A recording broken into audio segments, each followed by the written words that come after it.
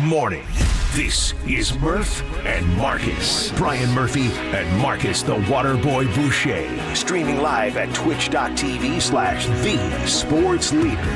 Oh, hell yeah. Oh, I didn't want to break right away, did I, Marcus? I didn't want to have my voice break right away. Hell yeah, Monday. Good morning, Marcus. Oh, hell yeah, hell yeah, hell yeah. Happy Monday. What a weekend here in the Bay. A little bit of a wet weekend, but some big news came on Friday that I know we're going to be breaking down all day today. Huge weekend. Man, we are fired up on a Monday to welcome the fire-breathing Matt Chapman into our lives. Try to ignore a 52-point Warrior loss and try to figure out what the 49ers are doing with their multi-headed thing. But first and foremost, good morning, brother. How are you, man? Well, good morning. Happy blanking Monday. Always good to see you on a Monday morning, Murph. Rainy Monday. Dude, is my iPhone weather app, did they go cheaper? It's been wrong all winter long. It said no rain today. Well, rained on me the whole way in. All winter long. It's been wrong majority of my life, Murph. There was earlier this year before a 49er playoff game when we were sitting in the same room, both on the Apple weather app, and we both got completely different weather reports. I'm not. All I'm saying is they told me dry, and it was wet. But either way, we made it in. We're happy to. Good weekend for dude. Your first weekend in the city, or did you? Last time, every time I checked with you, you're like, no, I went back down to the 408. No, I went back down to the 408. Did you? This weekend was one of the first weekends I really got to spread my legs out in San Francisco because the boxes. Spread your legs? Yeah. Whoa. That's a little juicy. Pause. I meant stretching out. Stretching out. Wow. Yeah. Did you mean wings? Yeah. Probably should have gone wings there instead of legs. Unless maybe the weekend went better than went better than I thought. It's early. It's 6:02 in the morning. That probably wasn't the best usage of words there. But yes, anyway. I stretched my legs out. I didn't spread my legs out. Or maybe I did. Maybe I did it. And I went and I got to finally explore the city a little bit without having to worry about moving boxes and cleaning out my old apartment down in San Jose. So, yeah, I hung out, hit the town a little bit this weekend. How's the city looking? It was wet, I can tell you that. Yeah. So it kind of delayed the bar hopping process. But, dude, I was up in North Beach on Saturday. North Beach. Shout out to Roy. Shout out to Mike. Shout out to Abby, a couple listeners. All right. Big fans of the Murph and Marcus morning show. So interacted, had a few drinks up in North Beach. Do we find that the YouTube and the Twitch is making spotting you more recognizable now? 100%. And I noticed this not just walking around the city, but back at the Super Bowl, walking around outside of Media Row. I went down to the fan experience, ran into a bunch of fans who recognized me, ran into a family from Virginia who says they put on the Twitch stream every single morning and watches us. What's up, family from Virginia? Yeah, exactly. So we got people all over the country now watching, and now we are not really a TV product, but we're a big social media brand now. People are starting to see this mug on social media. How we looking? Are we looking good? Which, by the way, my guy Roy did give a compliment to your beard. You know what? Can we get some applause for Roy right there? I'll give him an applause. Thank you very much. Roy, you're my guy. Anyway, well, great, man. Listen, it was eventful as hell. So there we were Friday night at home. This is what I do, buddy. I don't go bar hopping like the cool kids. I'm not at North Beach doing the Marcus thing, bopping around. I'm happy you're doing it. You should be doing it. And I, at my age, should be in the suburbs at home on a Friday night. I was going to say, what was the Murph weekend agenda? This is the big Friday night story. So the rare chance to have the teenage kid who should be out doing cool stuff with his friends, but he decided, for whatever reason, to hang back. Ooh. Yeah. And now we've developed a little tradition of watching Curb Your Enthusiasm with him. Nice. Which, by the way, it's a pretty profane show. So we've definitely crossed the Rubicon in terms of anything and everything goes with your teenage kid. Sex, language, sex, you name it. Well, I was going to say, he's at that age now where all of this is fully digestible, where he actually gets the jokes and the bits. It's probably digestible back in middle school. We were just pretending it didn't exist, you know what I mean? But anyway, so we were watching Curb, as always, hilarious. We're still always one episode behind, so we were watching the Disgruntled episode. Shout out to my Curb people. I'm disgruntled. Takahashi, the whole deal. The premise of the episode was that they went to marriage counseling, but they found out the walls are thin, and the doctor next door could hear everything they were saying. It was very funny. Okay. So anyway, what a concept. Let's do a bit about a therapist whose walls are thin, so the people on the other side can hear everything you're saying. Yeah. So anyway, so much for that privacy, huh? So we're finishing up the episode. Big chuckles all around, and literally as the credits are rolling, Declan Murphy goes, Matt Chapman to the Giants. Like the credits. He had his phone out, had the alerts going, and so it was Friday night, 9:00, 9:30. Yeah, right around like 8:30-ish, almost 9 o'clock, because I know our guy John Dickinson was wrapping up Just Dubs when the news broke. And shout out to my guy JD and Greg Silver. They stayed on air for like an extra half an hour taking phone calls. Copes called in to talk about the breaking news. By the way, yeah, look at Copes just going. And we had some great Matt Chapman Copes coverage. going above and beyond. Can we guarantee that the Copes that called in on a Friday night at 9 o'clock was blowing .00 on the sobriety scale? No, I mean, you can't guarantee that. That's a dangerous thing to come on a Friday night now. Yeah, exactly. But anyway, so right away, boom. So that was, first and foremost, what an odd time to get the news. And for the Giants, unfortunately, like, it would be like, it's called the Friday night news dump, right? That's when like all bad news gets dumped, right? Yeah, exactly. If you have a scandal you announce it Friday at 5. But that's the point. It's supposed to be the bad news that's dumped on Friday. When you have good news, you try to announce it on a Monday so that we talk about it all week. Right. I know. So, but this news is big enough that here it is Monday morning, and it's our lead story. Mm-hmm. Yeah, the Warriors lost by 52. Yeah, the Niners have a new D coordinator, and we'll get into that. But Matt Chapman landing to the Giants means Farhan is out here still throwing haymakers. After he said, we're pretty much done for the winter, he was playing that poker with Scotty Boras, who right now is losing his poker hands. Scott Boras. For maybe 808 KNBR, what happened? One of the first times ever that we've really seen Scott Boras kind of lose his fastball, because it's just not one guy not getting the contract. We saw Bellinger. We've now seen the Matt Chapman contract. Of course, I'm sure we're going to discuss Blake Snell and Jordan Montgomery still being out there, but there's been ideas of floating out about those guys now taking those short-term contracts. This has not been a successful offseason for Scott Boras. And as a guy who's been around the block a couple times, as the great Gary Rents say, lived a little, I would not rule out collusion, guys. I would not rule out collusion that the owners got together. It is very odd. Usually when you have 30 teams out there, there's always going to be an owner. Shout out Tom Hicks of the Texas Rangers. Alex Rodriguez becomes a free agent, and he goes ahead and signs him to by far the biggest contract in Major League history. Like, I don't just want A-Rod. I want to destroy the parameters. Owners have a history. There's a line in that book, The Lords of the Realm, where they said, if you told the owners, don't press this red button, but if you press this red button, you have a chance to win the World Series. 15 owners in the room, boom, are going to hit the red button. I was going to say maybe even more than 15, yeah. Because they're all egomaniacs. They all want to win. And you know how the Steinbrenners are and all these guys. And so for the entire industry to go silent on all these talented players, to me, it smells suspicious. And I'm sure Scott Boras would agree with me, but I'm sure the teams are like, no, there's nothing to see here. We just signed Matt Chapman. Because it's an incredibly friendly deal. Because the scare was you didn't want to have to sign Matt Chapman for 7 years, right? Correct. Not when he turns 31 this year. Right. And so if you can get him for 1, maybe 2, maybe 3, now you got a chance to have a good season. Mm-hmm. You got a chance to win. You got a chance to take a little pressure off Marco Luciano, perhaps play Nick Ahmed. I don't know, whatever. Yes, does it cause problems for J.D. Davis? Does it cause problems? Does it slow the development of Casey Schmidt? Well, yeah, but you know what else? This is the big leagues. And if Casey Schmidt wants a job, he's got to kick the door down. Oh. And I love Casey Schmidt. But, I mean, so to me, bring me Matt Chapman. I'm delighted. I'm fired up.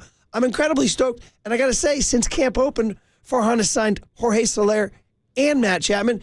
And it's really easy to make fun of Farhan, and it's really fun to make fun of Farhan. And we've been doing it for years here on the show with the Chuckle. I got to give the guy his credit.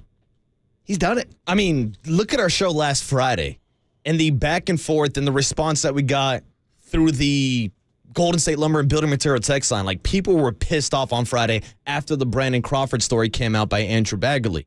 Fast forward 6-7 hours later, and people are throwing a party for Farhan Zaidi on social media because he finally signed Matt Chapman. Now, as you pointed out, this could be a 1-year deal, a 2-year deal, or a 3-year deal. It's interesting that they're announcing this as a 1-year contract with options for the 2nd and 3rd year. But the bottom line is they needed to improve defensively after leading Major League Baseball with 107 errors last year. There's no question in my mind that Matt Chapman improves you defensively. And when you get improved defense at the hot corner with Matt Chapman, in center field with Jung-Hoo Lee, who's a 5-time Korean Gold Glove winner, and then you get a full season of Patrick Bailey behind the plate, who was also a Gold Glove finalist, just playing better defense could be the difference of making up those 5 games that you missed the last wild card spot in last year. They've been yapping about playing better defense and doing nothing about it. And now they've done something about it. And I have my visions, remember my Lombardi Trophy vision, which almost came true.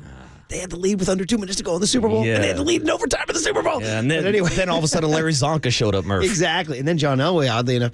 But my vision is a Friday night at Dodger Stadium, those broadcasts you watch and you always hate it. You just hate the feel of it. I've had my skin crawl for decades watching those games down there and their crowds doing their stupid Oregon and Giants suck.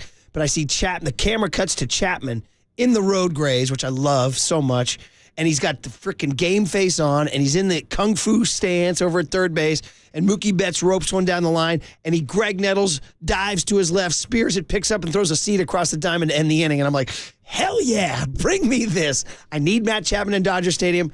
I got Matt Chapman in Dodger Stadium. I'm in. So I'm excited. I'm thrilled. Yes, we can talk about the pitching as the show goes on. Yes, we can talk about the Niners. We can talk about the decoy. But right now, I think the big question this morning, and probably the big hit is, are you ready to forgive Farhan?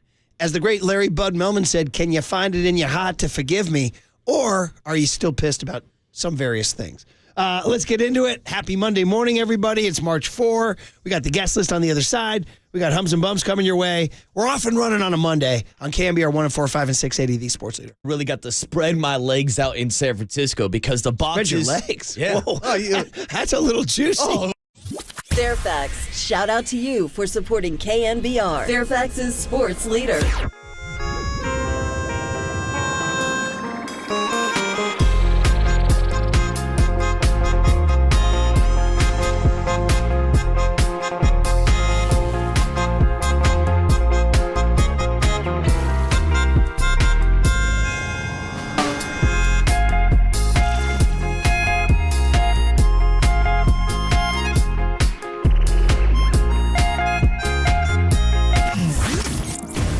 What's trending now? Trending now. On KNBR.com. The Warriors got dismantled yesterday in Boston. So after the show, JD, John Dickinson, was there to break it all down. And like I said earlier, he broke down the Matt Chapman signing on Friday night also. So if you want to hear both of those shows from John Dickinson, check out What's Trending Now on KNBR.com and the all-new KNBR app.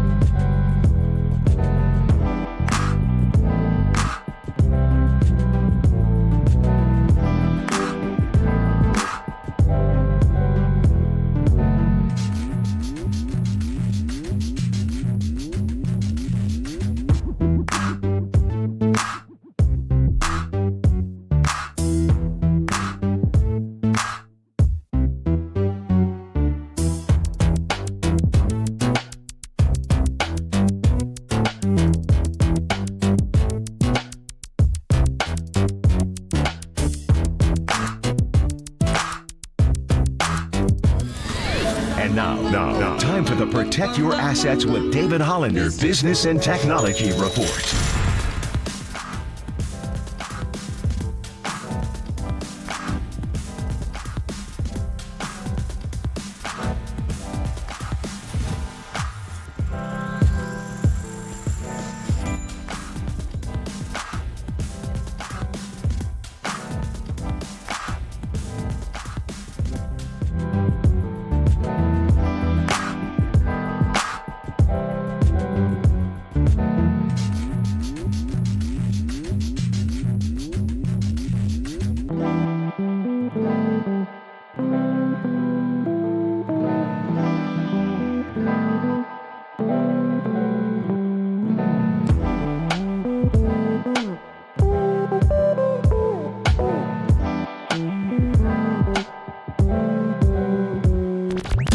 Good morning, Seamheads. Murph and Marcus keep rolling. Streaming live at twitch.tv/thesportsleader. Chapman, and he hits one high and deep to left field, and that baby's gone.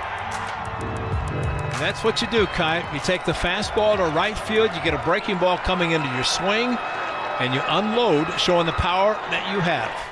Wow, is that Ray Fosse? Wow, you found an old A's. Rest in peace, Ray Fosse. Gosh, darn it. Everybody leaves us. But anyway, great to hear Ray's voice. And an Oakland A's highlight with Matt Chapman. I was just boning up on my Chapman brother. And, how much did you watch him play? Listen, I'll be honest. I don't watch a lot of A's baseball. It's just not my thing. Mm-hmm. I know you watch more. I do because just as a kid growing up, we know about my background being a Yankees fan. I would go out to a Yankees-A's game every single year at the Coliseum. I pretty much made 2 trips to the Coliseum a year. My dad would take me to 1 Raider game and 1 Yankee game. But even as just a casual fan of baseball, I always loved the option of flipping over to an A's game on NBC Sports California because I like my dose of American League ball. I mean, I was out there on opening night last year when Shohei Ohtani came to Oakland. So I'm one of those guys where I'll watch a baseball game at any point of the day. So I always love having the second option of the A's being in the Bay just for a little extra nighttime baseball. So you've watched Matt Chapman play defense. Oh, and Matt Chapman was one of my favorite players in Oakland. Absolutely. Me too. Like I said, I don't watch a ton. I watch a good amount. I'm just saying I don't watch 162. Yeah. But I had a monster crush on this guy. The way he I was like, he's one of the most enjoyable, honest to goodness, one of the most enjoyable defensive third basemen of my life. Of my life. Like, he's on the shortest of lists.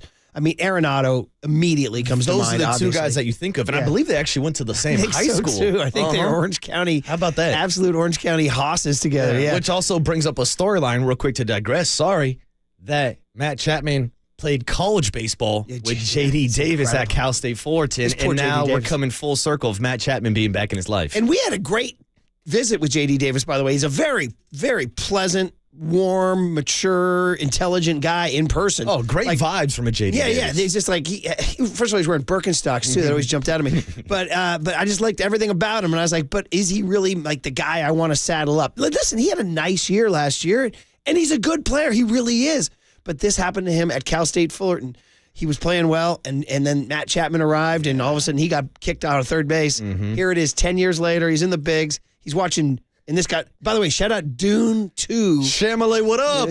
Getting more run from Giants beat writers than every single beat writer report featured the detail that J.D. Davis spent his Friday night at home watching Dune 2. He wasn't out bar hopping, and he said he had his phone on Do Not Disturb. Shout that out. Better than my kid, who were trying to watch like a Curb or a movie, and he's got the phone buzzing. I'm like, turn that freaking, I'm going to throw that. I said, I'm going to throw that thing off the roof of this house. Yeah, you got to put it down for at least half an hour. And by the way, who's paying the bill on that thing? Who's paying that bill? Well, Murph, as we know, that's what Daddy does to pay the bills. That's what Daddy does to pay the bills. Yeah, well, that's what Daddy does to chuck your phone off the roof. All right, I'm about to do it, man. So, but J.D. Davis, he's setting an example for the kids. If you're watching a family movie, put your phone on Do Not Disturb. It's a common courtesy, young Tony. It's a common courtesy, isn't it? It is. Right? I mean, take a second to just ditch the screen for 30 minutes to an hour, especially if you're hanging out with your pops, you're hanging out with your family. But for these kids, when I show family movies to the kids, it's like Rory Dredd. He always says, how long is the movie? Like it's a punishment. Yeah, like it's a freaking punishment. I'm like, dude, you're going to miss these times with Pops. Come on, you know what I mean? They don't want to hang out with the Murph He wants to go back up and play Fortnite again. Of course. But anyway, you got to start is, playing Fortnite, Murph. The thing is, J.D. Davis put his phone on Do Not Disturb, so when he unmuted that, yeah, he got some disturbing news. That's where he got the news. Yeah. So I mean, listen, what can you get for him in a trade? That's the big question, and who do you package him with? Because here's our guy Joey Bart still sitting on the roster. Yeah. He's not going to be on the team. So if you can maybe put a package together of a J.D. Davis, a Joey Bart, and then if you really want to sweeten the pot with a young pitching prospect, maybe they go out to get another arm in the rotation, or the idea that Susan Slusser has still been thrown out there, maybe an everyday shortstop. Okay. Boy, by the way, Nick Ahmed has 2 home runs in his first week. Nick Ahmed coming in hot, wearing number 40 on his back. How about that, by the way? Although Pavlovich quickly snuffed that if he made the roster, they would not give him 40. They're giving him 40 because at camp they have so many bodies. I was like, all right. I don't know. I just want to have the image of Nick Ahmed showing up saying, yeah, I heard Murph and Marcus talking about me Friday morning. Give me number 40. Give me Madison Bumgarner's number. I'm going to go hit a couple bombs this weekend. Hey, man. Already I was reading Bagley's thing saying Nick Ahmed is now the lead horse at shortstop. Yeah. Lead horse? That's what he's saying. Well, that's because the guy Luciano's been struggling at that's the what he's plate. saying. Yeah. That's what he's saying. Made a nice play defensively this weekend, but offensively, oof. He didn't use the phrase lead horse. I read it into it saying, if you look at it right now, the Giants with Ahmed at short and Matt Chapman at third have one of the best left sides of the defense in baseball, in all of baseball. Wow. So, wild stuff. And I am here to say to Farhan, listen, you know, your style has rankled me through the years. We went on our 26th man riff last week, and I stand by it. It's been driving me nuts. And if you tell me that the 26th spot on your roster is so important, why have you recycled it more than my frickin' weekly compost, you know? So I got my beef with you, buddy, and I don't like your style of. I didn't like the whole I didn't like the Kapler hire. I didn't like their style of 2-strike approach. I haven't liked their style of 3 true outcomes. All the different things that I haven't liked about the Zaidi era. I will give him his props. I needed these I needed a Jorge Soler type DH. He got it. I needed the fire. I understand some people have concerns with Matt Chapman's bat. I understand. Now, the story is he played all year with a finger injury, which is why he had a hot April. He got injured in May, and he played the rest of the year, which shows his durability, by the way. Oh, yeah, and that's the thing, Murph. If you want to go back to his April last year, he was one of the best players in baseball that first month and a half, and then he had the finger injury, which really slowed him down. But this is a guy that's going to be a career 240 hitter. He's going to have pop to give you 20-plus bombs, and he's a guy that's going to play everyday Gold Glove caliber defense. So, I wanted him for the cultural fit. I wanted, I'm into Bob Melvin, I'm into Matt Williams, and I'm into Matt Chapman. No more of this. Listen, I told you, Kapler was not my style, brother. He was not with the barefoot and whatever, the Instagrams and all this. Give me some ass-kicking ball players. Give me Matt Chapman could have been a hum baby. Is the long way what I'm trying to say in a long-winded way. So this is what I want. This is how baseball games are won. They're won culturally. They're won on a daily basis over and over again. This is how Matt Chapman makes you better. This is why I wanted him, even for 1 year. Yeah. This is going to be an enjoyable year. Mm-hmm. And that's what we kind of dove into on Friday when we were talking about the Brandon Crawford story and how we both thought as that 26 man, he can offer that experience, he can offer that veteran leadership, and he can help develop guys like Luciano and Casey Schmidt. Well, Matt Chapman kind of brings that same kind of style. The guy that you can count on every single day to be at third base. Now, I've heard the idea of Susan Slusser throwing out maybe a shortstop possibility for Matt Chapman, but that's how good he is defensively that he can help everybody. She put that out Friday night, but it's been snuffed out pretty quickly. It's been shut down. He's going to be playing third every single day. Give Luciano the shot to play at shortstop, but Matt Chapman is such a good defender that he's going to take away half of the left side of the infield anyways, which is only going to help out someone like Luciano. Do you remember when we interviewed Farhan? And he said to us, we still have keen interest in being the best we can defensively on the left side. Remember on our sign-off from Scottsdale, I said to you, read between the lines, Chapman's in play. Yeah. Remember that? And so here we are. We got that one right. We got that one. Kid Murph. We got one right. And by the way, 559, who's a high-quality texter, says, well, you guys are talking about numbers, Marcus. He says, your 35 is available, he says. Pretty good text. I mean, he's not wrong. Pretty good text. Shout out to Blake Sable, by the way, cashing in on all this, like changing his jersey number multiple times since the Chapman signing. And then he also had Jorge Soler's number. I think it was somebody else. Wait a minute. Chapman took Sable's number? Because Sable had to change his number to 26, and now Matt Chapman's coming to town. Now he's taking 26 off the bat of Blake Sable. Hey, if I'm Sable, whatever you need, boss. Whatever you need. What do you need me to wear? You need me to wear Pi 3.14? I'll wear it. And if you're Blake Sable, you're cashing in off all these jersey changes. He's collecting. So Chappie's going 26? He's going 26. Right. By the way, that's right. I called him Chappie. That's right. I did that. Chappie, my boy. 26. Can I talk to my people here? Shout out John Montefusco. Nice. John Montefusco. Nice. All right, guest list on a Monday, March 4, 2024. 3/4/24, in which my iPhone told me it wasn't going to rain, and it rained the entire morning on the way in. Hey, I'm going out to River Islands today. How about that? Wow. Isn't it time for you to discover the islands? And what do you guys say Marty says? It was for me. It was for me. I got some Marty this week. He had Stefan on this morning. Nice. Yeah. Marty with a rando. He mentioned him being mentioned on our show all the time. And then Marty was doing a random description of the Giants' rotation. He goes, I don't know. He goes, I'll put Brian Murphy third. I was on his brain. Damn. I was on his brain. You got a couple innings in you, Murph? No. I didn't think so. A really disturbing thing that's happened to me in my Little League coaching career is I've developed the BP yips. Oh. You can't have the BP yips. You know, throwing BP is a lot harder than people think. We talk about this all the time. And the more I talk about it, the more yippy I get. Well, look at the guys at the home run derby every year. Dude. You get guys that get the yips on a national stage, and it's their job to throw batting practice. I'm telling you, honest to goodness, top 50 hardest things to do in sports, be a great BP pitcher. Top 50. You better take any yip, any demon, and block it out, man. Well, we've had big time high school kids come in to throw. I say, hey, gas it up a little bit on these kids. Dude, they throw like 15 straight balls. Yeah, I mean, it's tough, too, especially when you're a pitcher. They're like, I'm kind of messed up. I don't want to hit the kids. And all that and you're thrown behind an L screen. You don't want to get your mechanics flinging all over the place. You run to the L screen. That's why catchers are usually the best BP throwers. Short arm, straight to the home plate. I like that tip. I like that tip. What do we got, buddy? All right, starting off at 6:50 this morning, of course, it's your hums and bums, your total weekend recall. Recapping everything that went down in the Bay, the Matt Chapman signing, the 49ers with their new DC and new assistant coach, and also the Warriors lost to the Celtics. All right. Hums and bums will be fun, yeah. Hums and bums 6:50. 7:15, George Kontos is going to stop by. He'll talk some Giants ball and what the addition of Matt Chapman means.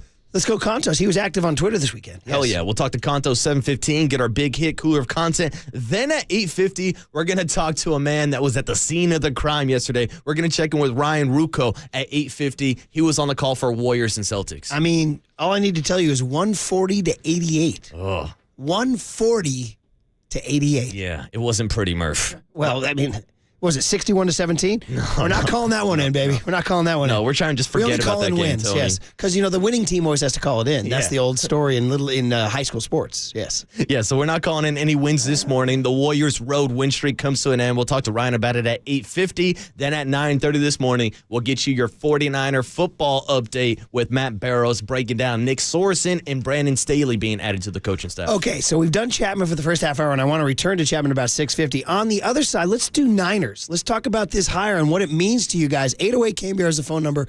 415-808-5627 is the Golden State Lumber and Building Materials text line. What was your reaction? Another Friday news dump. Nick Sorensen and Brandon Staley next on the Sports Leader. Don't you think it's time for you to discover the islands? It was for me.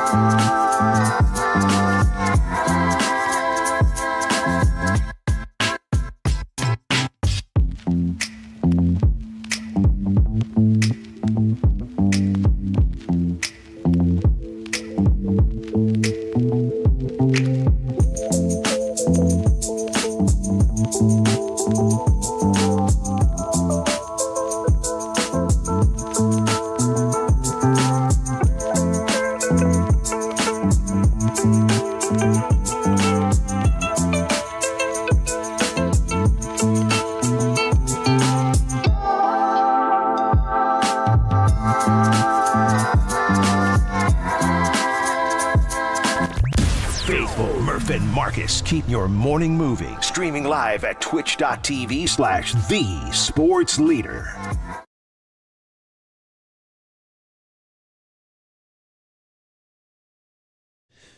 All right, we're going usually reserved for gigantic moments in sports history. All right, so we're still working with Young Tone. It's funny too, Murph, because I walked in during the break and I saw that he had Journey queued up. I said, we just got done talking Giants, right? And he goes, no, this is the 49ers theme song this year. We're gonna work with the kid. Yeah. It's funny. One of my to-do things this weekend, before I was too busy yelling at kids to play defense and remember the 2-2-1 zone press, was to make a list of rejoins. I want to make like a list of 100 acceptable rejoins for this kid. We got the Murph jukebox coming. Yeah, but it's going to be across the board. We'll go, all genres, all eras. But I'm just going to give the kid a roadmap. All right? You know what I mean? Because usually you save Don't Stop Believing for like a momentous, like a Travis Ishikawa NLCS clinching bomb. You know what I mean? Yeah, that's usually like when we have like Buster Posey coming on, like you want to really get into the feel of the audience. But I like Tony. He's working behind the scenes. No, not for the Nick Sorensen hire, right? No, exactly. No. So Don't Stop Believing in Brandon Staley, Murph. So I was at a birthday party Friday night. Yes, old people still have birthday parties. Shout out Coach Jesse and his 50th. Well, yeah, they have birthdays still, right? And I met a big 49er fan. Shout out Quincy, and we were breaking it down. And he was asking me, he's like, so what do you think of this Nick Sorensen hire? And I said, it's a great question. What do I think of this Nick Sorensen hire? It's hard for me to have a really hot take on this Nick Sorensen hire. I wish I knew more about Nick Sorensen. The Niners do not make their assistant coaches very available to the media. So we do not get a sense of these people's style or their personalities or their takes so we have to go on a lot of just sort of background information. Yeah. Which we know about. The big deal is 8 years in Seattle, right? Correct. Which, if you read some of the people who follow film, the Seattle system that some people are getting away from because Kyle Shanahan busted the Seattle system, right? I mean, that's the funniest thing when we talk about what Kyle wants in his defense. And he explained it. He wants the defense that made it the most difficult against him, which goes back to those Pete Carroll Legion of Boom Seattle Seahawks defenses. But to be completely honest with you, this is a defense that the 49ers have been running all over. I think it's like 160-plus yards in the last 3 or 4 games that they played against the Seahawks. So traditionally, or at least what you've been seeing the last couple of years, has not been that same success as what we saw earlier with the Legion of Boom in Seattle. It's all true. Sorry, guys. I do have a cough drop, and I am working with this whole situation right now. But the big one is Brandon Staley. And he's the one that got everybody cringing, everybody upset. We figured out that on taking the temperature of the Golden State Lumber and Building Materials text line and the calls, nobody wanted Brandon Staley. I was surprised. Nobody. I was not as anti-Brandon Staley as everybody else. His 2020 Rams defense allowed the fewest points and yards of anybody. Now, granted, he had Aaron Donald, right, et cetera. But still, that's a fact. If you're in charge of a defense and you allow the fewest points and fewest yards, you get some of the credit, right? That's a good thing, yeah. And the Chargers defense actually statistically was not bad last year. No. His problem was, he had that. Here's his problem was twofold. A, he made a ton of late and close bad decisions, and B, a lot of people didn't like his face. That was it. It's a tough deal. That's tough when you've got a punchable face, as we found out the other week. It's a tough deal, man. So, I kind of was willing to look past the face. I really didn't have a huge problem with his face, and I understood the late and close decisions were something that a very young coach steps in it. He steps in it a lot. Hell, Marcus, you could even argue that a veteran coach, maybe in Santa Clara, steps in it. Yeah, you're not wrong, which was why I heard a lot of people advocating this offseason that Kyle should bring in somebody as maybe an assistant head coach, which sounds like the role that Brandon Staley might be stepping in to help with these late game decisions. But if you're talking about late game decisions, Brandon Staley's not the guy you want helping you out and making some of those calls. Yeah, we'll talk to Matt Barrows about this later in the show. What does it mean that they went from Steve Wilks back to Nick Sorensen? So they had stayed in-house for D'Amico, then they went out-of-house for Wilks, and then they've gone back in-house for Nick Sorensen. Which raises the questions of maybe they were better off just sticking in-house last year. I don't know if they wanted one more season for Nick Sorensen to kind of develop and learn this system behind the scenes, but you had him last year. You decided to go with Steve Wilks. It brings up the question on whether or not they should have just made this move last year with Nick Sorensen. Yeah, we'll have to ask. Maybe it was Sorensen. He only joined the Niners in 2022. It would have been the first-year promotion for him. But, hey, things like that happen. It's interesting. Kasarik never got any traction. Chris Kasarik, the D-line coach.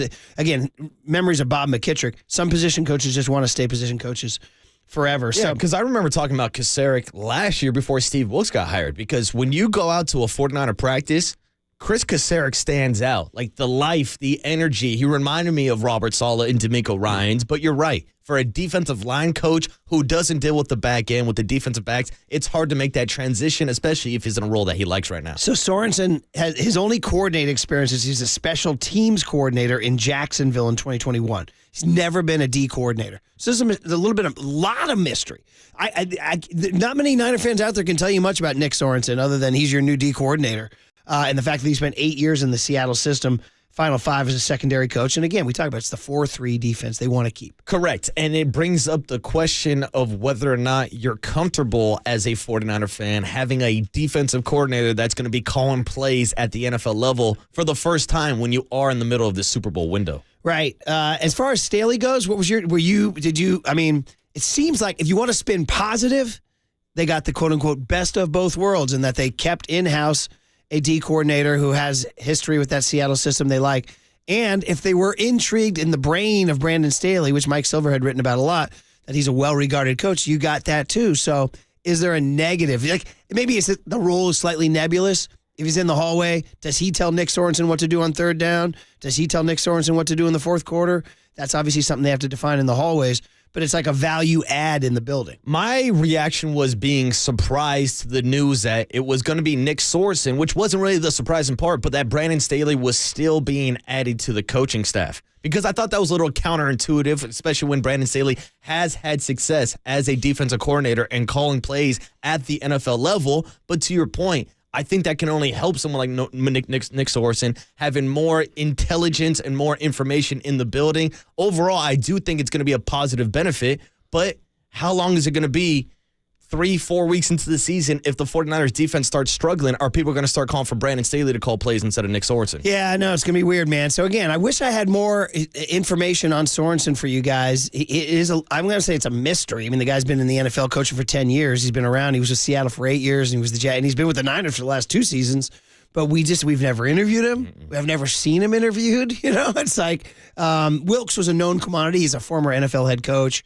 D'Amico Ryans was a guy that we'll get to know this guy. Hopefully they have a media conference soon, which leads to me the other part of this, which is that the combine is wrapping up. And then, was there anything you saw at the combine that gets you going? And I'm at the point now, I was like hearing all the guys saying the breakout stars of the combine. Somebody identified a corner from Michigan, a nickel corner from Michigan. They're like, oh, late first, early second. And I was like, I'll take a nickel corner late first, early second. I'm at the point right now where I'm wide open on I'd take an edge rusher, a late first, early second, or late first, I should say. I'd take a Debo-like playmaker late first. I would take a nickel corner late first. So I would take an offensive tackle or maybe even an interior lineman late first. Exactly. So did you watch any of the combine? I caught highlights, and usually I am more of a combine guy. But I actually like to see the guys that do bad at the combine. I like to see whose draft stock gets lowered by the combine because, to be honest with you, I think the combine is overrated. Like to have breakout stars from the NFL combine. So what, this guy can run a 4.2 in his boxers? That's what happens, how is that going to translate to the actual NFL game? Welcome, brother. Oh, it reminds me of like when Zach Wilson and everybody got all high because at his pro day, he did like a rollout across his body type throw, and all of a sudden that raised the draft stack of Zach Wilson when we saw him play his entire college career. Yeah. So I do think there's too much emphasis on the combine. So actually look for guys who struggle. Shout out Orlando Brown, one of the better left tackles in the league. Everybody lost their mind because he couldn't bench press, despite the fact that there was film of him at Oklahoma being one of the best left tackles in football. But because he couldn't bench press at the combine, his draft stock, and he fell a couple rounds, those are the guys that I'm looking to keep an eye out for. Well, for example, the star of the day was the receiver from Texas named Xavier Worthy. He ran the 4.2 140, and the Niners could use a receiver, right? You could always use one. Shout out to Christian McCaffrey's brother who ran a faster 40 time than CMC. Really? Yeah, they did a cool little simulcast, and they put him head-to-head. He's a wide receiver who's going to be on the board late out of Rice, and we talk so much about how Christian McCaffrey can do what Debo does. I'm curious to see whether or not that his younger brother could be in that same mold and maybe be a Debo-like type wide receiver / running back. That is interesting. Hey, just from a Raider perspective, J.J. McCarthy had a good combine. Everybody liked him. Stock up. Would you take him? Oh, everybody's saying he's going top 10 now. He might not even be on the board by the time the Raiders pick. You can move up. Speaking of moving up, don't rule out the Niners moving up, guys. They have 11 picks, and they could move up from 31 and go get what they want. So there's going to be, April 25th, typical NFL. We now have a month and 3 weeks to absolutely overanalyze, like you pointed out, the combine. What the combine does is it takes all this time allotted, and just adds a data point, and it makes you just that much more confused about what you should pick. Like if you drafted right after the last college football game of the season, you know what you got. Oh, here's my film. Here's what I got. Now we have all this data that's coming out in their pro days and then their combines, and as the old Steve Mariucci line used to say to me, he said, Lee Corso said, work expands to time allotted. Meaning we got a month and a half on this project. Or, dude, this project's due tomorrow. You'll go about it 2 different ways. And right now, because the project's not due till April 25th, bro, you are going to waffle and change and vacillate and all that stuff. So, anyway, it was fun. Anyway, the Niners, Nick Sorensen, if you missed it over the weekend, Nick Sorensen, a man we've never interviewed or heard interviewed, is the new D coordinator. As a listener texted in, said, well, Saleh and DeMeco Ryans had no D coordinator experience. No, I'm not saying it's a bad hire at all. I'm saying it's a bit of a mystery hire in the sense that we've never met the guy, but it is an in-house hire, which seems more familiar than the Wilkes outside the building hire. That's the big deal. But the add of Brandon Staley, intriguing, obviously a bright NFL defensive mind. You have to see it as a value add unless there's a cultural misplacement. And it's something that we should point out. It appears that Nick Sorensen was not the first option for Kyle Shanahan because there was reports over the weekend from Diana Rossini that they reached out to Steve Spagnuolo, see if they could steal him away from the Chiefs. I like that. We talked last week about how he was trying to take Ulbrich away from Saleh in the Jets. So he definitely went outside of the building to try to get an external candidate, but those guys were not available, so he went internally and hired Nick Sorensen. That's right. And if you're Nick Sorensen, you're like, give me the keys, baby. Let's go. I mean, UCLA in the late 80s, when we fired our basketball coach, Walt Hazard, tried to go hire Mike Krzyzewski, Larry Brown, and Jim Valvano. Didn't get any of them and wound up with our 7th choice, Jim Herrick, and he won the Natty in 1995. So there you go. And by the way, 415 correctly points out, if you're going to talk football, we should definitely double tap on the heart, point to the sky for the loss of the legend, Chris Mortensen. So sad. He'd been fighting cancer for a while, and it finally got him at the age of 72. And if you need to know who Chris Mortensen is, like I told my kid at the dinner table last night, you know who Adam Schefter is? Chris Mortensen was Adam Schefter first. Yeah, He's original. the guy. He's the OG. And also did it in not to knock Schefter. We like Schefter. We get a kick out of him, but he's almost just sort of an automaton, like a robot. You know what I mean? Mort did it with great humanity, wit, warmth, had a real nice style about him, real warm, personal style. I only encountered him a few times as a beat writer, but he was always just pure class. We've had him on the show. It was always a big get when you got him, It was like, we got Chris Mortensen. Really sad. Handled everything gracefully, beautifully.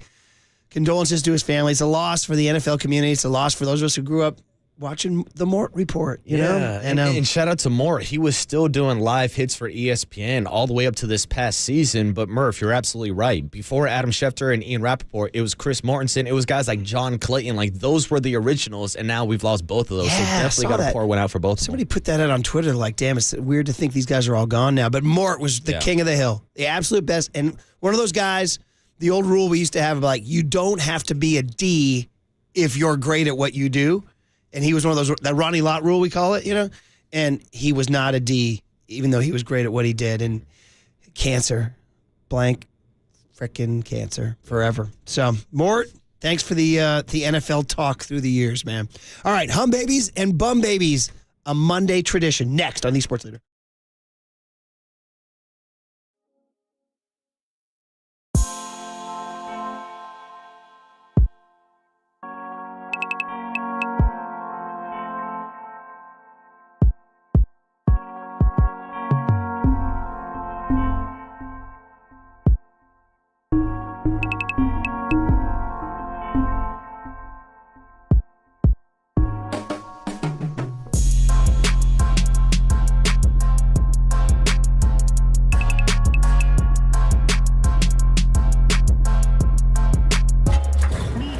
From the Chilton Auto Body Traffic Desk.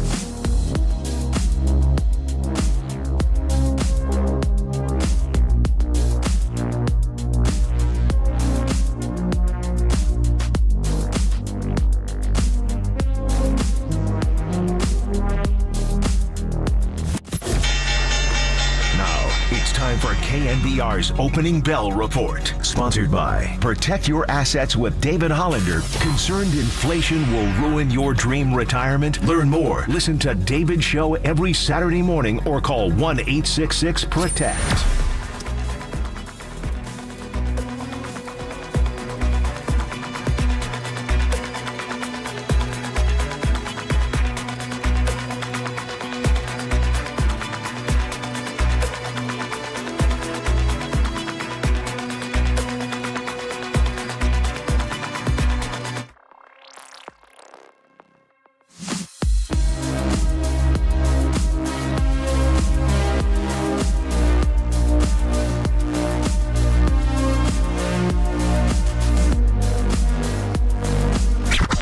What do you want? The same as you, to remember. Time now for Total Recall. San Francisco! A look back at the highs and lows of the weekend in sports. Get ready for a surprise! Sponsored by Amici's East Coast Pizzeria. When you want the best pizza in town, Amici's delivers. You know how we do it. Monday morning, baby. A tradition. The Bay Area stands at attention, waiting for the hum babies in the butt. We got people chiming in over the weekend. They'll hit you. Like, hey, man, this better be a hum baby. Hey, man, this better be a bum baby. Well, you'll see. Oh, and people will call you out if you don't have one of their hum babies or bum babies for the weekend. We want spirited barroom debate at 6:52 in the morning. Accountability with our hums and bums, Murph. All right, you always lead us off, buddy, and we rotate every week. The wheel spins. Marcus is bumming this week. 3 big fat losers, buddy. What you got? Well, the biggest bums of the weekend can be found out in Boston. And no, I'm not talking about the Celtics, who gave a reality check on Sunday to the Golden State Warriors. Because, Murph, we saw yesterday the 4th worst loss in Warriors franchise history as they lost by 52 points. Let me repeat that. They lost by 52 blanking points, 140-88. They were down 82-38 at halftime. The Celtics went on a 61-17 run to close out the first half, which was highlighted by the Warriors' interesting strategy to sag off of Jaylen Brown and let him shoot every single three-pointer he wanted. Well, he torched them for 19 points in the first 7 minutes. Also heard that Jaylen Brown took this game personally, like a lot of the Boston Celtics did, because we can go back to 2022 when Steph Curry was making jokes about being the Boston Celtics daddy, and of course, them popping champagne out at TD Garden. Well, the Celtics kept their receipts, and this weekend they got revenge with a 52-point blowout victory. Here's your lowlights from Sunday's game, and Steve Kerr breaking down the defensive strategy against Jaylen Brown. Brown, you bet! Jaylen Brown is scorching hot in this first. 19 points and already 5 made threes. And an offensive foul on Payton as Golden State turns it over. Quinones' three, rims off. Hauser, nice box out there of Jackson Davis. Celtics cooking. White leaves it. And Cornet flushes. Timeout Golden State, a 14-0 Celtics run. It's a little too strong for Kuminga. Holiday, Brown, spinning, kicking, Tatum, catch, fire, and hit from 3. It is a 51-point Boston lead. This team would have blown out Larry Bird and Kevin McHale right now the way they were playing. So it's not personal. It was a little disrespectful to me, but it is what it is. If you want to dare me to shoot, we can do that too. So this you flush it down the toilet. We had a great road trip, 3-1. We've had a million games. So Boston was amazing. We weren't beating them today, so we head home and Get ready for Wednesday. Oh, that, of course, was the voice of Jaylen Brown talking about the disrespect of Draymond Green, leaving him wide open. Of course, you heard Steve Kerr talking about flushing it and moving on, but there was also post-game comments from Draymond Green that talked about how the Warriors implemented this sag-off strategy 15 minutes before tip-off yesterday. That's a bold strategy, Cotton, and it did not play off for the Warriors. By the way, shout out Jerome Robinson playing 17 minutes last night. I mean, just an absolute tank job, and you're 100% right. So, I mean, here's the thing is, I actually going to buy what Steve Kerr said. It was a great road trip. They went 3-1. It was. I mean, obviously, they have 2 days off now. It's a long flight home from Boston. They get in late last night. They got 2 days off. Then they got a back-to-back Wednesday, Thursday against Milwaukee and Chicago. They've climbed back into it, but man, oh man, sometimes things just happen that are just like inexplicable.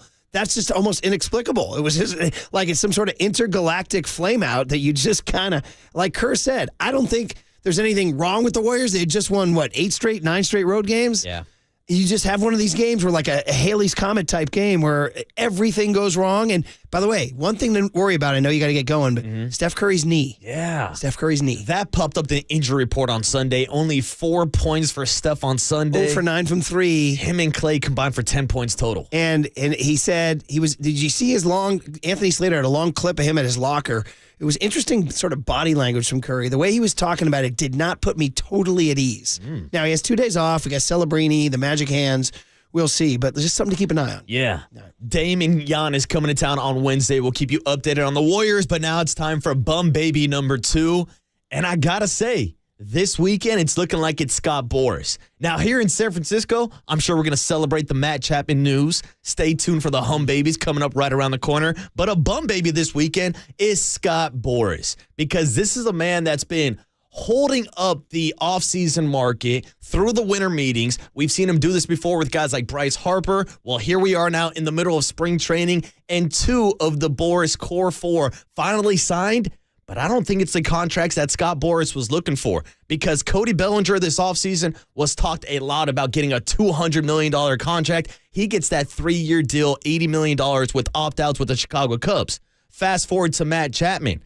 Over the offseason, the Toronto Blue Jays offered well over $100 million to a contract extension for Matt Chapman. Him and Scott Boras decided to decline that contract extension from the Blue Jays, and now he's settling for this 3-year, $54 million contract with the Giants. That's now actually being reported as just a 1-year deal with the player options on top of it. Scott Boras is kind of sitting here with egg on his face after not getting the big bucks for his players. Here's Scott Boras earlier this offseason talking about Cody Bellinger and the overall market in MLB free agency.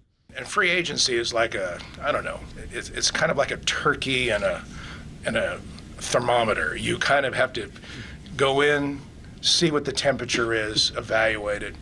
And Cody and I agreed that we're going to look at this in a couple ways. We're going to have 2 positive outcomes for this process. And the one positive outcome, we knew that, and Jed was very clear that they wanted to contract with Cody and have him on the team. And our dynamic was to determine whether there was what it was on the other end with a contract of great length. Bro, that's a guy, you're 100% right. He's a bum baby. So there's only 2 things to say. A, gross miscalculation, and he's lost his fastball. Or B, as I said on Twitter Friday night, something that rhymes with schmallusion. Dude, collusion is, I'm telling you. And Kike Hernandez went on a rant about this the other day, saying, bro, when the entire industry freezes out guys like this, man, it's like they decided as an industry, we're not letting Boras ruin us like this. And eventually the players have to play. So he's given them their 1-year deals and stuff. But 100%, either whether it was collusion or whether it's Boras losing his fastball or a little bit of both, but I'm leaning heavily towards the industry freezing out Boras. Or whether or not it was the owners going cold turkey on Scott Boras, circling back to his turkey rant. Yeah, well, the turkey's gone bad. He's serving up some undercooked turkey right now, brother. That turkey's got salmonella. Nobody wants that. Yeah, hey, you're listening to KNBR AM and KNBR FM San Francisco, the sports leader, Cumulus Media Station. Good bum baby there, buddy. What else you got? All right, bum baby number 3. We're going to stick to the Matt Chapman story, but hit it from a different angle. Because with the news that Matt Chapman's coming to town, it seems like someone's going to have to leave town. And the person that everybody's pointing fingers to is J.D. Davis, who was out just trying to enjoy his Friday night, went to go check out Shyamalan and Dune 2 out in theaters, and then he comes out and finds out about the news that Matt Chapman is back in his life again. Because in case people did not know, these are two boys that played together down at Cal State Fullerton. And when Matt Chapman showed up to Cal State Fullerton, he took over the hot corner. J.D. Davis was forced to go to DH and start playing first base.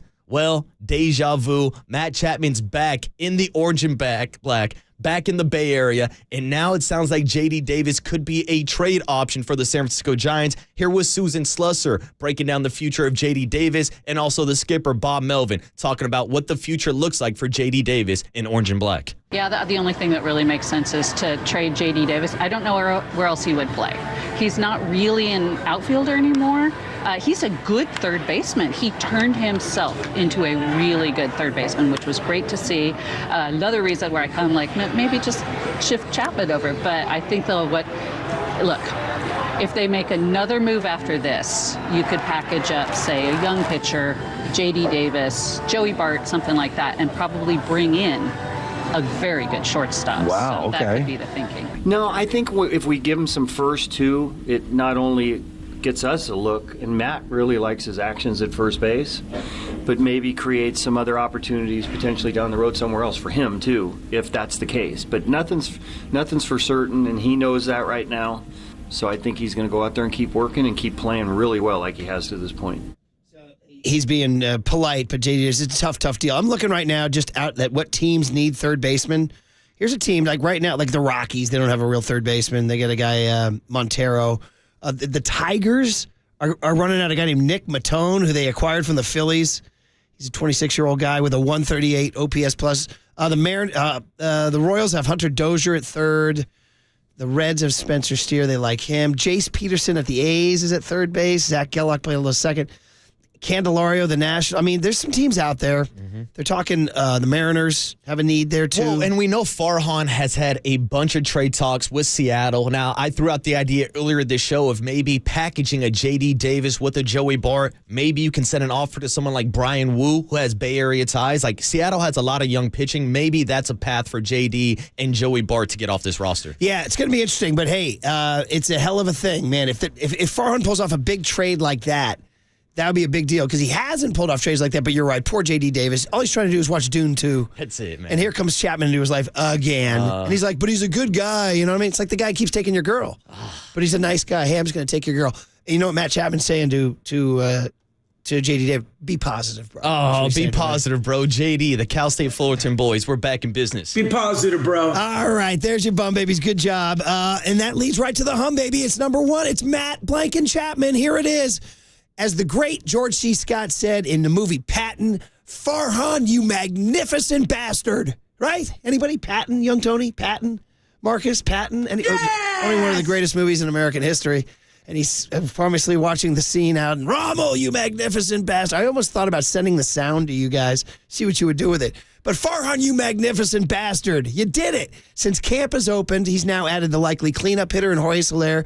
And what do you want, Chapman? Your 5-hitter? What do you want, 3-hitter? I don't know. I like him in the 2 spot myself. Okay. Murph. It means so much. He's a clubhouse fire breather that this team has lacked. He's a 2-time platinum glove for a team hurting on defense. He's the kind of hum baby-ish player that Bob Melvin and Matt Williams crave. So, hum baby number one, Matt Blanken Chapman.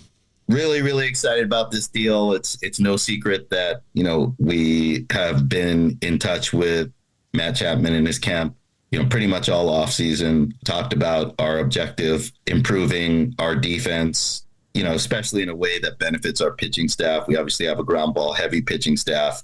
And, with this notion of really upgrading our pitching and defense, he's really the perfect fit for this team.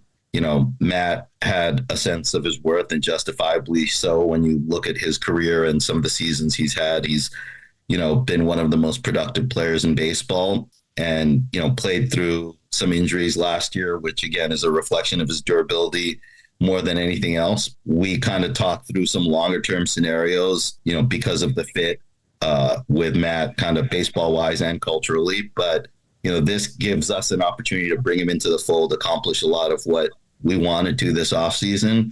Message to JD yesterday, today was, look, just keep playing, keep doing what you're doing. You never know how things are going to shake out. You never know what's going to happen in spring, tomorrow, the next day, injury, potential trade, whatever. But he needs to keep his spirits up, and I'm playing him at third today, I'm playing him at first tomorrow. He's all in on that, and I think whatever happens here, it might be a good thing for JD. So he needs to understand that. Listen, can't wait for the Boras press conference today. We'll find out more. And I just really need to keep moving because, Marcus, you need me to keep moving. I need it, because I don't even want to talk about what happened on the air when young Tony just blatantly came in. I just looked it up. Patton came out in 1970. How am I supposed to know that? None of us knows that. I'm not going into that. I mean, bro, I'm just gonna. Oh my God! Well, here's the thing, Murph. I'll give a shout out to the 415 on the Golden State Lumber Building Material text line. It's like I don't even want to waste my breath on this. But why should I care about a guy named Huckleberry Finn? What is that? 1869? Who gives a blank? Tom Sawyer, what's that? Lou Gehrig? Who? Bill Russell of the Boston Celtics? It's called the world, kid. You see what you started? It's called the world. It's called the world.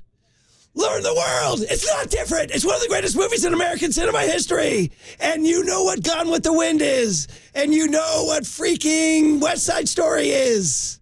So you should know what Patton is. Because it's a classic.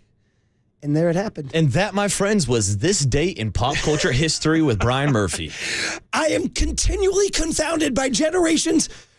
I was born in 1967, so I was 3 when Patton came out. I didn't see it in the theaters, but I understood from reading about the world that this is one of the great movies of all time, and George C. Scott's performance is one of the great performances of all time. So what did I do? I watched it as a teenager on VHS or whatever. And then you can say, Farhan, you magnificent bastard. That's what you wind up with, buddy. Should we do it every day? Like you and me just sit down and go over like something from history and just like talk about it and its pluses and its minuses. Just something, just like, today we're going to talk about Carl Yastrzemski's Triple Crown in 1967. Today we're going to talk about Bill Buckner ground ball through the legs in 1986. Right? These are all things worth knowing. And Murph, this is all a great breakdown and a great explanation, but the 415 says, Murph, slow your roll. We're not comparing Farhan to Patton. Okay. All right. Very good.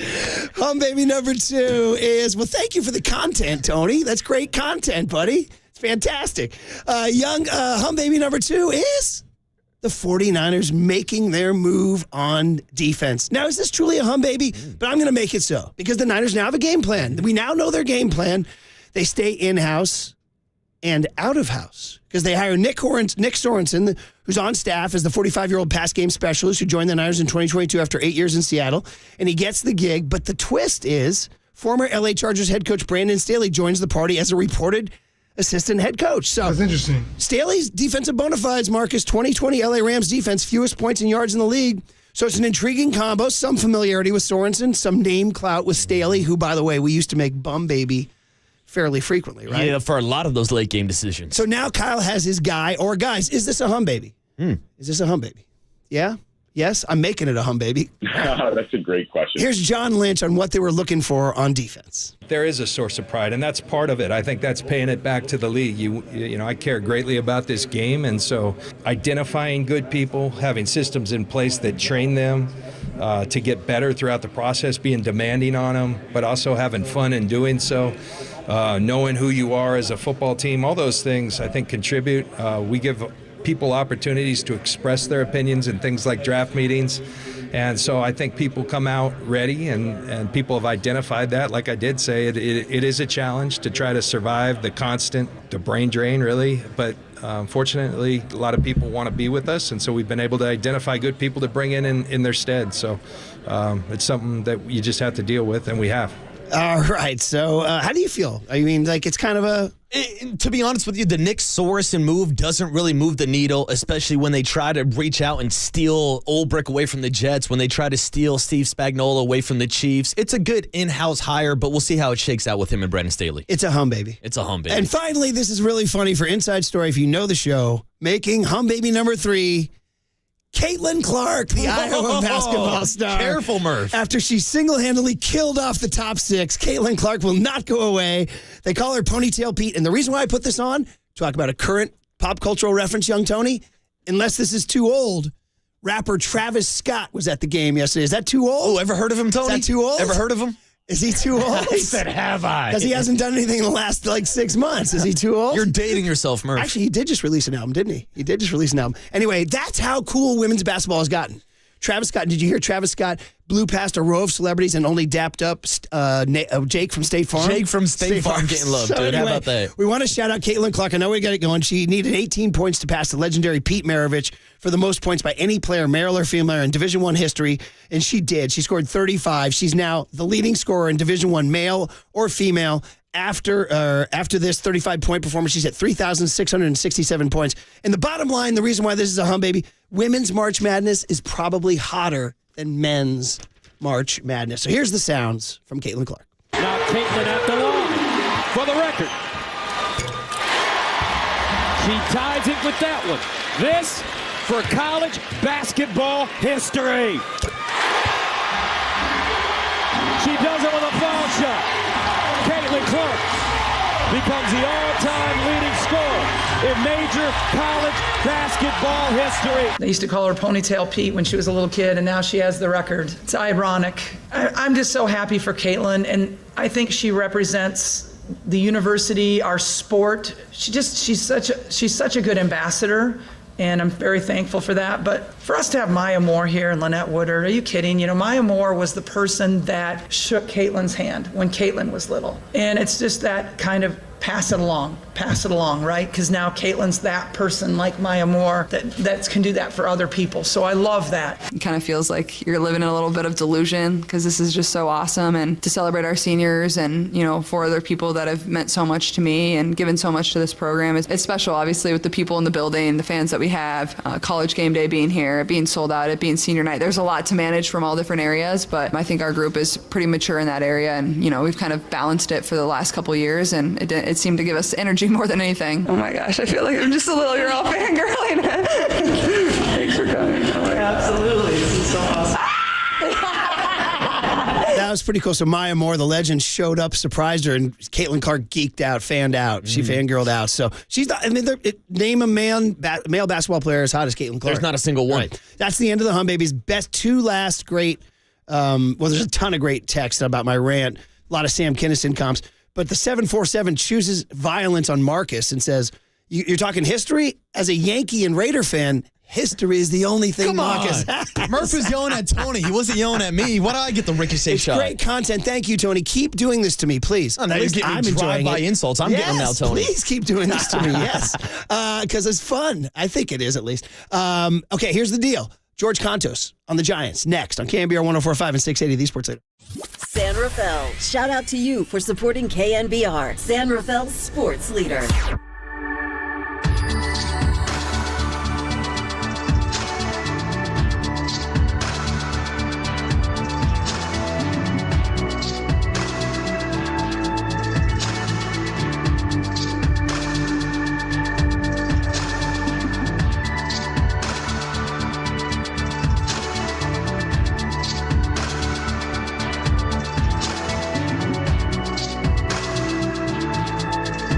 All right, Zero Res. It's time for spring cleaning. Focus on air ducts, carpet, and whole house cleaning, and beat the spring cleaning rush with big savings and priority booking this month. Think about the dust, dander, and bacteria living and breeding in your carpet, upholstery, air duct, and more with nowhere to go. And there's only one way to get that gunk out of your home, and that's calling our cleaning heroes at Zero Res. With Zero Res's platinum rating cleaning systems and environmentally friendly ZR water, they extract all that nasty out, so your home will look and smell like a home should with their no residue difference. We've done it.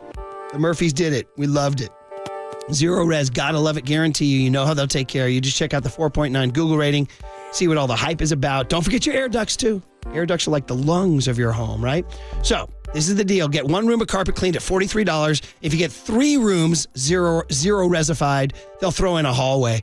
Take $50 off your air duct cleaning too. Call my friends 877-321-0739, 877-321-0739, or go online to zeroresbayarea.com. Say you want the KNBR special. Zero Res. Spell it backwards or forwards, the right way to clean. From the Chilton Auto Body Traffic Desk.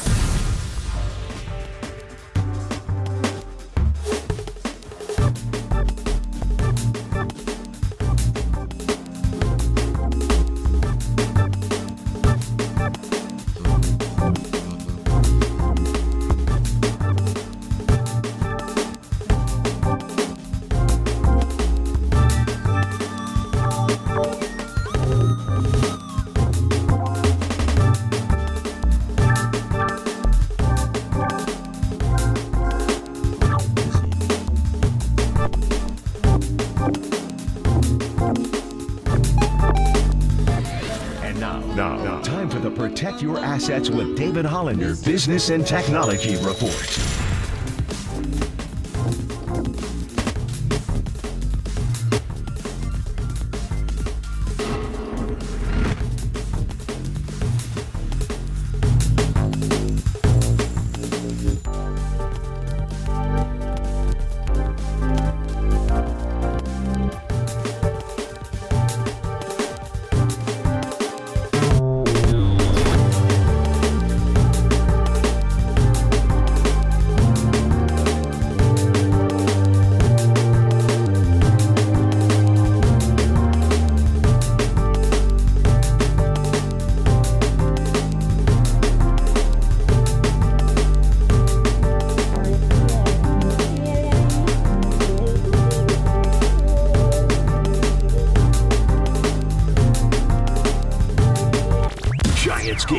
Murph and Marcus keep your morning moving on the sports leader and streaming live on KNBR.com and the KNBR app.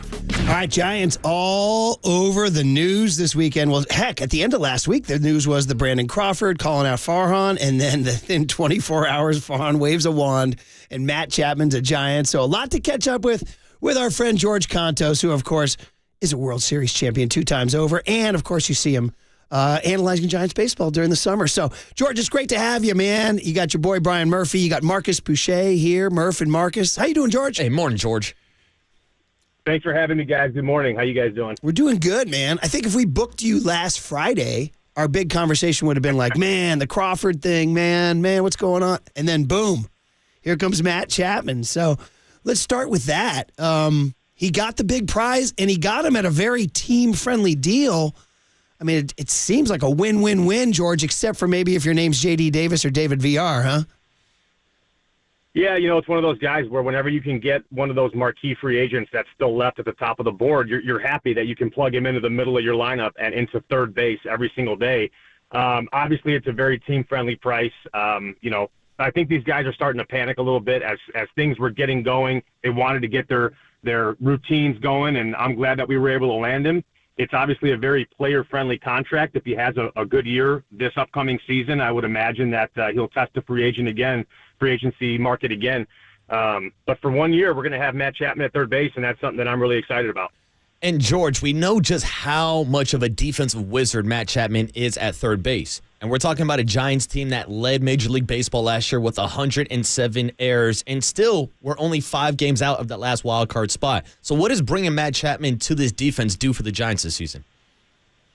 Oh, I mean, it should bring a sense of calm on that left side of the infield. You're talking about 4 gold gloves and 2 platinum gloves. The only guy that I can think of at third base that's better than that is a guy by the name of Nolan Arenado. So he's done a great job, and when you can solidify and just have confidence that you're going to plug into the 5 spot at third base and wherever he's going to hit in the lineup at least 5-6 days a week, I think that should bring extreme confidence to a fan base and to your squad just in general. Yeah, he's just entertaining, too. Like, he's got a lot of sizzle to him. Now, take us inside the clubhouse, George. At a certain point, you guys all, even though you're playing a kid's game, you realize you're in a cold, cruel business. So you're a Giant, and you're in spring training in Scottsdale, and you're dressing every morning, and you're going out for your workouts and everything, but you're hanging. It's like you want to check your phone, right, and kind of see what's going on. So, like, if you're if you're J.D. Davis or David Villar or Pablo Sandoval, what's the feeling right now? Do you feel abandoned, or do you just feel like, hey, man, this is the business, or trade me right now? What's your reaction? Well, I think you said it, Murph. I mean, it's a family, and we preach family in the clubhouse, and we're all in this together. But the cruel part of this game, as you noted, is it's a business, and you're going to try and do whatever you can to put the best possible team out there. And sometimes there are just uneven pegs that don't go in the right holes. And these guys are all professionals, whether it's, Wilmer Flores, J.D. Davis, whoever it is. These guys have been around the game for a very long time, and they understand that these things are out of their control. And at some point, it's almost like the trade deadline in July, right? The last few days up to it, you're like, what's going to happen?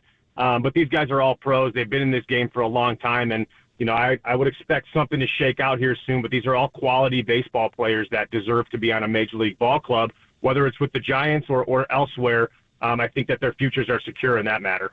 And we know the family relationship between Bob Melvin and Matt Chapman going back to their days in Oakland. And, George, I know it's been a big topic this season down at spring training. Is kind of the different philosophies and the lack of structure that the Giants were missing in the clubhouse last year versus what Bob Melvin and Matt Williams and those boys are bringing to the clubhouse this year. So with that experience between Bob Melvin and Matt Chapman, how much can he help implement that culture that Bob Melvin's looking for?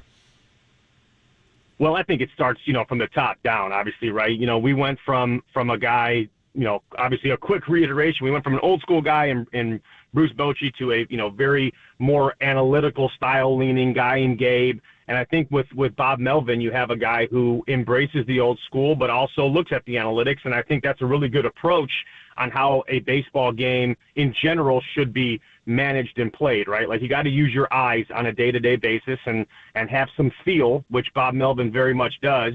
And then you also have to look at what the numbers say. You got to give yourself the best opportunity to go get a job done, whether it's on the pitching side or the offensive, defensive side. And I think when you have the relationship with Bob Melvin and Matt Chapman, along with some of the other guys, Logan Webb has emerged as such an important part of that clubhouse and a leader on that team, that I think when you plug some of those guys all together, Michael Conforto is another guy who's huge in that cog of leadership in there. I think when you start getting all those guys pulling and rolling in direction, all of these young guys who have seen what we did in my Giant years and even in the last few with some of the guys who are still part of those teams, what they've done, when everyone starts pulling in the right direction, you see that those good things start happening on the team chemistry front. Well, it's, obviously just a different cultural. I mean, can we speak to like the culture, just Chapman bringing that in? The other part is if you're a Giant in that clubhouse and you're one of the mainstays, Logan Webb or Pat Bailey. It's funny, actually, how many mainstays are there? Tyro Estrada, I guess, that Farhan is going out and doing something is very interesting because, you could talk about Jung-Hoo Lee in the offseason, but since camp opened, he added Soler and Chapman. Those are big-time moves late in the camp. So if you're inside that clubhouse, are you saying, wow, Farhan's really going for it? Like there's a message being sent inside the clubhouse there? I think so. I think, look, the writing, whether you want to call it the writing on the wall or the elephant in the room, whatever it was, is when you see the Dodgers go and start doing what they've been doing, spend over $1 billion, and they're the premier team in all of baseball, not just the NL West, in baseball. They're the model right now, right? I think that you start feeling that little bit of sense of pressure to go and do stuff. And, kudos to the front office and ownership and Farhan for going out and for, I think, pretty team-friendly, you signed Soler, who's a guy who can give you 30 homers a year. You got a Chapman who you're going to plug into the middle of that lineup. The one thing that I'd still like to see with some of the unfortunate things, Tristan Beck and the aneurysm, I'd love to see a Jordan Montgomery. I'd love to see him backing up Logan Webb, a righty-lefty kind of ace tandem that's going to lock you in 400 innings, something along those lines where the Giants' strengths, since I've had anything to do or understand what that organization was about, pitching was always what won ball games, and having more hitting and more thump is fantastic. But putting the cogs of what has made Giants baseball successful together, I think, is what they're trying to do, and he's done a really good job of it so far. And we know that pitching and defense was the strategy for how the Giants won their 3 World Series titles, and Matt Chapman obviously improves the defense. But we got to ask you about that pitching staff and what the plan is moving forward. With a couple injuries to Keaton Wynn, and we saw what happened with Tristan Beck, do you think it's more likely that the Giants go out and maybe trade a J.D. Davis, a Joey Bart, in a package to get a pitcher, or do you think that they're still in on guys like Blake Snell and Jordan Montgomery? I think Farhan has proved that he's going to look at all possible options and opportunities and outcomes, and he's going to make the best decision for what is good for the team and what's financially in the team's best interest. When you have guys like Blake Snell, who's the reigning Cy Young winner, or a guy like Jordan Montgomery, who literally we saw all through October and helped with Uvalde win the Texas Rangers a World Series. I think those guys, if you can reach some sort of agreement where there's maybe a little bit of give on both sides, who wouldn't love to have one of those two guys in your starting rotation? I mean, it's just like kind of a dream come true behind Logan Webb, right? Some of the young guys you have, Robbie Ray, who's not going to be ready for a while. Cobby's not going to be ready for a while. I think that there are some question marks. You can give the younger kids an opportunity, and that's what it's going to take for some of these young guys to, prove themselves and establish they can do it every 5 days at the major league level.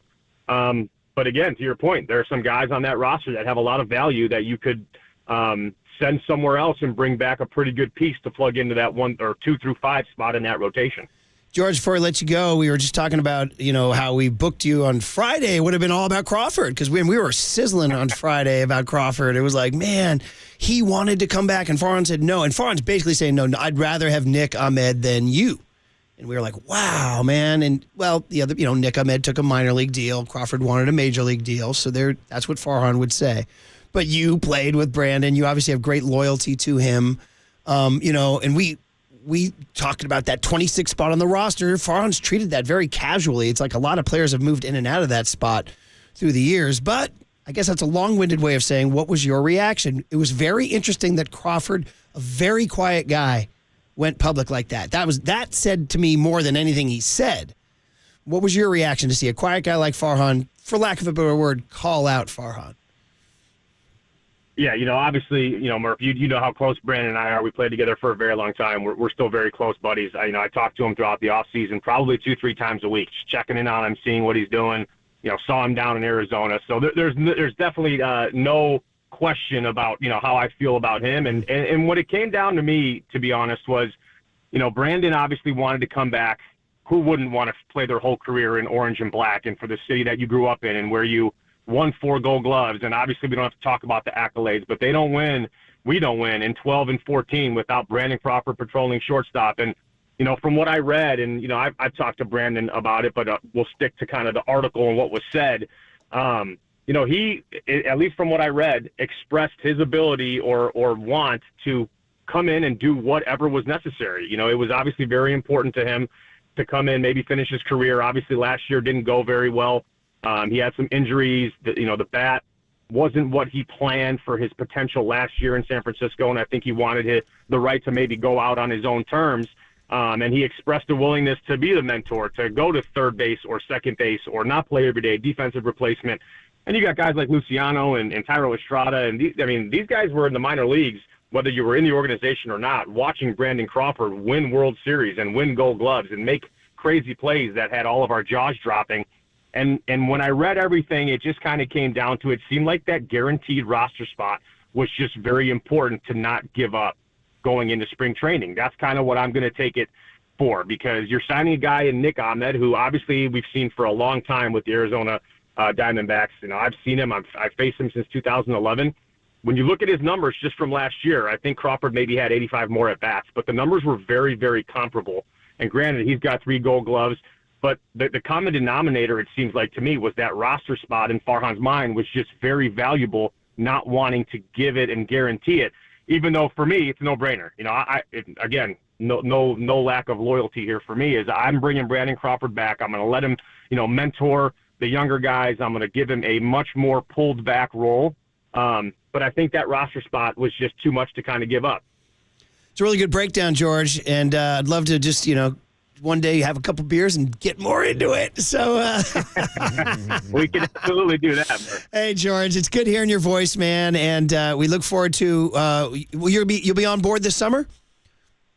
I will be on board this summer. My wife and I are actually expecting our first in 2 weeks from Congratulations. So all right. Huge deal. Yeah. So I probably won't be on the first couple weeks of broadcasts. I'm going to stay home with my wife and the little one till about mid-April, and then I'll be back in full swing. Listen. I think to my understanding, doing more games than I did last year. So I'll be back, and you'll be seeing me run around San Francisco with a newborn. Yeah, I was going to say, listen, we all know about the head of hair on George Kontos, the handsome mug of a George Kontos. Now we get to look. Now we get to look for the bags under the eyes of a George Kontos with a newborn.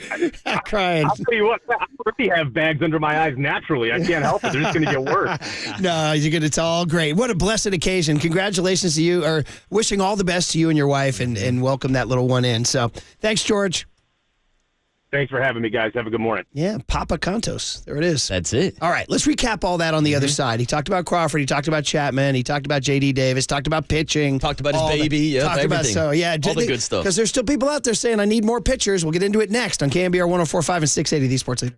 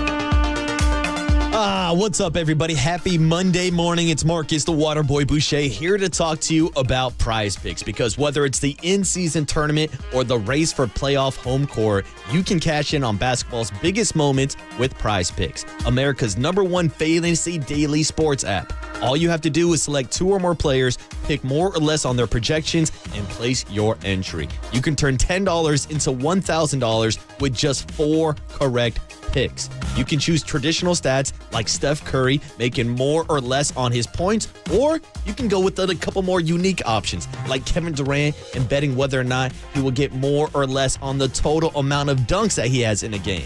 It's easy gameplay, they have quick withdrawals, and they have an injury insurancy on your picks. It's what makes Prize Picks the #1 daily fantasy sports app. So right now, you can join the Prize Pick community of more than 3 million users who have already signed up. Prize Picks will match your first deposit of up to $100. Just download the Prize Pick app and use the code word LEADER. That's code LEADER on Prize Picks for a first deposit match of up to $100. Prize Picks. Pick more, pick less. It's that easy.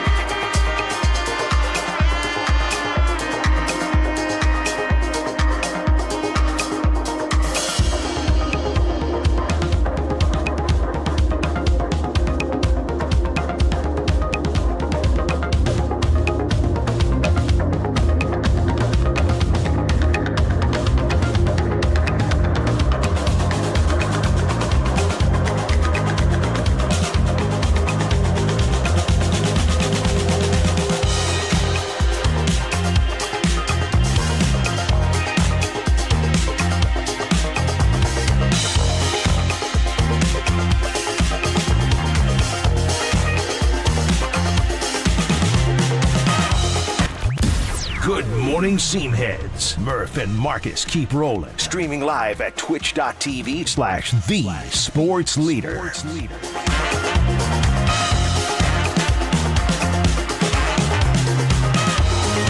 All right, the Young Tony rejoins continue. Pink Floyd, is this, you said? Okay, we're going to... High Hopes is what it's called.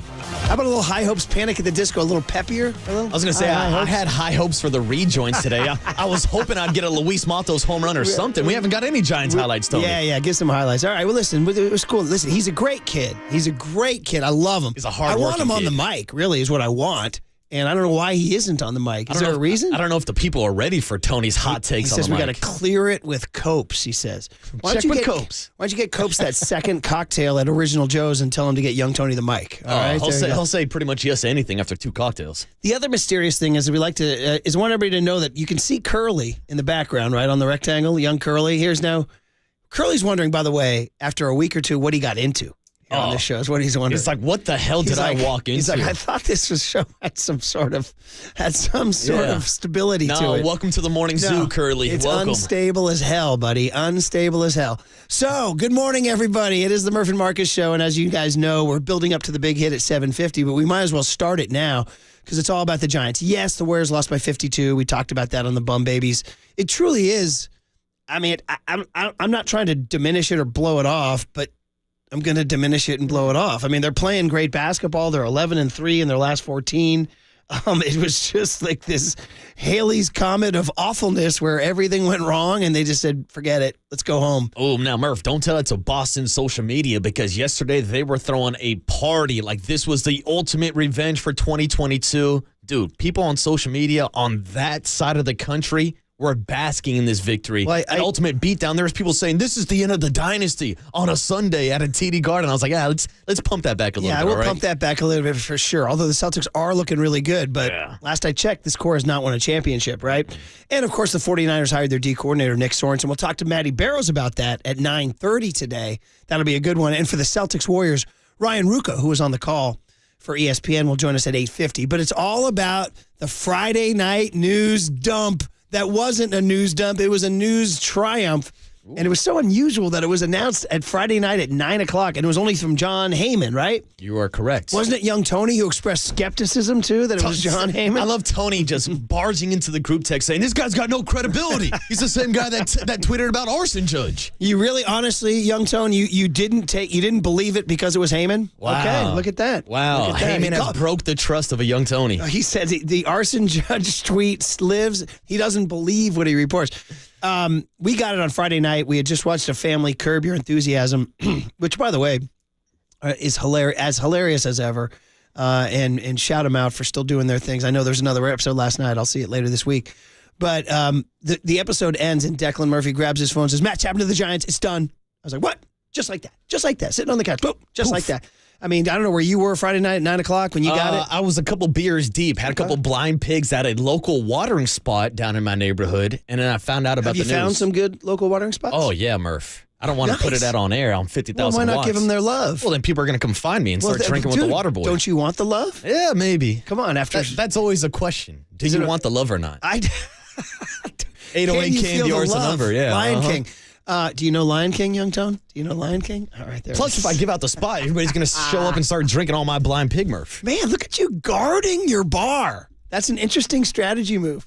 I thought maybe you'd want to put them up and maybe start getting those free beers from those guys for pumping them up. That's not a bad call. Just like I want to shout out the good people at Hookfish who make great fish and chips. I believe in the Sunset District in the city. They opened a spot in Mill Valley, and we picked up some food last night, and the guy was a listener. Wow. And he threw in a hat. Is that payola plugola right there? Well, if you start wearing a Hookfish hat on air, we'll know if it's plugola. So anyway, I'll thank the guy for listening. Thanks, shout out to the good people at Hookfish. But you want to guard your thing. But you had a couple of beers. You got it on your phone? I did. I got the news Friday night and immediately started texting Cobe, started texting the boys, and I immediately threw on the sports leader because JD took a audible on Just Dubs and actually switched up and started talking Matt Chapman Friday night. How great that we were having live programming at the time, right? There you go. And Cope's called in, huh? Oh, Cope's called in. So listen, this is the guy. I don't know if he had a couple. This is the guy I wanted, and the question we're going to ask now. And listen, you guys know how I feel about Farhan, man. It's been sketchy for the last 5 years. You know what I mean? I've been like, I would when he got hired in 2019, I was I was cautiously optimistic. I was like, hey, man, this could be good. I think this is one of those brainiac guys who's going to be able to move roster pieces around and make some great trades and figure it out and develop the farm system and everything. And obviously 107 wins in 2021 will live forever. We all know that.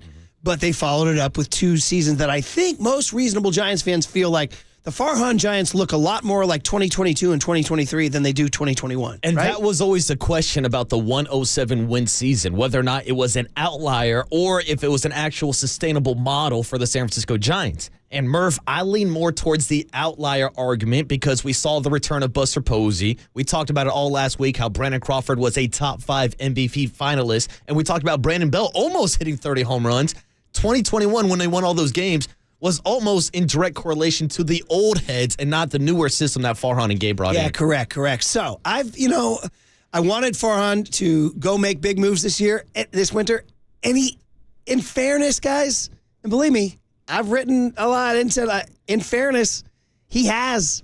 Now you've gotten Jung-Hoo Lee in center field, Jorge Soler at DH, and now Matt Chapman at third base, who's not, and I understand, I already see people on the text line, he's not that good a hitter, man. Listen, this guy's value add goes beyond his batting average, big time. This is a winner. This is a clubhouse leader. And first of all, the defense is just plus, right? Immaculate defense. Right. And he has more pop than you realize. When he's healthy, he's hit 27 bombs in 2022 and 2021. He had a finger injury last year. So, yeah, no, the batting average won't be there, but the pop will be there, and the glove will be outrageous, as will the leadership. Let's not to mention Robbie Ray. Now, Jordan Hicks, I don't know, he had an outing yesterday. It is spring. We're not going to freak out about it. But he's gone. Bob Melvin's argument to the reporters was he's, quote, he says we've checked all the boxes. That's my question to you guys right now as we lead to the big hit. Has Farhan checked the boxes? Are you satisfied with what he's done? I think right away the easy answer is no, you need more pitching because Keaton Wynn, Tristan Beck, etc. But I have to give him a lot of credit. They spent $335 million now. Since camp has opened, he's added Jorge Soler and Matt Chapman. I mean, he's making the moves. He is, but I think the question with Giants fans are going to be this morning is, do you correlate Matt Chapman or even a Jung-Hoo Lee as signing the big superstar? Because that's still one thing that's got away from Farhan. The Aaron Judge, the Bryce Harpers. We can go through the list of names and everybody that they were talking to. Now, this is a 1-year deal with player options for year 2 and 3. So long term, it still doesn't seem like Farhan has set up the club with a franchise superstar type player. We'll see how Jung-Hoo Lee develops because he got a $100 million contract. But I think for the purposes of this season, especially when we've heard Farhan for the last 2 offseasons talk about improving defensively, and then they followed it up with the 107 errors last year. There's no question in my mind that the Giants are going to be better defensively this year with Jung-Hoo Lee and Matt Chapman, that should equate to winning more ball games. You just brought me back to the leadoff spot. That was a big leadoff spot talking point, the 107 errors. Well, dude, all offseason, like, we're going to get better defensively. We're going to get better defensively. And then they literally led Major League Baseball in errors. Okay, as we lead into the big hit, Jose in Oakland will lead us in by Jose. You're on KNBR right now. We love hearing from your brother. What do you got? What up, Jose? Good morning, guys. Listen, I'm not going to be calling every week because then it gets old. But this, Murph, all this excitement you have with Farhan getting Matt Chapman. Let me go back to Paul with his famous phrase. Well, let's not start blanking each other's blankings just yet, okay? I need for Farhan to actually show me something. The way he's doing it right now is like you having a 1974 old beat-up Pinto. He's leaking oil. The water pump is leaking. But you go to O'Reilly's and buy a brand new set of wheel covers, all shiny, put them on. Oh, all of a sudden your car is looking good. Okay, let's not get that excited. The state of the Giants is so sad that it kind of reminds me of the time when the Warriors were excited because they got Tom Gugliotta. It's a fringe player, okay? They need more than that. The guy's been with the team, as far as Farhan is concerned, for almost 7 years, if not 7 years already. And we have how many winning seasons? 1? Maybe I don't even remember. We had 2. I know the 107 win, that's all. But the guy is a 240 hitter, okay? If we're going to teams trying, to keep, salary players down. Okay, it'd be another team if you told me what he got Blake Snell. Okay, I give you that one. But Matt Chapman, come on. All right, listen, Jose, first of all, I love multiple pluses on that phone call. Number one, I love how you called yourself out. I'm not calling all the time, otherwise it's going to get... And I get that, Jose, because if you spot it, your calls will be that much more valuable, and I appreciate that. I would love to hear from you every day. Number 2, the fact 1974 Pinto, great call. Number 3, you go Gugliotta, dude. You're in my wheelhouse. I'll never forget. So you guys remember Tom Gugliotta was the guy they got in the Chris Webber trade, right? That was supposed to be the salve. And I remember a buddy of mine had a friend who was such a Warrior homer. He went to Gugliotta's first home game, and he had a sign. And he was walking around the lower bowl at Oracle, at the old Oakland Oracle. It said, team players only, because Webber was, selfish. Team players only, happy to have Googs. He was holding that sign. I was like, talk about signs that did not stand the test of time. Have Googs. Talk about signs that...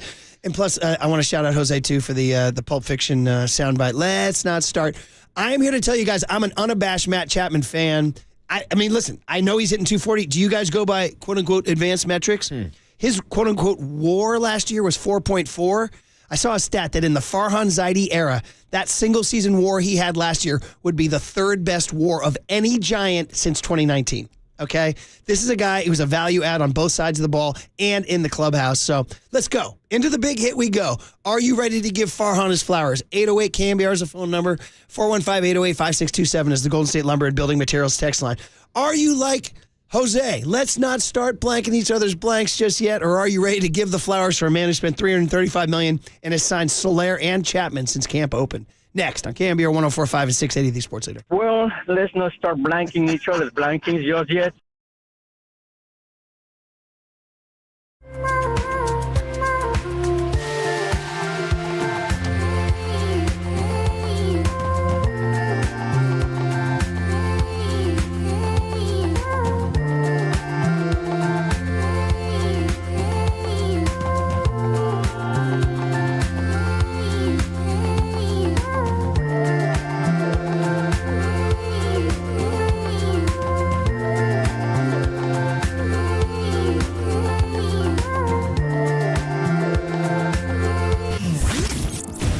What's trending now? Trending now.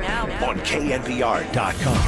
The Professor, Ron Wotus, stopped by yesterday with Marty Laurie to break down what Matt Chapman means to the San Francisco Giants and his expectations for the 2024 season. To hear that podcast and more, check out what's trending now on KNBR.com and the KNBR app.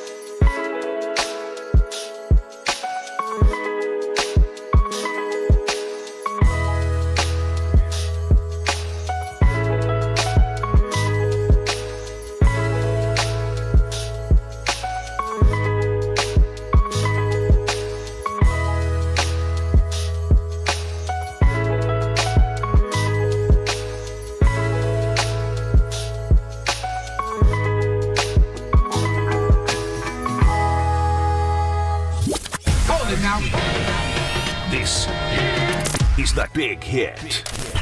Sponsored by Benjamin Moore Paints. Experience the Benjamin Moore retail difference at their independently owned, authorized retailers today or at benjaminmoore.com. On KNBR 104.5 FM and 680 AM, the sports leader. The pitch, Davis swings, lines one out into deep left. Langford going back. Langford turns, he'll watch it go. It's a 3-run home run for J.D. Davis. He swings and belts it high and deep left field. This one is long gone. And there's the kind of power the Giants want to see from Luis Matos, his second home run of the week. That was a no-doubter. Pitch to Ahmed. He swings and belts it out to left field. Hit well. Going back on it, Langford. He's at the track. Looking up. It's gone.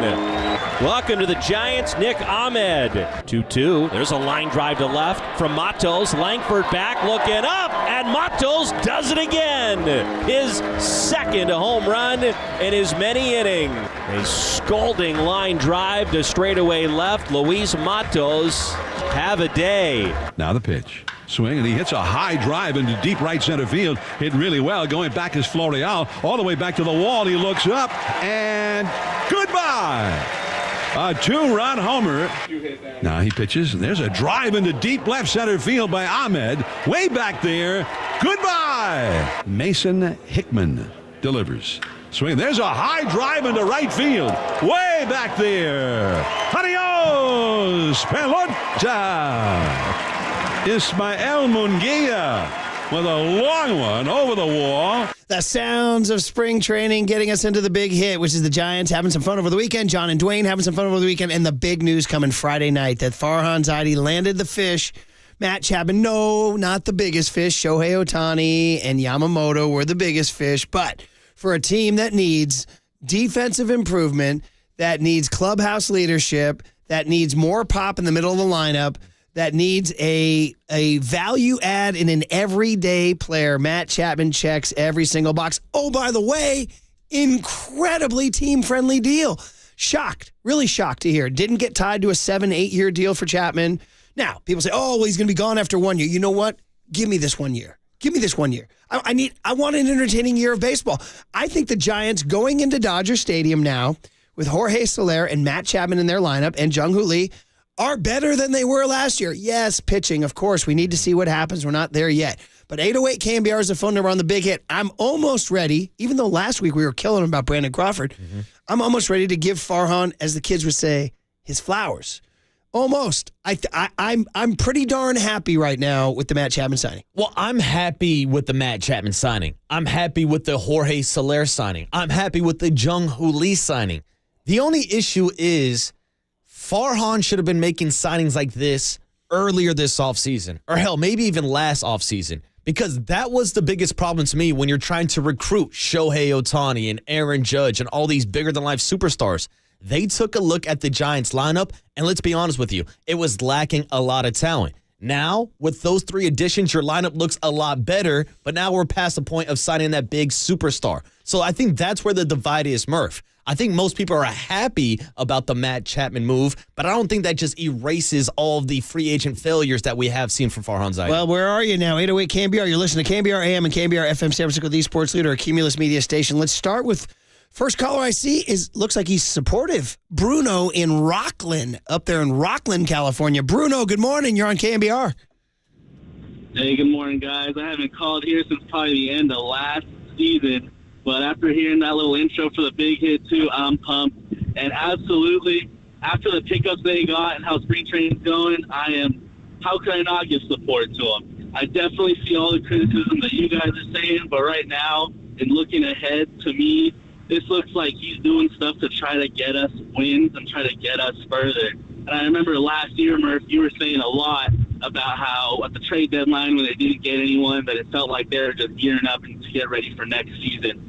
And I just want to ask you, if I'm curious, do you feel like that's still the case, or does it seem like they're gearing up for something this season? No, I think they're trying to win this year. I really do. And that's why I'm excited. So listen, Bruno, thanks for the call. We appreciate you, man. So as a season ticket holder, one of the things I want a reason to go out to the yard. I want a reason, things we're going to see, the easy one. Can the kid wear your jersey? Like my kid has a Casey Schmidt 6 jersey, right? Retro. But I mean, now I'm going to see Pat Bailey in the lineup. I'm going to see Casey Schmidt in the lineup. I'm going to see Jung Hoo Lee in the lineup.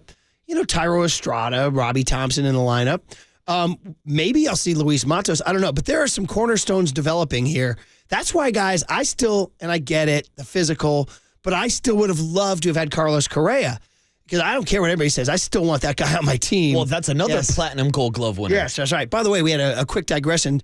We've talked about platinum glove twice. Matt Chapman's won it twice. And we're like, what is the platinum glove? It's a great question. It's only existed since 2011. It's a new thing. It is of all the Gold Glove winners, the best of them all. So it's the platinum winner. He's the best of the Gold Glove. It's the one guy from each league, and Matt Chapman won it twice. Of course, you know all about platinum, right? Well, Murph, I would say it was a great question on the Golden State Lumber and Building Material text line, but I believe it's actually platinum question. That's a platinum question about the platinum glove. But here's the thing, real quick, before we get into the breakdown of what he obviously adds defensively. I'm probably beating a dead horse here, bringing up the 107 errors last year for this big league ball club. But look at what Matt Chapman can do for you defensively, how he's going to help Marco Luciano taking half of that side of the infield.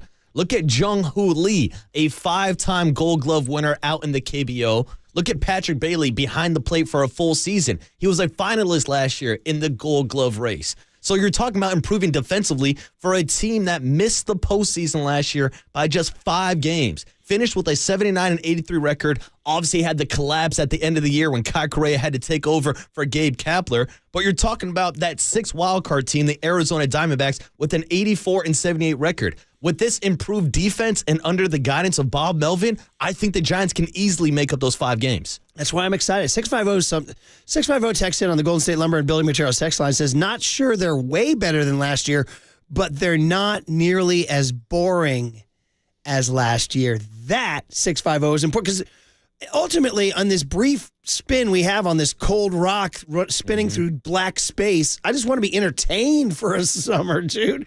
I want to see Jorge Soler take aim at the Coke bottle, and I want to see Matt Chapman dive for a ball in the dirt. That is more entertaining to my life than what they were offering last especially year. when we've been balancing the platoon system and showing up to the ballpark and not knowing who was going to be in the lineup. You can pencil Matt Chapman in as long as he's healthy as your everyday third baseman and a guy that you're going to bat at the top of that order. See, 774 is getting personal with me. I'm going to get personal with 774. He says Carlos Correa's contract would have been a millstone. First of all, good word, millstone. I totally disagree. At $24 million AAV, I was all in on that. That was not going to hamstring you, and he was going to play shortstop for you every single day. So anyway, we will disagree on that one, 774. Big Tito up in Sacramento. Big Tito up in Sacramento. What's up, Big Tito? What's up, Tito? Hey, good morning, guys. How we doing? Going good, man. I'm excited for Chapman. I want to see him dive for a ball. All right. I want to see him at Dodger Stadium in the Road Grays taking hits away from Mookie Betts. Yeah, I'm pretty happy. I'm not gonna lie. I'm the one that called Friday. I'm the one that called Farhan a name. He said, "Hey, gotta be nice." So I'm calling back. Okay. I'm not gonna give him his flowers, but I will give him a leaf or a stem or something because just like Marcus said, he has done nothing for 2 years. I'm wondering if he did this because of all the bad press, and basically he's saving his own A. Now, I'm happy with Chapman. I think it's going to solidify that infield really good. I think we have to maybe get rid of 1 or 2 guys, get a pitcher. And you're right, they will not be boring. I'm actually, because I was a season ticket holder, I might go see a couple games. But, you have to entertain me because I'm going to pay $100 for gas and maybe $50 billion for a beer. I need to be entertained. Yeah. That's just what I want. Hey, Big Tito. But again, they are moving in the right direction. Yeah, everything you're saying is reasonable. I appreciate it, Big Tito. Thanks for the call. Of course, he didn't get Ohtani. He didn't get, and the pitching remains a question. But guys, flat out, if they didn't sign Chapman going into this, listen, I didn't dislike J.D. Davis, but he was not lights out defensively, and he wasn't nearly as proven as Chapman for sure. And now maybe you can go get a pitcher. Can you package J.D. Davis, Joey Bart, and a young arm and get a pitcher? You guys both said to me, you and young Tony both said that Brian Wu is available from the Mariners. Dude, that's an arm. That's an Alameda kid. Yeah, because I've been scoping out like the MLB trade rumors websites, and Seattle has a lot of young arms. We're talking George Kirby. We're talking guys like Brian Wu. And we know that Farhan has a great relationship with Seattle. The amount of trades that they have made now, he's a guy that obviously has Bay Area ties. Farhan likes bringing guys back to the Bay. But when you're looking at the names of people who might be available, Shane Bieber, his name's been floating out there. He's a former Cy Young winner. Probably cost you a little bit more. Dylan Cease from the Chicago White Sox. Oh, that was Marty's thing all weekend. Oh, was he big on Cease? Marty was all about Dylan Cease. Yes, he was. And it seems like they're the kind of team moving towards a different chapter, so he might be available. But yeah, I circle back to that Brian Wu scenario. I don't know how realistic that is, but those are the kind of young pitchers you want to go after. Kerry Crowley had a counter to Marty's Dylan Cease argument, and Marty said to Kerry, he goes, you're nuts. You're nuts. And Kerry laughed. He goes, oh, my first one of the year. Nice. I've been waiting for that, Marty. You're nuts. You're nuts. You're nuts. That's what he said to him. Was he talking about Kerry Crowley or Casey Schmidt? Oh! Casey Schmidt's girlfriend with a very funny post on that. She's nuts about Casey Schmidt. She said, it's your birthday, sweetie, and I've been nuts about you for years. Oh, my God. 530 with a pretty good text on the Golden State Lumber and Building Materials section. He said, can we all just agree Bob Melvin is the reason Matt Chapman is here and not Farhan Zaidi? Yes. Yes, that's why I like Bob Melvin. I'm excited for Melvin. I'm excited for Williams. Believe me, I would love to rip Farhan for sure. I've been disappointed for years. But Melvin, yes. Matt Williams, yes. Matt Chapman, Pat Burrell and Brian Price, yes. Matt Chapman, yes. Jorge Soler, yes. I mean, listen, you can pick apart flaws. Jung-Hoo Lee, already, we've been worried about his adjustment, and I know it's only spring training, but right now he seems to be unafraid to go ahead and perform, right? I mean, he's swinging a good bat. We've talked about his success, not just only in the KBO, but the World Baseball Classic also. I mean, Murph, I've given out this take a few times. I think he's one of the better, if not best, Korean hitting prospects that we've seen made the transition to the big league level. And again, we're talking about how the season ended last year, and you might be looking at the top 3 of your lineup, maybe being Jung-Hoo Lee, Matt Chapman, Jorge Soler. Like, that's an obvious improvement from what we saw last year with A.J. Pollock in the 3-4 hole. Couple good texts coming in on the Golden State Lumber and Building Materials text line. 949 says, I don't think they are substantially better than last year.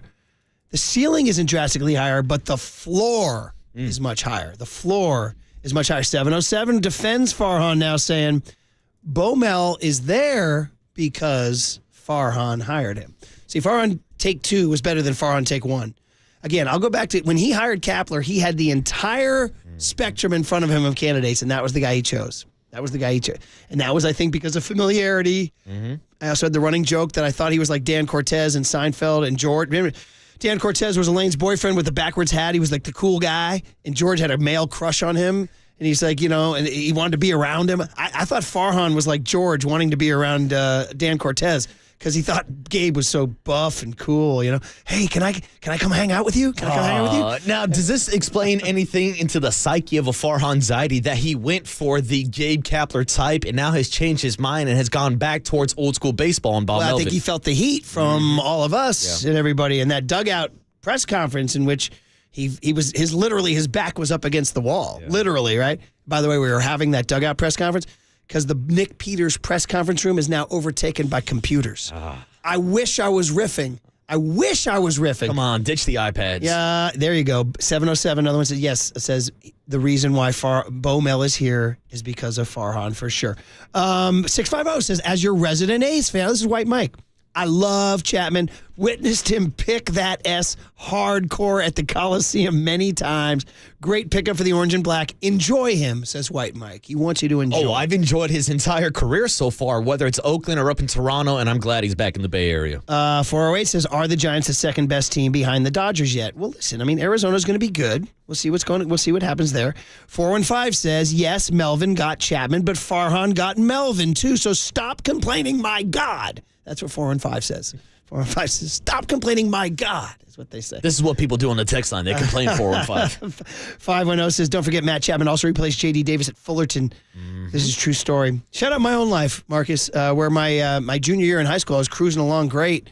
And then my buddy, one of my best friends in the world, still to this day, got called up as a sophomore and took my spot on basketball. We're still buddies. I'm J.D. Davis. He's Chapman. Uh-oh. Yeah. That doesn't mean Murph's on his way out of town, does it? Well, you can trade me for sure. I hope what not. could you get in a trade for me? Well, that's a good question. What could you get? A couple prospects, maybe. Maybe a young I don't Tony. even know Maybe a about Greg that. Silver. A Walter Cabosetta. 415 says Chapman will help in a lot of ways, but don't pretend that he's an upgrade at the plate. Well, let's talk about him at the plate, okay? So last year, he hit 240. I get it. That's not great. His on-base was 330. His slug was 424. His OPS was 755. His OPS plus was 108. Okay, if you look at more of his so his career OPS is 790.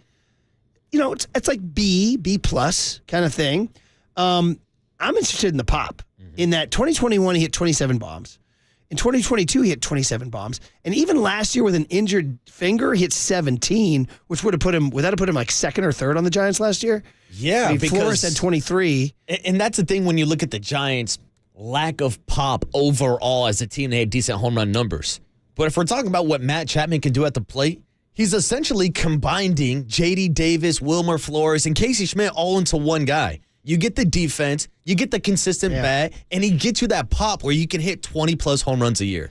80818 says, J.D. Davis is my favorite player, and he's a better hitter than Chapman. The Giants need his offense. Okay, well, there's a defense right there. Well, that's also the question of who do you want your backup first baseman to be, J.D. Davis or Wilmer Flores? And it sounds like one of them is going to be on the move out of town. 925 says, I still can't forgive Farhan for how he treated a family member in Brandon Crawford. That thing was interesting, man. That was we talked about it last week for sure. 559, the Chapman signing is a 2-for-1 deal.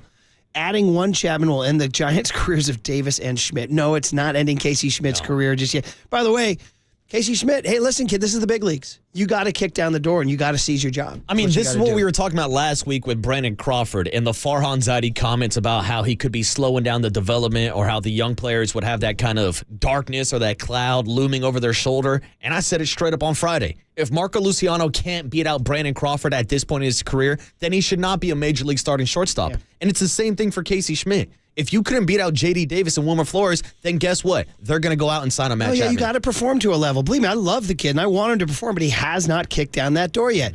707, defending Farhan, says, well, Farhan's damned if he does, and he's damned if he doesn't with a large portion of this fan base, and with Murph and Marcus also. No, I'm actually being kinder to Farhan than I ever have been, really. He said, this is a Twitterification of the world with a puke emoji.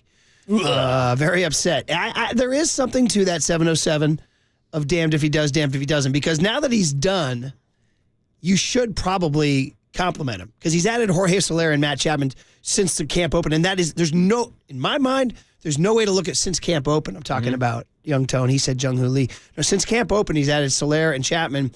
And to me, there's no way to look at that other than plus. Yeah, I think the only criticism you're going to get is the 1-year contract with the opt-ins for Matt Chapman. Because now we've seen that with Michael Conforto, who opted back in this past offseason, Mitch Henniger. We've seen it with Kevin Gausman. We've seen it with Carlos Rodon, guys who opted out of their contract. So now we're going to be talking about the situation next offseason.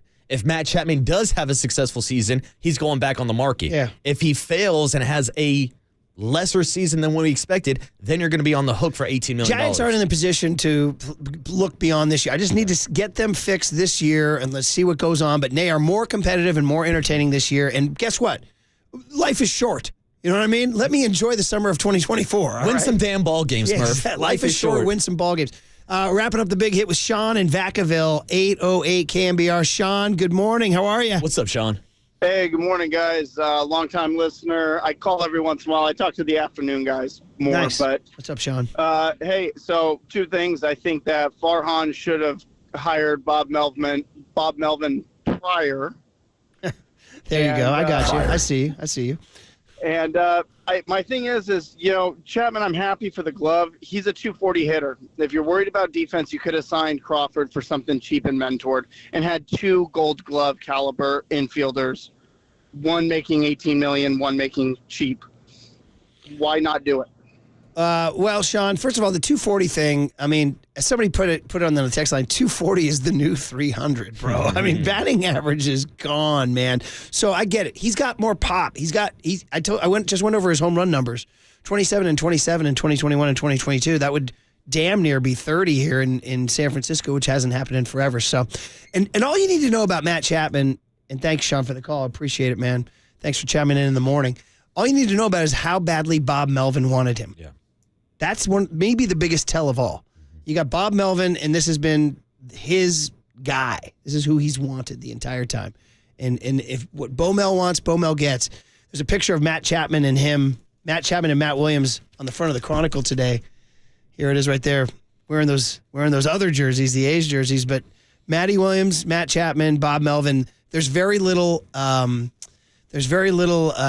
should I say? Softness in that clubhouse. That's gonna be a hard clubhouse. And that's what we've talked about a lot. The culture change, going from Gabe Kapler to now the Bo Mel era. And whether it's guys like Matt Williams, whether it's Pat the Bat, whether it's getting in a veteran, experienced player like Matt Chapman, who has obviously gone through the ups and downs with Bob Melvin, I think overall this is only going to improve your clubhouse culture. I'm all in on it, man, and I'm willing to give Farhan a flower. Maybe not all his flowers, but a flower. A single rose. Like the daisy and the gun, the anti-war protest, what right? What is this, The Bachelor? But it's only the first episode. He only got his first rose, not the final rose. All right. Hey, I think it's a perfect time to do the cooler content on the other side, then build up to Ryan Ruocco, Warriors Celtics at 8:50, Matt Barrows, Nick Sorensen, and Brandon Staley at 9:30, and then back to also Farhan and the Giants at 8:35. Cooler.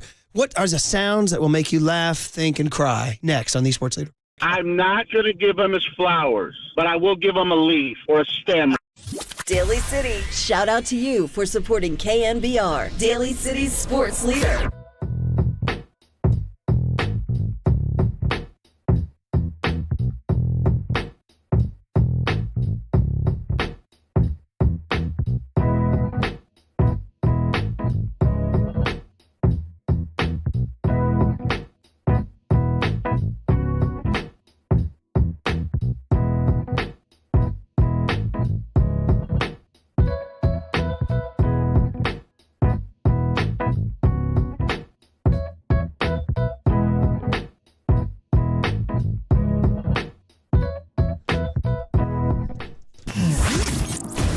What's trending now? Trending now. On KNBR.com. San Francisco Giants skipper Bob Melvin stopped by talking baseball this past weekend with Marty Laurie to talk about the Giants signing Matt Chapman. To get the full breakdown from Bo Mel, check out that podcast and more trending now on KNBR.com and the all-new KNBR app.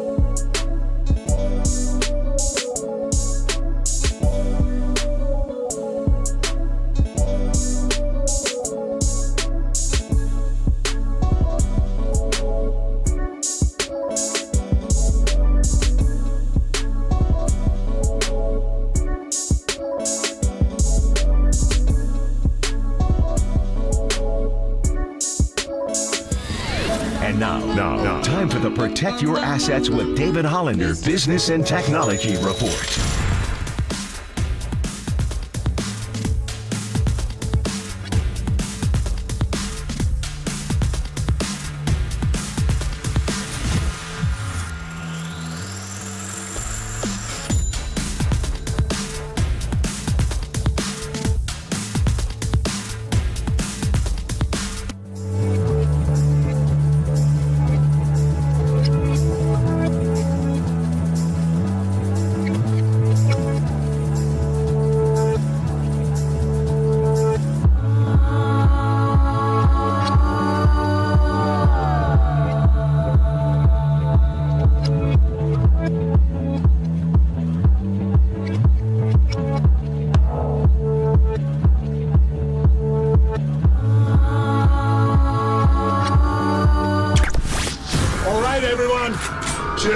This is the cooler. You're not sending me to the cooler of content. Sponsored by Mancini Sleep World. Sleep better, live better. Visit sleepworld.com. And by Marin Health. Marin Health Medical Center and Marin Health Medical Network world-class care. Closer than you think. On the sports leader. All right. Happy Monday, everybody. It's been eventful. We've had hums and bums. We've had a lot of Matt Chapman talk this morning. And we had an incredible rant where I lost my mind at Young Tony about the movie Patton with George C. Scott. So, I say, Young Tony, you magnificent bastard. I was going to say, I've seen a lot of Murph rants over the day. Me and you have locked heads over Garrett Cole and all types of arguments, but your face was getting pretty damn red when you were just kind of talking to Tony about the movie Patton. I snapped. I just snapped.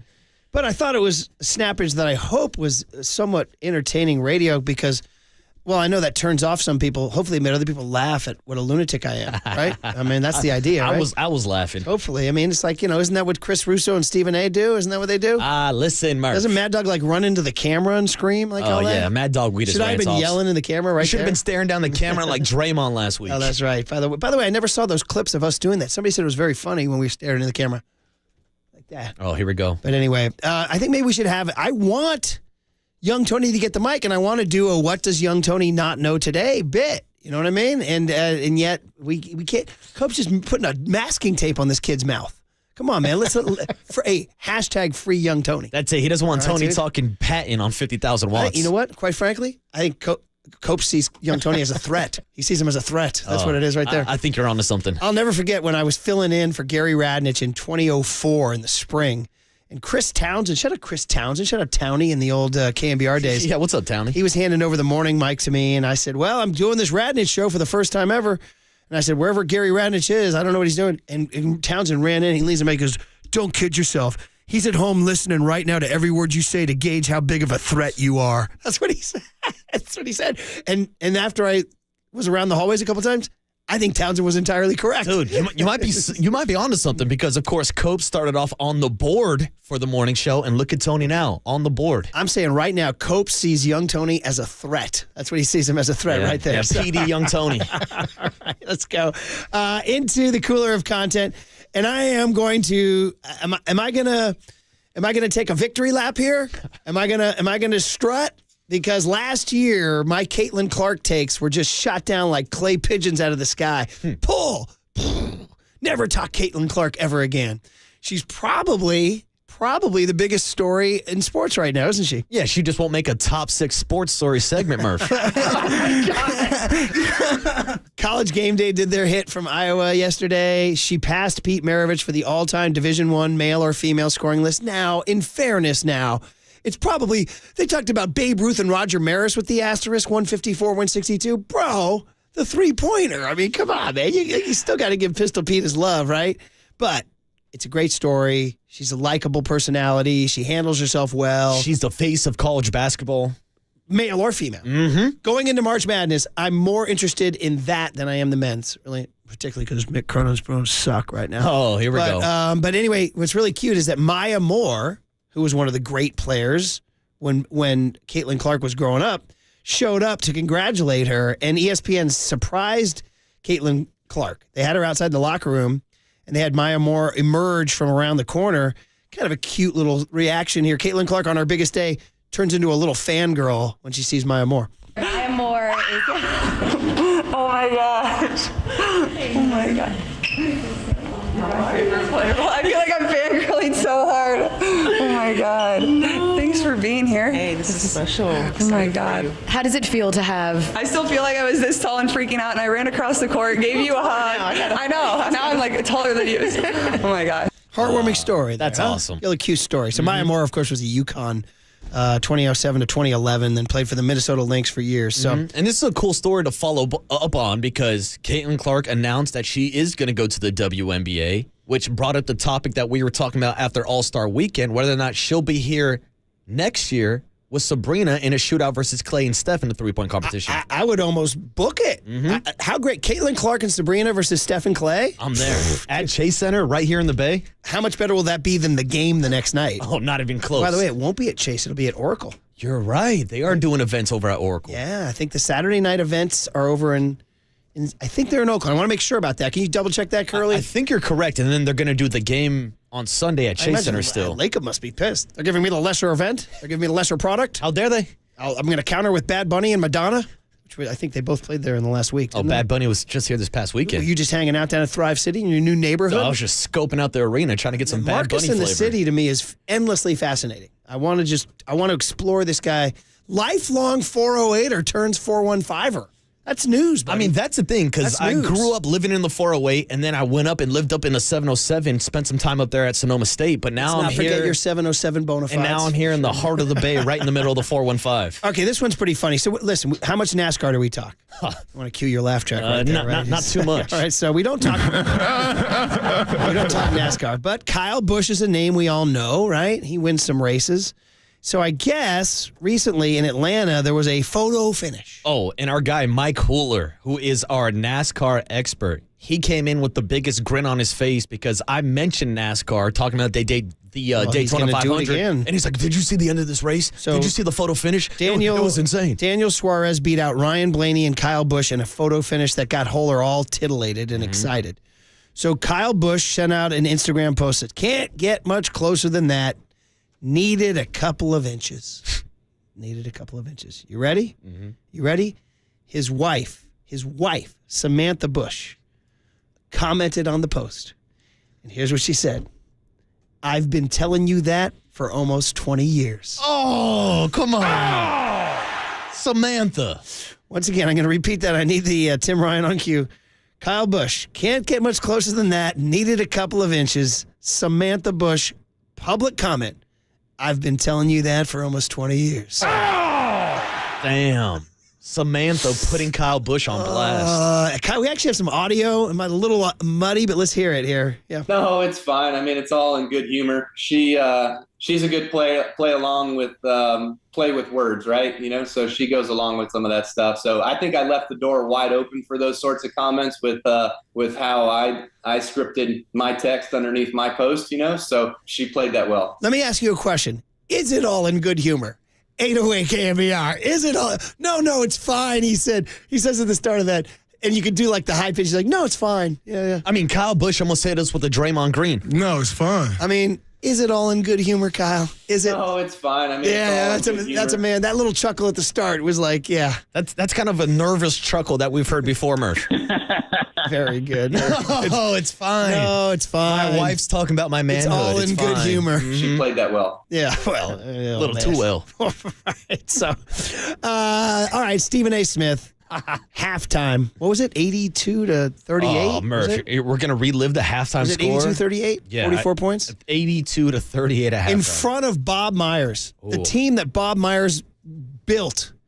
Halftime report, ABC, NBA on ABC, Stephen A. right in front of Bob Myers. Boom. An epic butt whipping. That's right. I'm right here. Not Bob. This is me. Wow. There's language that I can't repeat because we're on network television. I won't do that. This is an epic butt whipping. This is so bad, Kendrick Perkins needs to take off that suit. This is so bad that Bob Myers, who's going to be calling the Warriors game this Wednesday when Golden State plays them, shouldn't even go back. They should postpone the game and give the Warriors about a week to recover. I ain't never seen anything like this. This ain't the end of the game. This is halftime. The Golden State Warriors were nearly down by 50 at halftime. Jason Tatum's doing his thing. Jaylen Brown is doing his thing. Prickett sitting up there with scoop shots. Going to Kuminga don't know what the hell he's throwing up. Draymond's trying. It doesn't matter. Steph Curry looks like, first time I've seen just Steph Curry, don't even look like he belongs out there. So Stephen A. Low-hanging fruit for Stephen A. The sky is falling after last night's game, Murph. By the way, Bob Myers is doing the game Wednesday against Milwaukee. How about Bob on the call? They've got to get him on. Got to get him on the show. That'd be fantastic. But yeah, dude, it was tough seeing Bob Myers kind of hide his face, and you can see the wheels turning on how he was going to try to spin it positive. He ended up giving credit to Brad Stevens and the Boston Celtics, and Stephen A. Smith jumped on top of that. Man. Hey, let's do one last one because then get out on the clock and we'll get back to Chapman. And this is a Matt Chapman one. This is cut H, Young Tone, 0304H. How about this? Particles. He was up in Toronto, in freaking Canada. A gosh darn whole nother world up there in Canada. And he's doing one of those interviews on the AstroTurf up there, and one of those local bloggers got Chapman.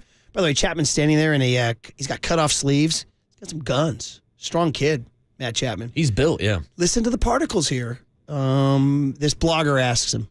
Outside of baseball, do you have a favorite non-baseball team that you support? Probably the San Francisco 49ers. After spending time in the Bay Area, the Niners always treat us well, so I became a Niners fan. There it is, guys. Welcome aboard, The buddy. Niners always treat him well. Matt Chapman is a Niner head. We need Matt Chapman's take on Nick Sorensen and Brandon Staley and on the Super Bowl overtime coin flip. That's what we need. I don't know if we need the Matt Chapman breakdown on that, but I love that Matt Chapman shows some love to the Bay. And just to remind people, this was when he was up in Toronto, so he's not pandering to the hometown crowd. It's not like he said, yeah, I'm a big Toronto Argonaut fan, Murph. As we would say on the show years ago, I'm embarrassed to be a Toronto Argonaut. By the way, Danny Dunn checks in and says producers and board ops are allowed on air. Ooh. This is a big one. This is breaking the fourth wall right here. Young Tony says he's going to ask Copes first. He doesn't go forgiveness, permission. He goes permission, then forgiveness. No, it's a smart kid. That's above his pay grade. Well, there's your cooler of content. Back to the Chapman move on the other side, guys. I'm actually going to give Farhan a flower here. Are you going to join me? 808 KNBR is the phone number. And at 8:50, we'll go Warriors Celtics with Ryan Ruocco. At 9:30, Matt Barrows talking Nick Sorensen and Brandon Staley on KNBR 104.5 and 680, the sports leader. No, it's fine. I mean, it's all in good humor.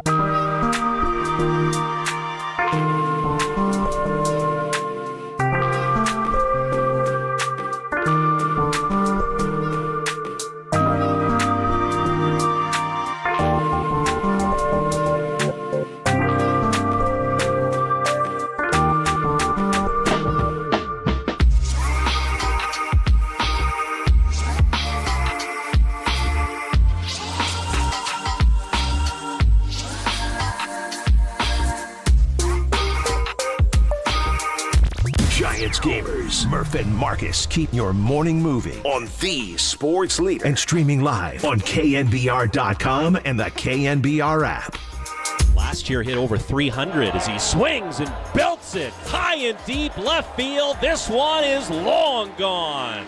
And there's the kind of power the Giants want to see from Luis Matos, his second home run of the week.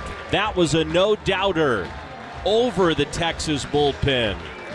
And the Giants get the run right back and now lead 4-2. 2-2. There's a line drive to left from Matos. Langford back looking up, and Matos does it again. His second home run in his many innings. A scalding line drive to straightaway left. Luis Matos, have a day. There it is, the sounds of spring. And it was great here over the weekend. Heard Marty, heard Walter, Big Walt, heard Kerry Crowley, heard Lasky, heard John and Dwayne. John and Dwayne were great yesterday, man. The dry byplay of those two guys, the play-by-play and the byplay of those two guys. So, is there a TV game this week, somebody said? Oh, I hope so. I've been dying to see some Giants baseball on TV. Yeah. Like, I love hearing the crack of the bat on the radio, but I want to see these people in person. I want to see them on my TV screen, Murph. Somebody said Thursday's game against the Dodgers is televised, but the Chronicle does not have that. Ooh, well, here's the thing. I feel like every Dodgers game is broadcasted, so it might be on the Dodgers TV network. What is that, like Sportsnet LA? It might be on their channel. Come on, Giants. Give me some more. So anyway, guys, we got the news Friday night, and what a weird time to get it. Friday night at 9 o'clock. We had just finished watching. I just finished watching my Curb Your Enthusiasm. Shout out Disgruntled and Takahashi and the whole bit. And, of course, my kid set up all his alerts. I don't want to set up my alerts. Like, he has an alert that every time Pavlovich or Slusser tweets, like every time. Oh, so he's locked in 24/7. Curly does that too. That's a lot of alerts, though, isn't it? It's a lot of alerts. And I told you I have alerts on for like the Giants PR account. So they put out a statement. Of course, I get the update on that. I do the same thing for the Warriors and the 49ers. And the fourth account that I have notifications turned on for is, of course, Brian Murphy. Yeah, buddy. Those are good during Niners games when I'm sending about 600 Exactly. of them, huh? When I was producing the show, I wanted to make sure my man Murph was staying clean on those Twitter streets. So young Tony, you going to get my notifications on, dude? Come on now. Come on now, buddy. You'll get all the Patton references you get. Very good. Not Patton Oswalt. Not a fan. Not a fan of Patton Oswalt. Fan of the movie Patton, though, which we quite loudly exclaimed this morning around 7 whatever this morning. Yeah, if you know, you know. This morning. If you know, you know. Anyway, point being is that I was so excited. I had a strong feeling this was going to happen. When we talked to Farhan about, we're still looking to improve our left side of our infield. And I was like, I told you, remember, we left Scottsdale. I'm like, I'm reading between the lines there. And Bob Melvin is Matt Chapman. Matt Chapman is Bob Melvin. Matt Williams, too. Mm-hmm. So I just felt like, but man, I feel like, so let's call it as it is. Farhan won the poker game, right? I mean, Farhan won the poker game. Because when the comments came out that Farhan Zaidi talked about maybe not making any more additions to this roster, that was followed up by Jorge Soler showing up at camp, and then Matt Chapman also showing up at camp. And we talked about this earlier when I made Scott Boras a bum baby for the 3-year deal that he got with Cody Bellinger. That includes 3 opt-outs and the same kind of contract he got from Matt Chapman after it was reported this offseason that the Blue Jays offered him an extension that would have gave him over $100 million. It does seem like he's settling, and Farhan did get the better of him at that poker table. I quite frankly, guys, I don't care if this opens me up to legal action from the Greg Johnsons of the world but it smells like collusion to me, man. It really does. I know Kike Hernandez said it. Will Clark has said it. Dude, the industry went ice cold on some. You don't think a team wants Blake Snell? Of course they do, but they have declared, it seems to me, and again, I could be wrong, but this is my take on free morning radio, not charging you a dime, is that it seems to me that the industry declared war on Scott Boras. Like they said, this is it. We're drawing the line on this guy. He's been getting over on us for so long. And now we're getting to a point where we're still talking about Blake Snell being a free agent. And we should point out that Susan Slusser said on Twitter on Friday that the Giants still could be in the conversation for him. But the rumors and reports now that Blake Snell might be settling for a 1-year contract tells you everything you need to know about Scott Boras' negotiations this So remember offseason. when Farhan said we're done with moves and Curly freaked out? He's like, this is a good topic, guys. This is a good topic. And I said, or is he playing poker? And I think he was playing poker. Dude, Farhan the poker player, 808 KNBR. And most importantly, Chapman wanted to be here because he wanted to be with Bob Melvin. And he knows the Bay Area. And as we just heard, He's a Niner fan, That's right? it. So everything lined up perfectly. I mean, it's a move that we've been talking about all offseason long. Okay, Young Tone says in my ear, because he won't come on air until he has permission, Dodgers-Giants will be on the Dodgers Network Thursday night, and then Saturday is the first NBC Sports Bay Area Giants game against the A's. Oh, they'll get their ass kicked in that game. Oh, the A's destroy them in spring training, so get ready for that. Rob in San Mateo is checking in on the Chapman news that we're talking about all morning long. Friday night, 9 o'clock, it dumps. It's hot. Monday morning at 8:38. So good morning, Rob. How are you, man? Morning, Murph. Morning, Marcus. How you guys doing today? What's up, dude? I'm happy. I like Chapman. I'm excited. Me too. I'm actually really excited about this Chapman signing because I've seen a lot, which I don't understand. I've seen a lot of hate online about Chapman, how he's barely an upgrade over J.D. Davis based on his WAR and all kinds of other things. But last time I checked, J.D. Davis doesn't have 4 gold gloves and 2 platinum gloves. And that's not a knock against JD, but Chapman's defense is just that much better. It really is. Yeah. Yeah. And I think if you can ask Marcus Semien how he felt about having Chapman over on his right-hand side, and I know that's going to be a huge help to Luciano this year. Yeah, Rob, it's all plus. And, Rob, I can't emphasize enough the attitude, what he's going to bring to the clubhouse, the whole thing. And thanks for the call. We appreciate hearing from you, man. Mm-hmm. Remember last September when Yaz and Slater and Cobb were like, and Webb were like, yeah, well, we're kind of, for lack of a better word, they were like, it's kind of like live and let live in here and all that. We heard Crawford say he didn't get talked to for 3. Dude, Chapman's going to come in and he's going to react to me like me reacting to young Tony about Patton. He's not going to stand for anything less than total excellence in that clubhouse. And that comes from Matt Williams, too, and Bob Melvin. I appreciate that culture. That's the kind of culture I want in the Giants. That brings me back to the hum, baby. And would go into Dodger Stadium looking to kick somebody's ass instead of platooning your way into a freaking boring loose 3 out of 4, And that's what I was getting to earlier this morning when we talked about the 5-game difference between the Giants last year and the Arizona Diamondbacks, who were that 6th wildcard team and made it all the way to the World Series. Well, one thing that stood out like a sore thumb was the 107 errors defensively. Matt Chapman's going to improve that. Jung-Hoo Lee, 5-time Gold Glove winner out in Korea, is going to improve that. A full season behind home plate with Patrick Bailey is going to improve that defense. And to Rob's point, look at Marcus Semien at the beginning of his career. Was booting balls left and right at shortstop. Now, I know a lot of that credit goes to Ron Washington, but he improved in Oakland. He got better and turned into a Gold Glove caliber shortstop. I think Matt Chapman can use some of that experience with Marcus Semien to help teach a Marco Luciano. I think overall, whether it's the one-on-one experience or him taking away half of the left side of the infield, your defense is going to be better, hands down, with Matt Chapman. And listen, okay, here's I'm going to do something funny here because, Mr. Old School, we got to bunt, man. We got to do all the things I like to do. WAR. That's a stat I still don't understand how they arrived to it, and I've always joked about it, and I'm going to do it right now. When it suits my argument, I use it. Mm-hmm. So you guys want WAR? J.D. Davis last year, and listen, I'm not trying to knock J.D., guys. I like him, but 0.9. Matt Chapman last year, 4.4.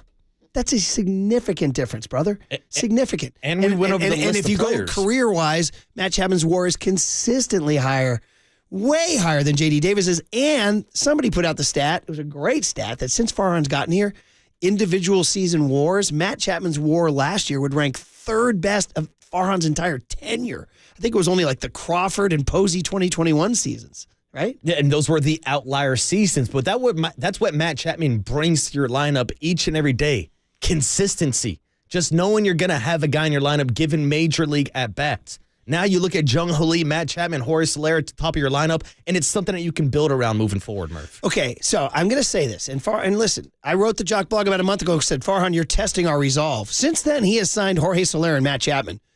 That's a damn good answer, man. I'm gonna go plus on this. Listen, I love ripping people, love ripping the Giants and all these guys. I don't want to, but I'm just saying, you got to call it out if you see it. And we were calling it out. Yep. And then when we did that, people got upset. So there's Farhan apologists who were like, Jung-Hoo Lee and Robbie Ray and Jordan Hicks. By the way, jury very much out on the Jordan Hicks deal. Well, very much out on that. The jury's still out on Robbie Ray coming off of Tommy John surgery. And I feel like that's going to work out. Yeah, you love to say it, but that's a big question marks. And I see that's something that Giants fans are still complaining about. And that's why they still want to add Blake Snell to this rotation, because going into the season, even before the Keaton Wynn and Tristan Beck injuries, there were question marks about going into the season with that rotation. Now, in Farhan's perfect world, we're looking at a rotation when healthy of Logan Webb, Alex Cobb, Robbie Ray, Kyle Harrison, and then we'll see what happens with Jordan Hicks. By the time those guys come back, we might be talking about Carson Wisenhunt or Mason Black. Yeah. So that's a perfect world, but as we've seen, nothing's perfect, and you never know when one of these pitchers are going to go down with an injury. Farhan was very adamant in his quotes about the young pitching. Like, they want to give these kids a chance to flourish. Dude, I got a smile on my face. He dropped a Carson Wisenhunt by name over this past weekend. Yeah, and your guy Landon Roop, too, and these guys, and Mason Black and all that, too. So just getting back to that Bob Melvin Humbaby stuff here. Here was Melvin quote on Chapman bringing an edge here. How would you describe him? You know, he brings a little bit of an edge. A lot of bit of an edge. I think every team he's been on has kind of felt his presence, and you know he's all baseball, 100% all baseball all day long. It's what he lives for, and his tenacity for playing the game a certain way always shows up in the clubhouse. I want to see this guy in the uni, man. I'm looking forward to him in the road grays at Dodger Stadium. Going in there, I'm here to win. I don't know about you. Chapman's going to go to Dodger Stadium looking to win. Well, Murph, that's the bottom line. I love the addition of Matt Chapman, but I do got to give some love to the 209 on the Golden State Lumber and Building Material text line who says, yeah, Matt Chapman's a great player. I love the signing, but I'm still not going to pay $20 for a Modelo. Can I get a Tim Ryan on that? Oh, yeah. I'll give you a Tim Ryan. Oh! Very good, man. And then here's Farhan on the Chapman-Melvin connection here. The most important relationship here is the one he has with Bob and everything those guys accomplished together in Oakland. You know, and this was one that Bob felt strongly about. So, you know, beyond all the objective measures, the defense, you know, supporting our pitching staff, the offense and how it plays in our park, just having a guy who, you know, Bob feels like he can rely on to be in the lineup every day, to set a tone. I mean, he's an incredible competitor. You know, I've had the experience of moving to new organizations a couple of times. And Bob obviously has as well, you know, feeling like you have an advocate, you know, somebody who you can partner with, you know, so beyond the relationship with me, for Bob to have that in the clubhouse, I think is really, really critical. So, you know, I think Matt's not only going to be a great leader in the clubhouse, he's got relationships with a number of our players already, but you know, the way I think he's going to function as an extension of Bob and our coaching staff, you know, I think is potentially going to be really big for us as well. All right, there it is, man. Hey, listen, Giants have added Bob Melvin and Matt Chapman. And I know those guys were A's for a long time, but I always admired those guys, and I'm glad they're in black and orange now. All right, enjoyed that discussion very much. Great news on a Friday night at 9. Weird time to get it. But now it's a Monday morning, and we're going into the Warriors. Okay, great road trip until they went Wile E. Coyote off the cliff, looked around, no floor under them. You know Wile E. Coyote, young Tony? Wile E. Coyote? Oh, no. Come on, dude. Now you can go at him. You've seen Space Jam before. You don't know your Looney Tunes, Tony? Let me tell you, there's not no Patton, but there's not no Wile E. Coyote in the Looney Tunes. Go, Marcus, go. How dare you, Tony? Marcus, go. How dare you? Go, Marcus, go. Sicking a dog on a bone. Ryan Ruocco, ESPN, talking Warriors next on the Sports Center.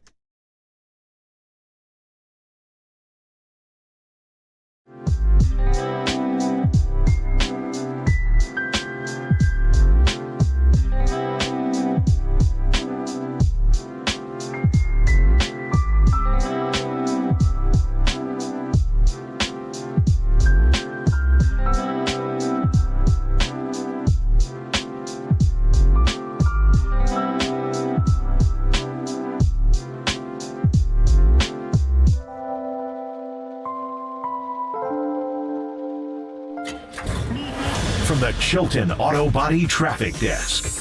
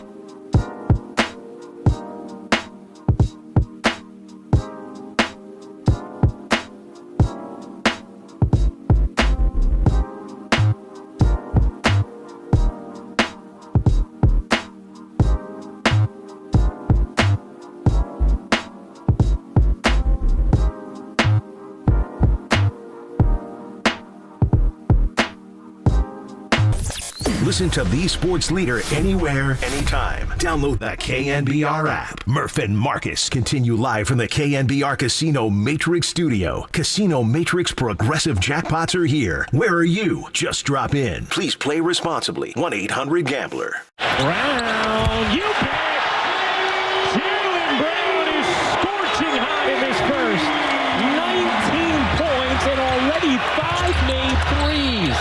A 52-point margin of victory, the third largest in Boston Celtics history. 140-88, the final, as the Celtics just thumped the Warriors. Well, I mean, ABC had such high hopes. This is national premium programming. Steph Curry, Boston Celtics. Didn't really wind up being that entertaining. In fact, wound up being historically bad. Let's talk about it with a man who was there courtside, calling it, of course. He's great radio and TV play-by-play man, Ryan Ruocco, who was in Boston yesterday for, well, that 140-88 final score. It's hard to even say it. So, Ryan, good morning and welcome to the Murph and Marcus Show. Brian Murphy, Marcus Boucher. How you doing, Ryan? Hey, Ryan. I'm good, guys. How you doing? Good, man. You must have been excited. Like, you get your assignments, and you're a hardworking guy. You go out on the road all the time, and you see Warriors at Celtics. You're probably thinking, man, that's 5-star stuff, right? Yeah, you know what's funny about that? If you would have told me, like, at the beginning of the season, I get my full schedule, right? If you would have told me, like, pick one game and circle it for the season, and I've had a lot of great contests, great teams and some tight, fun games. But the one game I would have circled definitely would have been Boston against Golden State on ABC on a Sunday. That was the one that I was like, ooh, of all my games, this is the one that feels juiciest. And, well, there wasn't a whole lot of juice after about 10 minutes of basketball, was there? No, and Ryan, of course, we're talking about two marquee franchises in the NBA, coast versus coast, and of course, it's a rematch of the 2022 NBA Finals. So that's my question for you, because it seemed like yesterday Jaylen Brown and Jason Tatum and the entire Celtics team was motivated to get a win on their home court. How much do you think that factored into yesterday's game? It may have factored in, and I think that the way Draymond was sagging off of Jaylen Brown probably factored in a little bit towards Jaylen saying, all right, watch, I'm going to show you, this is not a prudent strategy. But I don't know, there might have been some additional motivation there for the Celtics, but I think more than that, guys, this is a Celtics team right now that is just completely dialed in. They are playing with such incredible focus and such connectivity, and they're so unselfish that I'm not really sure if they need any additional motivation. I think right now their motivation is to be, without a doubt, the best team in the league and finally get the one thing that has eluded them, with this core group that's had so much success but not the ultimate success, and that's a championship. And I think they're sort of just relishing in being this fantastic version of themselves and pummeling teams, regardless of whether it's the Warriors or the Nets or the Mavs or anybody else who's making a trip to TD Garden. Yeah, Ryan, that's their third 50-plus point win of the season. So they can drop nuclear bombs on guys. We're talking to Ryan Ruocco, who, of course, based in New York, does a lot of work for the New York Yankees and the Brooklyn Nets on the Yes Network. But yesterday, he had the Warriors-Celtics game for ABC. And so, Ryan, just getting into the Warriors from our perspective, you're prepping for the game, and that's a hot Warriors team coming in, 11-2 in their last 13. Draymond's back. Kuminga's emerging. Steph's as good as ever. What were your talking points going into that game? And I guess the big kind of question out of it is, do you actually buy that the Warriors can make noise this spring? My biggest talking point from a Warriors perspective was, okay, here is some form of a litmus test to see, how far they've come. During this, they were 13-3 in their last 16 going into that game, had won the 8 straight road games. And so it was like, all right, let's see. Like, now they're going to go up against a team that has been, without a doubt, the best team in the NBA during this regular season. Let's see how they measure up. And of course, it's dangerous to do that in a single regular season game because there are mitigating factors that are not present in the playoffs, right? And as much as it was not a back-to-back, for the Warriors, having the travel trouble that they did where they got in at 7 a.m, and they didn't use this as an excuse, but this is just me surmising, the way they got in at 7 a.m, Friday before playing Toronto, and then you travel the next day and you have an afternoon game the following day. Like, it was a game where and it's the last game of a road trip. It's a game where you could see, like, okay, maybe they'd be a little tired, right? Also, no Wiggins, although Moody has slid in nicely, but no Podziemski is significant. We know he's a connector that they kind of need in their starting lineup, but no Porzingis for the Celtics. So I was looking at it and I was saying, okay, like, let's see how the Warriors look against them, because this Golden State team does have me believing, and I think they have found an identity. And I think, more so than it being a verdict about the Warriors, I really think it's telling about what the Celtics are right now. And if the Celtics are completely healthy, it is hard to see anyone beating them, with the exception of Denver. And the only reason I yield to them as having a strong chance is because they've done it, and because Jokic is the best player in the world, and the Jokic-Murray two-man game at the end of close games is so dynamic. But this Boston team has no flaws, and I think one thing people forget when they evaluate them, and they talk about, last year they had a great regular season too, and then they lost in the playoffs. It's like, yeah, but last year they didn't have Kristaps Porzingis, they didn't have Drew Holiday, and they still felt forced to play Marcus Smart in key moments over Derek White. Like, this is a very different Celtics team, and why I think we may just look back and say, like, oh, wait, of course they were going to win the title. They were a historically great team. So I give all that Celtics color to say I wouldn't make any grand judgments about the Warriors. It pours a little cold water on the momentum that it felt like was being built. But you go out Wednesday and you beat Milwaukee, and I think you kind of just pick up where you left off and you realize, okay, the Celtics are a different beast, but Golden State very much can hang with anybody else. Yeah, and Ryan, to your point, it did feel like the Warriors were playing some of their best brand of basketball this season. 13-3 heading into that game, had just won 8 straight road games, but even in that stretch, they had a big loss to the Denver Nuggets that they blew a double-digit lead in the second half. And I guess that's kind of the question out here in the Bay Area. It seems like the Warriors are a playoff team, but can they compete with those championship caliber teams like the Celtics and the Nuggets? Yeah, I don't know if they can. I think it's not. I don't think it's out of the question, and I can see the way even Steve Kerr has continued to gain additional confidence in this group and in what they found in their blend of veterans and young guys, and the role that Kuminga has carved out, the role Podziemski's carved out, the way they've played since Draymond has gotten back, and the way Clay has accepted coming off the bench. So, Trace Jackson-Davis adding a vertical threat, both offensively and defensively, the way Chris Paul solidifies the non-Steph minutes. Like, this is a Warriors team that I still think is going to be very dangerous in the Western Conference playoffs if they're healthy. The problem is they still have to navigate their way to the playoffs, which, their worst case scenario, right, is being in the 9-10 playing game. But that's not a great scenario because that's a one and done against potentially a really good team. And there's no team that you'd feel supremely confident they'd definitely be in a one-game situation there because of how good the other teams are that they're jockeying with. So, it's hard for me to say, do the Warriors belong in the conversation with, yes, they can definitively compete with Boston or Denver? No, they absolutely do not at this moment in time.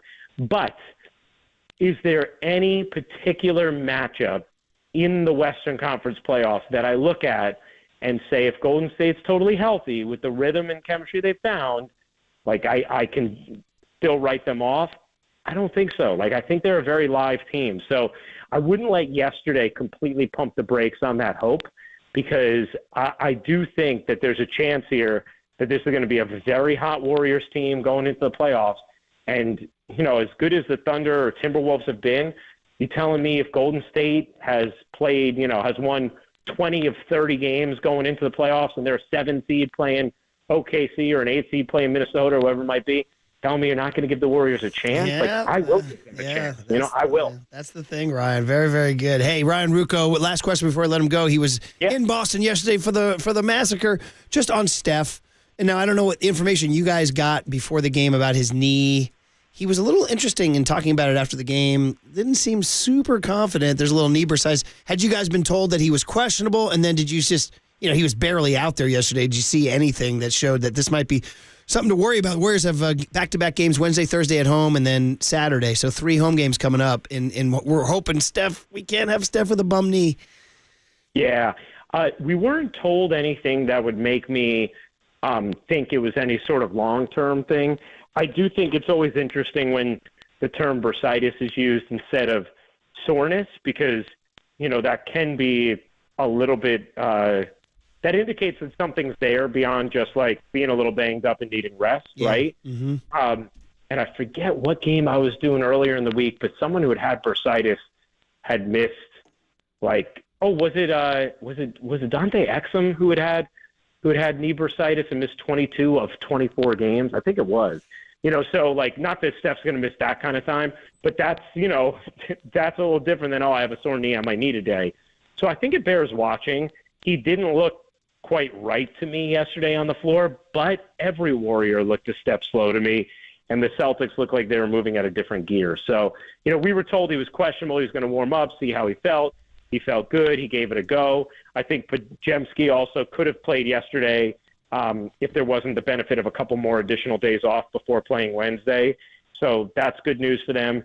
I wonder if it wasn't an ABC game against Boston, if Steph would have been sitting yesterday. But I think it's something to watch. And if it, would it be stunning if he couldn't play both ends of a back-to-back? No, I don't think it would be. That's just me trying to opine on the word bursitis and then kind of seeing how he moved yesterday.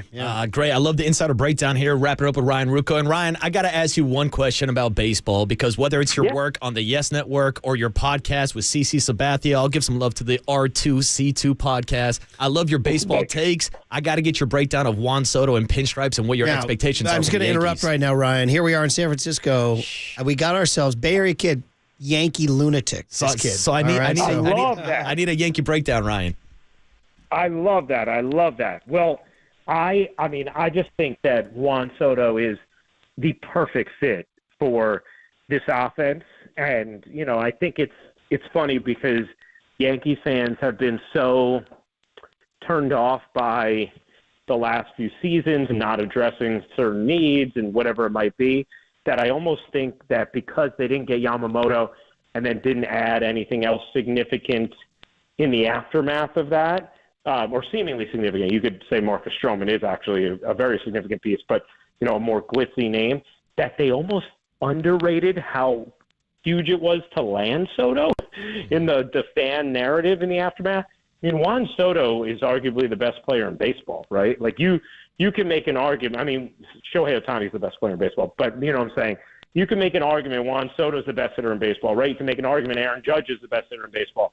Well, you have two of the top 3 hitters in baseball on your team, and they've been looking not only for another monster who just produces, but someone who hits from the left side, check, is young in their prime, check, and has had the ultimate success on the biggest stage, plus is a guy who has incredible strike zone discipline and doesn't strike out a lot.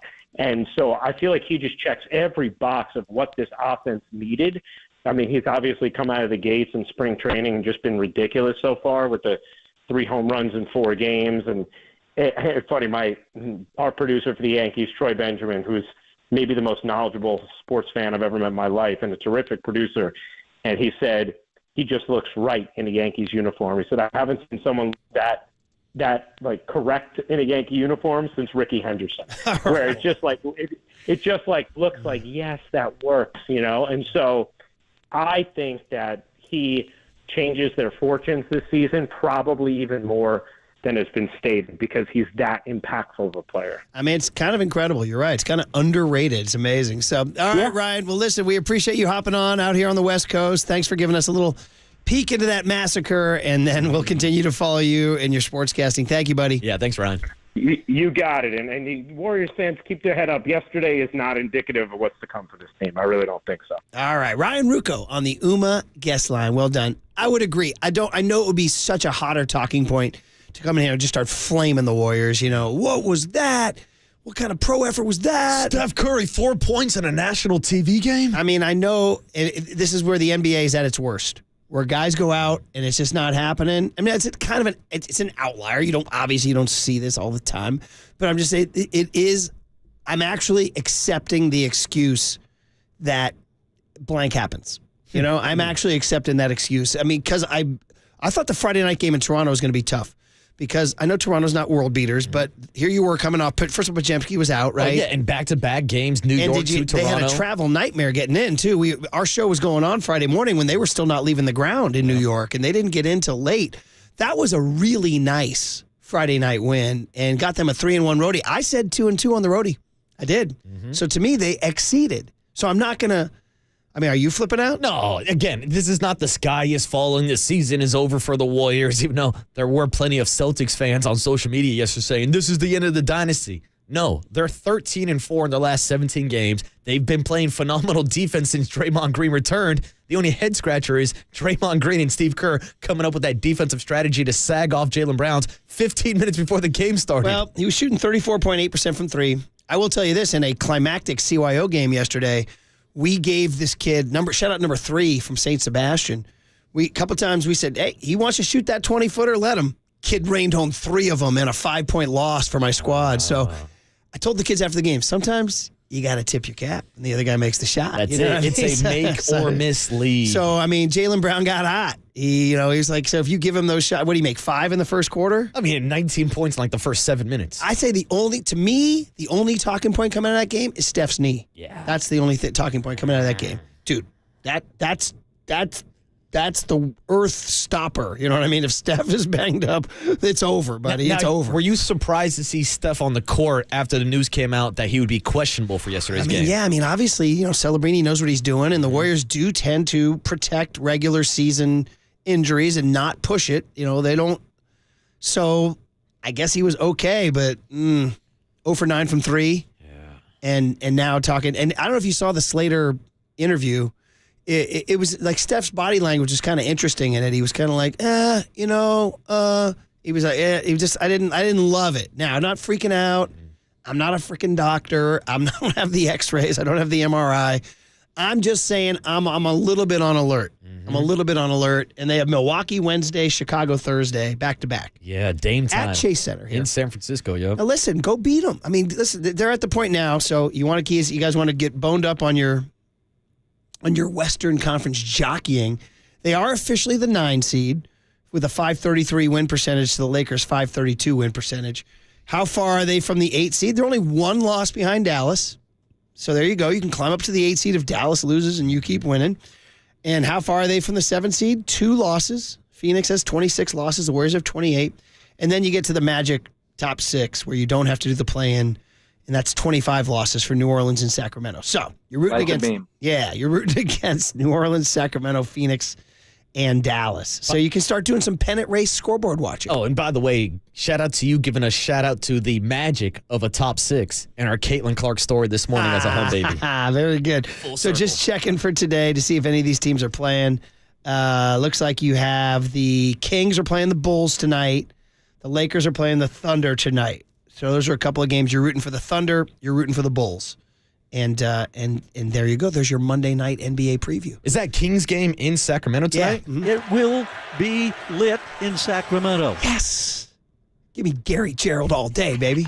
And one more Logan for that. Oh, I'll give you the beam. Light the beam. There it is, baby. We got one live. It's kind of exciting. It was like when I saw Jerry Seinfeld at Chase Center last November, and he did the Soup Nazi live. He was like, we did the Soup Nazi. We're moving down the line. I was like, this is like seeing Willie Mays play center field, man. I'm seeing Jerry Seinfeld do the Soup Nazi live. This is incredible. So, all right, guys. Okay, back to the story of the morning, man. And you guys have spoken on the text line and on the phone line. It's the Matt Chapman signing. And the question we've asked that's divided the audience, is it time to give Farhan his flowers? There's still some haters out there. There's some lovers out there. 808 KNBR is the phone number. Check in. Is the addition of Matt Chapman and Jorge Soler since camp started and Jung-Hoo Lee, Robbie Ray, and Jordan Hicks prior to that enough for you to say that Farhan gave it his all this offseason? Or are you still pissed and you want to rage? 808 KNBR is the phone number. 415-808-5627 is the text line. On KNBR 104.5 and 680, the sports leader. Light the beam.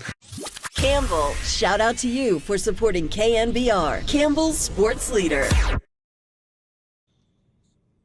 We got to trend this break too?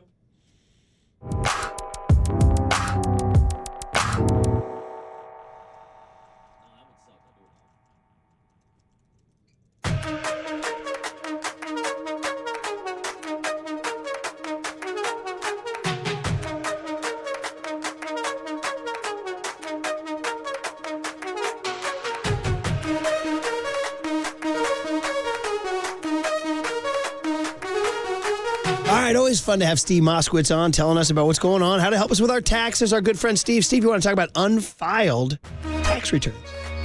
Yes, it's a very common situation. And the number one reason people don't file returns is just because they didn't have the money one year and they made a mistake. They didn't file the return. And then year 2 rolls around and they say, well, how can they file year 2 when they didn't file year 1 and they still don't have the money? And it becomes a lifestyle, a criminal-like lifestyle. And people are looking over their shoulders, worried as to the day the IRS is going to get them. Folks, you don't have to live like that. If you don't have the money to pay your taxes, that's okay. We'll go to the IRS for you. We'll cut you a deal. We want to cut you a sweetheart deal, and we want to do everything for you so you don't have to talk to them, deal with them, having to do with them. What if you don't have your records?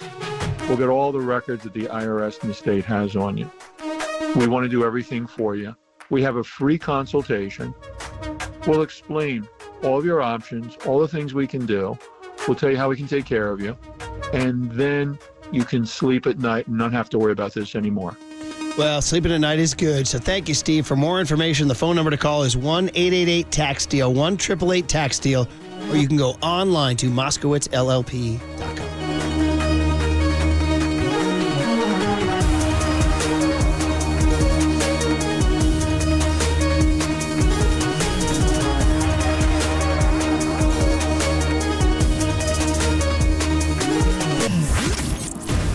What's trending now? Trending now. On KNBR.com. The Giants signed Matt Chapman over the weekend, and thank God we had Marty Lurie and Bill Lasky on extra innings to break it all down. So to hear their interviews with Ron Wodes, Dave Righetti, Bruce Jenkins, or anybody else who came on to talk Matt Chapman this weekend, check out those podcasts and more trending now on KNBR.com and the all-new KNBR app.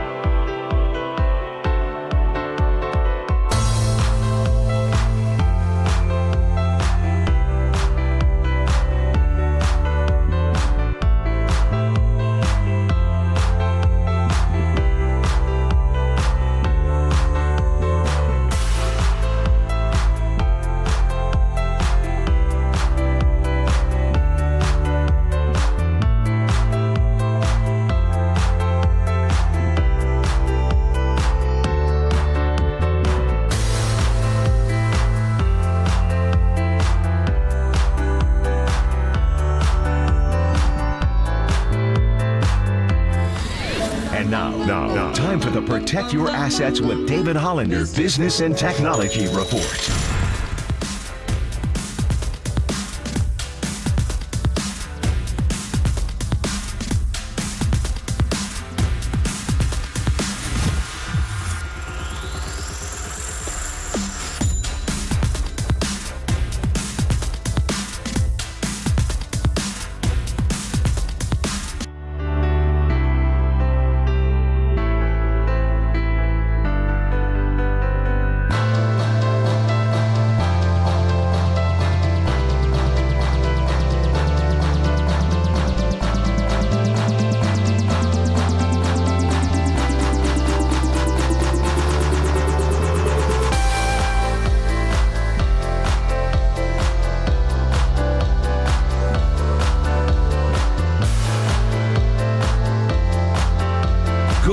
Seamheads, Murph and Marcus keep rolling. Streaming live at twitch.tv/thesportsleader. Tell pitches. And a swing and a drive to right field. Yastrzemski is going to watch it. It is gone. Up over the wall, a two-run homer for Matt Chapman. And it's 4-2 Oakland here in the seventh. Matt Chapman leaving the yard and young Tony getting into his Joe Walsh. I like it, too. Song always makes me laugh, by the way. Hey, we are proudly sponsored by Marin Health with top physicians, surgeons, and clinicians right here in the North Bay. Marin Health puts you closer to your best health, world-class care, closer than you think. You want to talk about a rock and roll star, Joe Walsh. The hair, the attitude, the riffs, the shreds, the whole deal. So go, Joe Walsh, go. Chapman. And the big thing we haven't talked about, buddy, is this, for lack of a better word, salary cap, or as they call it in baseball, luxury tax. Yeah. They don't call it a salary cap. That's a big no-no. The players don't want a salary cap. But there is a luxury tax that they instituted years ago to try to stop your Yankees and Red Sox back when they were just throwing money around and dominating everybody. Exactly. And they've instituted a collective bargaining agreement luxury tax. You can go over it, but you have to pay a tax. We've seen in the NBA, Joe Lacob say, fine, I'll do whatever it takes. Bring me your luxury tax and bring me more championships. He's an unbelievable owner. Joe Lacob probably will never get the full credit he deserves, even building that arena, too, down there, you know? So the Giants, two things going on here. Number one, they are spending. And according to Andy Bagley's reporting in The Athletic, their payroll as calculated for luxury tax purposes is $230 million. That's a lot. It's a lot. We were just knocking them for their payroll, right? The other thing that's true is that Greg Johnson's comment, somewhat break even, will haunt him forever as long as people like me keep bringing it up, right? It's funny. I was in the room when he said it, and I'm such a dummy. I didn't really glom onto it at all. I was more focused on the Bob Melvin day, and I was just like an owner talking to an owner. And I walked out, and I was walking up the Embarcadero with my phone, and I was looking like, how could you? Because I sent out a positive tweet. I was like, man, I said, Bob Melvin's everything I need in a Giants uniform. I'm so pumped. People were like, what about Greg Johnson? Did you hear what Greg Johnson had to say? Until the owner ruined it all. Until somebody turned on Greg Johnson's mic. It was like bing, bing, bing, bing, bing. Everybody was very, very upset. Oh, they were also asking questions about Bob Melvin not being able to put his jersey on right for that presser. That's very true. That was a tough button day for him. But that said, guys, so Baggerly lays it out beautifully in The Athletic. So here's the question. You know, we're talking about giving Farhan his flowers, and we've seen it on the Golden State Lumber and Building Materials text lines. Some of you are saying, yes, he's done his job. He's spent $335 million. He's signed Soler and Chapman since camp opened. He signed Robbie Ray, Jordan Hicks, and Jung-Hoo Lee prior to that. Others are saying, no way, man. What about pitching? Their rotation's a shambles, and until he gets Blake Snell, I'm not giving him a flower. Now, here's according to Baggerly's thing. If the Giants are able to move J.D. Davis's $6.9 million salary, I don't know. Will they be able to move it? I think they will. There's a team out there that wants the solid presence of a J.D. Davis? J.D. Davis will give you above average defense, which he improved on last year. Now, he's not Matt Chapman defensive levels, but he's also a good right-handed platoon bat to have in your system. I think there's going to be a market for J.D. Davis. I don't know if it nets you a starting pitcher, does it? I think if you maybe package him with a Joey Bart or maybe one of these younger pitching prospects, then you might be able to get a guy that you could put in your rotation. If they were able to, I don't want to say, quote-unquote, dump J.T. Davis and Joey Bart that's like a win-win for the Giants. I mean, because now you need to move JD. He's excess baggage. Teams know that you need to move him. Correct. And moving Joey Bart, he's excess baggage too. So teams are going to say, I'm going to need something else. And think about what Farhan was able to do earlier this offseason, a move that's kind of been overlooked. Getting rid of the contract of Mitch Haniger and bringing in a former Cy Young winner in Robbie Ray. So if Mitch Haniger had that type of value, now he's had probably more success at the major league level than J.D. Davis. But again, when we're talking about trade packages here, I think there's going to be a pitcher available somewhere on the market that Farhan will go make a move for.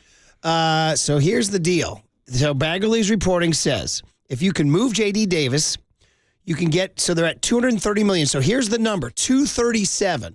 Is the Greg Johnson drop dead number, right? 237. If they move Davis's salary, they get a low enough. And Bagley reports, if you do that, you could sign somebody like Jordan Montgomery. Would Giants fans be happy with that?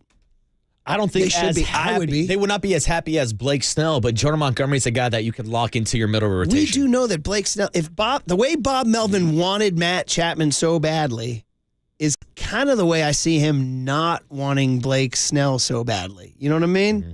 Like, I think he's kind of talking with his I think I'm reading here a little bit, and maybe you hear a couple whispers in the hallway or here and there. You know what I mean? So I think, give me Matt Chapman. I'm not sure he wants Blake Snell, especially at the dollars he's asking for. But then again, what are the dollars given that Boras is now losing every negotiation? Maybe Correct. Maybe you get Snell on a 1-year deal. I don't know. And those are some of the stories that are kind of coming out now, that Blake Snell might be available on that 1-year deal. Maybe it's got opt-outs, maybe it does not. But to me, Blake Snell is a guy that you can lock in at the top of your rotation as another ace. Jordan Montgomery, I watched him a lot in New York. We all saw what he did with the Rangers last year in the postseason. He's a bit of a streaky pitcher. I don't think he's as consistent as Blake Snell. So again, I think he falls in as a 3 or 4 in your rotation. But the question for Farhan is, does he have more value in Jordan Montgomery, or would he just rather wait for Robbie Ray to make his return? I'm checking the Golden State Lumber and Building Materials text line. Says 510 says, I do like the moves he's made. He's just one more big move away from total success. 415 says, I want Snell too, then I will be happy. I am pumped about Chapman, but I need Snell. Jeremiah in Sonoma. 707 says, Giants fans won't be happy with anything. He says, that's the guy who sent in the damned if you do, damned if you don't. 925 says, I think J.D. Davis is a better hitter than Matt Chapman. Well, not really, but go ahead. I mean, they're comparable, but Chapman has some edge on him a little bit. Yeah. Oh, and defensively, it's not even comparable. But that was kind of my argument earlier when we were talking about whether or not it's time to give Farhan his flowers. These are great moves. Let's not try to break it down and read too much into it. But these are moves that I wanted him to make after winning 107 games. These are moves I wanted him to make last offseason. So when you go to the negotiation table with Aaron Judge, with Shohei Ohtani, with Bryce Harper, you can tell him, look, you're going to hit in between Matt Chapman and Jorge Soler instead of Wilmer Flores and A.J. Pollock or whoever name you want to insert into this conversation. So to me, they should have built off that momentum when they won 107 games, and that would have enticed free agents to come. Again, it's a more improved roster, but he still hasn't landed the big trophy fish. Where's your next pitch mentality? You're still talking 2021 here, buddy. I know. I'm just saying. I'm the bad guy. Here's a guy, Matt, in Rockville, Maryland, all the way. He says, all the moaning, bitching, griping, and complaining over Farhan needs to end now. He's done a great job this offseason. We're one starting pitcher away from being a legitimate threat in the National League. He's done a masterful job. Give him his due. Wow, masterful. Well, I'll say this. Since camp opened, and I always go by, I wrote sort of an Angry Jock blog. Since then, he signed Soler and Chapman. That's just plus, guys. Mm-hmm. There's just no getting away around and no getting around it. That's just plus for sure. 602 says, I don't fault Farhan. It's ownership. Well, ownership is spending now at this point, too. And that's what we know about Farhan being in these conversations with all the superstars we just named. Like, the money is there to back Farhan with these big-name free agents. They just haven't been able to close those deals. 510 says, I want Dylan Cease. That was a Marty thing. Mm-hmm. He wants Dylan Cease. The White Sox are rebuilding and have no need to keep a guy like Dylan Cease around when they can go get players. Now, if they're rebuilding, do they want J.D. Davis? Mm-hmm. Do they want Joey Bart? I mean, Joey's getting a little older, too. but you have to move a young pitcher. Exactly, and those are some of the names we've seen on the trade rumor mill, whether it's a guy like Dylan Cease. Shane Bieber has been talked a lot over the last couple seasons, maybe getting out of Cleveland, and then we threw out the name Brian Wu earlier this morning. We know Farhan's relationship with Seattle, and I heard reports that he might be available, Murph. Okay, 415 says, I also give credit for jettisoned, that's a heck of a word. He jettisoned almost all the poor performers from last year. He's talking about DeSclafani, Alex and Wood, Haniger, and Alex Wood, and Ross Stripling. Jock Peterson. I mean, that's all true. It is all true. Listen, I've been as bored as all you guys have by the product of the last couple of years and the platoons. It seems like they're listening and reacting. It does. They are a more attractive and enticing team today than they were a year ago at this time. And doesn't it feel like Farhan is listening to Bob Melvin more? Because we've heard Farhan now talk about everyday players, which, let's be realistic, wasn't really part of the strategy the last couple seasons with the San Francisco Giants. We've heard Brian Price, we've heard the pitching staff talk about traditional starters and going deep into ball games. Like, this is the hum baby mentality that we talked about, the old school baseball. Yeah, I'm going to go, you say everyday players, every that's what I'm looking for right here. Shout out one of the great underrated songs from the 70s by Robert Palmer, Every Kind of People. Now, that's a happy jam. I want to end the show with that, baby. End the show with Every Kind of People by Robert Palmer. Now, that's a pleasant jam. But anyway, guys, that's it. We got your guys' texts. We appreciate you guys on the Golden State Lumber and Building Materials text line. And off we go into 49er land. Check it out. Finally, we get to dive in. So we put Nick Sorensen and Brandon Staley on the hum baby list. Although I asked you, is this really a hum baby? I think the answer is yes. They have a game plan going forward now. They stayed in-house for their D coordinator, and they added a brain in Brandon Staley. Is there anything negative to this? We'll ask Matt Barrows about this and Combine Talk next on KNBR 104.5 and 680, the Sports Leader. Yeah, I like that. That's what we do. We talk ball.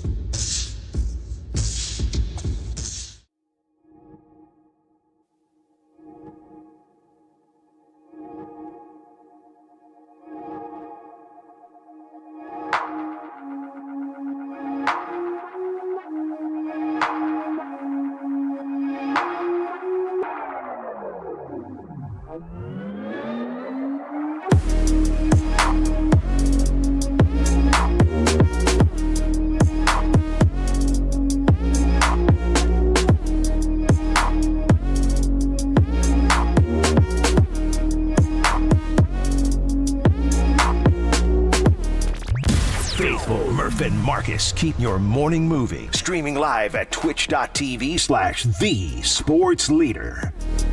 One left. Mahomes takes the shotgun snap to the right up in the pocket. He will run for a first down and more. All the way inside the 15-yard line down to the 13-yard line. Now he's got him into chip shot field goal range. And now they can take a shot to the end zone to win the Super Bowl. I'm telling you, I was at Coach Jesse's birthday party Saturday night talking to this 49er fan named Quincy, and we were relitigating the entire thing. And he walked by, and then the birthday boy walked by. He goes, "What are you guys doing?" I said, "We're going over every play of overtime in the Super Bowl." He's like, "Man, this is a party. I got to get out of here, man." He couldn't do it. So here we go. But part of the deal was we were talking about Steve Wilks and wondering, was he scapegoated and all that? And then in comes the news that the Niners do make a hire. It's Nick Sorensen, who I've never met or talked to. You've never met or talked to? Nope. Hopefully our next guest has met or talked to him. I'm not sure because the Niners protect their assistants. And then L.A. Chargers head coach, exiled L.A. Chargers head coach Brandon Staley joins too. Really interesting move. You know, did they want other guys? Did they want Jeff Ulbrich? Did they want Steve Spagnuolo? All these things to talk about with Matt Barrows of The Athletic. Matty, so much drama. Good morning. How are you? Hey, morning, Matt. Good morning. And the answer to all your questions is yes. Yes, I like that. Easy. I like that. Or as Bud Geraci used to say to me, that whenever he got hate mail in the 90s, he said, any mail, hate mail, love mail, neutral mail, he wrote back and said, "You may be right. Thanks for reading." That's a great catch-all. That's you know what? That's a great catch-all for life. Yeah. Like your wife texts you about something. You say, you know what? You may be right. I'll get back to you. Then you have to write, "Thanks for reading." All right, let's start with Nick Sorensen. I know we discussed him, I think, during the run-up to this, but now that it's official, people might not have been paying attention. Give me the Matty Barrows book on Nick Sorensen. Nick Sorensen was the QB for my crosstown rival high school. Whoa!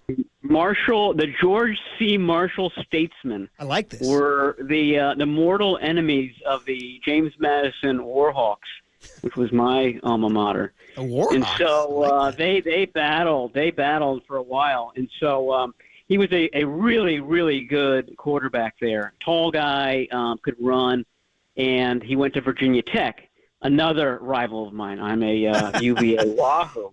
So, you know, we've been at odds all of our lives. So he basically was the quarterback who preceded Michael Vick down in Blacksburg, Virginia, for the Hokies. Wow. And, you know, he I don't want to say he wasn't very good, but they moved him to safety and linebacker eventually. Again, you know, sort of tall, long guy, could really run. And that's where he caught on as a safety and as a special teamer too. I mean, that was always a big thing for Frank Beamer and Virginia Tech. So he became sort of a core special teamer, and that's how he spent 10 years in the NFL.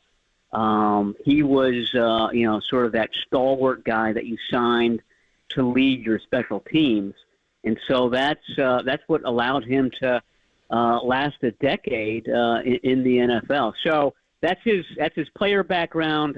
He got a job under Pete Carroll, first as a special teams assistant, then as a defensive assistant. So he's well versed in that Seattle defense that the 49ers have been using since 2017. And sort of that's the appeal, I think, of him being the 49ers' new defensive coordinator. He has that background. He's been with the 49ers for a while, and he's sort of been a factotum.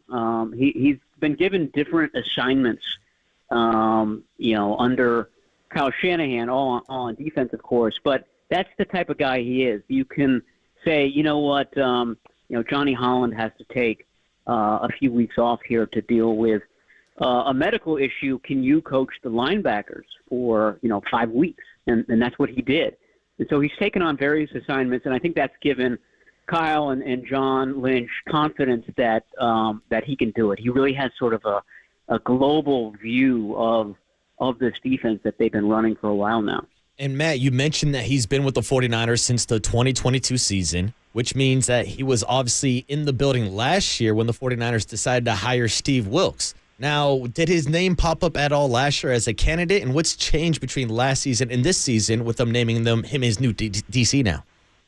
Yeah, I think it's just they spent another year with him, and he had a different job this year. He worked with the nickelbacks, he worked with the safeties, he ran their takeaway meeting. They meet every Thursday, a meeting that they call The Ball, which is all about creating takeaways, and the takeaways have gone up. So my point is they've entrusted him with a little bit more in each of those 2 years, and they've liked what they've seen. They're going through this defensive coordinator search after the Super Bowl, so not a lot of candidates are out there at this point.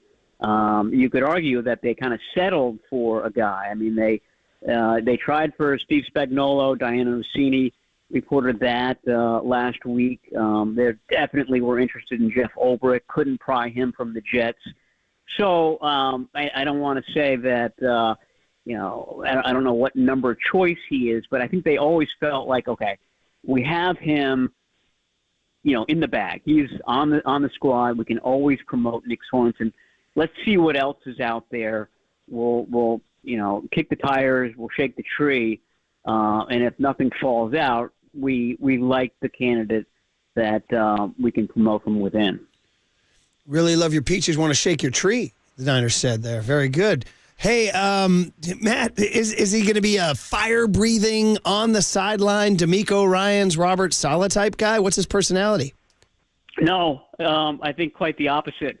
I was talking with Brad Seeley, who's a longtime special teams coach. He was a special teams coach here under Jim Harbaugh, and he coached Sorensen for a number of years. And I said, some of these special teams guys like Blake Costanzo, currently George Odom, these are all sort of very unique personality type guys, wild animal type guys, the guy that kind of throws himself into the wedge, that type of guy. And I said, was Nick Sorensen that guy? And Brad Seeley said, no, he was quite the opposite. He was the responsible guy. He was the sort of the quiet leader. He asked a lot of questions. That's how Seeley always knew that he would be a good coach. He always wanted to know the why for why the team was doing this and doing this drill, et cetera, et cetera. But no, I think he's very sort of reserved personality. I don't think that you're going to see a lot of the Robert Saleh, D'Amico Ryans chest bumping, things like that. That's my guess anyway. Matt, is there any concern about the 49ers promoting a first-time defensive coordinator that's never called plays at the NFL level when they're in the middle of this Super Bowl run right now? I mean, that's what they had to weigh. He has been a coordinator. When the Jaguars had to make a very last-minute change at special teams coordinator, I guess it was 2021, they tapped him for that job. And again, it's because sort of this idea that, okay, if an emergency comes up, Nick Sorensen is a guy that can handle it. So he did do that. I think that probably helped in this decision as well. But, yeah, I mean, it's a risk. He's never done it before. I think that the reassurance is that unlike Wilkes, who wasn't familiar with the system and always seemed to be a bit of an awkward fit for the 49ers, this guy knows how it works. Like I said, he's been working in that Seattle system for decades now altogether. So I think that is what reassures the 49ers that he can do it. Okay, Brandon Staley, excuse me. Sorry, Matt, he got a little. Murph's getting choked up about Brandon Staley. I'm not going to lie to you guys. There's peanut brittle in the break room, and I snuck a piece, and a little peanut got caught right down there. I got busted for chomping peanut brittle during the break. All right, it cleared. Hey, Brandon Staley. So what does this mean? I mean, they said Anthony Lynn was an assistant head coach, and I don't know how we could quantify that. What you expect Brandon Staley to do? How surprised were you about this sort of 2-for-1 thing? Yeah, I was surprised. In fact, when John Lynch was talking about, this was at the Combine last Tuesday, he was talking about how the 49ers wanted to kind of continue with their system. They're very comfortable with it.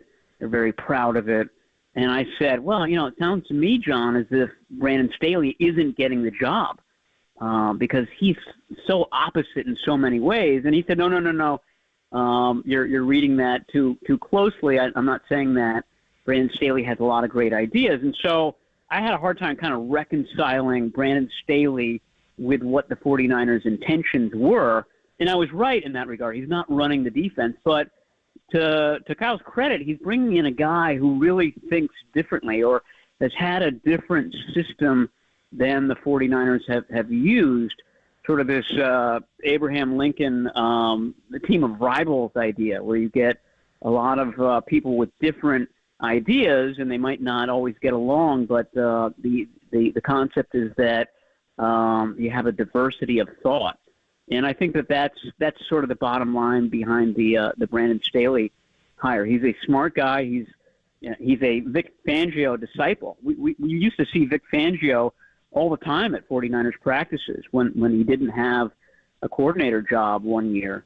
And I think that Kyle really liked using Vic as a sounding board for different ideas. Okay, now offenses are evolving this way. What are your thoughts defensively on how to combat that? And so, my takeaway is that Brandon Staley is a younger Vic, sort of Vic Jr. to have on the staff to bounce ideas off. I don't know what his kind of day-to-day role will be. Is he going to hang around with the linebackers? Is he going to hang around with the DBs? Where is he going to be during practices? I'm not sure. I'm sort of curious to know exactly what his role is going to be this season. And I think a lot of 49er fans are right there with you, just really not knowing the set role for Brandon Staley. But, Matt, I just want to ask, how much of an impact do you think he's going to have overall on Nick Sorensen's defense? I mean, they're hiring him for a reason, and he's not a guy who's sort of been reticent about sharing his ideas. So I think that, Kyle is going to want his input. And I think Brandon Staley is going to benefit from it, too. I mean, if there's a critique of the Brandon Staley defense, it's that it's too involved, too complex. It's like I said, it's the polar opposite of what the 49ers have run, which is it's not complicated. You can just react. You can play fast. His has been there's an answer for every kind of offensive play. You just have to think about it and things like that. So I think it's probably a two-way street in that regard. But I expect him to have an impact. I expect him to sort of be the like I said, the sounding board for Kyle Shanahan and for Nick Sorensen when they have, sort of big questions about how offenses are attacking them. It's wild, man. Brandon Staley now wearing that Niner polo out at practice. So we'll check it out. Maddie, free agency next Monday, right? Legal tampering begins. And, I kind of feel like when they were I know we got to let you go, but when they were worse, you were more likely to pull a round tripper. Now that they're round tripper would be when Matt never gets out of his pajamas the entire day. He wakes up in the morning, starts following free agency, and winds up going to bed without having changed. That's true. But that was because it was like one thing after another. I just don't think that they've got the wherewithal to have 5 different big free agency signings. Now, the question is, are they going to have their usual one? 2 years ago, it was Charvarius Ward. Last year, it was Javon Hargrave. They do have the ability to do that one kind of splashy free agent signing this year in keeping with that. Or they can be sort of setting them up for 2025, which is going to be a tumultuous off season and just have a very quiet free agency this year. But they like to make splashes. They're in their Super Bowl window. So it would not be surprised at all if they sort of follow suit. And there's that one guy that you weren't expecting that they add to the roster. And while I expect the Ayuk thing to be a story all summer long, would we say, ended on this, that the first order of business is what they tender Juwan Jennings? Yeah, that was another sort of big thing coming out of the combine, is that they were at least entertaining a long-term deal for Juwan Jennings. So long-term deal for Juwan Jennings and a long-term deal at some point this offseason for Brandon Ayuk. I think that That's a possibility. Usually when you get this close to the start of free agency, you don't see that long-term deal. The agent, the player kind of want to see what their value is. But, today we saw Mike Evans get a new deal. So that's absolutely possible in these next, 7 days. Okay. For good stuff, Matt. We appreciate it as always, brother, and we will chase you down soon. Okay, sounds good. Talk to you guys soon. All right, Matt Barrows of The Athletic. So, I don't feel like the Sorensen-Staley hire has, electrified the Niner fan base. No. I don't think it's enraged them either. I think people, it's sort of a wait-and-see approach, huh? Well, basing on the reaction we got on the Golden State Lumber and Building Material text line, there's a lot of people that feel like the Niners fell to their third or fourth option with Nick Swartzen. Ulbrich probably was the guy they wanted, right? Spags? Well, hey, you might as well. That's just shoot your shot. Yeah, you might as well. That's Travis Kelce asked now Taylor Swift. That's it. We threw out the friendship bracelet to Spags. All right. He left us on red. All right, we'll finish on the other side with probably the topic that just controlled the day, and that is Farhan Zaidi still dividing the audience. Why not give him his flowers now? On KNBR 104.5 and 680, the Sports Leader. Kick the tires, we'll shake the tree.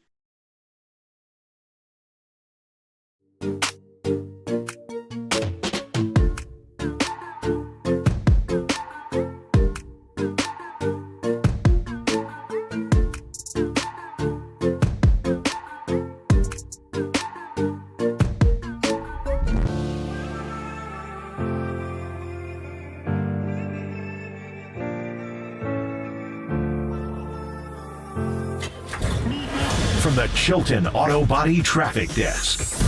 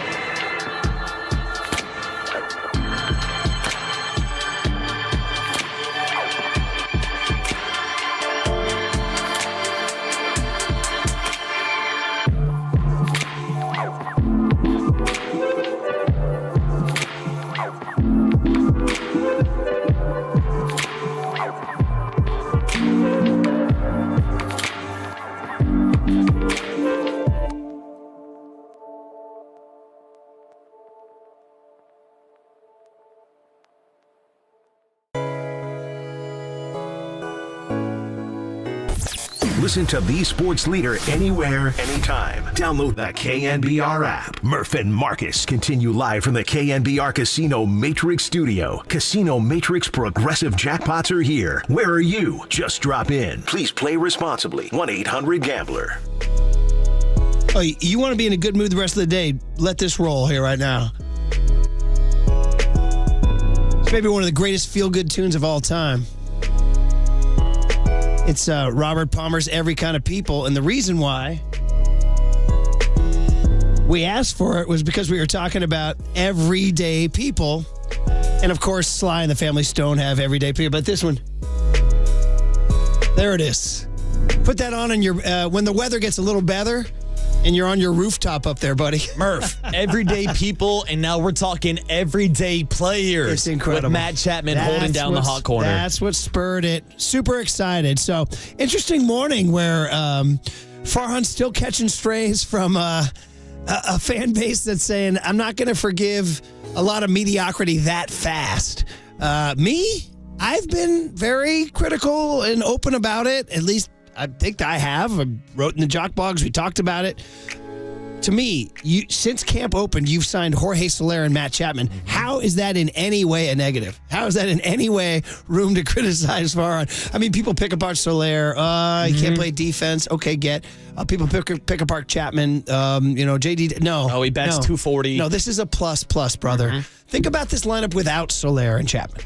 Yeah, it wasn't pretty. And think about this line. To me, this is like I'm all in, and I understand. He says, "Oh, give me a pitcher." Well, I am intrigued by the young arms, and maybe the way he's playing poker right now, he might be able to pick up a Jordan Montgomery at a bargain price. Yeah, and I think that's the answer when you tease the question, is it time to give Farhan his flowers? Now, I'll use an example of the TV show The Bachelor. There's multiple rounds where they give out a rose. And I'm at the point where, I can give Farhan a flower for Jung-Hoo Lee. I can give him a flower for Jorge Soler. I can give him a flower for Matt Chapman. But I'm not at the point where I'm giving him that final rose yet because he's still missing that superstar player. Because right now, the roster that Farhan has constructed throughout the offseason is good enough to compete for a wild card spot. But is it good enough to compete for a World Series title? That's the question. Well, I'm going to say it's still probably no. That comes down to pitching, and if Robbie Ray and Alex Cobb, we're counting a lot on Alex Cobb. Yeah, we are. Coming off a hip surgery and a guy coming off of Tommy John surgery. At his age, right, exactly. But you're a believer in coming off of Tommy John still being effective, right? Oh, I mean, look at Logan Webb. He's a Tommy John guy. Like, there's pitchers all across baseball. I'll be 100% honest. You didn't even know Logan Webb was a Tommy John guy. Dude, it was awesome sitting across from him in Scottsdale and seeing that zipper on his elbow. I love you guys with your zipper. That's what Dave Rigetti called it, right? Yeah, we're in the club. Yeah, exactly. So, listen, can they, if you're talking about it's September and you're rolling in with Webb, Kyle Harrison, Robbie Ray, and Alex Cobb, and Jorge Soler, and Matt Chapman, and Jung-Hoo Lee, and, listen, I'd give them a fighting chance. I'm not going to say they're going to win the West. No. But I just have this, I keep having this vision that, Soler and Chapman in those road grays at Dodger Stadium, you're not going in there to lose. You're going in there to at least throw punches and try to split a 4-game set, And Murph, here's my breakdown, because obviously I've been beating a dead horse talking about the Giants' defense over the past season. How Farhan told us it was one of the main priorities to get better defensively.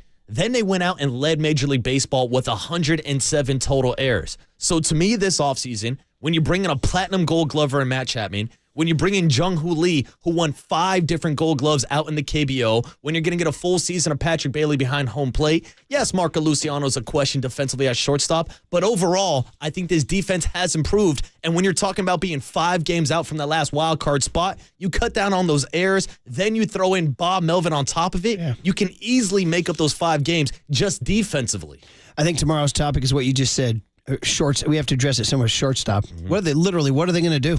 What are they going to do? Well, your guy, Nick Ahmed, was out here hitting a couple bombs this weekend, rocking Madison Bumgarner's jersey. I was reading Baggerly's piece, and he kind of wrote, if they go with Ahmed, he's like, Ahmed and Chapman on the left. I'm like, damn, did that just happen? Did Nick Ahmed become their starting shortstop? And it's something that we talked about earlier with the potential J.D. Davis trade, whether or not they're going to package him with someone like Joey Bart. We've been talking pitcher.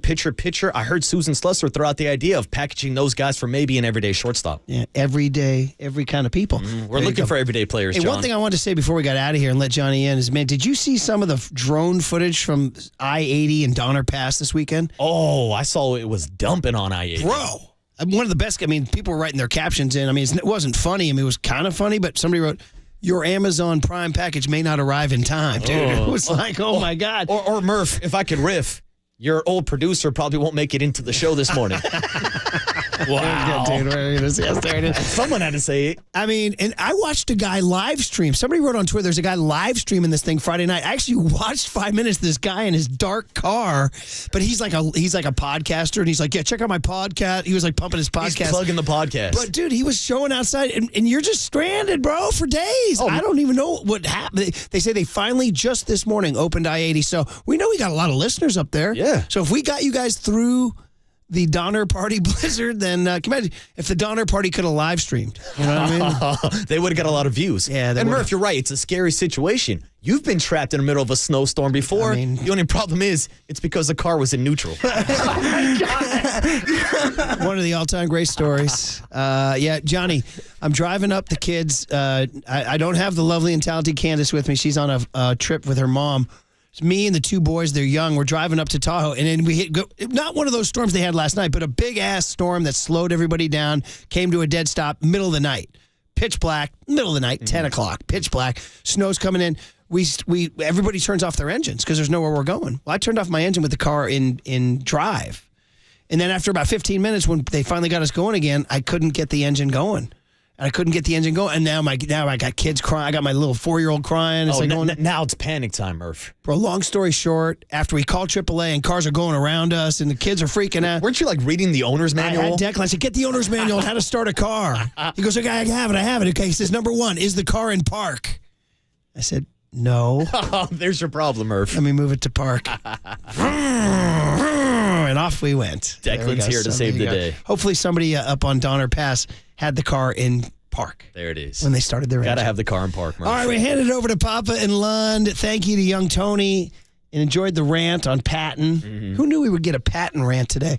And, of course, to Curly, too, doing his thing. When it's time for a change, think Speedy Oil Change and Auto Service. Your trusted oil change tune-up and brake experts. You are listening to KNBR AM and KNBR FM San Francisco, the sports leader, a Cumulus media station. I'm not going to give him his flowers, but I will give him a leaf or a stem. Let's not start blanking each other's blankings just yet. That's the end of the game.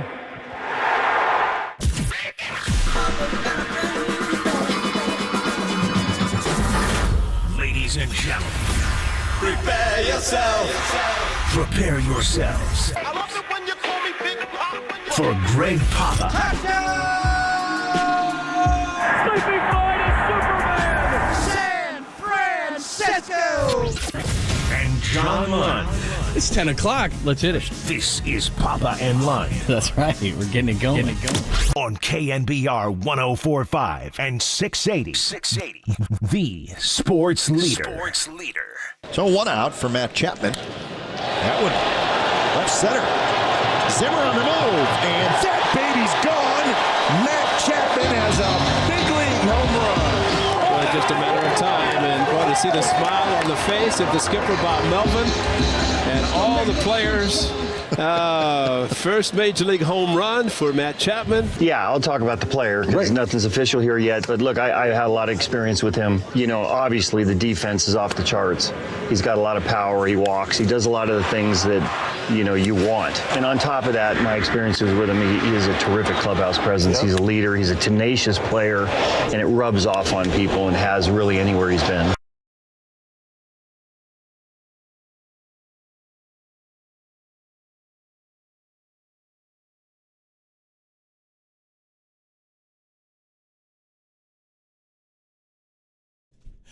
Oh, yes. Thanks for joining us on a Monday edition of the show. Crazy weekend. Matt Chapman signs with the Giants. The Warriors, great week. Well, great road trip except for the Celtics, which was a mild disappointment.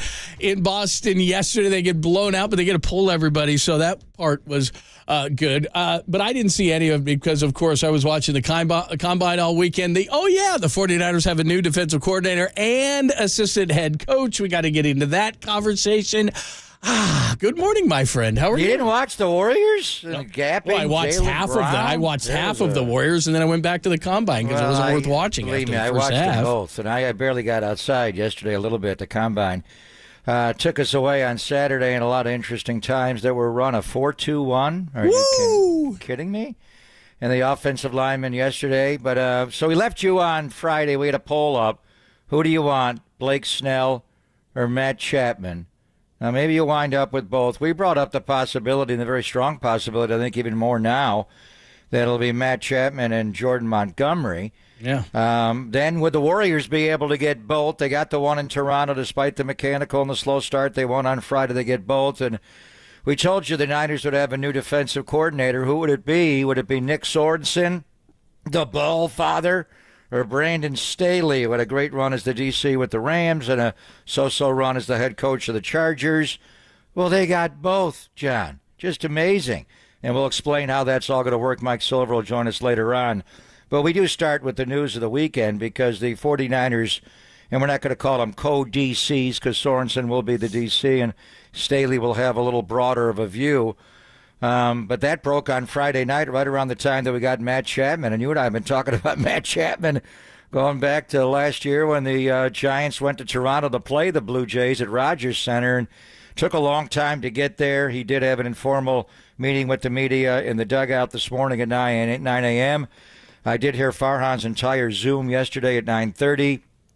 Yesterday morning. It was interesting the way the Giants categorized the deal as a 1-year, $18 million contract with 3 option years. Not only does Chapman have the ability to opt out, but the Giants can buy him out of future years, which it's not quite like Cody Bellinger and the Cubs. So the Giants did protect themselves. So right away, we'll get into what they're going to do next. But for the moment, Eric Chavez won 6 Gold Gloves. Matt Williams was a tremendous defender at third base. But arguably, just watching Matt Chapman, and I know the A's fans have got to be crying. First you take Bob Melvin, the winningest manager in Oakland A's history, and now you take Matt Chapman. I mean, right away, he will be in a conversation as not only the best defensive third baseman in the A's history, Giants history, and overall what we've seen in Bay Area baseball in 58 and 68 when the two teams moved here respectively. He is, to my eyes, John, and Brooks Robinson was pretty damn good. Obviously, Manny Machado, Nolan Arenado right now. But just the plays with the expansive foul ground in Oakland, he's not going to quite have that at Oracle Park. But he's, if not the best defensive third baseman, he's on a short list of the top 2 or 3. And I think he does have the best defensive throwing arm I've ever seen. We've seen, when Matt, when your boy came up, we saw Chapman in Oakland throughout the years, but when Casey Schmidt came up, we immediately compared him to someone like Matt Chapman, and that allows Chapman to play the deepest third base we've ever seen because he has a hose of a throwing arm from third. Even when the infield is playing in, everybody else is in at first, second, and short. Chappie does not play in. He plays halfway or 3/4 because he has a hose of an arm, and right away that'll improve the overall pitching staff. You're still probably 1 starter short. Can you buy one and stay under the tax line? That's going to be hard. But if you package J.D. Davis and Joey Bart, I think you got to go get another starting pitcher and not a shortstop. But in any event, he is that great defensively, Matt Chapman. He is. And I think we're starting to see it. First of all, lines are open, and the morning show talked about this. 415-808 KNBR, 415-808-5627. Short of a pitcher, I don't know what Giants fans wanted Farhan to do. And look, he doesn't need me to defend him, but he went out and got Bob Melvin. He went out and got a really good coaching staff. He went out and got Jung-Hoo Lee. He went out and got Matt Chapman now. Robbie Ray, we'll see what happens coming off Tommy John, but he got a big bat in Jorge Soler. I'm starting to see Tom Murphy is a backup pitcher. Exactly. He got rid of a lot of dead weight on the pitching staff. I like what he did. I think we'll see what happens with shortstop. Hell, who knows who's going to win that job? But I think that they tipped their hand a little bit. If the young guy was going to win the shortstop position, if Luciano was going to win the shortstop position, maybe he just needed a day off. But he DH'd yesterday. You'd think in the spring that they would have him getting every rep he possibly could at shortstop. So maybe I'm 100% wrong here, and it's early. We still got a few weeks, but I think they're going to go with Matt Chapman at third, Ahmed at short, and then you've got Estrada at second base. He's an above-average defensive second baseman. At first, they're going to be okay. Bailey's a great defensive catcher. Jung-Hoo Lee is a very good center fielder. Mike Yastrzemski, if he's healthy, is a very good right fielder, especially in this park. They're a good defensive team, or should be a very good defensive team, with a ground ball pitching staff. So they may be a year late, and I was complaining about the way their defense was a year ago, but they should be a very, very good defensive team. Now, maybe Ahmed can't hit enough to be their shortstop, but if he was their shortstop next to Matt Chapman, and you look at the rest of the guys around, this is going to be a really good defensive team. Can they hit enough? Maybe. I agree with you. I think they're one pitcher short. I think if they added Snell, I don't know if he would go for this because he's coming off a Cy Young year, and I think if I'm Snell, I'm going, man, I'm not going to have more leverage I'm going to have right now. So he may wait, and he may wait for an injury. Guy maybe has a Tommy John, and you could have a team that could win, a team like Atlanta or the Dodgers or whatever the team could be. So I think he may wait. I don't know if he's going to go for a short-term deal, but so they could go with somebody else. But all of a sudden, everybody who's complained, and I'll put myself in this as well, about what Farhan did in the offseason. Look, they were never going to be the Dodgers, so I don't know what else people want Farhan to do, and we can talk about it today, but he had a pretty damn good offseason. I think we'd have to admit that, right? Well, he spent a lot of money, there's no question, and he had to wait out Scott Boras, and I think Scott was there for the Matt Chapman introductory press conference. I'd like to hear that, because he's obviously got Blake Snell and Jordan Montgomery, a couple of guys that are out there. Your point about Luciano, and he's not in the lineup today. He did DH yesterday. He had a little bit of a hamstring injury, so I don't think they wanted to push him. Nick Ahmed is starting at short today, and Pablo, who probably is not going to make the team now. I don't know if he'll just formally retire or what he's going to do with this acquisition, but the four-man bench does limit you. Pablo's going to DH today. I think Ahmed hit a home run as well. He's off to a great start. He's a very good defensive player. It appears the shortstop has got his right arm back. Rich Aurelia, we want to give Crawl the line, the greatest shortstop in Giant history. Maybe defensively he is, but Richie offensively certainly was that guy. So we'll get Richie's thoughts on how they do this. Getting Matt Chapman, seeing him from across the bay. What do they do with J.D. Davis now? Is there ever a scenario that I floated where now that he's in camp and he's signed, would he slide over and play some shortstop? Probably not, but you never know. What makes your team the best? And then as far as the shortstops remaining, it's early March. They have not decided this yet.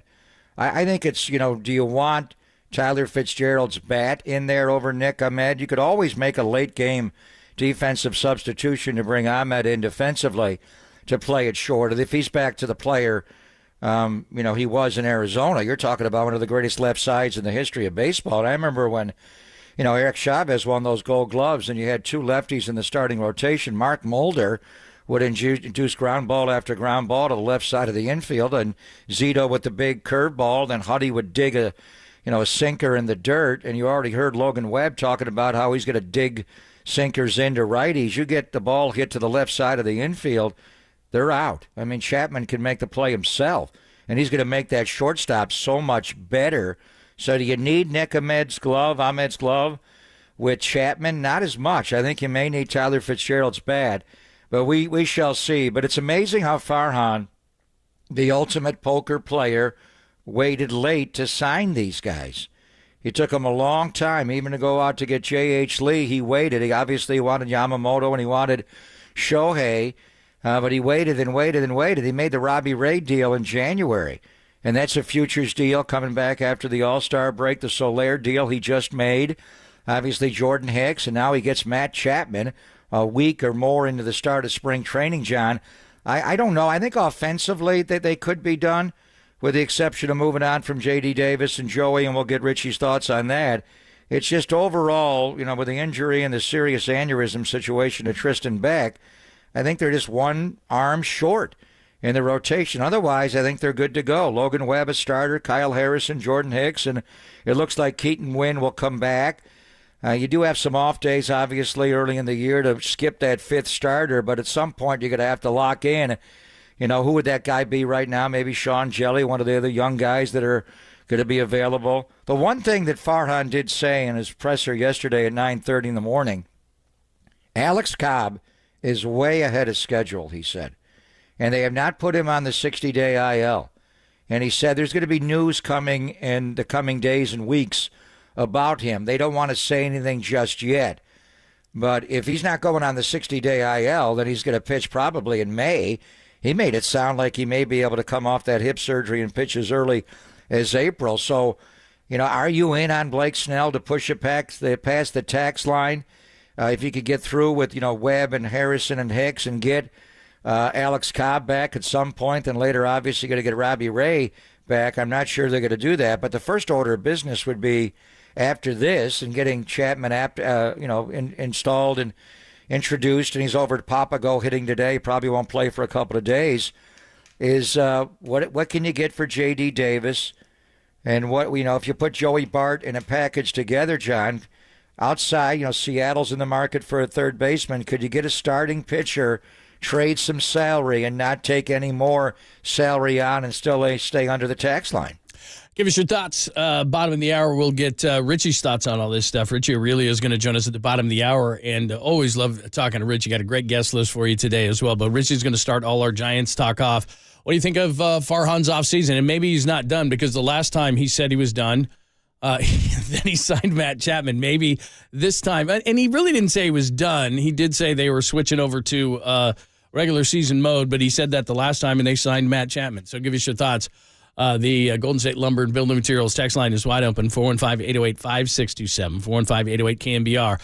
What do you think of the offseason? Have you switched your thoughts, or he hasn't signed a pitcher, or you're not that impressed with Matt Chapman, or maybe you have switched your thoughts? Golden State Lumber and Building Materials text line and the call-in the same, 415-808-5627, 415-808-KNBR. We'll get into the Warriors. Good, 13 out of 17 good, 3-1 road trip good. But the way they played yesterday, obviously not good. So we'll get into that conversation. Plus, defensive coordinator they have. Plus, they pull off kind of a daily double. We watched the Combine over the weekend as well. What does that mean? 9 days away from the opening of free agency. And, oh, by the way, no more Jason Kelce. He is announcing right now in a sleeveless Eagles shirt that he is retiring. You usually don't call a press conference to say you're continuing to play, so we probably could have known that. But he just got out of the weight room at the NovaCare complex. He was in there with Big Dom. So what TV job is he going to take? And the new league year, John, starts in 1 week. Yeah. Legal tampering starts the heavy at petting. 9 o'clock on Monday, March the 11th, and that's when the Niners got Javon Hargrave just minutes into our show. So it's not more than a week away. It's less than a week away. Let's go. Yeah, so there you go. We got a bunch going on today, so we'll give it to you.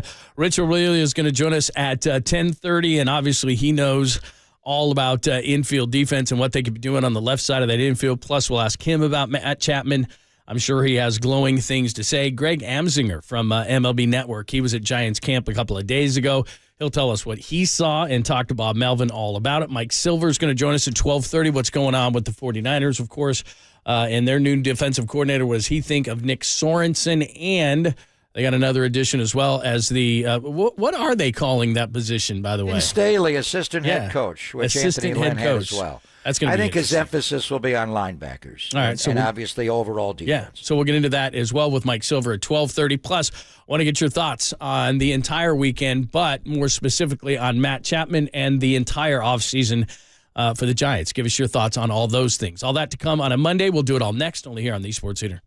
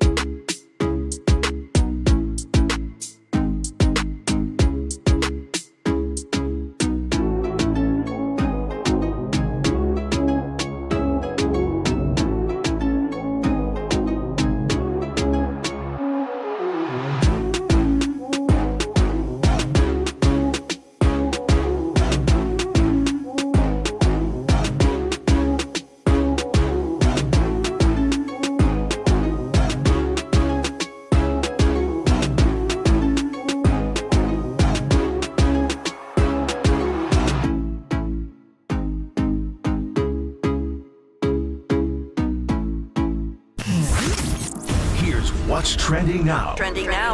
On KNBR.com.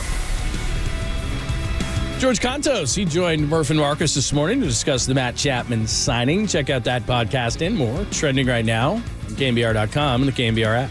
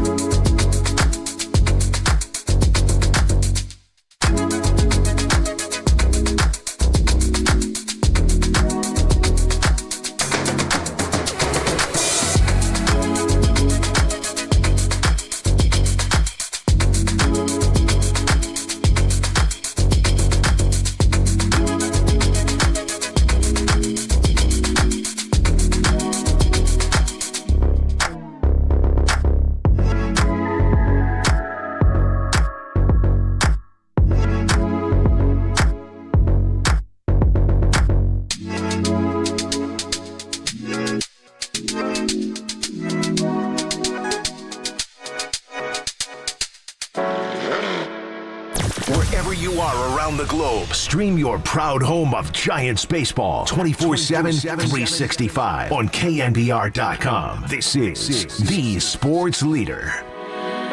Jung-Hoo Lee was born while his dad was playing in Japan. Line drive, base hit, right field. Here comes Sable. He runs well. Here's the throw from Liriano. It is not in time. And Lee comes up with an RBI single, and the Giants take the lead. It's good to hear spring training.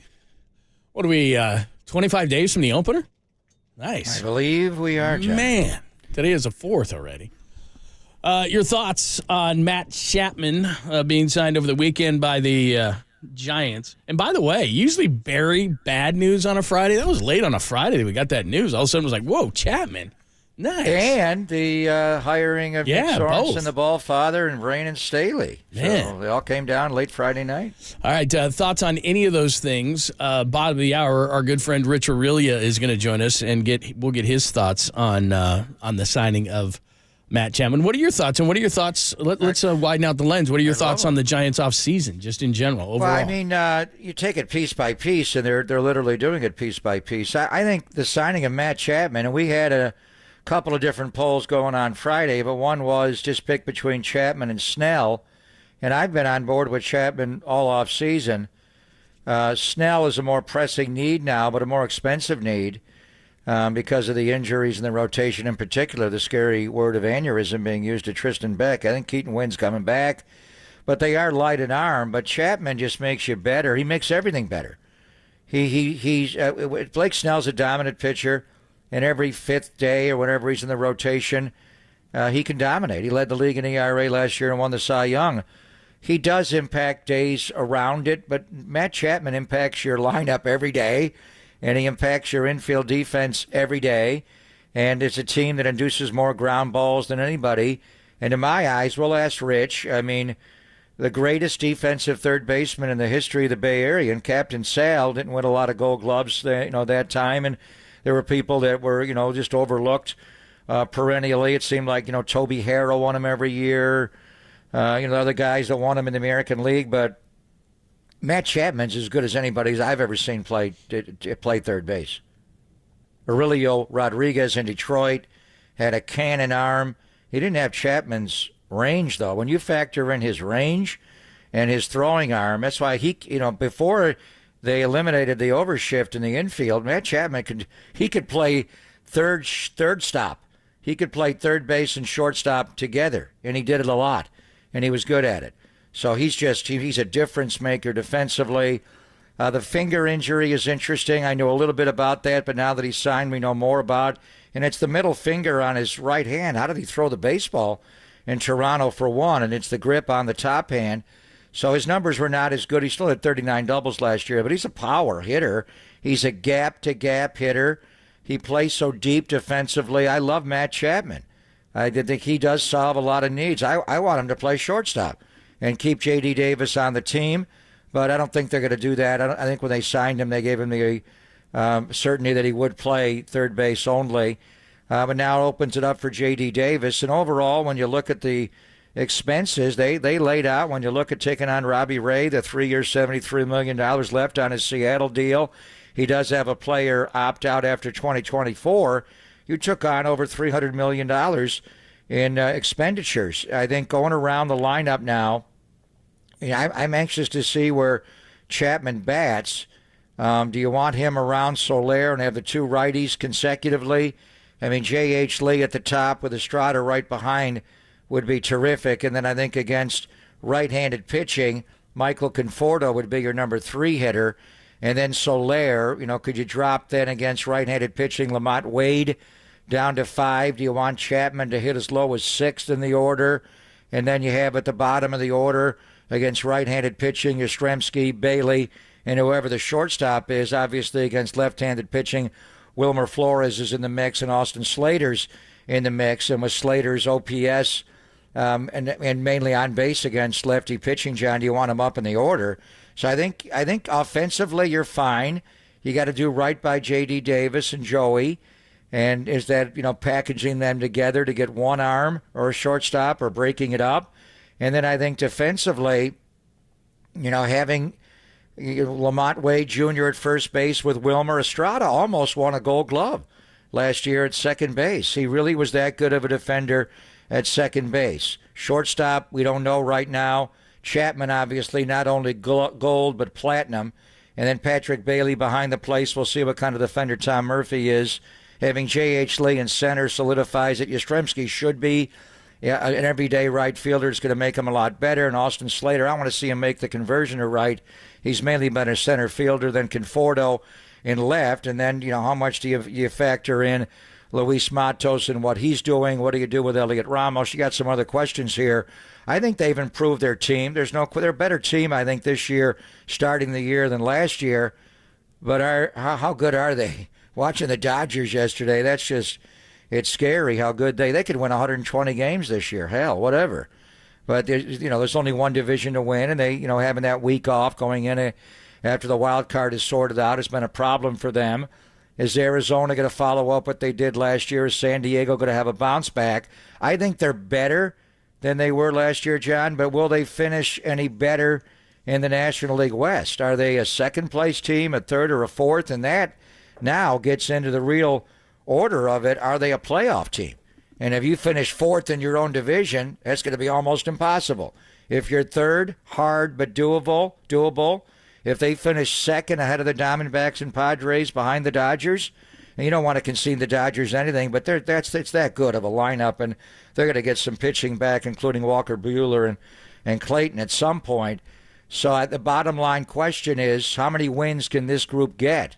Can it get 85, 88, 90? I think if it gets to 90 wins, they could be a wild card team to be sure. Is this a 90-win roster right now if they don't go out and that other starting pitcher? Yeah, I think that's what it comes down to, right? Takes about 87. I know that Arizona got in with 84, but generally speaking, the wild card, you got to be in the range of about 85 to 87 wins to be a wild card team, and that's where they need to be. The Dodgers are a 100-win team. That's what they've been outside of 2021. They win the division, so throw them out. You got to look at the Phillies. You got to look at who is ever going to come out of the Central. You got to look at Arizona is obviously going to be in that mix. That's the deal. So we'll open up the phone lines after we talk to Rich Aurilia. Coming up next, what do you think of Farhan's offseason? Where do you think the Giants are? What do they have to add? Would you like to add Blake Snell? What do you think of this lineup now? We'll get into all those questions after we talk to Rich Aurilia. Matt Chapman is a Giant. What do you think of all of it? We'll ask Rich next, only here on the Sports Leader.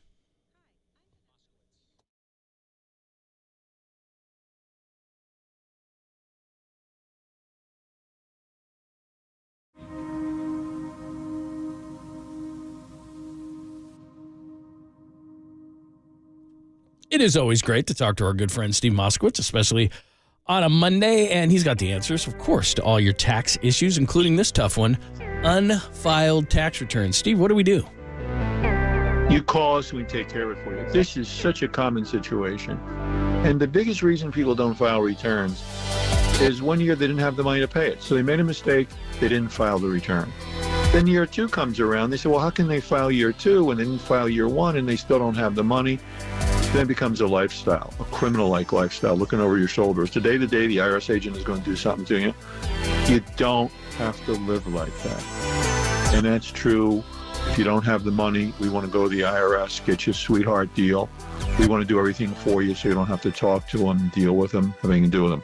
Or if you don't have your records, we'll get all the records that the IRS has on you. We want to take care of you, and when we're all done, you have a normal life like none of this ever happened. We have a free attorney-client privilege consultation.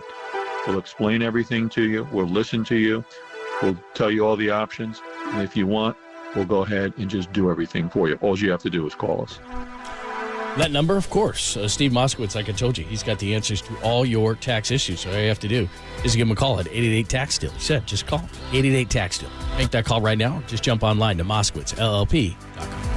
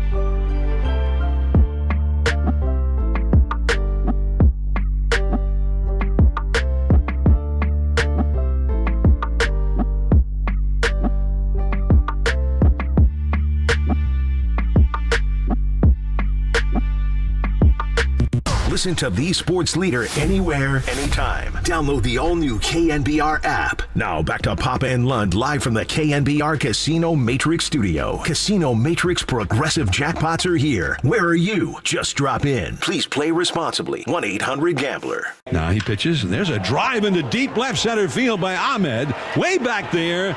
Goodbye! Over the Giants bullpen to the left of the 380 marker and then up onto the grass-covered hillside. Beyond that. So that's the second home run of the spring for Nick Ahmed in only his second game. John Miller on the call. Nick Ahmed, not known for his stick, known for the glove. Could he be their starting shortstop next to the newly acquired Matt Chapman, of course, who Bob Melvin knows well? What do you think of the offseason? We'll get into that conversation with you. We'll open up the phone lines after we talk to our good friend Rich Aurelia, who joins us courtesy of the UMA guest line. How are you? What's happening? Nothing, man. Just praying not to get washed away up here. All the rain. You all right up there? Yeah, you all right up there, man? Man, we're in Healdsburg. Yeah, we're okay. Jeez. Yeah, it's not snow. Yeah, exactly. Yeesh. Yeah. So all good, man. How are you guys doing? Yeah, good. You can have too much rain for all that for the grapes, right? Is that good or bad? It gets bad once it starts to kind of bloom a little bit with the vines. But right now we're okay. It's kind of good. That just soaks down into the ground and has a little extra water as the season rolls on. I have a bigger question for you guys. Are you guys dried out from Super Bowl? Yeah, what do you mean dried out? Recovered? No, absolutely not. No, we're never going to get over absolutely that. 3 weeks ago, we were still in Vegas. As a player, did you ever get over the heartbreak of 2002? The rest of your, is there ever a moment in your life where you're completely rid of that torment, especially Game 6? No, right? It's way worse when you're still playing, I think. Because you're out there every day and you're thinking back to what a great team you had. But now I'm kind of past it. Honestly, if you go around asking anybody except in the Bay Area or Anaheim who won the 2002 World Series, I don't think many people are going to remember. So, I'm good with that. But, I was a little disappointed myself too, guys. Yeah. So and you made a number of games. Had some fun there, though. Yeah, we did. Just never go to that stadium, because they've only won that one. It's just like everywhere at that stadium. It's just like, oh, jeez, man. Yeah. God. Other than that, I hear you. Yeah. So let's get to the item of the day. You've seen him on obviously with the A's and a little bit in Toronto. We'll get to his in crushing season up in Napa. It'll be in October. Hopefully he's crushing then. He's a power hitter with gap-to-gap power. But defensively, all the guys you've seen, and you came up right after Matt Williams got traded to Cleveland, and we've seen some good ones here. Just how good defensively, Richie, is Matt Chapman? He's either the best or the second best guy in baseball right now. I would think between him and Arenado on a consistent basis over the last number of years. Granted, listen, we got to see Arenado play a lot because he was in the division with the Giants, and we know what he's capable of.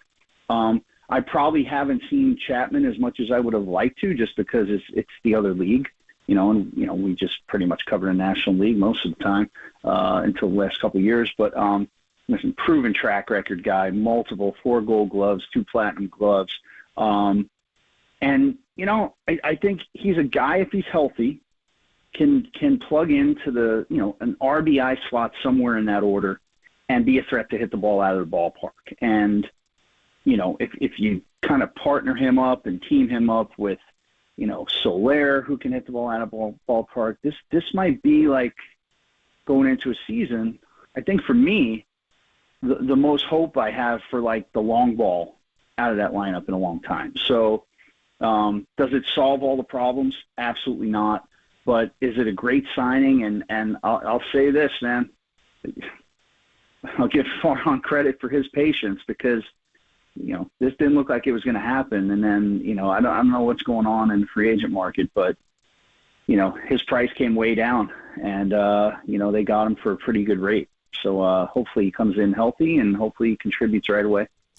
I know Giants fans have been critical, but, if Richie, if you look at the entire offseason, when you get Bob Melvin and this staff, you get Chapman, Soler, Robbie Ray, Jung-Hoo Lee, and I'm not sure about Jung-Hoo Lee, but what I've seen from spring training, I'm certainly encouraged by. You got to call this a successful offseason, don't you?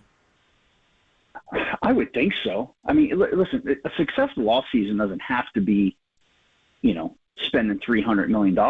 It doesn't have to be that. I mean, just like a good trade deadline doesn't have to be going out and getting the big guy. I mean, you guys have been here long enough. How many moves back in the day did Sabian make at the deadline that you're like, oh, that's it? And then they end up being like guys that totally help the team win pennants and win World Series. So it doesn't always have to be the jump off the paper move. But yeah, I agree with Johnny. I don't know what to expect out of Lee yet.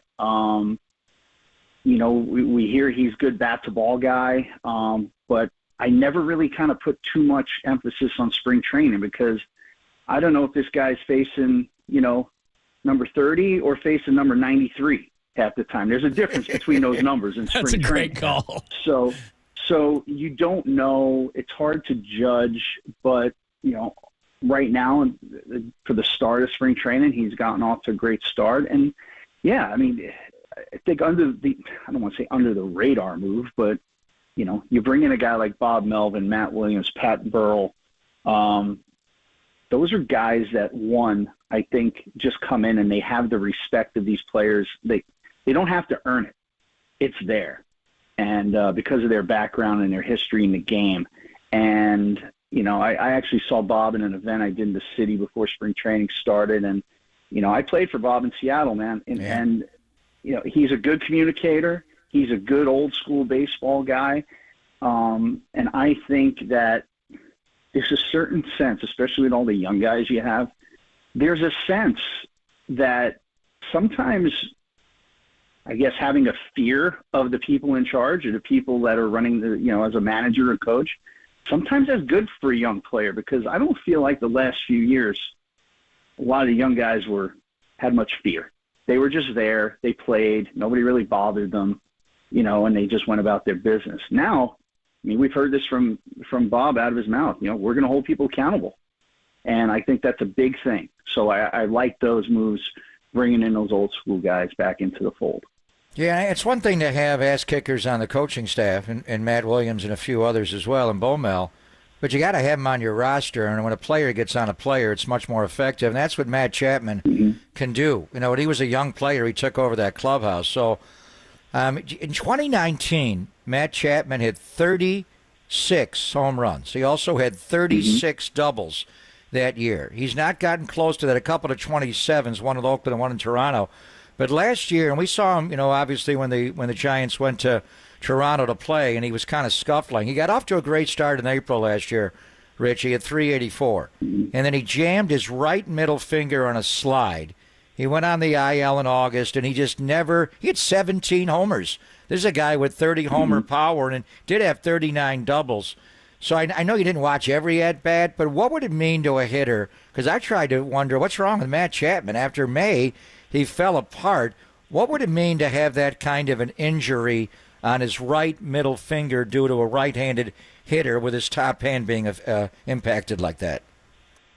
Yeah, as soon as you said that, one thought popped in my mind that I heard a lot at the beginning and middle of my career, Dusty Baker. That, when you go on the IL or you get hurt, like as a hitter, the first thing you lose is your hand strength.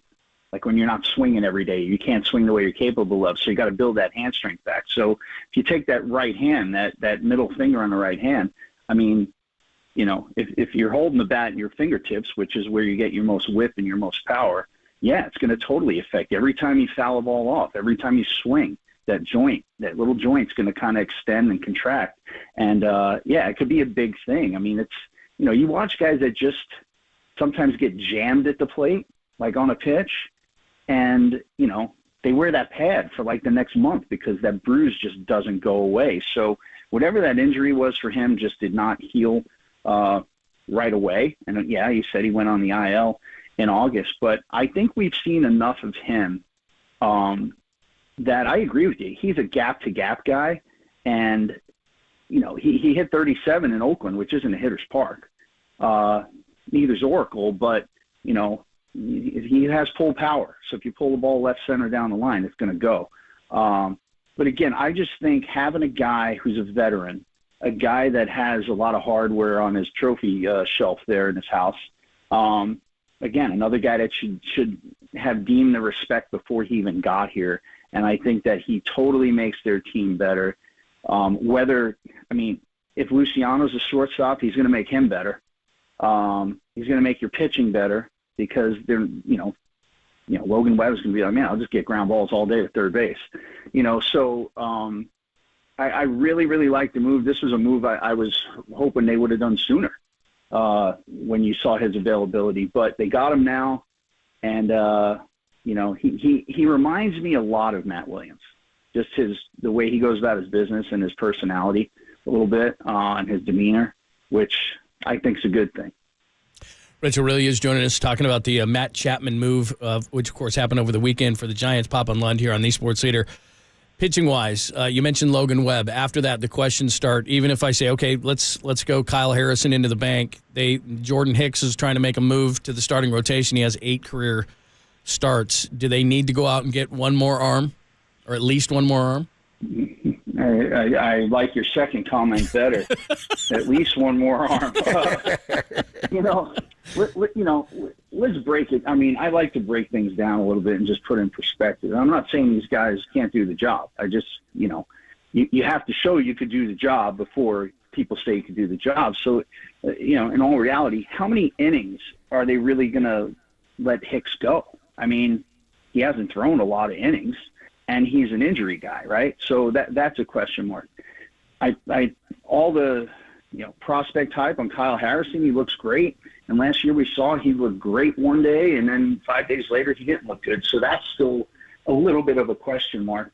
And then you get the 2 younger guys at the end of rotation. I don't know how long Becco is out indefinitely, I would think, with that aneurysm. Yeah. And then Wynn, I think he's thrown again. But again, another guy who did okay down the stretch. So you're looking at patchwork because you're not getting Cobb back.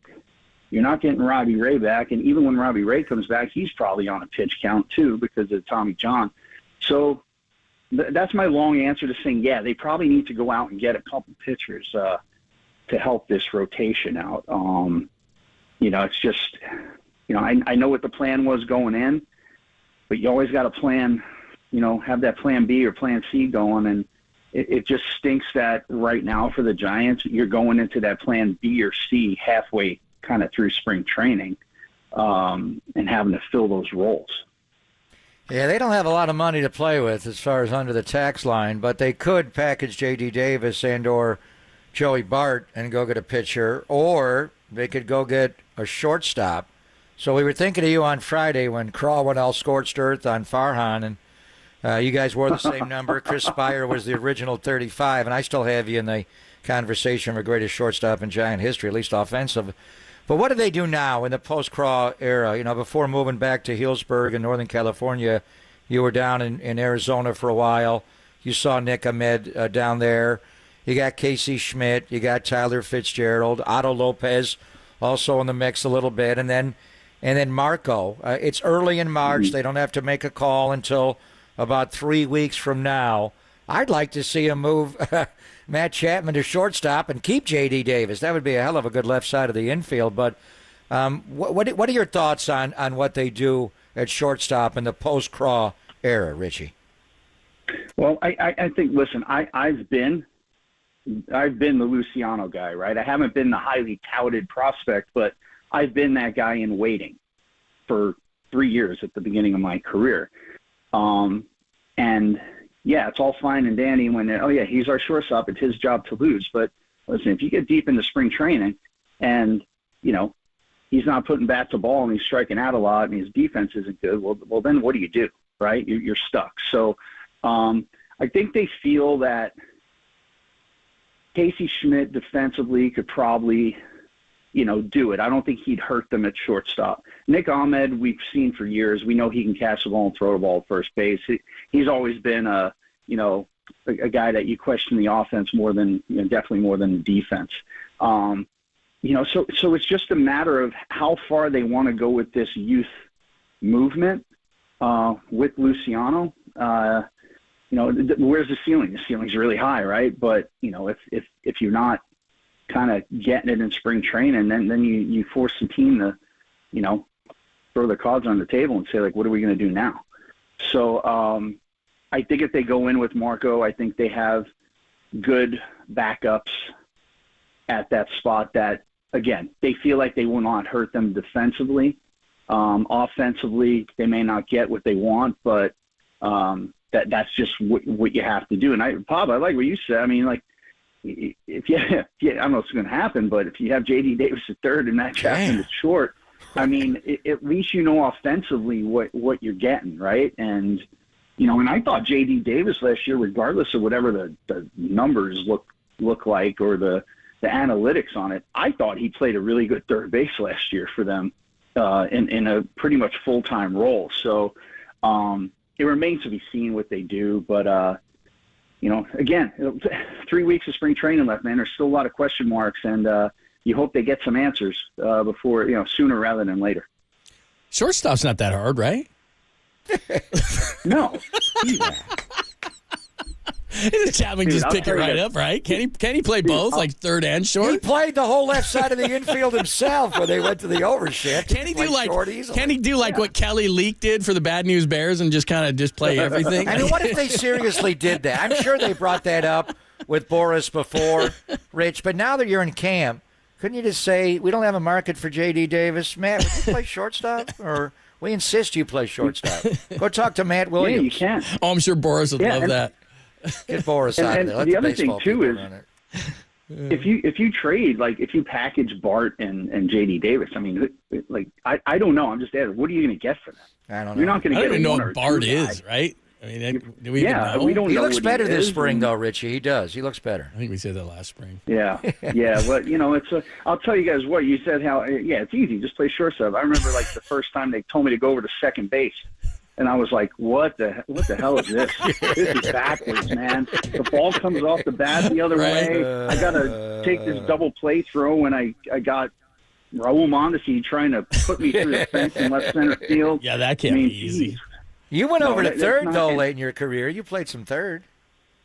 Yeah, and I got to be honest with you, who really helped me out a lot, like talking about how to play third base a lot. He wasn't a coach at the time, but he was doing radio. It was Flan for the Padres, because that's where the first time I played third in the big leagues was when I got traded there from Seattle. And, I just talked to Flan a lot about it, and he really, really helped me out, like trying to, especially with like slow rollers down the line. And, and that was one of those days I got off the bus right after the trade at 3 a.m. in San Francisco. Played my first third base against the Giants. You did? And Boats got off the bus at 3 a.m. at the St. Francis. And he's like, hey, you play third base?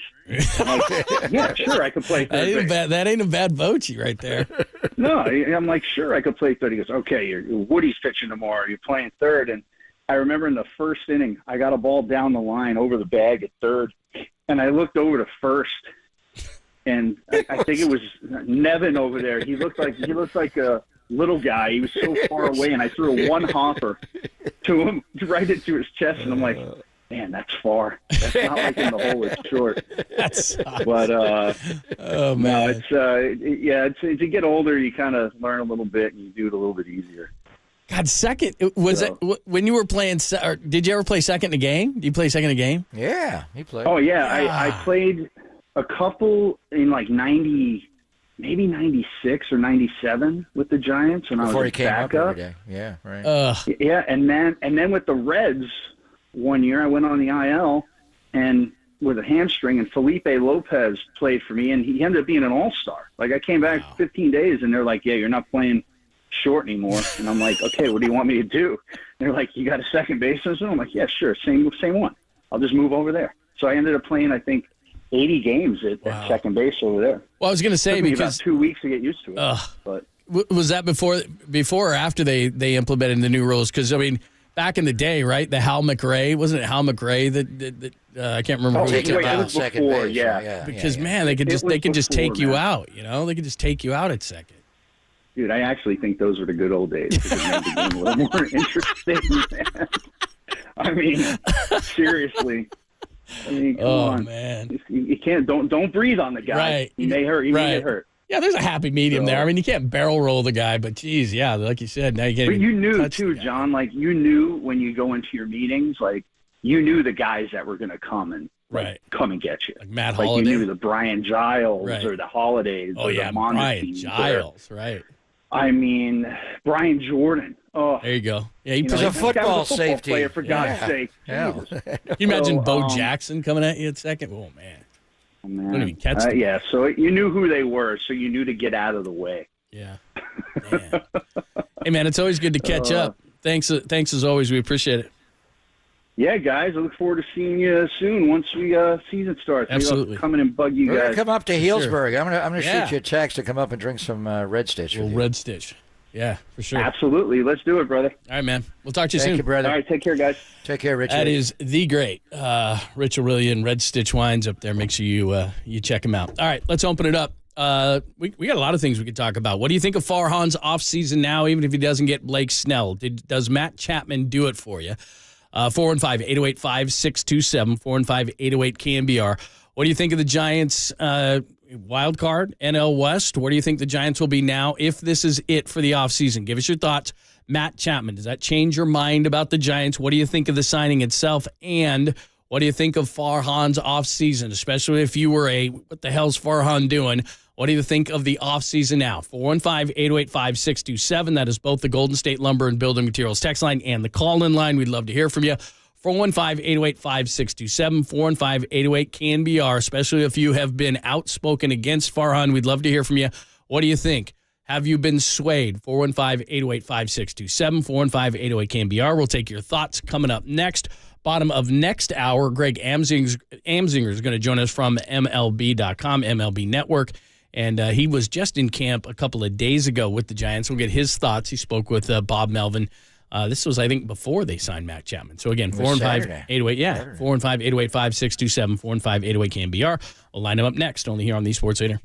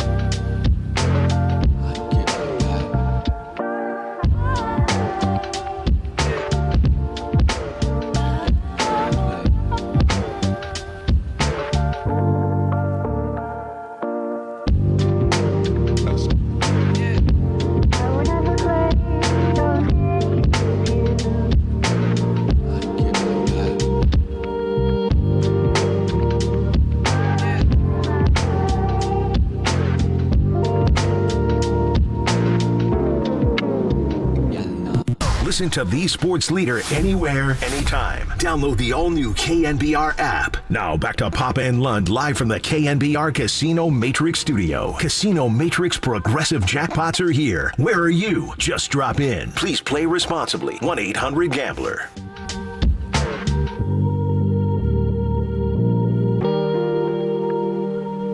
Thanks for joining us, Papa and Lund, on KNBR AM and FM, San Francisco. The sports leader. What do you think of Farhan's move this offseason? Matt Chapman, does that change your mind on where the Giants are? Give us your thoughts. 415-808-5627, 415-808-KNBR. I will hit the Golden State Lumber and Building Materials text line, and we'll go out to the phone lines as well. Let's start out with Bruce. Bruce, thanks for the call. Welcome. Go right ahead. Hey, man. Thank you, John. Sure. I that's not a critic, certainly impatient with this offseason with Farhan. I liked some of the moves he's made, but just wish he had made others sooner. But the reason I like Chapman, especially for his D, is it helps the entire pitching staff, especially the ground ball pitcher like Webb, and that's why I think Montgomery might not be a bad bet because he puts the ball in play, keeps the ball on the ground, and I don't see why they couldn't sign him to a 3-year, say, I don't know, $75 million deal, $79 million, and still sign on a 1-year with an opt-out Snell. It's say, 39? I mean, Wheeler just signed for 42 for 3 years. That's 126. So why not 39 for, for Snell? Yeah. Because they're right at the tax line. And if I don't think they're going to get Blake Snell. I think the Jordan Montgomery possibility is interesting. And we talked about this on Friday, John, when we had Danny's big poll. Do you want Matt Chapman? Do you want Blake Snell? My point was you could get Matt Chapman and maybe Jordan Montgomery. So if you trade J.D. Davis and his $6.9 million salary, they're right up against that tax line. It's hard to really understand that line because it's not going to be completely computed until the year is over.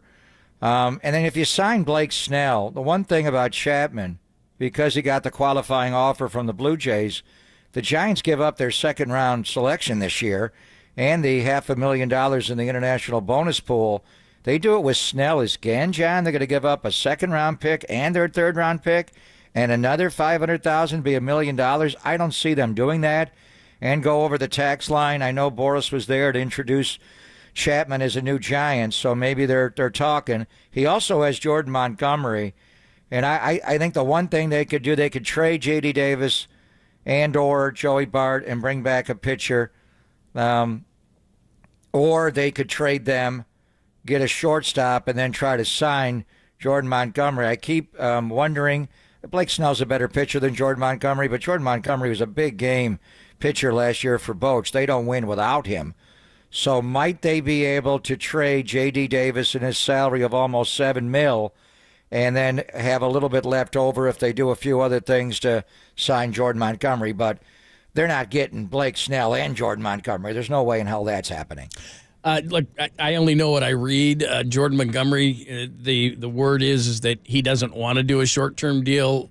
I don't think that the Zach Wheeler thing helps in terms of what Blake Snell would settle for. The former Giant that for years we talked about because they traded him in 2011 for Carlos Beltran, and everybody complains, Zach Wheeler signs a 3-year, $126 million deal. That's $42 million per season. And if I'm Blake Snell, I'm saying, I just won the Cy Young. Now, what people are saying is he only had 2 good years. So I wouldn't give Blake Snell $42 million. Zach Wheeler's been far more consistent. I know he's had injuries and so forth, but he just made $42 million. So Scott Boras is going to say, well, my guy just won Cy Young. So I don't think that helps. If I'm Blake Snell, I'm sitting here saying to myself, I'm just going to wait till a team that is a contender has a major injury, and it's just a matter of time. And so since he's waited this long, I'm with you. I wanted Blake Snell more than I wanted Matt Chapman, but I understand Matt Chapman, this is a ground ball pitching staff. So Chapman is going to help this team on both sides. He's going to play every single day. Snell, I don't think, is coming to the Giants. But to your point, I think that J.D. Davis is on the trade block. I don't know what Joey Bart could give you. It'll be interesting because if Matos continues this hot hitting in spring training, maybe a team looks at Conforto. I don't know. but they've got to get somebody who can give them innings. I know that's not exciting for Giants fans, but maybe it's a 3, 4, 5 type of guy that can eat innings. If it is true that Cobb is closer than we think, then Cobb comes back sooner. You get a guy that can at least eat innings, because we've been consistent in saying this. The questions start at starter number 2. That's not good. I like Harrison. He strikes out a lot of guys, but he's still, in at least the first outing, he still walks guys. He's still wild. So while Webb is great, the questions start at starter number 2. Hicks has not looked good. I know it's only a few innings so far, but the questions start at starter number 2. So they, at the very least, I don't know what J.D. Davis could get you as well, but you've got to get an innings eater at the very least, and maybe you need 2 of them to start the season. But if Cobb can come back, let's just say that for a second. Now you've got Webb, then you've got Cobb, then you drop Harrison to 3. Hopefully Hicks can get you something, and now you're getting going from there. I love the Chapman signing, but pitching is a major, major concern. There's just no way around it. And if you don't believe me, Bob Melvin has been consistent when saying, do you need a pitcher? And he goes, you think? I mean, so Farhan can say what Farhan wants to say. The manager is saying, and he's not even trying to be veiled about it. He's saying they need pitching. He said it all through spring. I mean, 3 weeks from Thursday, Logan Webb's going to take the baseball at Petco Park, probably against Yu Darvish. We know that. Kyle Harrison will slot in behind him. Jordan Hicks will be there. And for right now, that's your 1, 2, 3. So who's your 4 with the injury to Tristan Beck? Is Keaton Wynn going to get back in the mix? He had the elbow discomfort. He's starting to throw a little bit now, or will. He's a bit behind, but they're hopeful that he's going to be got 3 weeks to get him up to speed. Now, can you ramp him up to 100 pitches in 3+ weeks?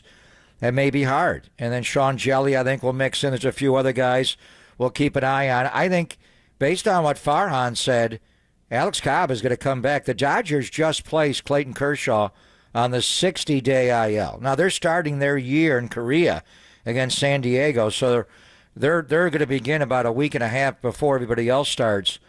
So they're a little bit ahead of the curve. You don't have to put him on the 60-day IL now, but Alex Cobb is not on that list.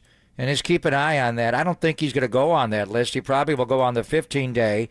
They're going to have more clarity on that. But Farhan yesterday, when he met the media, said he's ahead of schedule. He didn't want to give too much up. He did say about in the coming days them announcing more of a plan with him. So after the hip surgery in the offseason, he's ahead. So if you can ride out the first month of the year, and then realistically with off days to begin the year, you don't need to go to a 5-man rotation. You could start with a 4-man rotation. But at some point, you lock in and play every day. I still think they're in the market for a starting pitcher. Who that starting pitcher is, I don't. Likely, it's not going to be Blake Snell. Would it be enough to move some salary and go get Jordan Montgomery? That probably is unlikely as well. So the question really is, and that's what they're working on right now, what could they get for J.D. Davis just by himself? If you have to make a separate trade involving Joey Bart, you make that. Joey's out of options right now. The guys on the 40-man are out of options, or Joey, Tyro Estrada, Lamont Wade Jr. Those other 2 guys are obviously going to make your roster. So you're going to have to move Joey Bart at some point unless Tom Murphy gets hurt in the next 3 weeks. So I think it is what it is, John. I think it's going to be Webb, Harrison, Hicks.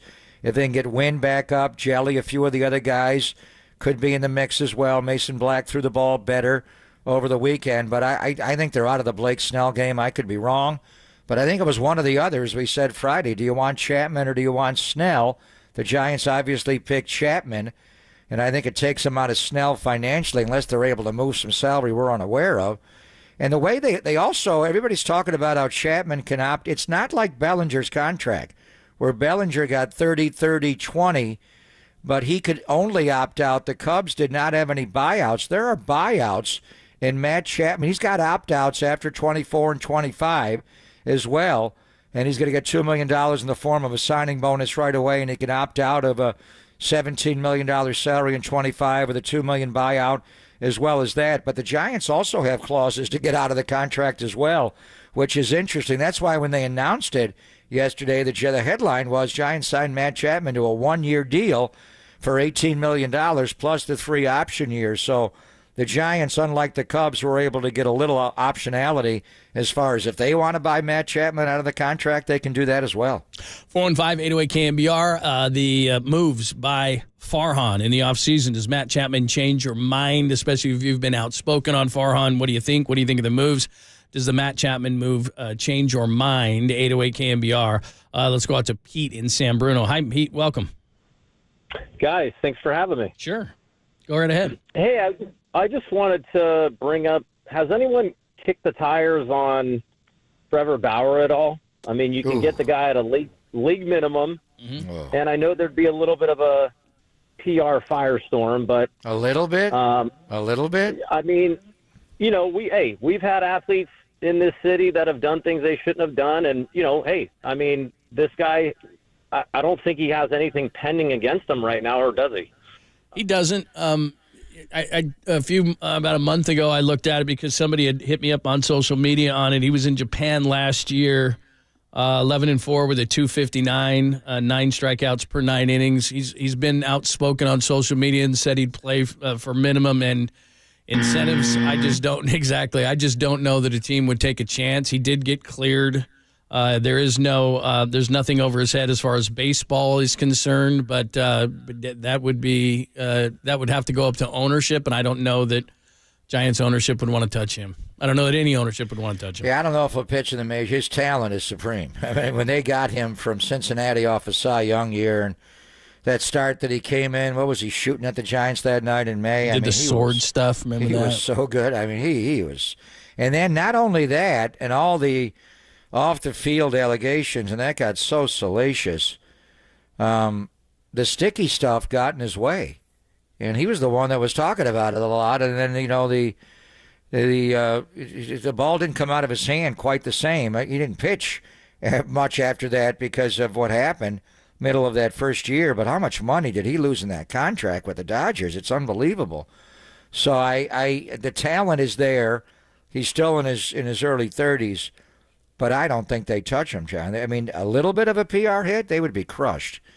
It was hard enough to hire Cap off of what happened with him.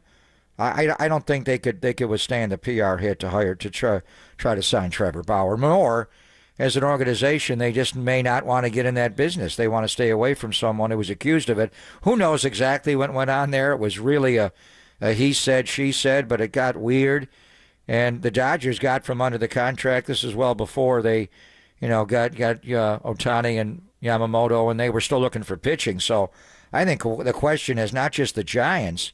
Does Trevor Bauer ever pitch in the major leagues again? I don't think so, because here's the thing is that if it was somebody, he's really never apologized for any of it, even though he did technically get off on this whole situation. But he's an issue in terms of on social media. He's always outspoken, and he's never really, again, said sorry or shown any kind of remorse for the whole situation. And then he goes off. He's a firecracker when it comes to all this kind of stuff. And I just don't think teams think they can trust him.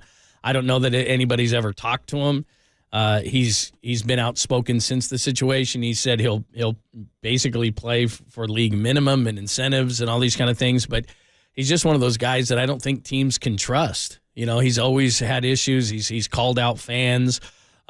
He's got rabbit ears. He's gotten into it with fans a lot of times on social media. I just don't think that it's a situation, like you said, he's a talented guy. There's no question. And lots of guys who have talent get chances time and time and time again. I just don't think this is a situation where a team feels like they can trust him. That's an issue. Without a doubt. And I do recall that before the allegations that middle of the year, and he shoved against the Giants when he came in May on that Friday night, and they didn't play him that year, and that was the great 107 to 106. We didn't face them until I want to say like May 21st or something. That Friday night, though, he was unbelievable. But then the allegations not only off the field, but the sticky stuff. And wasn't it Bauer that brought that up to baseball to start with? And then it wound up being that was the big talking point in 2021 is what they were putting on the ball, and I think Bauer was at the head of that. So did he ever quite get the movement with his pitches after that? Well, he didn't pitch much after that because he got exiled, but as soon as that name was mentioned, you just kind of cringe. It's somewhat unfair if he's free man. He's not incarcerated. He should be able to get his crap, but Professional sports is different. It's a privilege on a lot of levels. And I'm trying to think of a city or an owner who would take a risk, maybe one day, but I don't think that day has arrived yet for Trevor Bauer. No, I don't either. All right, we'll continue the conversation to the bottom of the hour. Then Greg Amsinger is going to join us from MLB Network. He was in Giants camp recently. Well, I get his thoughts on the signing by Matt Chapman and where he thinks the Giants are not only in the NL West, where it's the Padres and the Diamondbacks, but we'll widen out the lens as well, where they are in the National League, where they are in the wild card race, because personally I don't think they're going to catch the Dodgers. All the things that the Dodgers did in the offseason, so where would they be in the NL wildcard race and what they need to do more about the pitching. We'll get into that conversation at the bottom of the hour. It's Pop and Lund on your Monday, only here on the Sports Leader.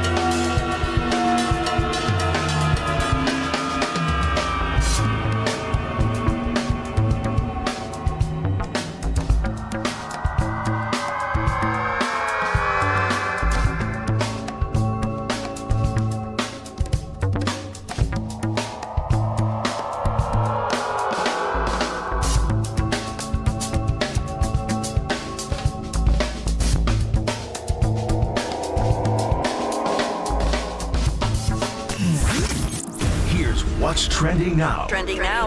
On KNBR.com. Former Giants pitching coach Dave Righetti. He hopped on Extra Innings this weekend with Bill Lasky to evaluate the Giants pitching prospects and situation. Check out that podcast and more. Trending right now on KNBR.com and the KNBR app.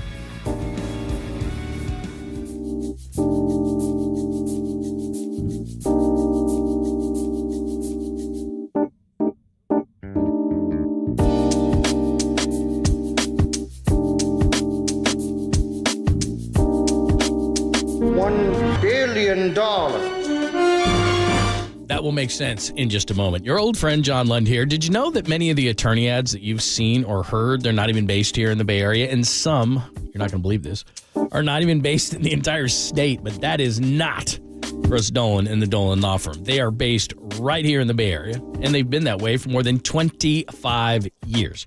They're award-winning personal injury and employment attorneys, and they're fighting for you where you live.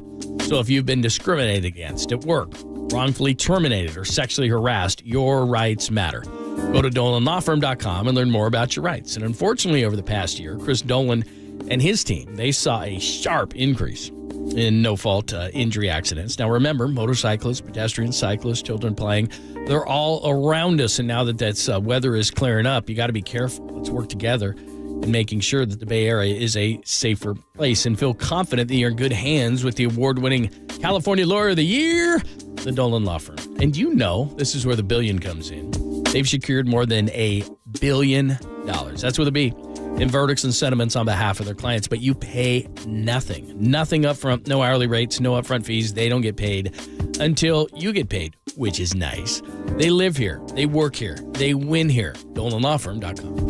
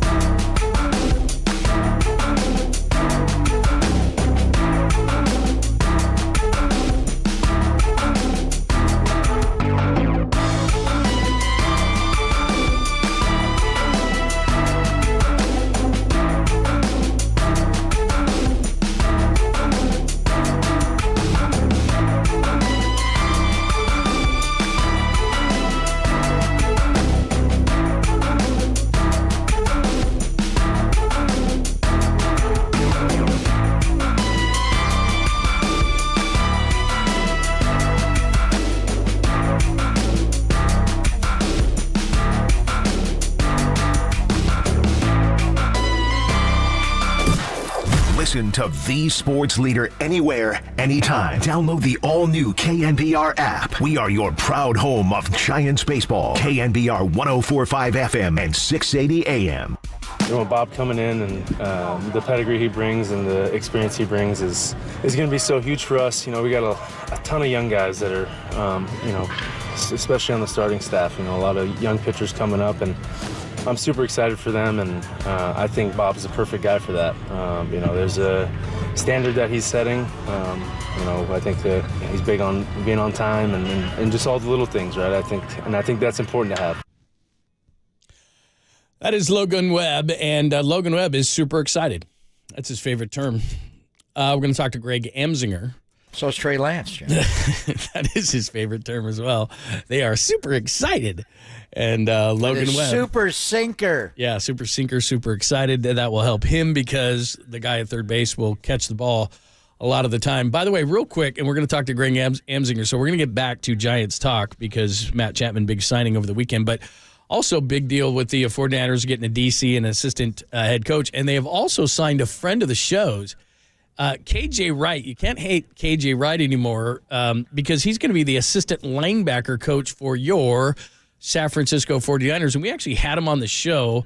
I think it was the first or second Seahawks game, but he was really... The Wednesday before we were flying to Seattle for Thanksgiving. He was really impressive and broke down the Seahawks defense and talked about the Niners. And anyway, that's not a surprise because he was really good on our show, and he was just hired as the assistant linebacker coach of the 49ers. How about that? With Johnny Holland switching the sides, man. Well, it's Nick Sorensen, and Nick switched sides too. Nick was up in Seattle when Pete was putting in the cover 3.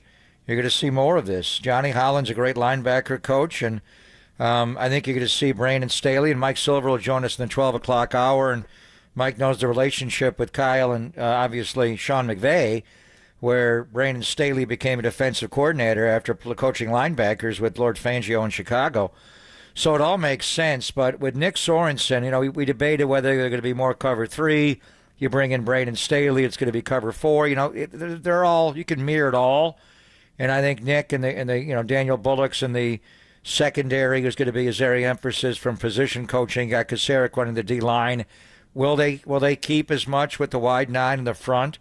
And then the linebacker level with KJ Wright. And I remember that interview vividly because we were leaving to see for Seattle on that Wednesday before Thanksgiving. We played them on Thanksgiving night, and there was the 10-year anniversary team was back that night to celebrate their Super Bowl championship, and KJ was there. But when you think of that Seattle defense, and it's the model of the defense that's being played in the NFL since Pete went up there in the early 10s. And then Fangio in the cover 4 is kind of taken over lately. But it's a cover 3. So it's a 3 deep. You bail, the corners stay on top, but they're responsible for the outside. Earl Thomas is in the middle. But it's a 3 deep, 4 under. And the 4 under were those buzzing linebackers. And obviously Bobby Wagner's going to the Hall of Fame, and KJ Wright is the other guy next to him. And when they went nickel, and you never knew who the other corner was going to be, Brandon Brown, or they moved that guy around opposite of Sherm.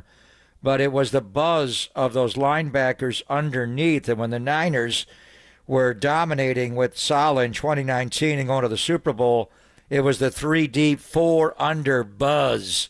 You got to get back to that buzz. And obviously with Fred and Dre, you can do that. And then, you lost Dre in the Super Bowl and you wound up going to Oren Burks. You weren't buzzing. But I wouldn't think KJ Wright, those guys buzzed. I thought they had like 12 and 13 guys on the field. Like, how many guys do you have? Is it 3 deep, 6 under? What are you doing? Because those guys were so fast, and you hear Tim Ryan talk about the kill zone, which they talk about in the defensive meeting zone. Nobody killed the zone better than Bobby Wagner and KJ Wright. So just having him there, John, I think does. And they go a number of different ways, and KJ ended his career with the Raiders. He could play a number of different styles, but you're bringing in more of that Seattle sauce there with the 3 deep, 4 under. And KJ Wright, he may be the most underrated second linebacker in history because he was that good next to Bobby Wagner. Yeah, I mean, he's the guy amongst that defense that was so good. Everybody talks about the secondary and Michael Bennett and Cliff Averill and Bobby Wagner. That dude was so good. Big guy, long. He made so many plays for them, KJ Wright. And now he switches from the Seahawks over to the 49ers as the assistant linebacker coach. And like you said, we had him on, and he was so impressive previewing that game. And now he switches over to the 49ers. So very cool. And I could see him as a defensive coordinator, man. He is super smart. So anyway, very cool hiring for the 49ers. We'll get back to the Giants coming up next as Matt Chapman joins the Giants at third base. Greg Amsinger was in Giants camp the other day from the MLB Network, and he's going to tell us what he learned. And he talked to Bob Melvin and others. We'll get his conversation going next, only here on the Sports Leader.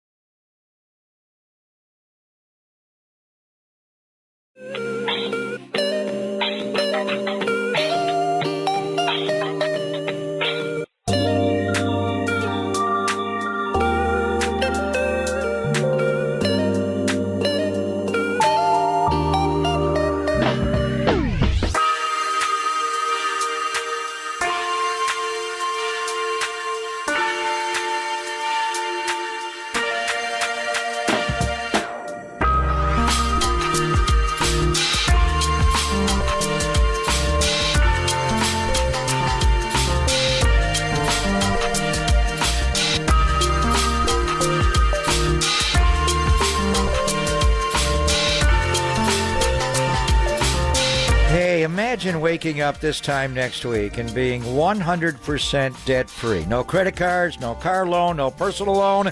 Hey, it's Greg Papa and Loan Pronto's Equity Express line of credit can make it happen. Homeowners are turning their home equity into cash almost instantly with Loan Pronto's AI-based system.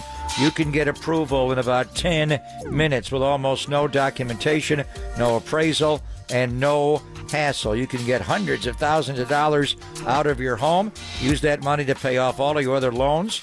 The average homeowner saves over $850 a month by doing this. So your home value is way up. You can use that to wipe out all those credit cards, get some money for a home improvement. Literally hundreds of thousands are at your fingertips, and approval is just minutes away. So call now, 415-808-5721, 415-808-5721, loanpronto.com. Number one more time, 415-808-5721.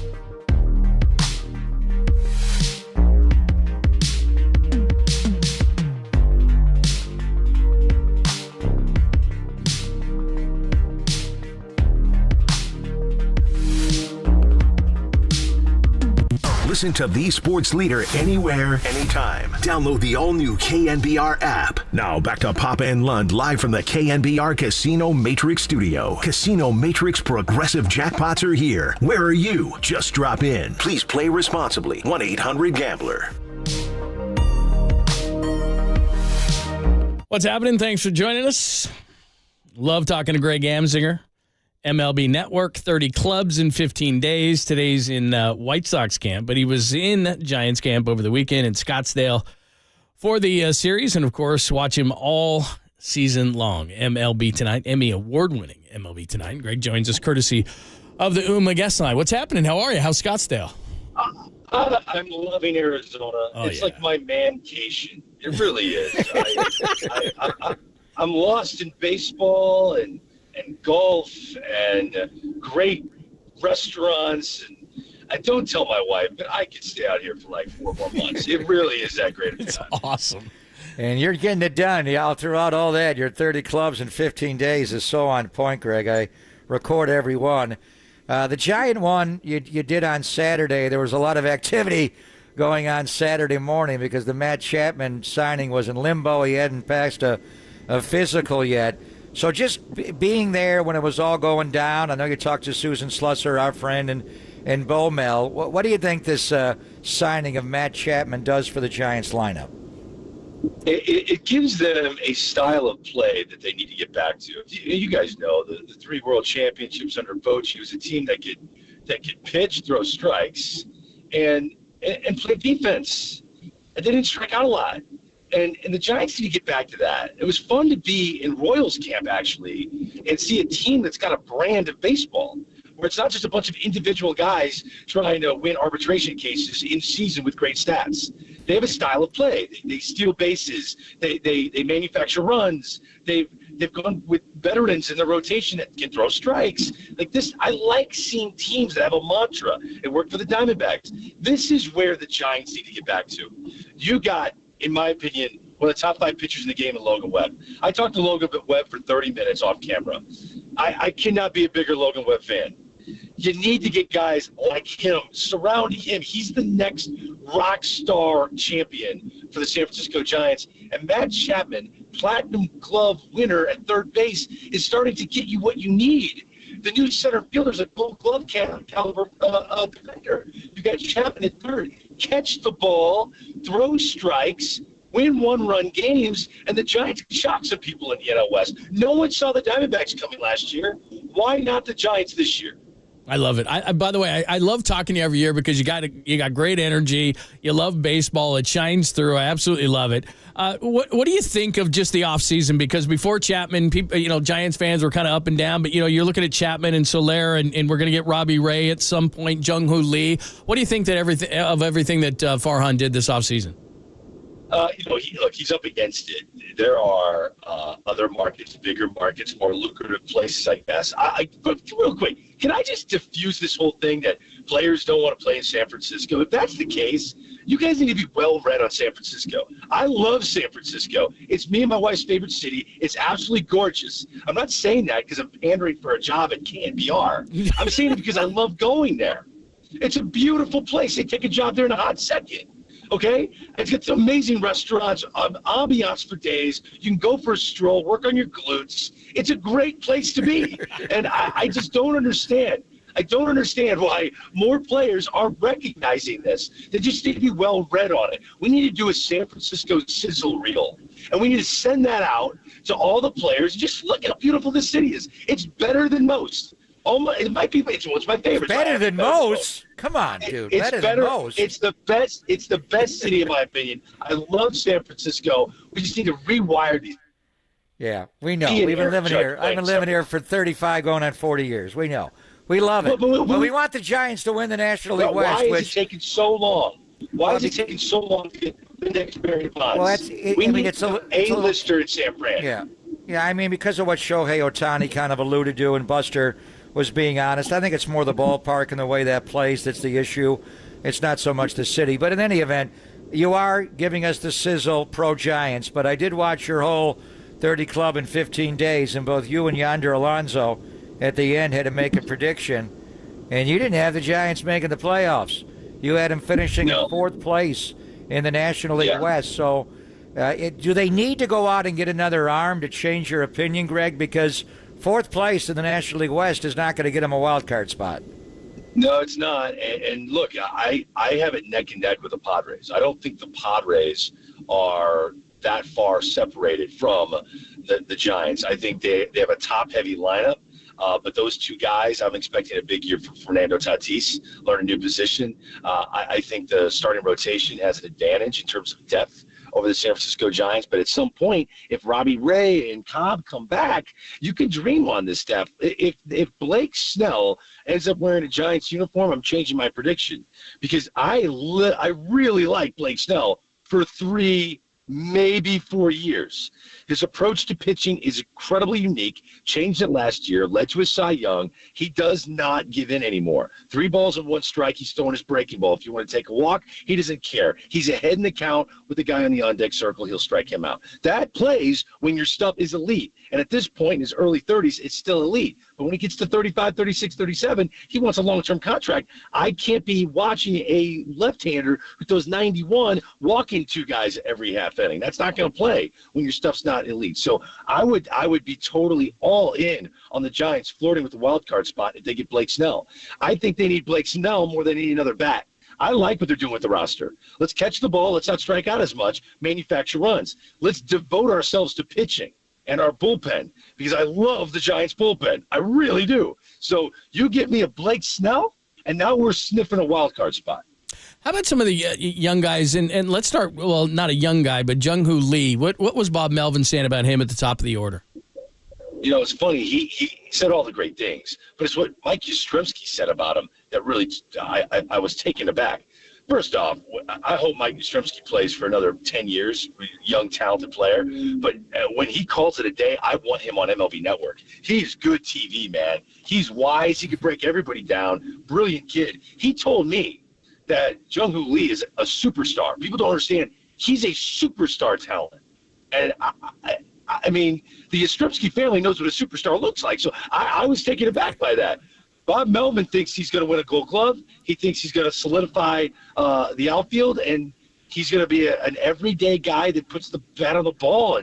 And at the top of the order, a table setter, manufacturing runs is everything that it should be the mantra for the Giants this year. If the Giants can score 4.5 runs a game, they're going to win 81 games. That's the biggest question mark going into this season. Do they have enough to get runs on the board for this pitching staff?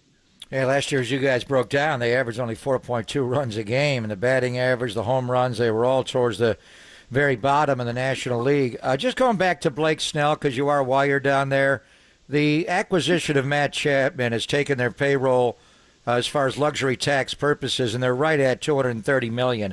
You know the line's $237. Maybe they go over, but I don't think they're going to go way over to bring his salary in. Maybe they can move J.D. Davis and his nearly $7 million deal. But where do you think Blake Snell ultimately winds up? If not the Giants, where? And then likewise for Jordan Montgomery. How do you compare Montgomery, Greg, versus Blake Snell? Well, to me, Jordan Montgomery is the modern-day Madison Bumgarner. I know that sounds crazy, but Mad Bum's K per 9 wasn't what made him so great. He was fearless. He took the ball every 5th day. He was durable. He gave you length. He was a bulk guy that was not intimidated by anybody at the plate. That's Jordan Montgomery. And Jordan Montgomery's been in nothing but winning situations in the Bronx, in St. Louis, then in Texas. I'm a bit surprised that Bruce Bochy didn't force Chris Young's hand to bring him back to Arlington because he profiles as everything that Bruce Bochy loves. But he doesn't have the swing and miss. To me, be a difference maker for the San Francisco Giants. Blake Snell for 3 years with Robbie Ray coming back, and then Logan Webb, who I'm obsessed with, as a star. I think it's a perfect fit for Blake Snell if he wants to get creative with his contract and do what Matt Chapman did. Opt-outs after year 1. Year 2, you're rolling the dice again, Blake Snell, and you're getting older. I know that's a scary thing to do, but it could be the play to reestablish himself and say, look, last year wasn't an aberration like my previous Cy Young year. I am a consistent 150 to 170 inning force, and I'm here to stay, and that could reset his market. But I think picking that ballpark to pitch in San Francisco would be nothing but a brilliant move for a guy like Blake Snell. If not there, I think he would get creative and do a Chapman-esque contract with the New York Yankees, who I think are starting to realize they might be a little short if they want to win the AL East. I'd love to see it here in San Francisco. And, of course, Bob Melvin knows him. Brian Price knows him. I think it'd be awesome. Greg Amsinger joining us, MLB Network, 30 clubs in 15 days. He was in Scottsdale with the Giants over the weekend. By the way, speaking of 15, congratulations, 15 years for MLB Network. That's awesome. Wow. It's crazy, right? Yeah. I mean, when I started, I was only 17 years old. And I'm kidding. I'm kidding. It's been a great run. Dude, we would have bought it, man. We would have bought it. Yeah. Well, it's been a great run. And, I swear that I have more fun every single year. We have great leadership at our network. We're doing new things. We're trying to make sure baseball is catered to a younger audience. We're coming up with different ways to do it. But, look, getting older with your best friends every day watching baseball. I've been saying this for years. I roll home at like 1:30 in the morning on the East Coast after my late MLB Tonight show. And the only thing I'm missing is the hangover the next day. I stayed out way late. Hung out with my buddies and watched baseball. I come home and my wife thinks I was productive. It's a great life I've lived. That is a good life, dude. It really is. You're the best. Hey, thanks so much, man. We always appreciate catching up with you. Have fun. All right, you guys take care. You're I'll the talk best. to you soon. You Thank too. you, man. 15 more in you. That is great, man. 30 clubs in 15 days. He was with the Giants over the weekend. He's with the White Sox today. That is a pretty good gig, man, as far as gigs go. You get to talk baseball all night.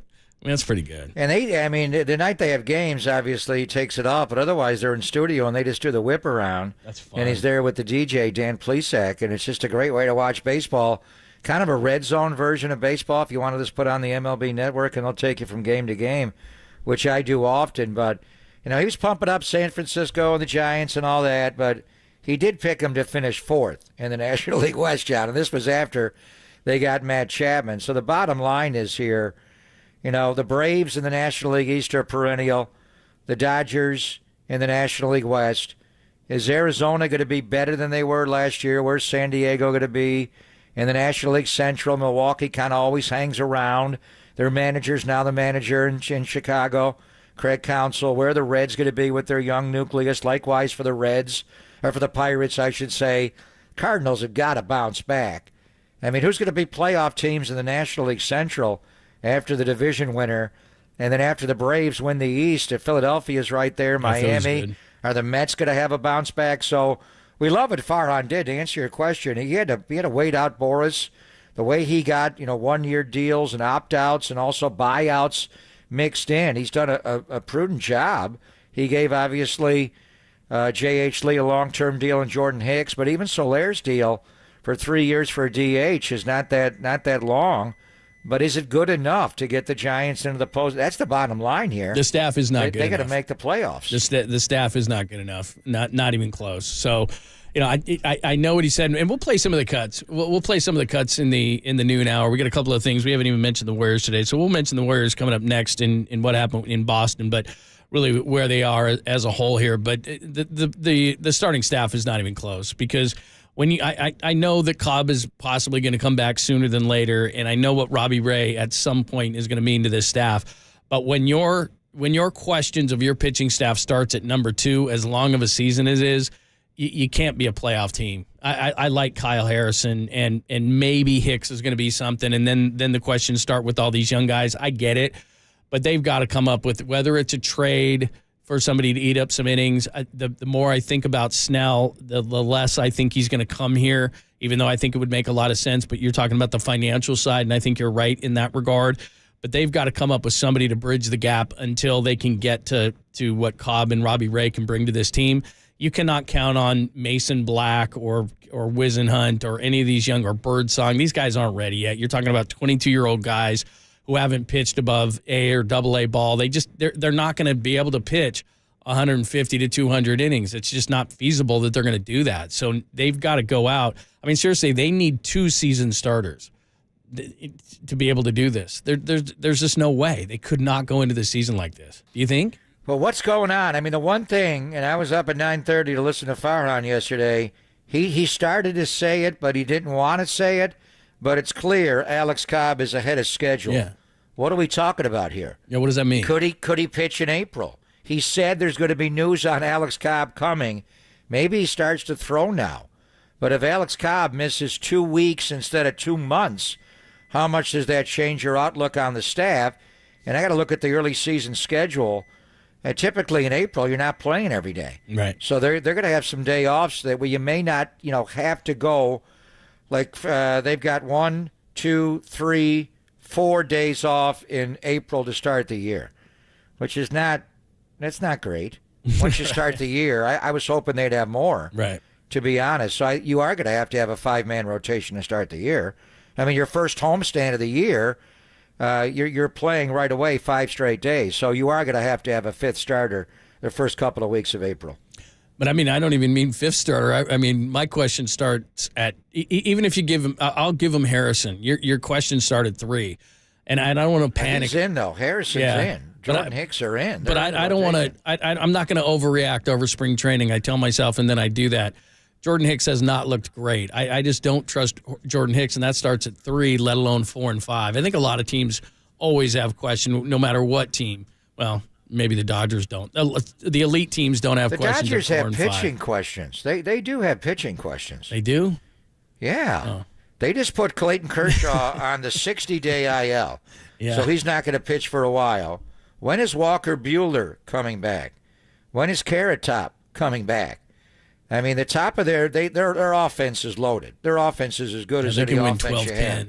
Glass now is a nice addition. Bobby Miller. They did add James Paxton, and they got Sheehan. Mm-hmm. So, they're top of the rotation. Yamamoto, we'll see how he's going to be. Tyler Glasnow, we saw him last year come in and shove. And Bobby Miller looks like a good young prospect. But beyond that, do you trust Stone? Do you trust Grove?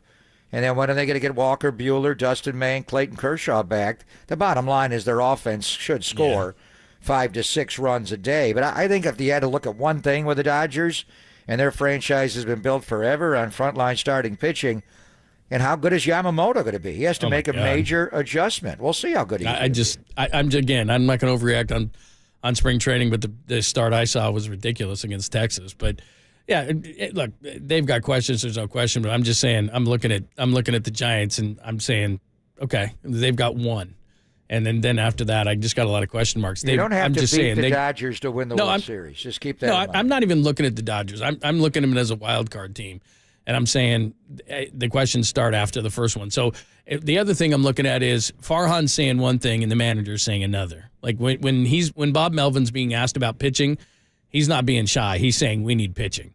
And Farhan isn't saying they don't need pitching. I think he's just playing a leverage game and saying, yeah, we could be okay. And he's talking about the young guys. I don't think you can go into the season saying these 22-year-old guys who haven't pitched above A or AA ball are going to be the answers, or at least early in the season. So we shall see. All right, we'll get into a little bit of Warriors talk, and then we'll hear about a little bit from Farhan, and then you're in for a treat. Mike Silver. We got a lot of 49ers stuff to discuss, and we'll do that at 12:30. It's Pop in London on your Monday, only here on the Sports Leader. Look how beautiful this city is. It's better than most.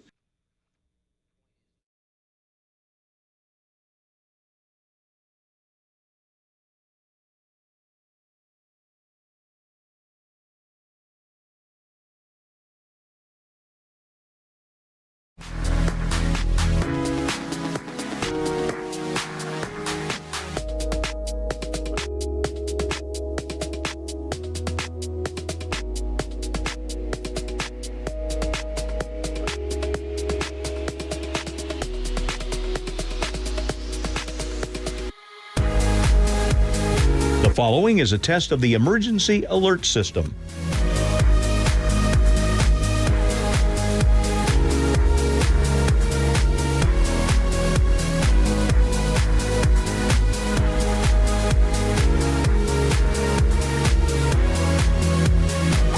This has been a test of the emergency alert system. We now return to our regular programming.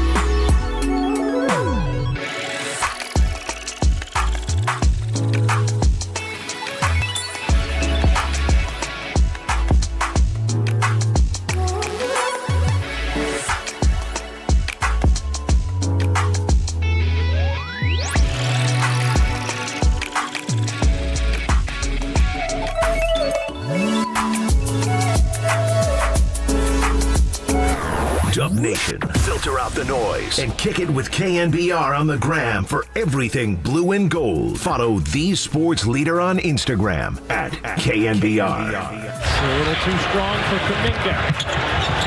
Holiday, Brown, spinning, kicking, Tatum, catch, fire, and hit from three. It is a 51-point Boston lead. Shoot, this team would have blown out Larry Bird and Kevin McHale right now the way they were playing. 140 to 88. It was ugly. I don't think I've ever heard of a 61-17 run featured in there. A 23-1 run. I think it was a Klay Thompson free throw in there that kept it from a 0. All well and good. 13 of the last 17, 3-1 road trip. My takeaway is They lost to Denver. They lost to Boston. I think that's going to be your NBA Finals matchup, and the Warriors are just not at that level. So I wouldn't freak out over all those things. I don't think the Warriors are at that level. I don't think that that leaving Jaylen Brown is a great matchup, or as Draymond Green said at the end there, they do have a real opportunity here after Milwaukee to play some bad teams and improve their standing with Chicago, San Antonio a couple of times, although Wemby is playing great. Dallas doesn't play any defense. You got L.A., New York, Memphis, etc. After that. So they got a real opportunity here as they sit in 9th place in the Western Conference. So what is your takeaway there? Do you focus on Boston or 13 out of 17? No, I'm not worried about that game. I mean, I know it matters when you lose by 52 points, and it was hard to even look at the scoreboard. After one quarter, it was 44-22, and at halftime, it was, after they laid 38-16 more on you in the second quarter, it was 82-38. What is happening here? But the first thing was, it was a day game on a Sunday after the long travel to get from New York to Toronto. They didn't take off from Manhattan until 5 o'clock in the morning. They sat on the tarmac for hours. That win in Toronto was a tough one. They got off to a slow start. But at the very end of the game, Steph Curry banged knees. Pajemski missed the game in Toronto after the injury that he had in New York. So he didn't have – Curry played, but his first 2 shots were air balls. And he had right knee bursitis, which I think you have to look at. I think he'll play against Milwaukee on Wednesday, but there's a back-to-back at home on Thursday before they get Wemby and the Spurs on Saturday, and then, Pods didn't play. But the interesting thing was, and, the 49ers did this on Thanksgiving night where they had Charvarius Ward follow DK Metcalf around, even though they didn't practice it that way all week. They decided 15 minutes before the game Porzingis is not playing. In the old days, it'd be sagging off or gapping or just giving him a 6 p.m. shot for a 7 o'clock game, a warm-up shot to Jaylen Brown, which I get. I think, Jaylen Brown is a driver. You want to have Draymond roam around and not be up on him. That's when he's at his best. Although when you do crowd Jaylen Brown, that's when he does commit turnovers, and likewise for Tatum.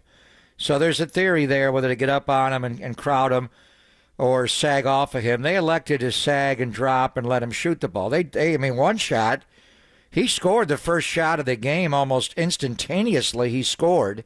And then Draymond dropped like 20 feet. He let him have a 3, and Draymond was in the paint. After he makes a couple of those, you get out of that defense. Once he makes 1 or 2, I certainly, by a third one, you're changing your game plan now. He has got confidence. He knows you're going to dare him. He's going to get it lined up. He made 5 threes in the opening quarter. Exactly. Come on. It's like, hello. So he dropped 19 on you. So that was the game plan 15 minutes before the game. 5 minutes into the game now, let's get out of it. But you weren't going to beat them. Steve said it. Boston is just so loaded right now. Those 2 forwards are so good. How about Brown's defense on Steph? We used to think the Boston Strangler, before Marcus Smart, Avery Bradley guarded Steph the best of anybody and turned him in the backcourt. Jaylen Brown, he weighs 240 pounds. He's up on Steph Curry, turning him. And Steph committed the over and back violation. He went behind the back dribble with Brown all over him, and it was just one of those games. After, I think, where the travel hit them, obviously, Saturday, when they got to Boston and they just slept, and then they changed the game plan 15 minutes before. Porzingis didn't play, and they went to a different deal. Boston's that good. Maybe we'll see him in June. Maybe we'll not. I don't think that's really – Boston was just loaded for bear, and they're talking about Game 4 of 2022, and they blew the big lead against the Warriors this year when Draymond didn't play. The whole Warrior aura is gotten into them, and they want to – they got to beat Miami. They got to beat other teams as well to get out of the East, Philadelphia, when Embiid comes back. But it was what it was. It was kind of jarring to see what was the final. They lost by 52 points. When you watch the game, it was over at halftime. And Steve, it was a Pete Franklin flush it down the toilet or a Chuck Barris gong game at half. They didn't play Steph, Clay, or Dre at all in the second half, and it was over at halftime. I mean, that was a thumping. So Boston was that good. I don't think anybody's going to overreact. You just move on. You may not have to play them again. Hopefully you do in June if they get there. But I think the Warriors, now, John, got to come home and figure out where they are. Milwaukee's going to be a hard game on Wednesday. You got a back-to-back, right after that on Thursday as well. And then Wemby and San Antonio comes in. So I think Steph will play the Wednesday game, hopefully, with the right knee injury. But you're a little worried about him playing the second game of the back-to-back. Because these home games, you seem like they're easy games to play, but when they pile up at home, they do get on you fast. So they do have 3 games in 4 nights, and after Milwaukee, you got Chicago on Thursday.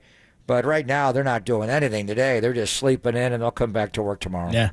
Look, we always talk about critical points of the season. You got a bunch of winnable games here. Like you said, after Milwaukee, it would be nice to get this one too. But, look, Denver kind of showed you what they are. The Celtics, like you said, have kind of something against them. They always do since the 22 finals. Boston is really, really good. I'd be surprised they didn't win the East, and I'd be surprised if Denver, because they're behind a couple of young teams in the West, I'd be surprised if it wasn't Denver and Boston in the finals.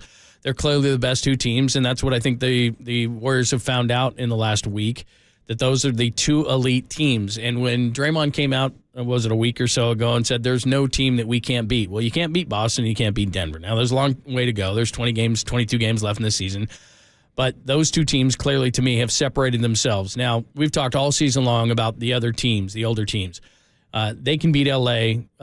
Dallas plays no defense. Phoenix hasn't been healthy enough. I mean, if you look at this whole thing, they're only of the 5 spot. They're only 3 games back in the loss of the 5 spot, so they could get as high as the 5.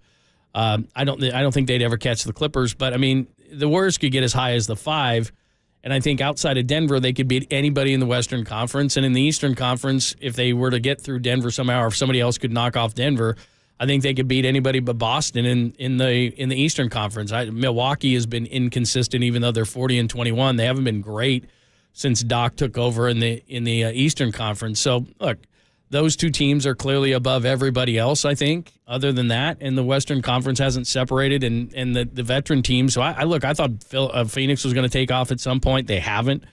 L.A. has been a complete mess. So that's kind of what I see so far is Boston and Denver, unless something weird happens like an injury, that's probably going to be the NBA Finals. That's what I've seen. Right. I mean, at one point we thought it was going to be the Eagles and the Miami Dolphins in the NFL in the Super Bowl, and that didn't happen. There's a long way to go. It's March the 4th.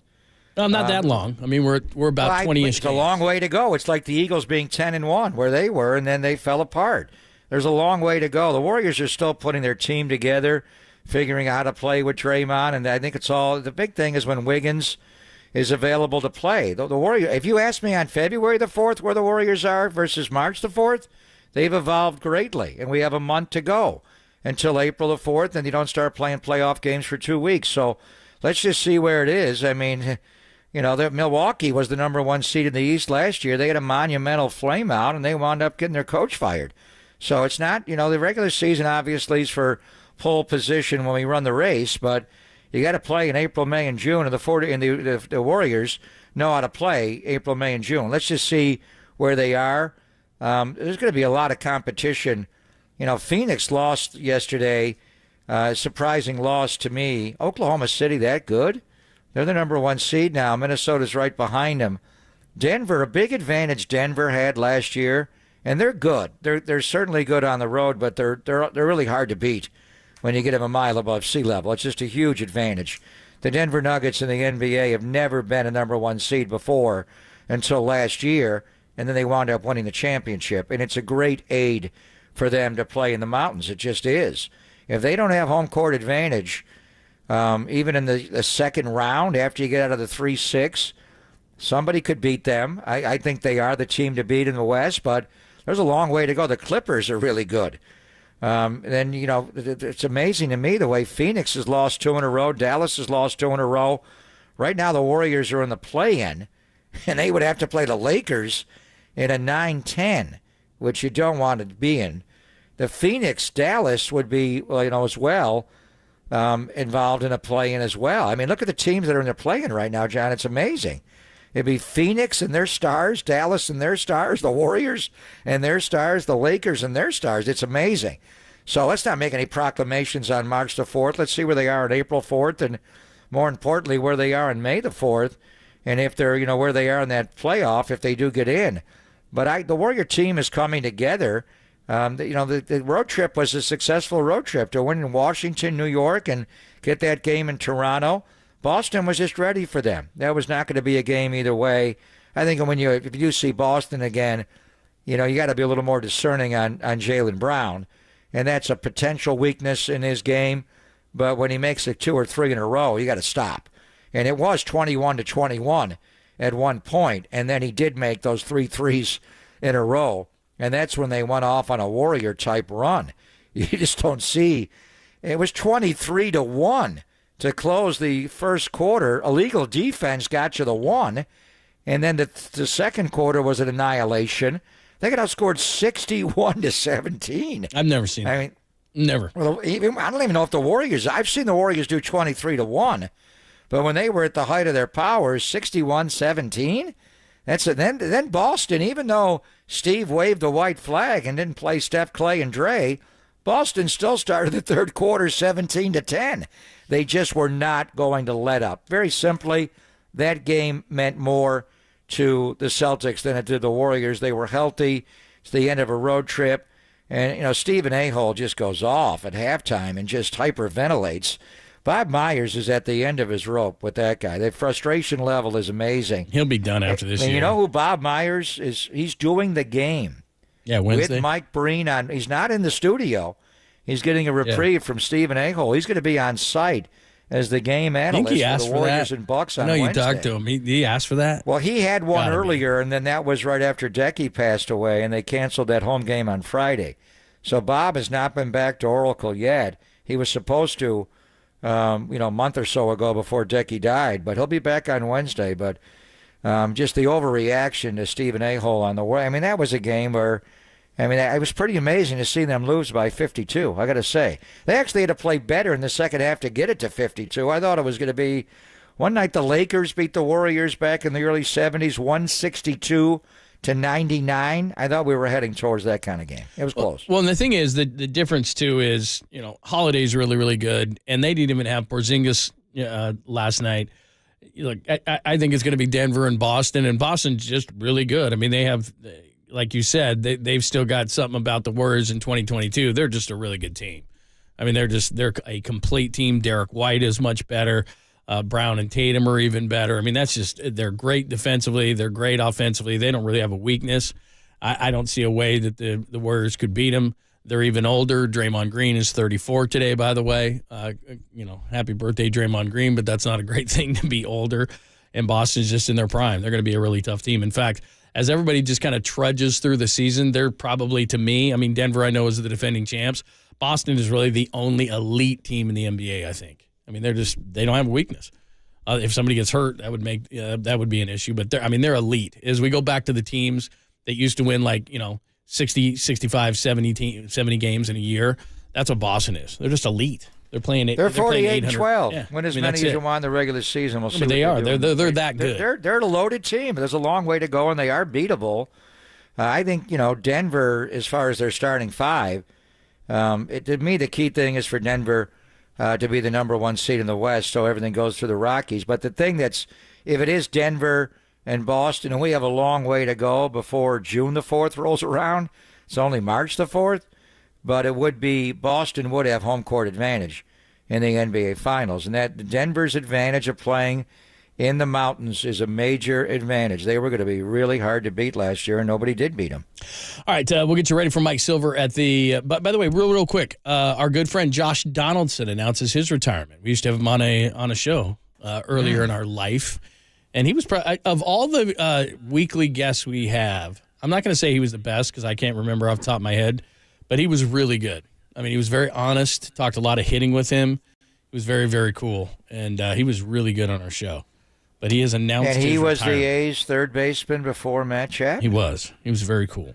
Very honest, too, man. He would call guys out. Did he get hurt when he was on our show? Was he part of the guys that we always got hurt? Honestly, I think you're talking to a different host that you had. I don't think I was ever with you when we. No, we did. Yeah, me and you had him. We did. We did. You and I had him. Yeah, we did. What year was that? Trying trying to think. I think it was somebody. No, we did. You and I had him. You and I. Yeah. We had Reddick on. We had him every single week. Yeah, we did. We had Reddick Ryan on. Vogelsong. We had we had Reddick. We had Donald. We had Red Dick on. I don't remember Josh Donald. Reddick ran into a fence and got hurt.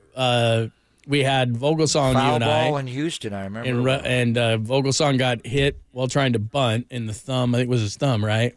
And I don't think Donaldson ever got hurt, but we had Donaldson on weekly. Yeah, he was awesome. Anyway, in any event. Yeah, he was good, but he's retired. He fell off quickly, didn't he? Yeah, he did. Man, did he ever. All right, we'll get you ready. 49ers, a bunch of stuff over the weekend, plus whether you like it or not, we watched the Combine. In fact, the only person who would talk to me in the bullpen about the Combine was one Derek Papa. We were having a conversation about the Combine. Nobody cares. I know. The hell they don't, Kipe. They care greatly. Otherwise, they wouldn't have it. By the way, the one thing, my wife will suffer through lots of football stuff. I was relegated out to the studio this weekend because she was like, I will have none of that. None of that. If you're going to show up for the Super Bowl, that's right. You better be there for the Combine grind. or don't show. You got to grind for it, man. I'm ready. I could probably not. I got a lot of work to do, but that's the first step in doing the draft show that we do. That's the first step in doing all that kind of stuff. NFL teams aren't even ready for the draft, and you are now? Well, I watched it. I watched it again. I took a bunch of notes. Things are going to change. I had my now iPad. I had my iPad out. I'm not ready for free agency though. I got to grind. Well, a that's little more next week. Yeah, I know. I got to do a lot of work. Do an order? Got to do a lot of work. I just love the draft. I can't help it. Anyway, all right. We'll get into a little NFL. There's before the draft talk. The 49ers did some work this weekend. We shall explain. It's Papa and Lund and then Silver at 12:30 on the Sports Leader.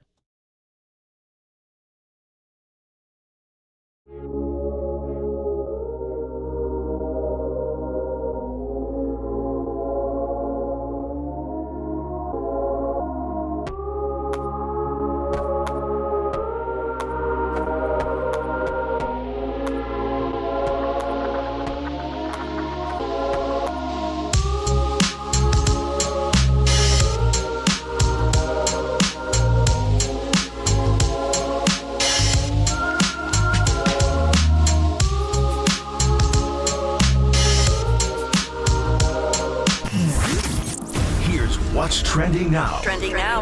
On KNBR.com. You dump it in the mosh. Matt Barrows from The Athletic joined Murph and Marcus this morning to discuss the Niners promoting Nick Sorensen to the defensive coordinator position. Check out that podcast and more. Trending right now on KNBR.com and the KNBR app.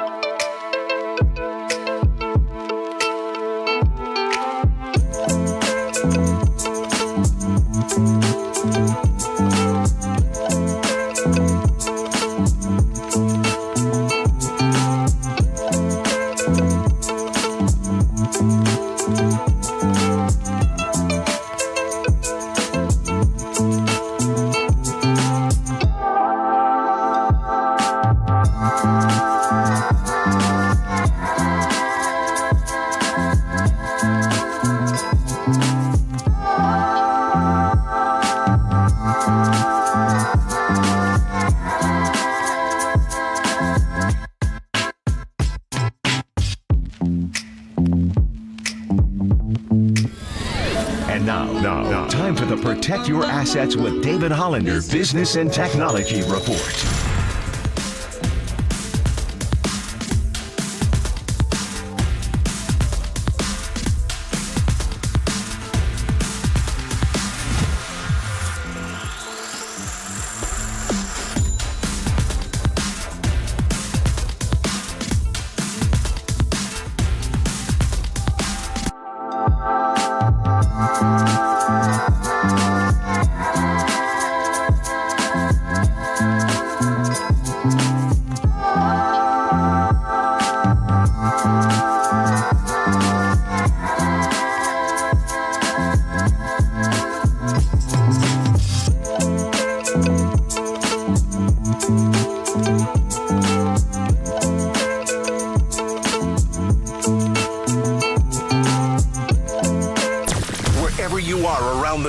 Stream your faithful home of 49ers football 24/7, 365 on KNBR.com. This is the sports leader. For myself and Bobby, we're the hook players. So 1 yard outside the hash, we have all hook issues. If a receiver's running a 4-3-40, he's running in your vicinity, you own him. If they run a spot route, you got to jump it and get the interception. Cam Chancellor and the Sam linebacker, you guys buzz to the flat. If the quarterback is looking to you, you buzz to and through the numbers, go pick the ball off. If he's looking away, don't melt too far back and be able to spot a quarterback. And Earl Thomas, you're in the middle of the field, red line to red line. You go get that interception if they throw it deep. Man, we practiced it all throughout OTAs. We went over 99.9. When you hear me say 99.9, 99.9% of the time, you are eyeing and reading the quarterback. Wherever he's looking, that's where you're looking as well. So we mastered it, but teams could not figure it out. That's new 49ers assistant linebacker coach KJ Wright on our show. Let's run around Thanksgiving, right? Yeah, it was the day before. Yeah, day before Thanksgiving. So there you go. He flips from the Seahawks, from the bad guys to the good guys. Brandon Staley is assistant head coach, and Nick Sorensen is the new defensive coordinator. So we got that. We're going to talk to Mike Silver about all of it at 12:30. What are your thoughts on all these moves before we talk to the very Silver? day, and the last day I was with you before I took off to go skiing and go to Arizona was it was Valentine's Day when Kyle made it public that Steve Wilkes would be not brought back as the 49er DC. And the first name we thought of would be Nick Sorensen internally. And just based on the Wilkes experiment to bring someone in from the outside, I think they really wanted someone internally to do it. Chris Kasarik, the defensive line coach, really does not profile as a coordinator. Johnny Holland at this stage of his life. Daniel Bullock should be someone, if he interviewed well, that could get it.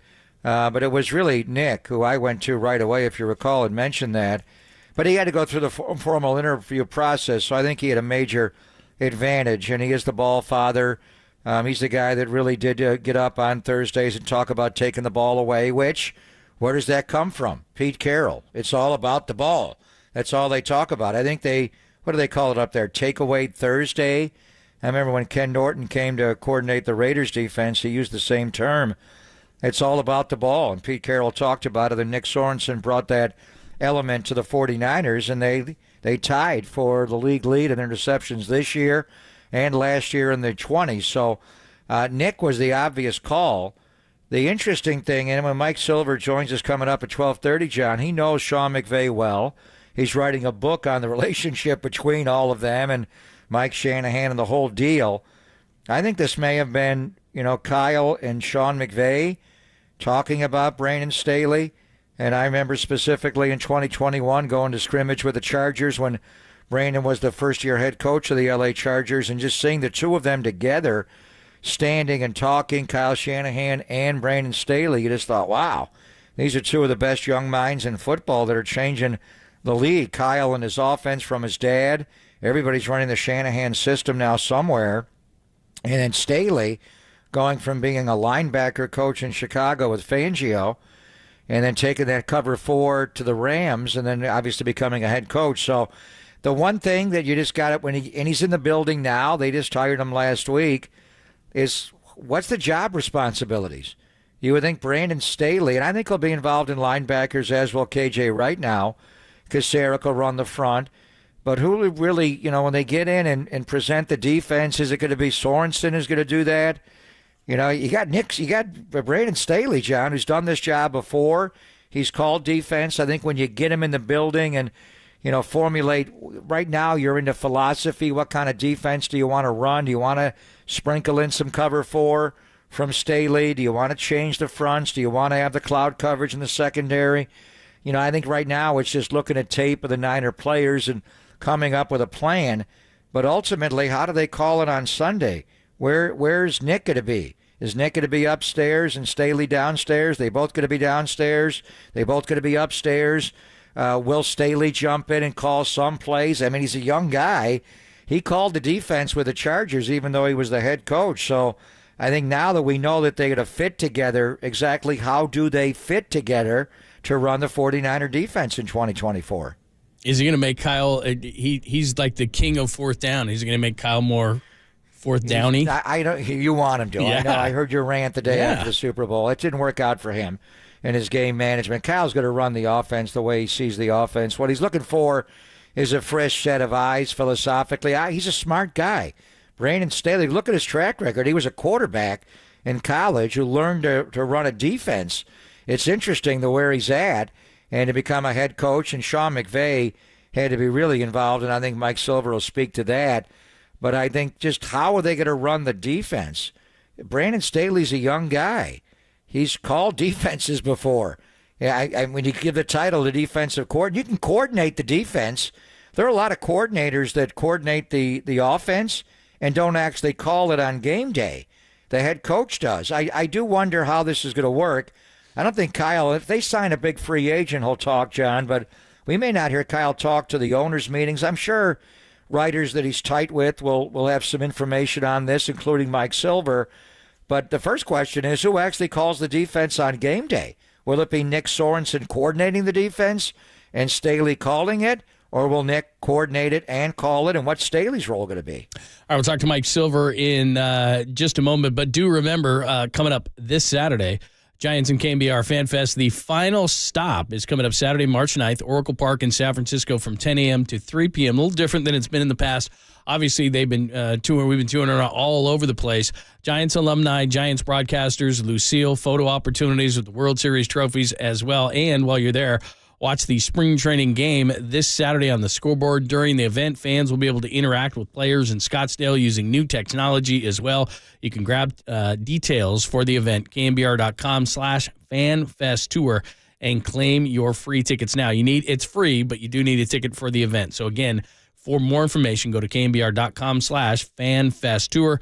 Claim those free tickets, and that is coming up for the final stop of the FanFest Tour, of course, at Oracle Park this Saturday for the final spring training game the final Fan Fest event, and it's coming up this Saturday, so make sure that you check it out. And for more information, knbr.com/fanfesttour. Mike Silver, we're going to talk some Niners with him, all the events of the weekend with the Niners and all the additions, mainly to the defensive staff. We'll do it next, only here on the Sports Leader.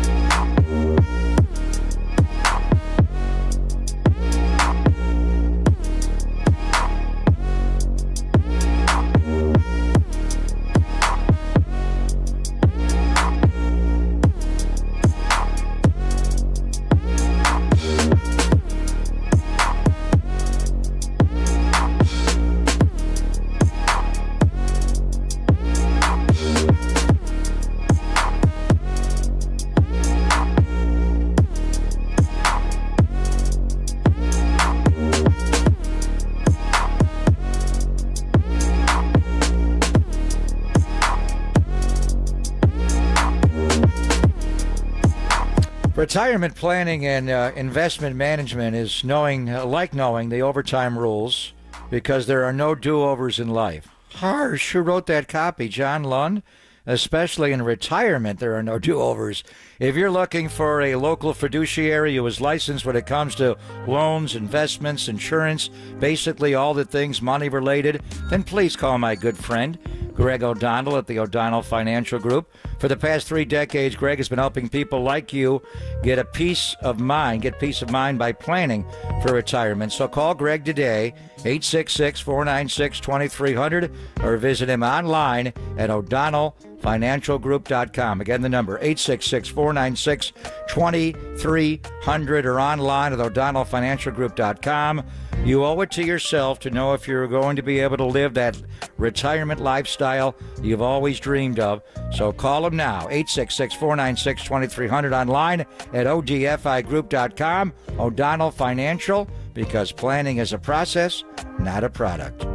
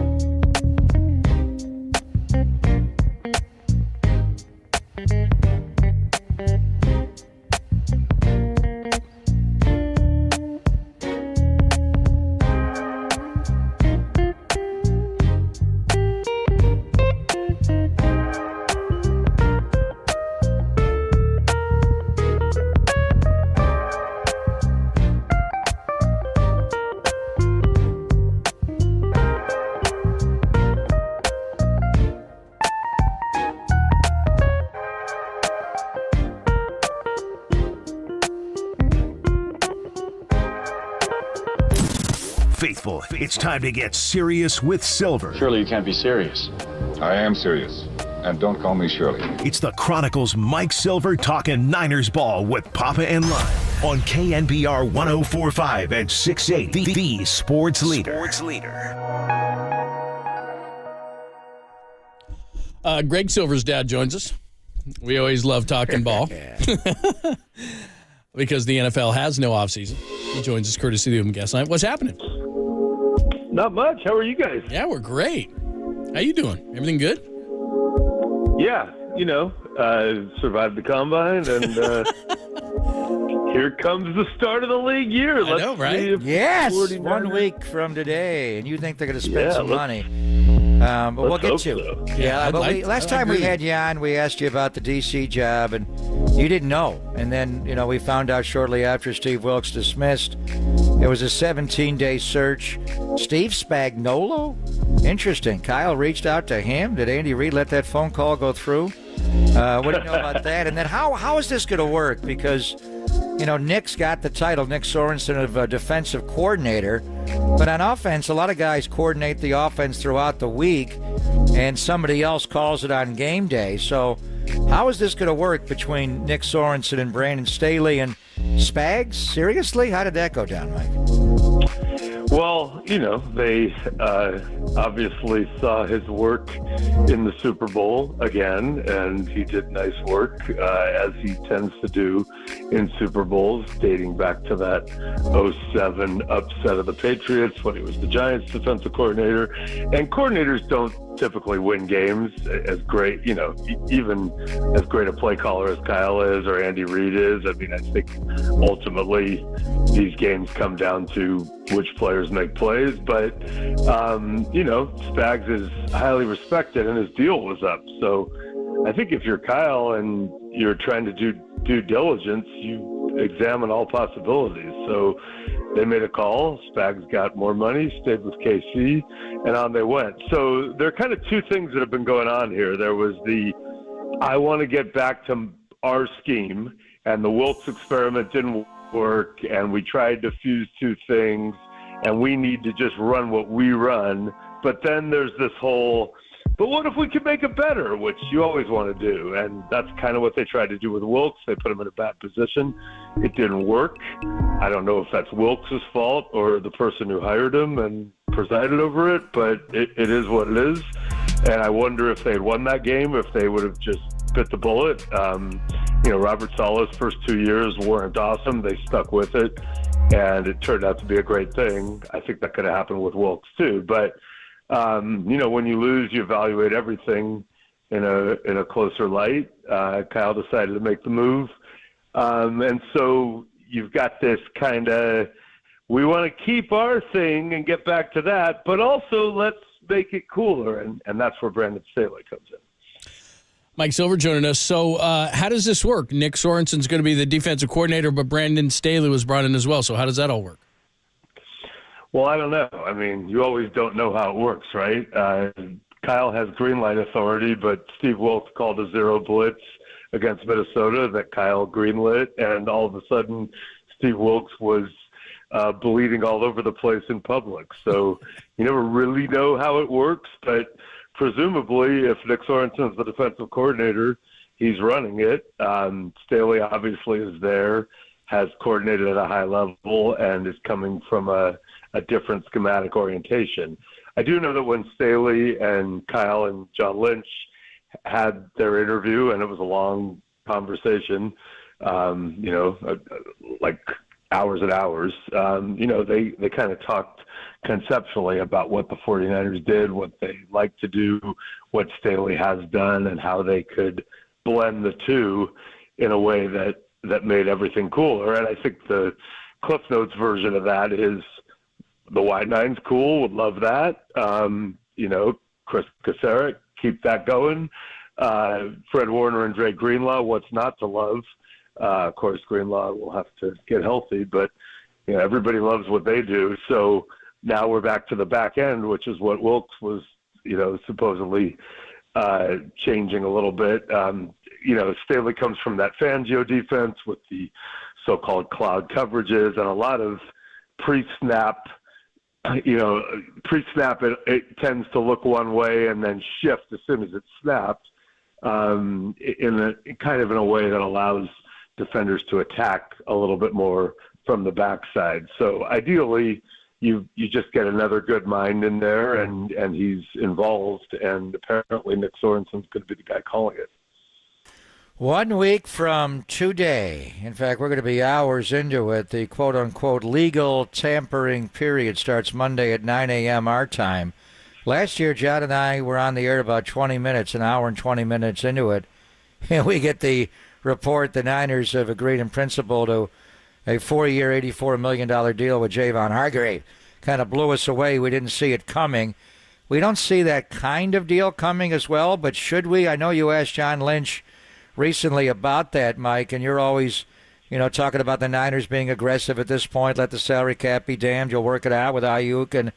But a week from now, when that first wave hits, 3.5 hours into the legal tampering period, do you think the Niners are going to be players? I gave John every chance. We had a small breakout session at the Combine. I give him every chance to be like, we are not doing that this year. Set your expectations low. He definitely didn't do that. I think the combination of you've got Purdy on a rookie deal for 1 more year, so it's kind of criminal if you're not aggressive while you still have that luxury. You have the cap going way up, and I know it's all relative, and other teams can spend more too, and your existing players want more too, but you certainly have the ability to think about, big ticket acquisitions. And, you have a team that has been so close in a conference that on paper looks more winnable than the other one. And then if you can win that conference, which is a massive if every year, then you just have to win one game, although possibly against Patrick Mahomes. So I think you put all that together and you go, yeah, be aggressive. Now, it's going to be an overspend by definition in free agency, the big ticket guys, it's an overspend, and especially with the cap going up.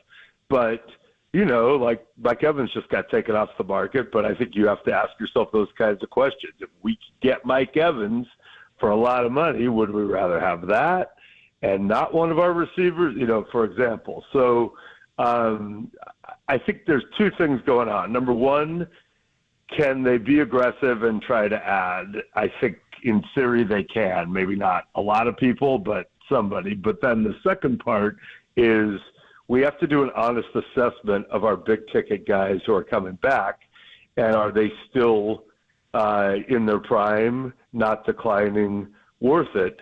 And it's possible that they'll conclude in some cases, or one case, where they might go, yeah, we'd rather have someone else than that guy, either at that position or another position, if we're going to pay that kind of contract. 4 years ago, they decided we can't pay both Armstead and Buckner. They traded Buckner, got the one, drafted Kinlaw. Armstead's been really good, but Buckner was an elite player. A lot of people have regretted that decision on the outside, at least, and Kinlaw obviously didn't work out the way they wanted. So now you look at Armstead, who's had foot issues for 2 years, is having meniscus surgery. When healthy, still a very important piece, but makes a lot. You already paid Hargrave, who's older. You need help on the other side opposite Bosa. So would you rather have Daniil Hunter or Grenard, the guy from Houston, He's right? really That good. guy's pretty Daniil young. Hunter.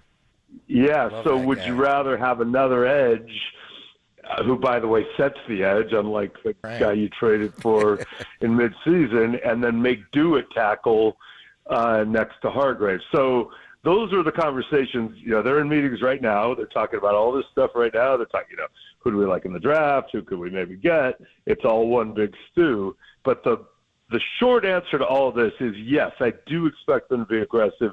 I am all in favor of spending the York's money. Again, it's not my money. So, and listen, I programmed free agency at the start of the late year, free agency frenzy on NFL Network 8 years in a row, and had a blast doing it in I LA. love the frenzy. I love the frenzy. And it was so fun, but I've admitted this to everyone in the league. I like aggressive moves. If nothing else, it's good programming. So it's not always the right move, but I like it when a team is going after it, and the 49ers should keep going after it. Well, and I'm with you. I mean, Armstead's number is $26 million. And like you said, it's not that you want to get rid of the guy, and he's a great guy, and he's a great locker room guy and everything else. But as you just pointed out, it's about getting value. And it's about there's a clock ticking on the number. And I'm with you. Look, you can manipulate the number and you can move it around, but the difference with the 49ers is at the quarterback position, it's $1 million up to possibly $40 million, and that's a tough one to manipulate. And if you're in, I'm not going to call it desperation, but there's certainly an urgency to what they do. And so they've got to make those moves now. And we keep saying, well, they're not going to do it. And then they signed Ward 2 years ago. They're not going to do it. And they signed Hargrave last year. So, I mean, they're kind of on a roll. So I'd be surprised, honestly, if they didn't do it because they've got limited time to do it. So I think they're going to do it. Yeah, and it's weird because if they won, you could almost make a case and go, okay, got it. Yep. Got the championship. We'll still be good next year no matter what. Purdy's going to get better. We're going to reshape this team. It's gotten older around him, and we're going to make some tough decisions. And worst case, if we, fall off in the short term, our fans aren't going to freak out and nobody, it's all good. But because you didn't win it, it almost makes it, I think, they want to be good every year, presumably with Purdy ascending. Even after you pay him, you can stay in that zone for a long, long time. But a lot of these guys who are fan favorites and who have been some of the best players in recent memory, to play for the franchise, have played a lot of football and have a lot of wear and tear and make a lot of money. I personally, it's tough for me to evaluate and know if any of these guys, they don't seem like they're declining to me. But I think they're talking about it. Your Kittles and your Debo and your Juszczyks, Trent Williams they're not going to do anything with, but is he poised to stay at that level, for more than this year? Do you have to address that? Armstead we covered, Hargrave. I think Greenlaw is just a guy who is lighter and has had a lot of wear and tear. Hopefully, you continue with him for a long time. But, these are all tough decisions, and they have a lot of guys that they've paid at a premium. Once you pay Purdy, you have to do that a different way. So it won't be like, oh, they're getting rid of so-and-so for cap reasons. It's not really cap reasons. It's what you said. It's perceived value versus possibly paying other people. Well, we're going to know more between who's going to be a true free agent between now and 1 o'clock tomorrow, because that's the deadline to franchise tag players. The Miami Dolphins are not going to franchise tag Christian Wilkins, the D tackle, so he is also going to be added in the hopper in free agency. One guy who is not is Mike Evans, the future Hall of Fame wide receiver of the Tampa Bay Buccaneers. He has re-signed, as you mentioned, Michael, a 2-year deal, $52 million with Jason Light in Tampa Bay. So as far as average annual value, that's number 4 all-time behind Tyreek Hill, Devontae Adams, and Cooper Kupp, which leads to the other component. Then there was a report this weekend the Niners are going to address Ayuk after free agency, but you kind of have to have an idea with Ayuk and his representatives on what you're going to get. And it is a friend of John Lynch's from Athletes First. Ryan Williams does represent Brandon Ayuk. But based on the Evans signing and where we're at here, how do you think it goes down this offseason? Does it go all the way into August with Brandon Ayuk, Michael? Well, traditionally, that's what they've done when they pay guys. On the other hand, Debo forced the issue more than most. He requested a trade.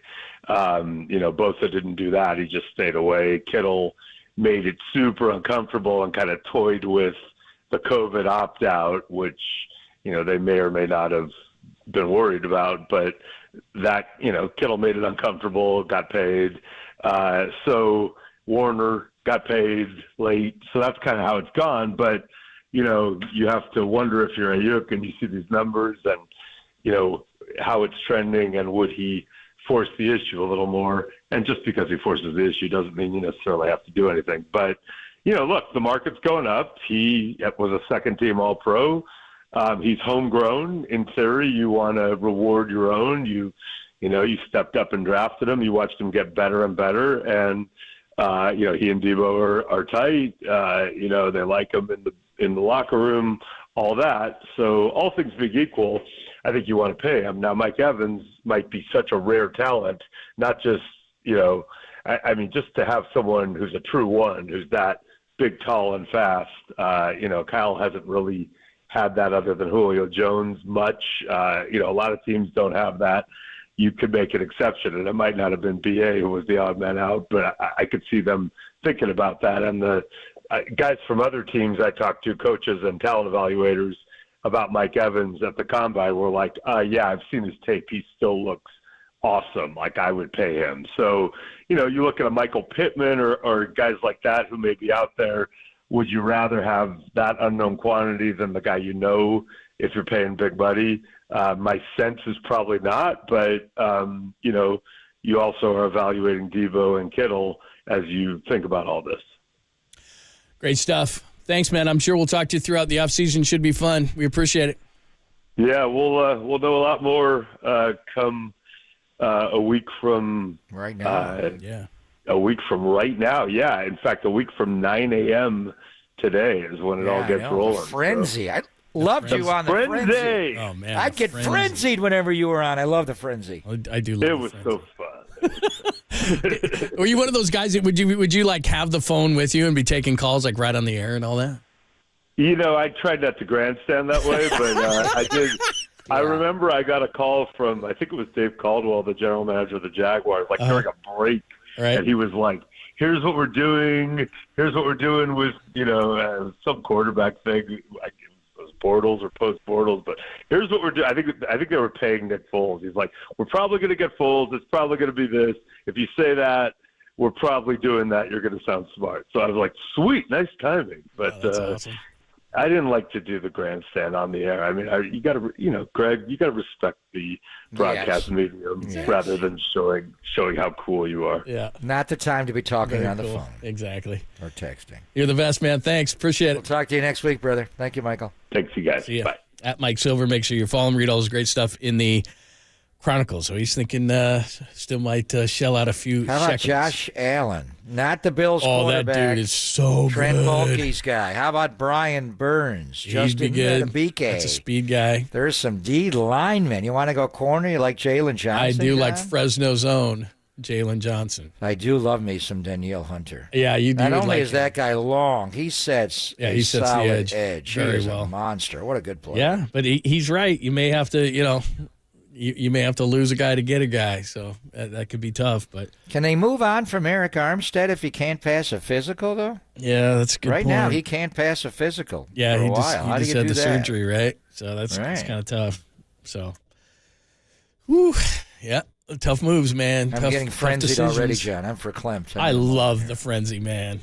When you and I last week from last year- today. oh, it's one of my favorite We're days. on Seriously, it's time. like Christmas, and I get sucked into it all the time because I know that the worst teams usually are the teams that spend all the money, and you get excited. But last year, when I was shocked. Remember, you and I were just sitting there, and all of a sudden, it was grave like, digger? What? We couldn't I was digging believe it. graves in the backyard after Well, that. What we have to do on social media is, and now everybody can, if you got $10, you can have a check mark. And so it's like, we were just like, what? And we were double checking, triple checking, because we really didn't think it would happen. It was like, what? No, that I love guy? that.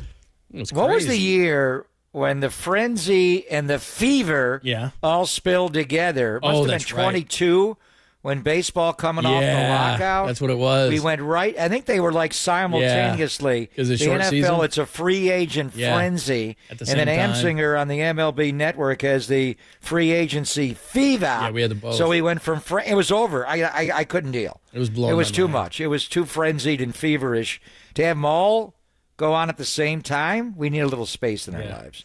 But you know what? We still have baseball players that are on the market. So We do. next week, if Boras keeps stalling, we could have a frenzy into a fever. See, and he's trying to create more of a market. He's coming out and saying, "Oh, there's more teams involved now," and all this kind of Of course stuff. It's there like, is. yeah, Of course whatever, dude. He's just trying to create markets now and Well, all that's this his kind of job. stuff. That's It why is. he's got Boras. It is his job, but this hasn't been one of his shining off seasons. the market. Short-term It's the deals and market. all this stuff. But anyway. Blame it on the RSNs. All right. If you did not hear Farhan, is he done? Is he not? What does he feel about Chapman? Bob Melvin spoke as well, so we hear that as part of the foreplay at the top of the hour. Plus, you hear a little bit more from Steph Curry on what the hell was that yesterday against the Celtics. Part of the foreplay in about 10 minutes. Do not miss it. Pop and Lund, only here on the Sports Leader.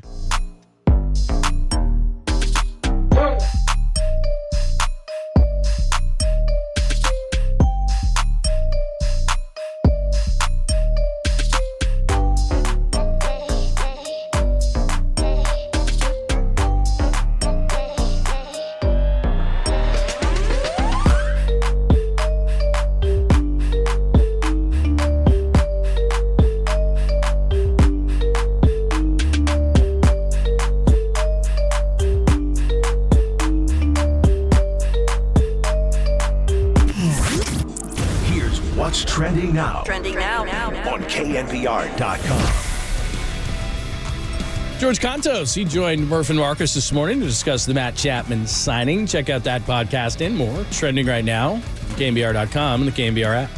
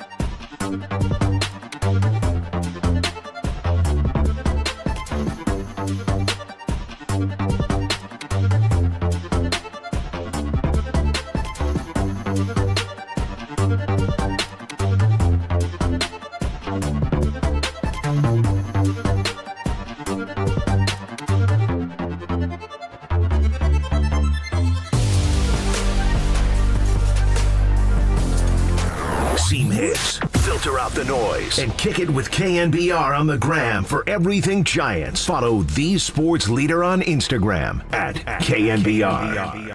High set from the right-hander, and the 2-2, a swing, little dribbler off to the third base side, picking it up Hudson, off balance throw to first, and he throws it wildly past the bag down the right field line. This will score a run as Bailey comes across. Ahmed with that ball going down the line, turns and will make it into second. And the Giants take a 1-0 lead. You can't stop Nick Ahmed.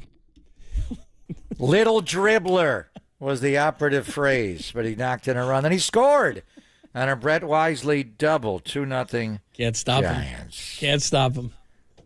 Somebody early in the show cursed at me and said, Nick Ahmed is not going to be the shortstop. Look, I'm not saying he is. I'm just saying he's was it Farhan Zaidi or Bob Melvin or Matt Williams? Did they say that? Otherwise, thank you for your time. I'm just saying. Nick Ahmed had a 16-homer year. I saw that. In 18. I didn't even he had a realize 19-homer year. You didn't watch him play against Brandon Crawford. He won a couple of gloves, though. Yeah, Gold gloves I didn't that know year. that, but yeah. No, he developed. He was strictly a defensive guy early in his career, and like Craw, he became better offensively. And then you wonder about the shoulder injury and how that impacted him the last couple of years. But he had a little pop in that ballpark in Arizona. Hit 19 bombs. So singled in a run, scored a run, 2-0 Giants. Yeah, so there you go. We shall see. I don't know. Look, I haven't seen enough of Luciano to know. I don't even know if he's going to. I think Luciano needs a year at AAA, but we'll see. Does he have a hit, Marco? Don't know. I think he was 0 for 8 with 4 strikeouts, and he came up yesterday, and there was a point where John just went off. He took a called strike 3 down the middle after being badly fooled on the second strike, and I didn't see video of it, but it sounded like the ball was way out of the strike zone, so there's a long way to go. You don't have to make a call, but 3 weeks from right now, they're coming home to play the A's in the Bay Bridge Series, and it's on to San Diego, so I think the real competition is between Tyler Fitzgerald and Nick Ahmed. I think they both make the team. And then what do you do with your guy Casey Schmidt? Send him back down to AAA and he and Luciano together. But Ahmed would be great coming off the bench defensively, and I think it's a question of how they hit the ball. L'Jarius Sneed has received the non-exclusive franchise tag from the Chiefs. So either way, they're going to trade him, aren't they? Mm-hmm. Sounds like it. Yeah. By the way, just one note. I won't bore people with it. From the combine, is every receiver that was, and there was a lot of them. Any receiver, they would just think, "Oh my God, if he got to the Chiefs! Oh my God, if he got to the Chiefs!" So, my goodness, man. The hell with the Chiefs. They're not all going They there. were just like. But how many wide was receivers like, are going to go in the first round? Yeah. How many offensive linemen? That deep are going to go in the first offensive round? Linemen. Well, I think a lot. I think the first 10 picks are going to be quarterbacks, offensive tackles, and receivers. That's all it's going to be. Like those 3 positions. I think the first 3 are going to be quarterbacks, and then some offensive linemen after that. The kid from Notre Dame, the kid from Oregon State. He's massive. And then it's going to be the 3 receivers, right? Marvin Harrison Jr., the kid from Washington, Odunze, and the kid from LSU. And, those 3 guys. So that's what it's basically going to be. And then after that, I don't think there's going to be any defensive players in the top 10. And then after that, whatever. But That's what we've learned so far. But we'll see. How about Xavier Worthy running the 4-2-1? Was that fun? That was unbelievable. After he already put up a 4.25, he's really going to run another one? And then he beat John Ross, who had a glittering career in the NFL, the Bengals. But he broke the record and ran a 4.21. Al would have already drafted that guy. They're like, no, you can't draft yet. Al would have been like, no, I'm drafting that guy. No, you're not up. No, I am. I don't care. Al Davis drafted the top 40 time 9 out of 10 years. The one year he did not, he had Darren McFadden and passed on C.J. 2K. But otherwise, from every Stanford route to Darius Hayward Bay, 9 out of 10 years, whoever ran the fastest 40 time, Al Davis eventually drafted him. That is amazing, isn't it? Not really, if you know Al. He was sitting right there with Ron Wolf and Bill Parcells, and they were all intimidated. He was right there at the start of the 40. But whoever finished the fastest, he would take him. Yeah, that's amazing. It is Pop and London on KNBR AM and FM San Francisco, the sports leader, Cumulus Media Station. Let's do it. It is time for your foreplay. Time for some foreplay with Papa and Lund. I'm Dirk Diggler. 4 chunks of audio that really get you going. I have a gift, and I am trying to not be selfish about it, but to use it. On KNBR 104.5 and 680, the sports leader. All right, we're going to talk about the Chapman signing, where the Giants are. Have you changed your opinion on Farhan? We'll do it in the 1 o'clock hour. Here is Farhan Zaidi, the president of baseball operations for your San Francisco Giants. The Matt Chapman signing, here's what he says, and the effect on the clubhouse of Matt Chapman. The most important relationship here is the one he has with Bob and everything those guys accomplished together in Oakland. You know, and this was one that Bob felt strongly about. So, you know, beyond all the objective measures, the defense, you know, supporting our pitching staff, the offense and how it plays in our park, just having a guy who, you know, Bob feels like he can rely on to be in the lineup every day, to set a tone. I mean, he's an incredible competitor. You know, I've had the experience of moving to new organizations a couple of times. And Bob obviously has as well, you know, feeling like you have an advocate, you know, somebody who you can partner with, you know, so beyond the relationship with me, for Bob to have that in the clubhouse, I think is really, really critical. So, you know, I think Matt's not only going to be a great leader in the clubhouse, he's got relationships with a number of our players already, but, you know, the way I think he's going to function as an extension of Bob and our coaching staff, you know, I think is potentially going to be really big for us as well. That's huge, and people don't talk about it. I know, obviously, on the field is the most important thing, but when you have someone that you've had before as a manager, and it's the players that get it done, especially as long as the baseball season is, so that Bob isn't trying to constantly impress what he wants done, and you've got somebody like that already in your clubhouse. We talked about it in the signing of Matt Chapman. That's huge. And Farhan was there when the A's drafted Matt Chapman, but he left virtually right after that to go join Andrew Friedman with the Dodgers. So it was Bob Melvin, and it also was Matt Williams. Matt Williams was on the A's staff with Bomel for Matt Chapman's first 2 years when he won Gold Gloves, so his second and third years in baseball, the 18 and 19 years. And I like what Richard really had to say. Matt Chapman reminds you a lot of Matt Williams. Different defensively, but the end result. And Matt Williams had incredible hands. He had the softest hand. I don't know if he had the throwing arm that Matt Chapman has, but Matt played so deep at third, then the easy power, the gap-to-gap, and Matt Williams was more of a pull hitter than Matt Chapman. But there's no question Bob Melvin had a lot to say in the signing, as Farhan said, an advocate. I love that line.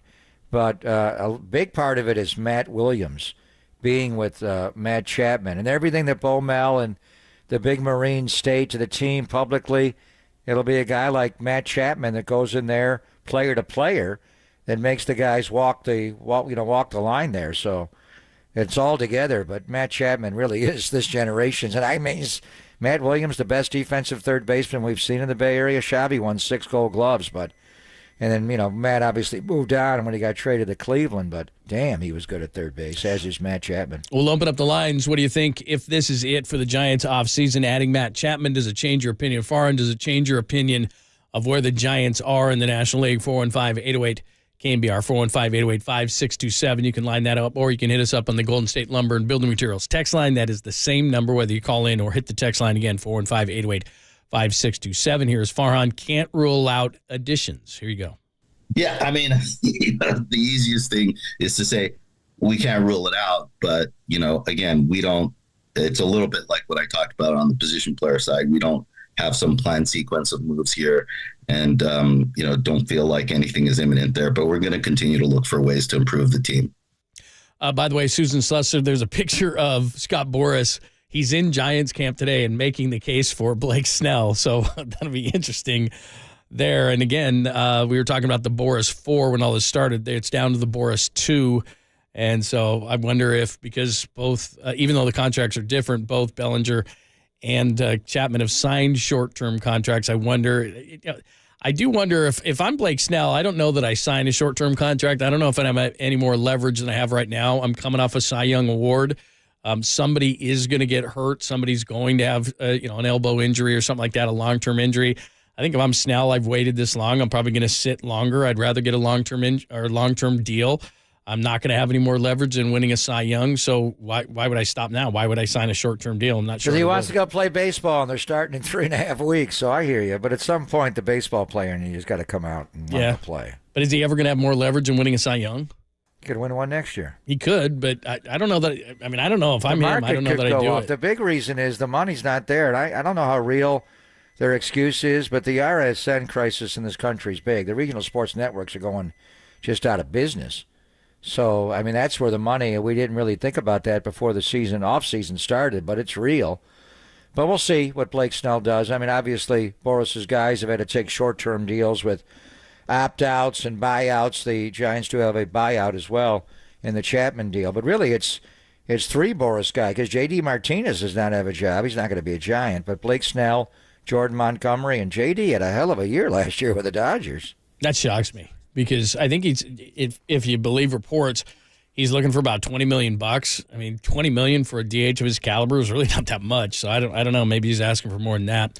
Here's Bob Melvin on Chapman, and again, he's talking about shortstop range. Nick Ahmed is hot. Long way to go. Still a few weeks. So I don't know if it's going to be Ahmed. I don't think it's going to be Luciano. Could be Fitzgerald. But here's Bob Melvin on how much Matt Chapman helps the shortstop position defensively.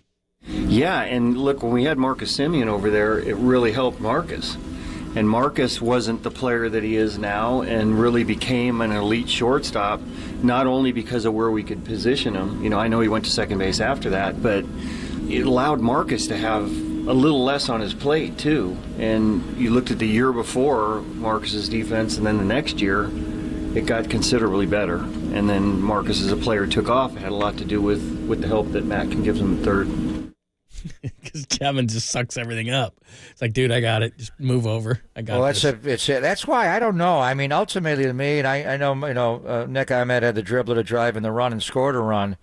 I think you want his defense later in the game, and really, to me, it's going to come down to ultimately they're going to make the call between Tyler Fitzgerald's bat and Nick Ahmed, and then you could always bring Nick Ahmed in defensively later in the game if you have the lead. But I think it's you got to score as well. They certainly have tightened up the defense and the ground balls they get, but they've got to score. So to Bo Mel's point, the year before Matt Chapman arrived, Marcus Semien committed 35 errors. Remember that year? I do. Absolutely. Whoa. Then Matt Chapman arrives, and he plays like half of the left side of the infield.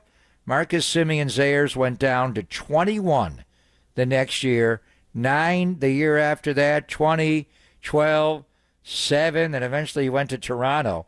But the year before Chapman got there in green and gold, Semien committed 35 errors. Now, if Luciano, I don't think Luciano will get the job, but honestly, John, if Luciano plays, and that year Semien started 152 games, what's the over-under on Marco's errors? 35, 40? But not, next to Chapman, he'll just be able to play more up the middle, is what Bob Melvin's point. But Matt Chapman makes your team so much better, just having him on the left side of the infield, how much he helps the shortstop, the pitcher, and inducing ground balls. He's that It's beyond the numbers with that guy. He's that good defensively. Yeah, absolutely. But, here's the other thing is we don't know what Luciano's going to give you offensively. Defensively, he's probably not great. We know Ahmed's going to give you defense, and Tyler Fitzgerald, even though he's got really good offensive numbers in the minors, has 32 career bats at the major league level, and he hits .219. So, I don't know that Ahmed is going to get the job. Who knows? But at least with Ahmed, we know he's going to play defense. And if I'm the Giants, now again, look, maybe Fitzgerald has a great spring. Maybe from here on out, Luciano has a great spring, and he's just hitting the hell out of the ball. Maybe he wins the position. Casey Schmidt, maybe he wins the position. I don't know, but he didn't show last year he could hit. But at least Ahmed, I'm going, okay, the left side of for a ground ball pitching staff, the left side of my defense sucks everything up. Estrada is an above average defender. Bailey's an above average defender. Jung-Hoo Lee, above average defender. Now, at least I'm catching the ball. Whereas last year, the year before, it was horrible. When Logan Webb starts and when Jordan Hicks starts, you want the left side of the infield. Maybe when it's Kyle Harrison, who's more of a strikeout, fly ball kind of pitcher, you want somebody else to play shortstop. But either way, Matt Chapman's playing every day. All right, finally to the Warriors game yesterday, or not much of a game. Here is Jaylen Brown. He was kind of pissed after the game that the Warriors used that sag-off defense. Here you go. So, I don't take a lot of threes or for the most part throughout the season because we got enough of that. I get to the paint, and I usually open it up for everybody else. But if you want to dare me to shoot, we can do that too. You know what I mean? I thought it was a little disrespectful, but, we took advantage of it, and we didn't look back. You could say that. No, he said that's the first time teams ever regarded him that way. Without Porzingis playing, you could easily see them coming up with that game plan. What's Jaylen Brown's strength of his game? Is taking it all the way to. It's like Kuminga. How would you play Kuminga? I'm going to sag off of you and let you shoot a three. So I'm going to gap you, or whatever the term they use. Dare you. 6 o'clock warm-up shot. He shoots 36% from three. It's not like he's not Tony really Allen. But he does not shoot that many. That's not his game. He wants to drive you. And you also want Draymond to roam around. I get that. But once he made a couple in a row, he made a shot 8 seconds into the game, rising up over one. Once he hit a couple, then get out of that. Now he knows you're dropping 20 feet off. But what I love about that guy, his defense on Steph Curry, to pick him up three-quarter court and turn him, and he weighs 240 pounds and he's running with Steph. That's a hard assignment. And then Steph got shot 2 air balls to open the game, and then when he committed the over and back violation, when Jaylen Brown was up into him and turned him, and he went behind his back and he fumbled the ball. That's it. Versidis, you're not playing the second half. Let's move on and get out of here. Well, like you said, I mean, you can change. You don't have, just because you came into a game with something doesn't mean you can't change. Like, I'm sitting there going, change, and then when they didn't, then they were getting blown out. It didn't matter. Once you crowded up on him, he would have driven right by him. You got to change up. They were on him. You got to change up, though. My God, man, I've never seen anything like it. They changed up. They benched their guys, and they got on the bus, and they got out of there. You were not going to when they were down 50. He's like, yeah, I guess we can change up. Let's bench guys. It was okay. I'd rather watch the combine anyway. It was fine. I had no issue with it. I was done. It was like, okay, you're down that. What was it, 84-38 or something and a half? I was like, yeah. Yeah, okay. I watched it back this morning. I don't watch Warriors live. I'm not doing that. All right. Much more efficient to watch it on fast forward. Well, that's how I watched the combine. I just, watch some of the stuff, watch the guys. Same way there. Yeah. Same way there. I didn't need to watch the offensive lineman run the 40. Guyton ran a slow 5.15. That could help him drop to the Niners. There are so many good offensive linemen. There's a lot of in this draft. Yeah, liked it. I like it. I don't care what anybody says. Guys running around in underwear is entertaining. All right, your thoughts on Farhan, what he's done this offseason. They do need more pitching. We will admit that. But what do you think? Did it change your mind that they got Matt Chapman? Does it change your mind where they are in the National League? Give us your thoughts at 415-885-6227. That is both the Golden State Lumber and Building Materials text line and the call-in line. We want to get your thoughts on the Giants offseason, where they are. What do you think of the Matt Chapman signing? Does it change your mind? Does it change your mind on Farhan or the Giants sit? 415-885-6227, 415-808-KNBR. Continue that conversation. Plus, a week from now, do you think the Niners are going to be aggressive? They have been the last 2 off seasons. We'll get into those conversations next, only here on the Sports Leader.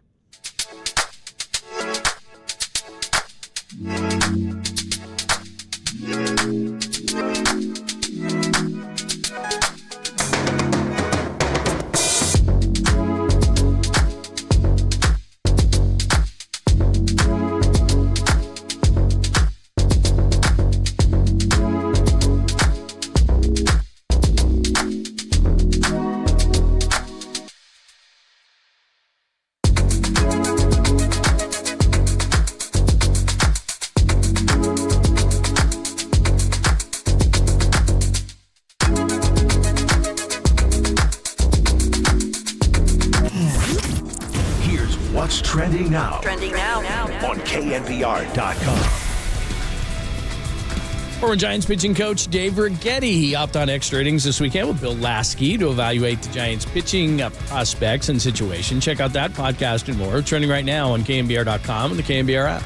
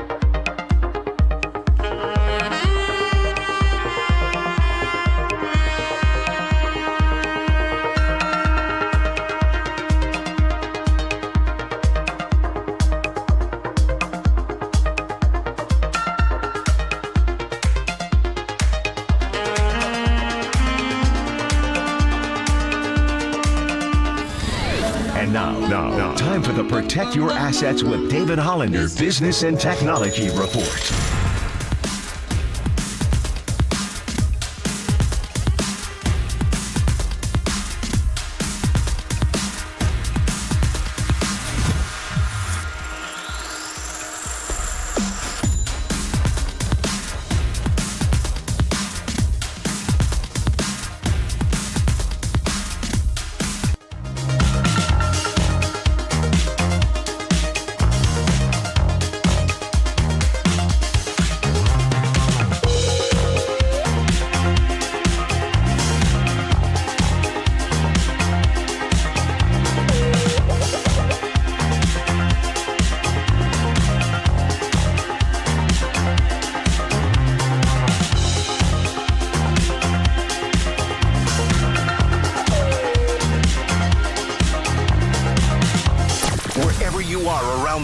Stream your proud home of Giants baseball 24/7, 365 on KNBR.com. This is the sports leader.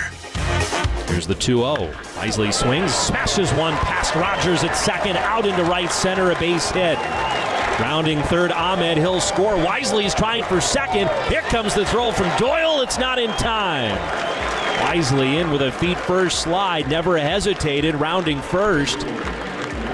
He's got good speed, and he turns that one into a double. Another run for the Giants, and it's 2-0. There you go. A couple of things that happened. By the way, lines open, text open. Golden State Lumber and Building Materials text line. What do you think of Farhan's moves now that Matt Chapman is in the fold? Change your opinion of Farhan's offseason, Giants offseason. What do you think of the Giants now in the National League with the addition of Matt Chapman?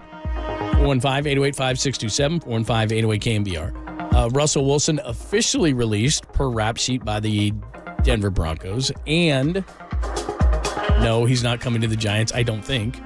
Madison Bumgarner at 34 contemplating a return.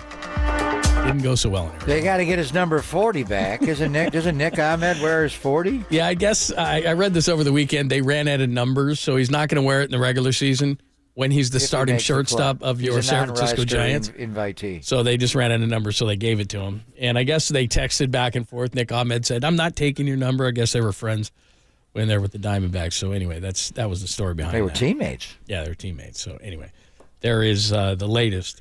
And Scott Boras telling Bob Nightingale 4 new teams have reached out to him about Blake Snell and Jordan Montgomery. Okay. So how'd that go this morning? I haven't heard any audio at all. They had the introductory Matt Chapman press conference at 9 a.m. this morning, and Boras was there. Yeah, he was. Any rhymes? What was his little jingle he had with Chapman? It had to be something with I effed up, and it had to be something like that. No, this was early. Remember when he went to the owners' meetings, the GM meetings? Yeah. He had a little line about Chapman. What was it? Tracy Chapman's fast card that he started singing? I don't know, but remember back in the early in the off season, he has his little. Yeah, didn't have a great off season. He has. I mean, he's done really well for him and his clients generally, but this wasn't his best off season. He could buy like the American League East himself. When is Scott Boras going to buy a team? Is what I want to know. Yeah. He's been good. This offseason, not so much. But he's been good. Very good. Not this offseason.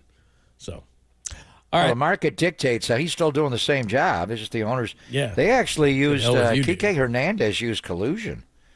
He dropped that word on baseball's owners, that they colluded to drive down. And there may be a little something to the Boras guys because the people, Major League teams, don't like to deal with him. No.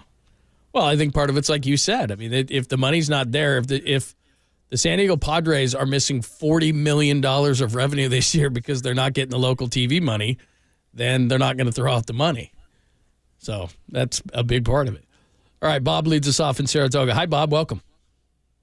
Thanks a lot, guys. Yeah, sure. Look, I think it's a little premature to redeem Farhan yet, but at the same time, it is a good move, especially for defensive. I like it. Clever. Defensive purposes, let's hope he can regain his hitting with some good coaching but he is good for the clubhouse. It's a good move. The thing is, has anybody ever looked at the number of people that have gone on and off the 40-man roster since Farhan got here? I think it's well over 1,000. that's turnover. Turnover is not good for any corporation or any team. And so I think he's still got a way to go. Pitching is important. But the great philosopher, Yogi Berra, always said, baseball, 75% of baseball is pitching and the other 40% is hitting.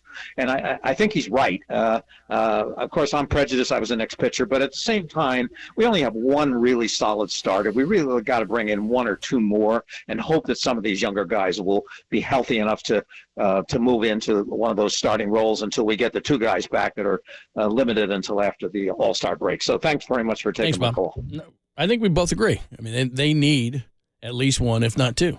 I want to hear more about what's going on with Alex Cobb and when's he get a pitch. I mean, Logan Webb, Kyle Harrison, Jordan Hicks, Keaton Wynn, Sean Jelly would be your five. I mean, Mason Black could pitch.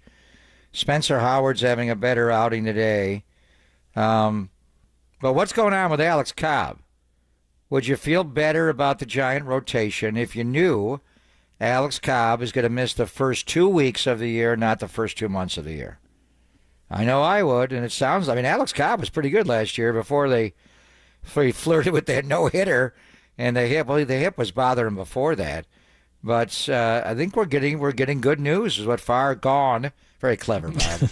Dropped that twice. He come up with that himself? He just signed a contract extension. He has the same length of deal as the manager does, so he's not going anywhere.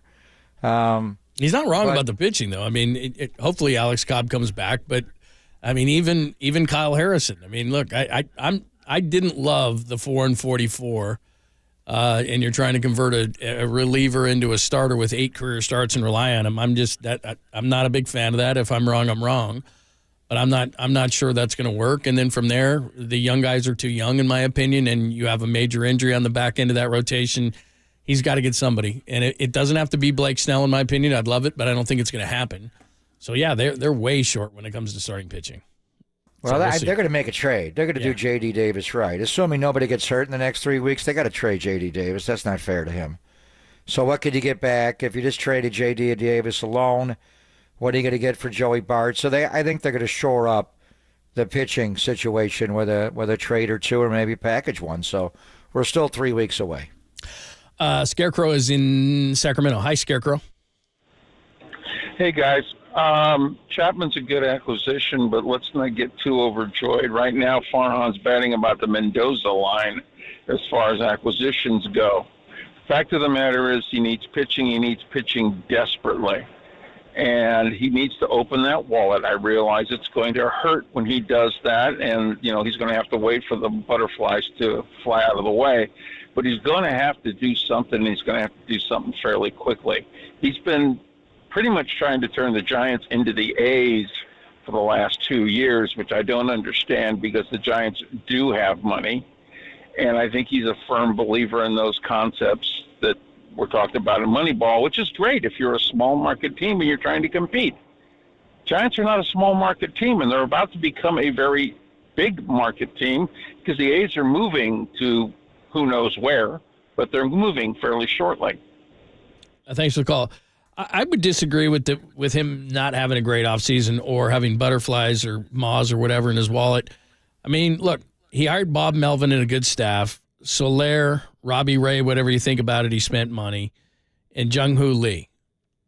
I mean, you can't say he didn't spend money. Maybe he didn't spend the right money. I don't know. Maybe he did, maybe he didn't. But they spent money. You can't say they didn't spend money.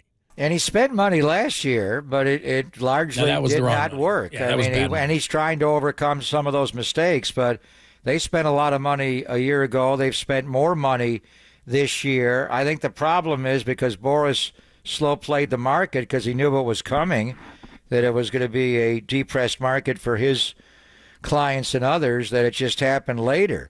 But the bottom line is they gave Jung-Hoo Lee 6 years, $113 million. He does have an opt-out after 2027. None of these payments are deferred, like the Dodgers. These guys are all getting the money in their time frame, and that's by far the longest deal. Jordan Hicks got that. Farhan never gave anybody over 3 years in the offseason. He gave Jung-Hoo Lee 6 years, Jordan Hicks 4 years and $44 million. He made the trade to get Robbie Ray. That takes on, now Ray can opt out after this year, But if he does not, he has a 3-year, $73 million deal there. They gave Jorge Soler 3 years and $42 million. Tom Murphy got 2 years and $825, and Chapman got 1 year, 18, but they have 3 option years that could stretch that out. It's just obviously the first 2 callers we've got from calling him far gone. I mean, the Bay Area is still not enamored at all with Farhan Zaidi. Is it because he came from the Dodgers? Is it because he came from the A's? Is it because they didn't win? They haven't made the playoffs, obviously. Inherited a bad team. Rode out, Boch. Is it the hiring of Kapler? They just want to throw the 107-win season away.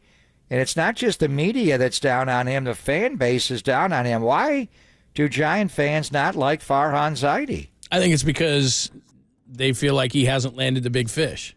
I mean, Matt Chapman is nice, but I think what he should do in the offseason is lower the expectation, because every single year I think he has said, we're going to do this and we're going to do that. And I think, look, I have no issue with the signings. I have no issue whatsoever. But every single year, I think he hypes the fan base up and then doesn't land what they perceive to be the big fish. Whether it's Aaron Judge was going back to the Yankees. That was I agree with you 100%. They got the big fish in Correa, but they flunked him on the physical. But I think that they got hyped up for Ohtani. I think they got hyped up for Harper. I think they got hyped up. Is that him for Judge. Or just the Giants franchise? Yeah, but I think they got hyped up for those names. You're dealing with the Dodgers. Yeah, but I think the fan base got hyped up for those names and get disappointed when they don't get them. And he gets blamed for that? Yeah. I mean, he's that guy. I don't have a problem with who they got in the offseason. They are short on pitching. There's just no question about it. They are short on pitching. How do you blame Farhan Zaidi for not being able to get Aaron Judge out of pinstripes after he broke Roger Maris's record? Shohei Ohtani wanted to stay in L.A. and wanted to be a Dodger. It just happened. Yamamoto, I don't know how you blame him. There are other factors that are involved in the organization, but it's just amazing. I think late in the offseason he rallied here. I'm going to put my rally cap on. I think he's had a good, since spring training has started, and really he's had a good 24 of the offseason. 24 is when they traded for Robbie Ray. They signed Soler. They got Jung-Hoo Lee in December. When they get Hicks, John, in December. And then they got Chapman, and we'll see what he's done.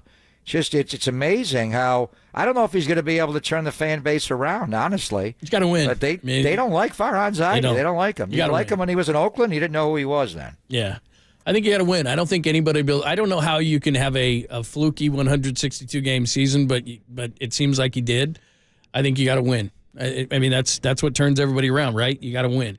So if he goes out and wins and they make the playoffs and they make a run, people will like him. Look, I don't think he had a bad offseason. Bob Melvin is a great manager. I think the signings are solid. I think they're short on pitching. Chapman is a great signing to me, but you got to go out and win. You got to go out and win. I don't love the Hicks signing. We'll see. Robbie Ray is going to be a wait and see. The pitching is scary at this particular point because there's a lot of what ifs. That's about it. But I don't mind what he did in the offseason, and you can't say that he didn't spend money.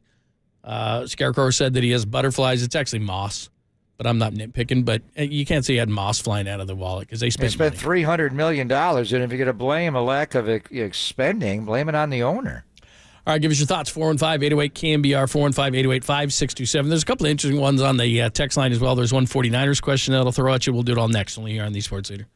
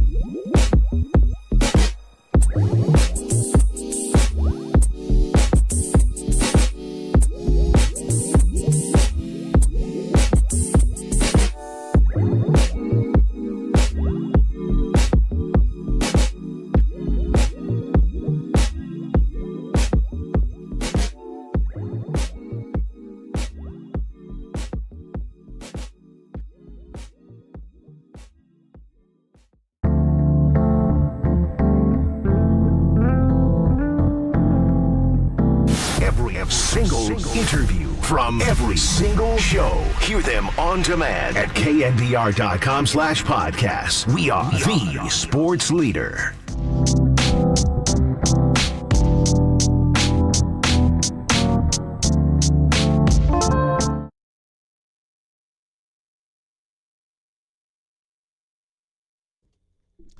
What's happening? Thanks for joining us. Poppin' Lund on a Monday.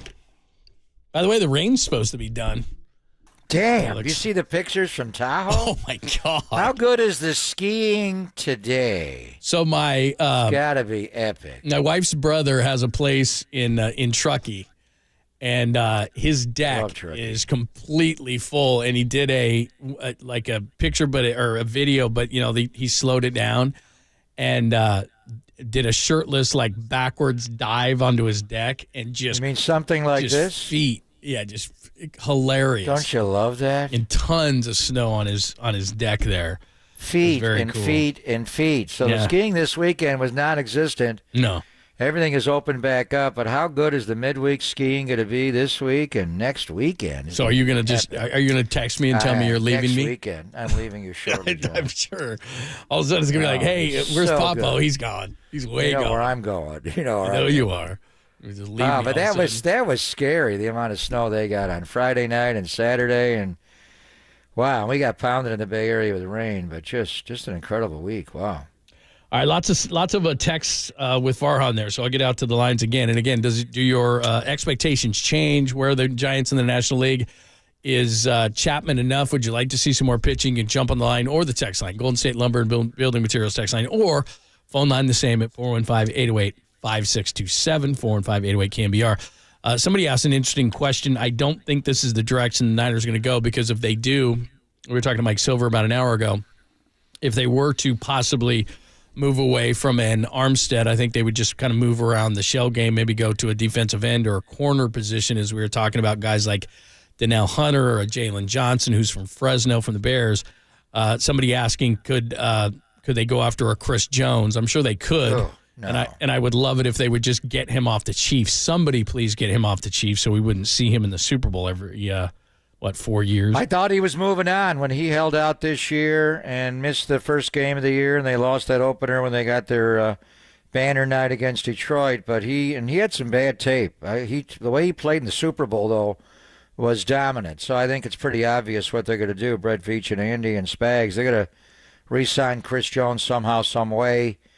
L'Jarius Sneed, non-exclusive franchise tag. They're going to trade him, it sounds like, which is interesting. There are a lot of good D linemen available. Eric Armstead is what everybody's talking about, and just reaching out to David Lombardi does a great job with the numbers. I just asked, would it make financial sense to move on from Armstead? He said no. If they released Eric Armstead, they would save only $2.5 million right now, and it'd be $26 million in dead money. So they're not going to do that. Plus, he's coming off surgery. Not sure he could pass a physical. You're not going to release him. They did restructure him at one point last year. I'm not sure they can restructure him again. But I don't think they're going to move on from Eric Armstead. It does not make financial sense to do that, because you'd have to incur $26 million in dead money. You'd only save $2.5 million. So there are a lot of good D linemen out there. It goes on, but I don't think the opening is going to be to release Eric Armstead.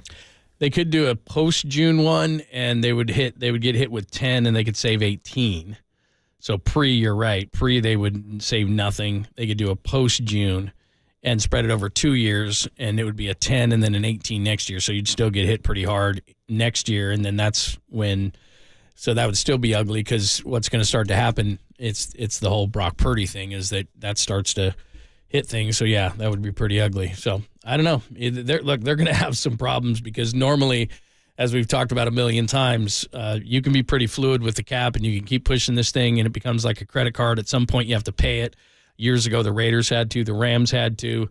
I mean, this does happen, but with Brock Purdy, it's just going to be really tough to go from paying your quarterback $1 million to around $40 million or more. And so they are going to, in 2 years, have to hit this thing. I mean, it's going to, the credit card bill is going to come due when Brock Purdy is due. And the best illustration you can do with that is when Russell Wilson, and it's going to be a lot harder than this, but when Russell Wilson was a third-round pick in Seattle and they had all those great defensive players, when Wilson finally got paid, Seattle got torn apart defensively, and they couldn't pay everybody. And they had to make a lot of tough choices. And although Seattle stayed competitive for a long time, they started to lose players defensively, and they just couldn't keep everybody around. And they stayed, but they started to lose players left and right because they just couldn't stay competitive when Wilson started to get paid. And that's what starts to happen when you have to pay a player that much money at that position. And he just got released, as you said earlier, by Denver. So how much of a dead money hit do they incur by releasing Russell Wilson? Oh, my God. And they just, on that trade, let me double check that, but on that trade, they got that trade, which was one of the worst in NFL history, and then they gave Russell Wilson a new contract. So let me look at what they're going to get. It's a massive hit, but they want to move on. Yeah. And then where does Russell Wilson go? I mean, he wasn't he's horrible looking at a backup year, job. So. I mean, he faded down the stretch.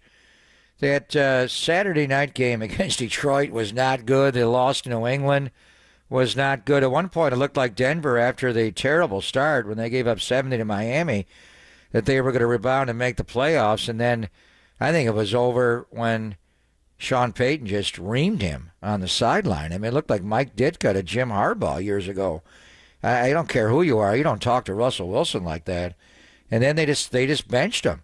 They basically Derek Carr'd him. They didn't want him to play because they were worried about if he can't pass a physical, they can't cut him. So it's amazing. It's $85 million hit on Russell Wilson. They're going to have to. They're incurring? They've got to post June 1, and it's going to be 35.4. So they're going to have to do that because there's no way they can take an $85 million cut. Man, that's brutal. Jeez. But they're going to. Where does he go? Yeah, I don't know. He's going to have to take a backup job. Is anybody going to employ him to be a starting quarterback? We'll wait and see where everything goes. Right? Well, what is New England going to do at number 3 in the draft, and what are they going to do with Mac Jones? There are a lot of interesting pivot points. Where does Denver pick? Like 13? 12, yeah. But somewhere there. But where's Russell Wilson's next destination going to be? And is he going to have to pick a job where he's a backup quarterback? It's amazing. Has anybody fallen off faster than that guy? I mean, 2 years ago they traded 2 1s, 2 2s, and players for him. Yeah. He's 35 years old. I mean, it's Jordan Poole. Ridiculous. Jordan Poole fell off pretty that's quickly. Good. That's a good I don't call. know. Russell Wilson had a longer, more distinguished career, but it just, and they saw it coming in Denver. Seattle, pardon me. They saw it coming. John Schneider saw it and was ahead of the curve there. And what is Seattle going to do at quarterback? Are they going to get Michael Penix? What are they going to do there? Yeah, they're picking at 16, Seattle, and I don't know that they're gonna pick their guy there because with a defensive head coach, I'd be surprised if they win a quarterback in number 16, but who knows? I think the first 3 are going to be quarterbacks, but anyway, yeah, they could. I guess they could. Drake May being the 3rd? Yeah, I think Drake or the May. 2nd. And a lot of people are saying Peters has got a big call to make after Caleb Williams goes 1 to the Bears. What does Adam Peters do in Washington with number 2? That's one of the weirdest things at the Combine was Jaden Daniels at LSU. A lot of people like him. He didn't get weighed. He's incredibly skinny. What does he weigh? And he wouldn't weigh. I don't know. Does he weigh more or less than Bryce Young? I'd be a year ago. I'd be really scared to take him. He looks really thin. Yeah, he looks really thin. I'd be incredibly scared to take him, and I'd be they're going pissed to weigh at him. his age. When they bring him in the on-campus visits, he's going to have to get on a scale. I'd be pissed at his age. What do you think he weighs? Get on a scale. Is he 180? I'm going to guarantee you like $35-40 million, and you won't get on a scale. Well, because he doesn't. Because you're not going to supply data that's going to incriminate you. Exactly. What do you think he weighs? What does he weigh? Incredible. I'd be pissed. I know that. Does he weigh more or less than Bryce Young from last year? Yeah, that is scary, man. I think less. Yeah, probably. I mean, he's a skinny dude. He is real thin. Yeah, guy. He is skinny. Well, they showed a cut. What did Jared Goff weigh when he was drafted? 215? Yeah, something like that. He was really thin. Yeah, that was crazy. Anyway, all right, we'll give you a few remnants before we get out of here. There's a couple of guys on the line as well that we will we'll hit up before we get out of here as well. And, a couple of things from the weekend that you may have missed. And then top of the hour, Tolbert and Copes only here on the Sports Center.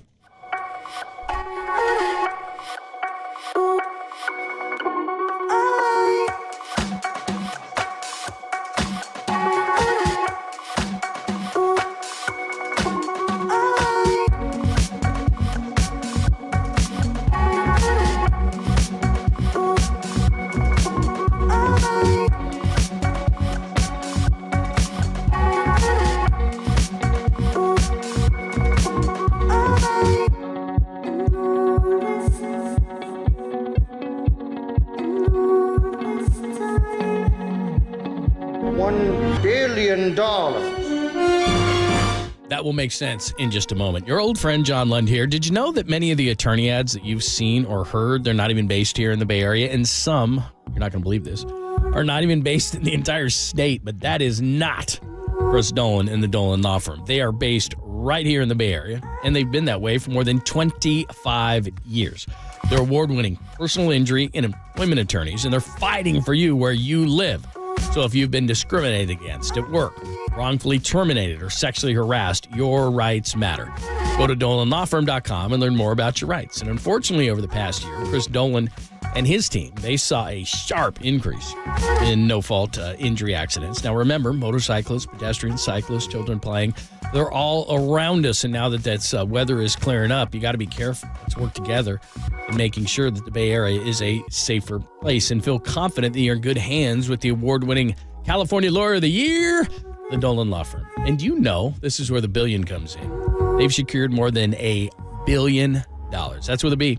In verdicts and settlements on behalf of their clients, but you pay nothing. Nothing up front, no hourly rates, no upfront fees. They don't get paid until you get paid, which is nice. They live here. They work here. They win here. DolanLawFirm.com.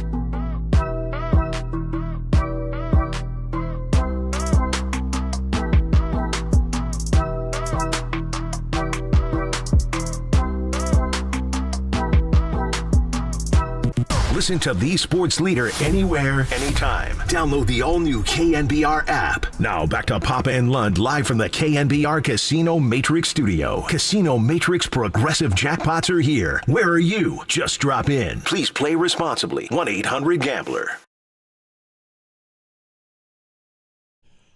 Yes. One thing we did not mention, there was mutual interest between the 49ers and Jets DC Jeff Ulbrich, but New York wouldn't let him leave for the same position. As we told you, Jeff Ulbrich from the Bay Area did play for the 49ers, but Robert Saleh didn't have to let him go home, and he didn't. So there you go. Although he wanted to. Yeah, he did wanted want to come back. And, Robert does not run their defense. Jeff Ulbrich does. So I think that was the first choice. They after Spags, which was really interesting. Wonder how that conversation went. And then Spags, the day of the parade, re-signed a deal with Kansas City. But Ulbrich was the guy they were looking at. So I'm interested to hear in the coming days, John, exactly how the 49ers structure this. It's just titles now. Nick Sorensen, defensive coordinator, Brandon Staley, assistant head coach. We'll see how they actually, run the defense. So remember Chris Bryant? I do. He had a 3-run homer. He's been hurt a against lot. the Giants today for the Colorado Rockies. Michael Conforto just picked up a sac fly to bring in another run, and the Giants are having a good offensive day today. Very nice. May have a win. What's the other thing I was going to bring up? Maybe I guess that was it. Yeah, I guess we hit everything else today. All right, I'm going to take this call because it's from Alaska, and we don't get many calls from Alaska. Juneau? Bart is in Alaska. Yeah, where are you in Alaska, Bart? Is it pitch black dark out right now in Alaska? Where are you?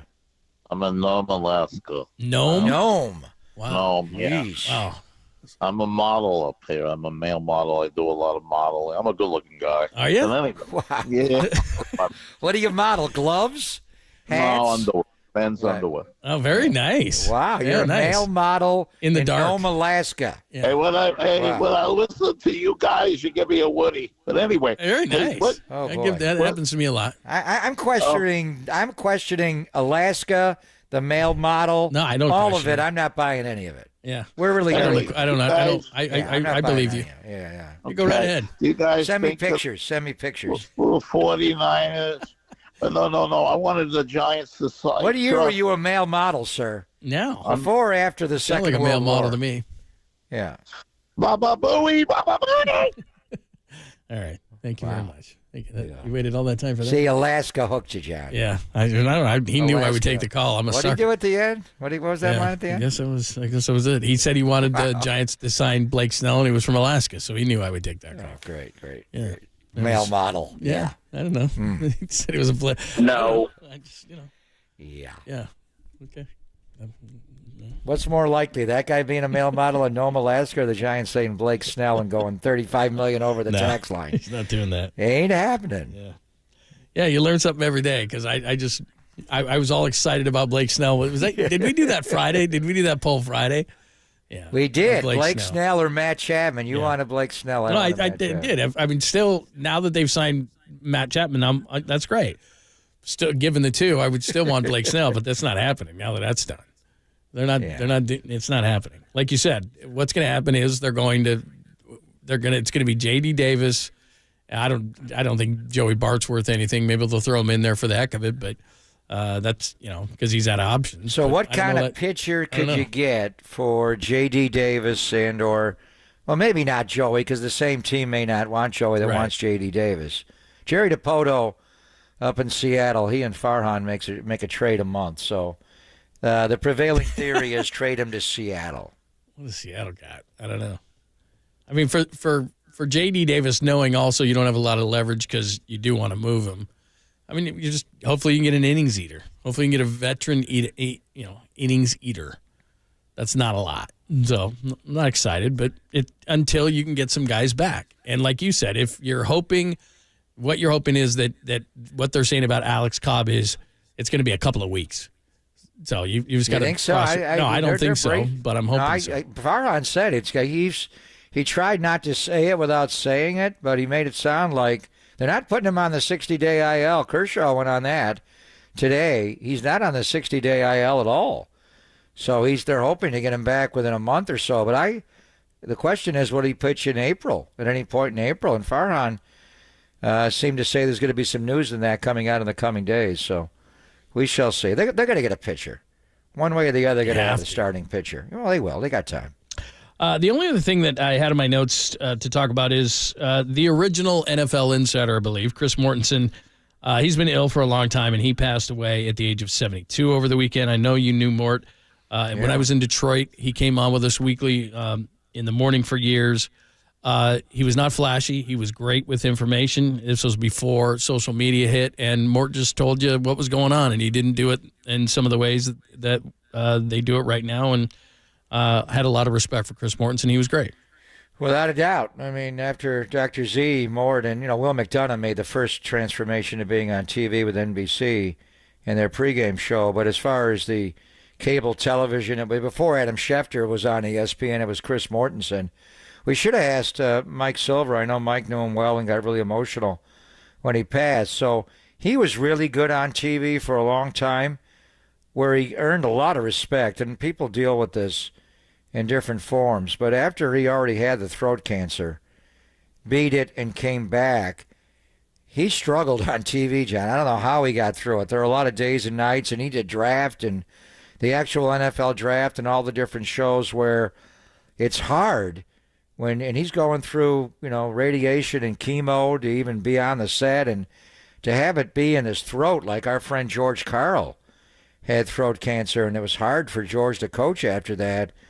It was the perseverance to come back after that and all that it went through to battle cancer the first time, to be on network TV and to get through it. It was hard, but he did it. And then he stepped down, and then just a short time after, he loses his life. So it's just so hard as we go through this to so many people we know that have lost their lives. But, yeah, we knew Morton. He was a hard worker, to be sure, but that was a major loss, John. People, did you see Daniel Jeremiah during the Combine coverage? He just broke down and cried like a baby, and I've done that so many times when people I know have died, so it's hard. It just hits you in waves. But DJ really, I think, spoke for everybody in his profession that knew him much better than us, and he just broke down and cried when he heard Mort died.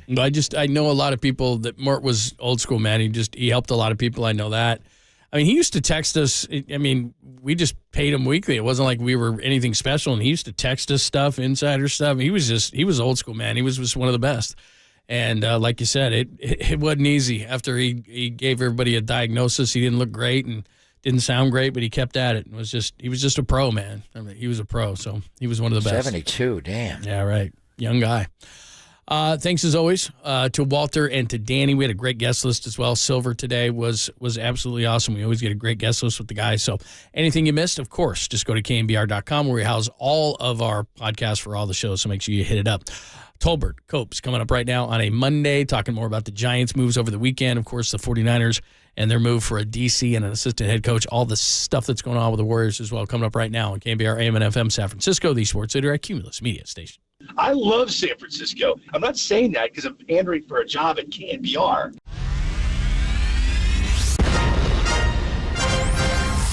The NBA brought him to the Bay. Tolbert is really feeling it. While his co-host was born and raised here.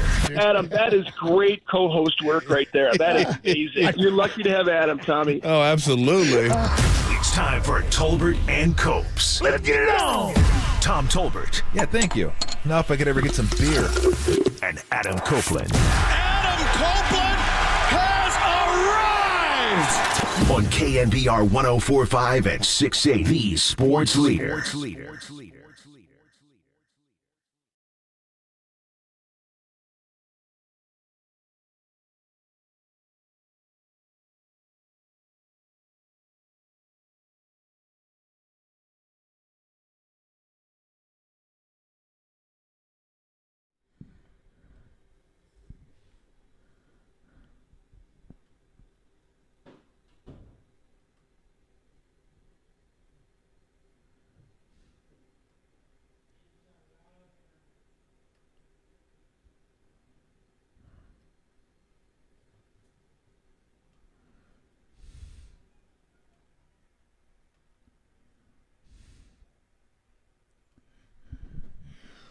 What is shaking?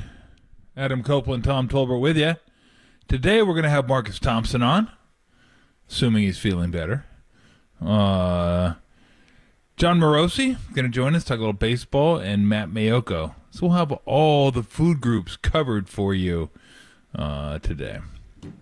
I got to get off this real quick before I send our group thread 19 pictures of the zoo. I'm pretty sure you guys don't want zoo pictures. Wait, is it Oakland Zoo? SF. Oh, okay.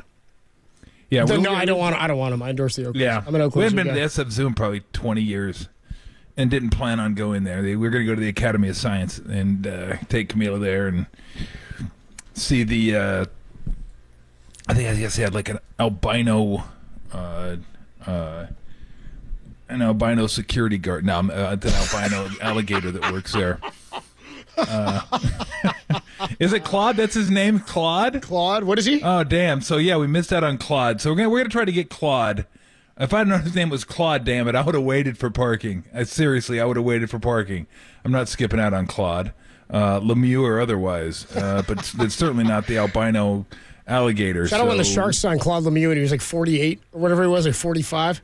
Dude, He was out there just go back and watch them versus the Red Wings back in the 90s when Claude Lemieux played for the Avalanche. Those were like literally bloodbaths. Those were some of the best series of all time, and they were nasty, just nasty. And he was kind of a nasty player too. He was really good. Yeah. But he was. Was he a goon? Nasty. Was he a goon per se? No, he wasn't a goon. No, he he wasn't was just skilled. there to fight. Like he was good. But no, he wasn't like Marty McSorley, someone like that, who there to protect Gretzky, and then you had Bob Probert, Ty Domi, guys like that. No, Probert could play. Probert was a guy that could skate a little bit, but this guy was a winger. He was a scorer. He was just nasty, and some would say dirty, and I would say nasty and dirty. Like he did some stuff. You're just like, oh my god, are you kidding me? You kidding me with that? Yeah. But he was good. No, he was a good player. But yeah, him and the Avalanche and the Wings back in the 90s, that was like some of the best playoff hockey you're going to see. Two great teams. It was like Cowboys and 49ers in that you felt like whoever was going to win the Western Conference Finals was going to win the championship. Yeah. Like that's how good those you go Cowboys, were. 49ers, Western Conference Finals? We just went hockey, football, basketball in like one sentence. I did. I just went boom, boom, boom, boom, boom, boom, boom. So we went to the zoo. Nobody there. Nobody. Like the weather sucked. So nobody was there. Bad weather weekend in the city. Yeah. Yeah, it was. It rained on us, so we had to hide under trees, stuff like that. But super cool. The jaguar was super cool. The gorilla was really, really cool. Yeah, the gorilla's kind of sad. I was like, damn, he looks sad, doesn't he? That gorilla looks like, oh man, it's like a Harambe anniversary or something. Was that right? Yeah, I don't know what it was, but he looked bummed. Yeah, I don't know. Like I felt bad for him. I go, God, did he just watch Old Yeller or something? Like what's going on here? He looks like. As Brian. And then we walked from one side of the exhibit to the other, and he like followed us. I was like, damn, this guy needs a buddy. This guy's like looking for somebody. The women over there to the left must not be, hanging out with him and giving him any attention. He's just hanging out with us, just like chilling. Hey, break me out of here. Yeah, break me out of here. So finally, we're just like, okay, we got to go. Run a tin cup on cool. the bars. Yeah, like the animals were pretty active. It's not as good as Oakland Zoo. Like Oakland Zoo is really nice, but Oakland Zoo, you still have to make an appointment.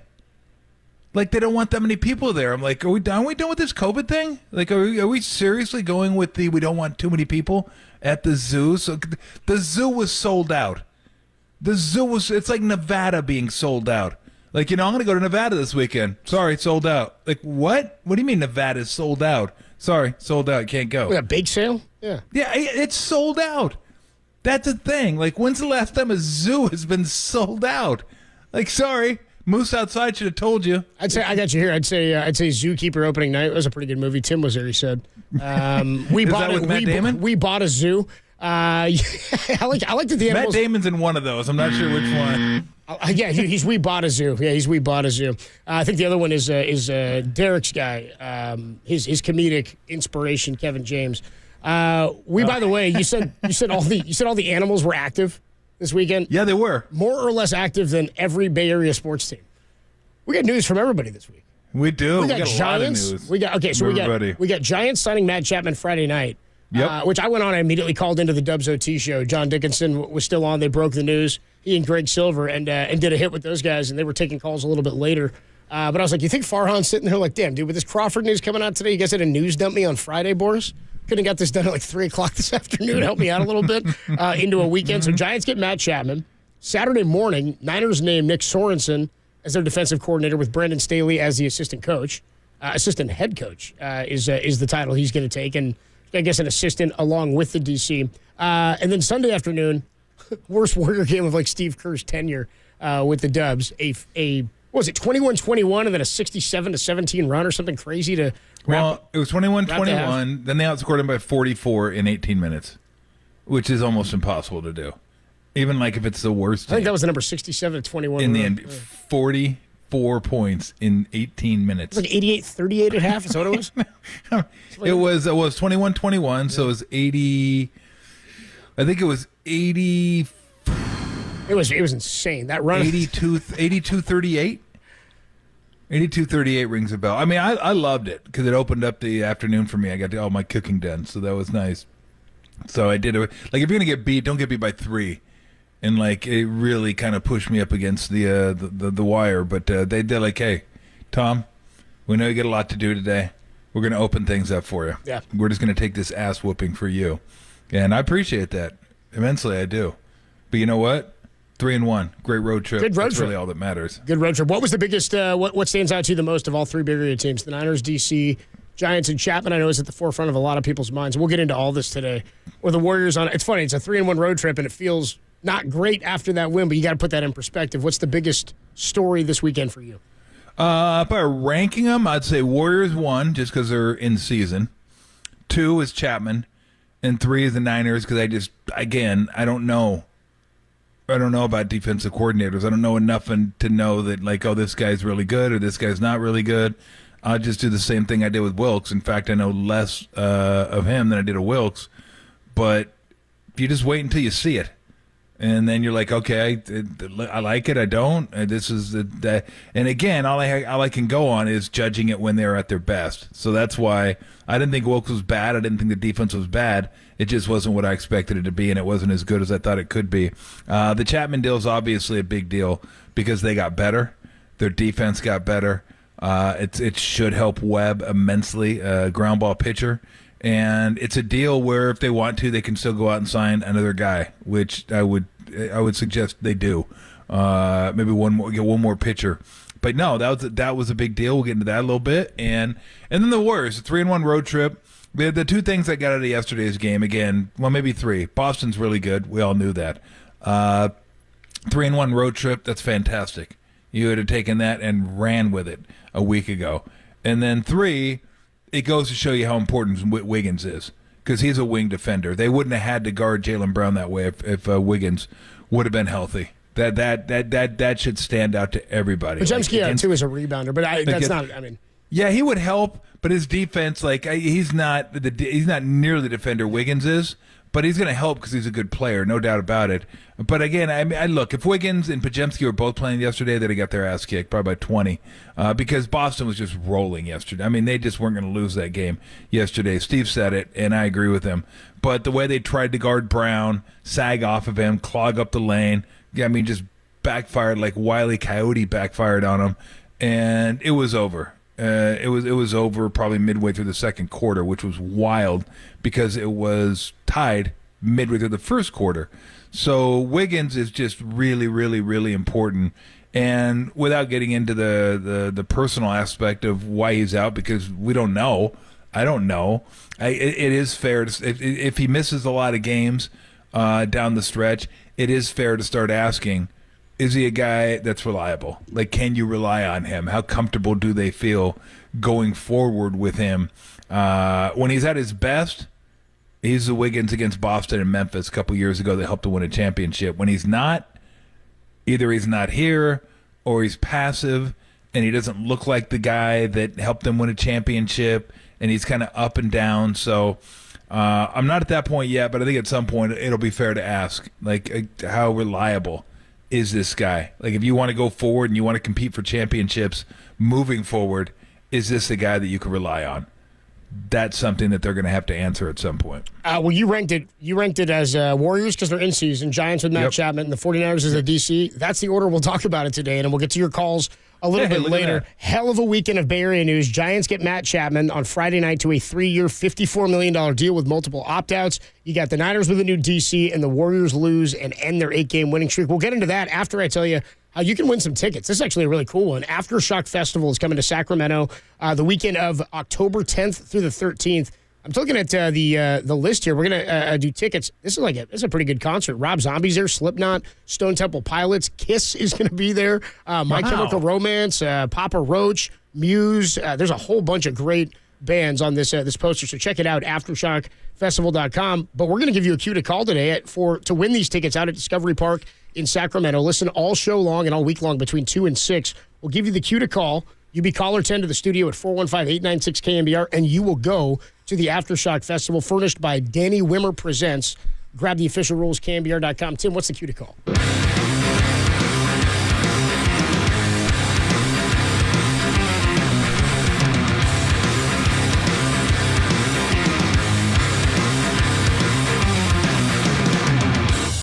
Wasn't really funny, but when you hear that, you're gonna be the caller 10 in the studio, 415-896-KNBR. Maybe Tim's comedic idol is Kevin James as well. When we come on back, more on the Warriors' loss, an absolute beatdown. Derek said it ended with a thud. Their 8-game road winning streak. It was more than a thud. They just got run over by an 18-wheeler. We'll talk about that next. Warriors lose to the Celtics, and then more on the Giants and the Niners. It's a potpourri of Bay Area sports only here on the Sports Leader. Richmond, shout out to you for supporting KNBR, Richmond's sports leader.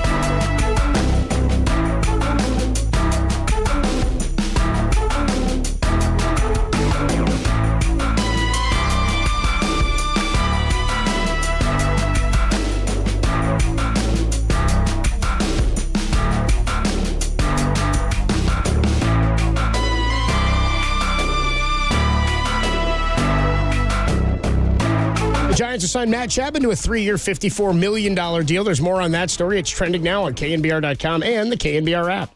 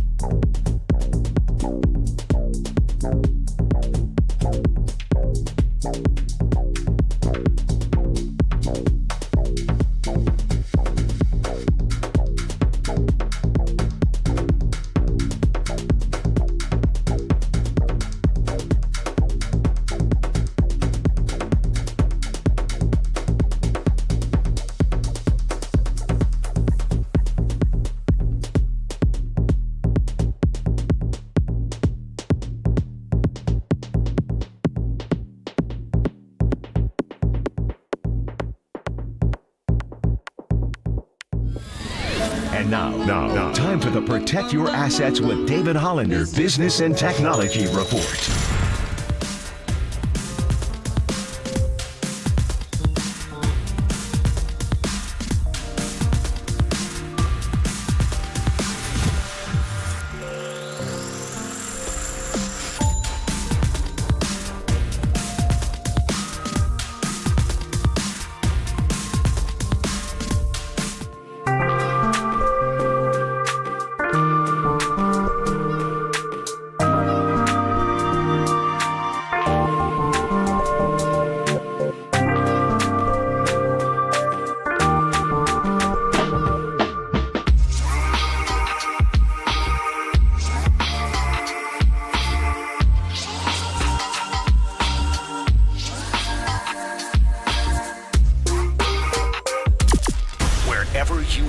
We're streaming 24/7 at KNBR.com. This is Tolbert and Copes. Tom Tolbert and Adam Copeland on KNBR 104.5 and 680, the sports leader.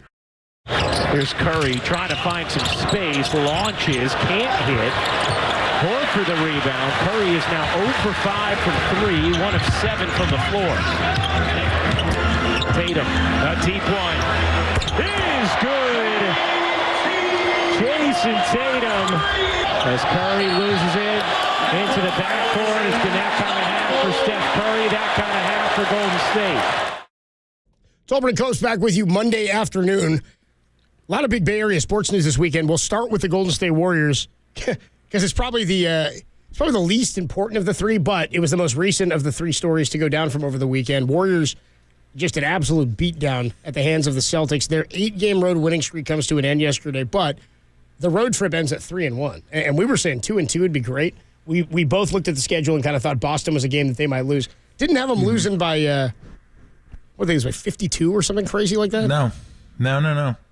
I mean, they probably lost the road trip on aggregate. Yeah. If it were like Champions League, they'd be screwed at this point. Yeah, and road goals wouldn't be all that good for them. Sorry, you lost. With how good they played of late, Warriors were abysmal yesterday. It was 21-20. They allowed a 23-1 run to end the first quarter, which just looks funny. It's kind of like how we talk about how I'd rather hit 332 than 333 because it looks better. You know what I mean? Like, it looks worse almost to be 23-1 than 23-0 because you're not even like, oh, man, all you could do is get one at the line, too. You couldn't even sink both free throws. You couldn't even sink both. They were You know what occurred to me yesterday? What's that? Was that they had to be sitting on the bench, a couple of them, had to be sitting on the bench end of the second quarter, early third quarter thinking, damn, this is what we used to do to teams. Yeah. This is what we used to do to them. We're just getting it handed right back in our face. Break their soul, right? It's just like at some point, you're just finished. So they go, Celtics lead by 44 points at the half. 44. Unbelievable. 44 is what they lead by. Curry came in questionable with a knee injury. Most starters were benched in the second half, but they were out there for a little bit in the second. Questionable decision, you think, by the Warriors to sag off of Jaylen Brown? Well, yeah. I think in retrospect, if they had to do all over again, they'd probably do it differently. Probably draw it differently this time, right? I mean, I get the idea that he just thought we do not have the personnel to stay in front of these guys. It's not going to happen. So let's try to muck up the paint and force Jaylen Brown to shoot. Now, I don't know.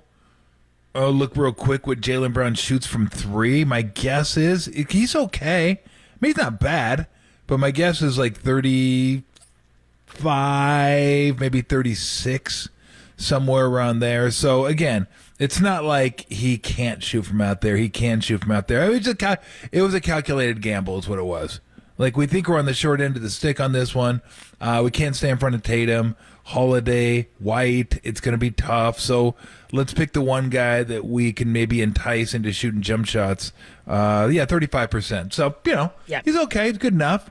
Not great. So you figure, okay, let's go ahead and see if we can force him to shoot jump shots. Now, he shoots 50% from the field. So when he gets into the key, when he gets to the rim, he's finishing those buckets. So sometimes you just go with, let's go ahead and do this. And they said they did it right before the game. Or maybe it's shortly before the game, which reminded me of a story when I was playing for Nelly. he asked if anybody had any ideas on how to stop David Robinson. And I said, look, I go, you just got to be real physical. I'd be real physical with him, try to get up in him. Don't let him use his quickness, and just try and try to body him. And so he just looked at me and goes, okay, you start on him. And I go, I wouldn't expect him to start. So that was like, let's just see what happens. So he started me on him, and I think he had 14 points in the first quarter. And he goes, you got any more stupid ideas after he took me out? I go, hey, you asked. I go, I just, I didn't say you had to. You asked me. I just gave you an idea. Didn't work, obviously. So we did. I mean, we were laughing about it, but he looked at you like Billy Madison. He goes, any more brain busters? Yeah, exactly. So I think that's what happens. He was kind of like, what do you think about this? And Draymond can, and if he's missing, then it's great, because then, right, it's the old Memphis where you had Andrew Bogut guarding Tony Allen, right, and him just mucking up the paint, but Tony Allen couldn't shoot like a lick, so they wanted to get the ball to Randolph and Gasol, and there's Bogut just sitting there waiting to double team. That was kind of the theory. Draymond cutting off the drives, helping at the rim, but I mean, once Jaylen Brown got rolling, then it was just like, forget it. At that point, it didn't even matter if you had anybody out on him. He was going to hit those shots. That's what NBA players do, especially really good NBA players. Like, you get them rolling, you can't find the on and off switch. It's like it just disappears. Like, they're just like, I'm good. Just give me the ball. You're at my mercy. Basketball is the one sport where good offense beats good defense. Every other sport, good defense wins. Basketball is not that sport. Basketball, when the offense is rolling, you're at their mercy. And that's what they were. They were just at their mercy. And then everybody just started, it was Hauser, and it was Pritchard, and it was Tatum in the second quarter, and Holiday pitching in here. I mean, just everybody.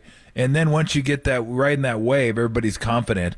And then Steph's dribbling the ball out of bounds, can't get it behind his back. Guys are just missing shots. Kuminga looked a little lost at times. It just, I've been there. I've been on both sides, and it's awesome being on the Celtics side. You can do nothing wrong, and the Warriors side is like, God dang, do we even know how to play this sport? Like, you feel like you don't even know how to play the sport. Like, what are we doing out here? We're just a bunch of spazzes out here. Like, what are they doing? What are they doing? Yeah, you want running clock? Like, let's just get out of here. What are they doing in there? They don't even know what they're doing. What are they doing out there? Which we would answer, I don't know. What the hell are we doing? I have no idea what we're doing, because this sure as hell isn't basketball. But it's easy to forget about that when you're going home and you have a 3-1 road trip in the bank. That's ultimately what matters. And you look in the paper, and not that anybody looks in the paper anymore, but Phoenix loses yesterday, Dallas loses yesterday. There's a bad loss for Dallas. So they're like right there. They're playing good ball, and the other teams are kind of sliding back a little bit, and it's gonna be a really, really interesting race, and where all these teams end up. But yeah, all in all, I think the Warriors are in as good a shape as they've been all season long. All season long, I feel pretty good about where they're at. If they can get, again, maybe I blew it last week. Hey, everybody's healthy. Well, everybody was healthy, but Wiggins wasn't playing. So next time I'll say everyone's back. Everyone's healthy and back. And now let's see what happens. But, yeah, I think they're in really good shape right now. I just like the idea that they threw this in right before the tip-off, where they're like, yeah, all right, guys, we're going to throw that other game plan out the window. We got a new one. Don't guard Jaylen Brown. Jaylen Brown also put out a tweet the other day. He said he called it disrespectful how the Warriors guarded him. And he said after the game, quote, more teams should take this strategy. Yeah, exactly. The Celtics had their record third 50-point win of the season. First time I've ever heard a guy winning a game by 50-plus and being like, well, that was disrespectful, man. Yeah, it's like, exactly. you know, really felt disrespected? The Dubs. Yeah. Guy Santos felt disrespected, dude. Getting on that plane coming home. Tolbert and Copes with you on a Monday afternoon. Lots of news across the Bay Area sports landscape this weekend. The Warriors took the loss. Giants signed Matt Chapman, and then the 49ers tab their new defensive coordinator and bring a new coach into the organization. Where do the Giants stand among the best in baseball now? Defensively, they're a lot better than they were last year. They may have one of the best defenses now in the National League after adding Matt Chapman. Where do they stand, and do they have a playoff roster? That's next on the Sports Leader.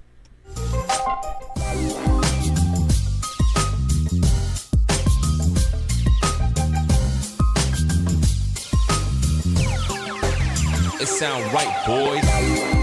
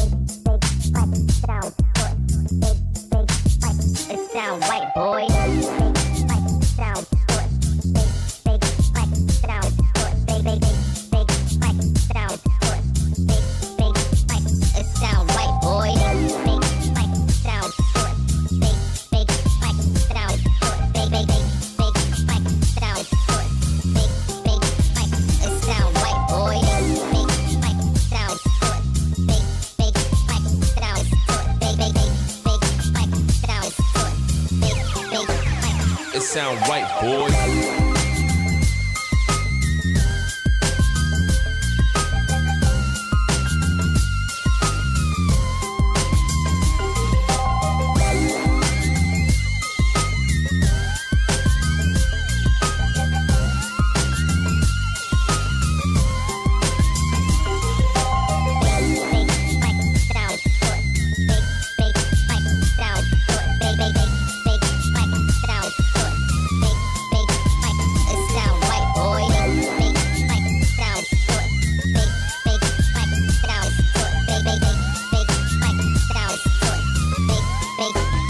It sound right, boy.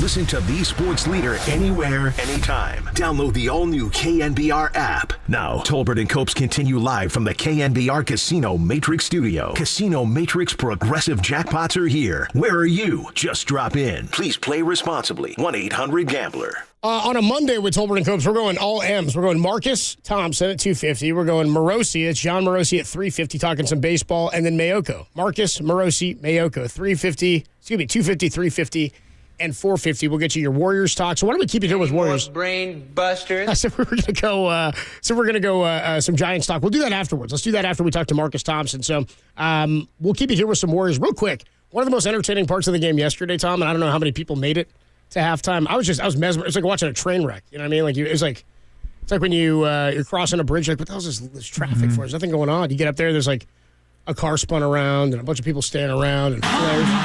Nobody's hurt, but everybody just wants to see what's going on. It was kind of like that. It was so bad I couldn't look away till after the half. Then it was easy because I knew I was going to cover that 11.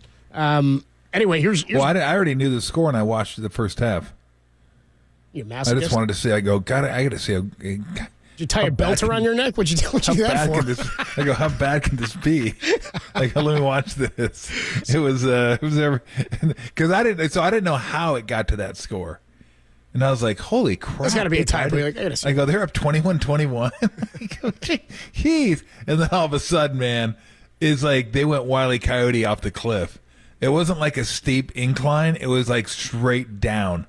Like, it's hard to go straight down. Usually it's like an 8-0 run, then you score a couple buckets, and maybe another 9-2 run. That was like just, boom, it's over. I can't remember a game that's been over that quickly in a long time. Like, it was 6 minutes, and then it was over by beginning maybe like 2 or 3 minutes into the second quarter.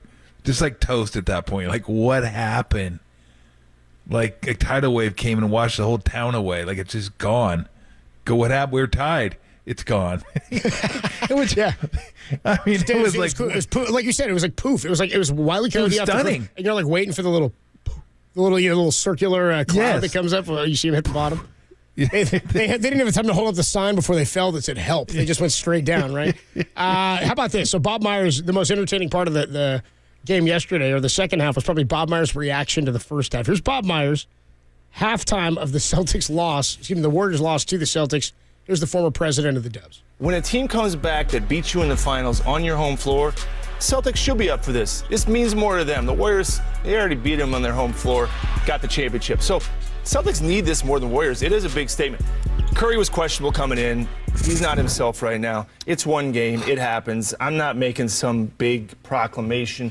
I know you're a Celtics apologist all the time, but this is just one game. I'm not worried about it. You're a former Celtics, a former Celtic great. No, I just call it like it is. And what's happening is they're getting a spanking, and they're making a statement on national television. Can we take those graphics down? I don't want to see that stuff. I don't need to see these graphics. I don't want to see that. And they're handling it. I'll let you finish. Can I just say one thing? Go ahead. Brad Stevens is George Kontos. He's done a tremendous job. He has done a tremendous Stop. Yes, We know that. What are you talking about?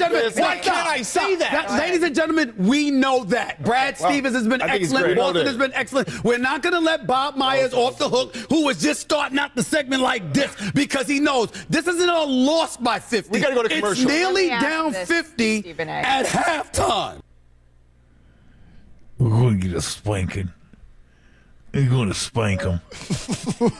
I'm not an apologist. I call it how it is, man. Yeah, they're going to spank them. They're spanking them, man. Going to get a 6-piece and some extra gravy. Half of his appeal, if there is any for Perk, is just the cadence in which he talks is a riot. He just killed.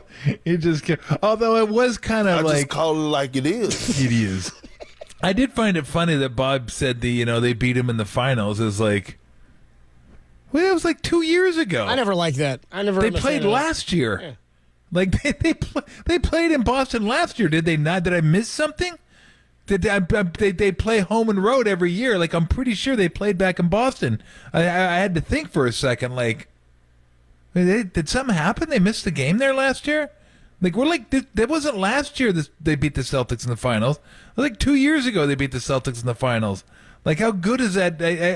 I mean, can you still use that for motivation? Like, I mean, Jaylen Brown did say something about it at the end of the game, so maybe they did talk about it. I thought it was like, wow, that's kind of wild. Like, if it was last year and it's the first time you'd seen him since, maybe you thought, okay. But you're not getting revenge during the regular season anyway. It's like, it's not week one opening night of the NFL. Yeah. I mean, it's not Thursday night Niners Chiefs. Like, let's get it. Let's a little payback. I'll take the title. You can beat us in the regular season. It's been eliminated from the playoffs by somebody else since then. Yeah. I think they'd be more upset with Miami. Yeah. Than the Warriors. I thought that was weird. Because I had to stop for a second and think, well, then, no, wait a minute. Denver-Miami last year, was it not? I'm pretty sure it was. So, yeah, that was weird to me that they beat them in the finals. Yeah, I know that. I mean, I don't know. It just seems weird. Like, did the Thunder get mad at the Heat because they lost to the Heat in the finals 15 years ago? Like, hey, fans do. Big game for the Thunder. Yeah. Heat are coming to town. None of the same players that were there, but still, the uniforms say everything. I don't know. All I know is they got their ass kicked. We know Boston's really good. Look, when they're both playing their best, Boston's better, period. I mean, I think people that watch basketball know this. I don't think we're under any illusions that the Warriors are better than the Celtics when they're both healthy. They're just not. Celtics are probably the best team in basketball along with Denver. Denver's starting to ramp it up. For anybody that saw the Denver-Laker game this past weekend on Saturday night, Jokic is they're a monster in the fourth quarter. Like, they did the same thing to the Lakers they did to the Warriors. They're so good at executing. Jokic may go down as the best center of all time. He might go down as the best center of all time. It'll be an argument between like him, Kareem, Wilt, Shaq, Chamberlain. There's a lot of great centers, and he doesn't have the defensive chops that those guys have. Like, that's the one big drawback to saying he's the greatest center of all time. Offensively, I don't think he has a peer. I don't think any of those guys can hold a candle to what he does offensively. As dominant as Shaq was, as unstoppable as the Skyhook was, didn't get a chance to see Russell and Wilt, obviously. Akeem was great. There's a lot of great centers, but this dude he's my favorite player to watch in the NBA, just the way he does it. I've said it before. He dices guys up with no athleticism, but his passing, his touch, his understanding of the court, just everything. He's awesome. And then him and Jamal Murray just took the Lakers and just sliced and diced, and it was, you're like, oh, damn, that team's like, and they didn't even have KCP. So I think those are the two best teams. Other than that, like, we'll see how the young teams perform. But again, I like where the Warriors are at right now. I think they're in a pretty good spot. I think these 2 days off will do Steph good. Steph's not going to admit that he might be a little like road weary and the legs might be getting a little bit tired. But I don't know how else to read it. Again, we keep playing their averages, and I get it. But when you're counted on for as much as he is, he's counted on for so much.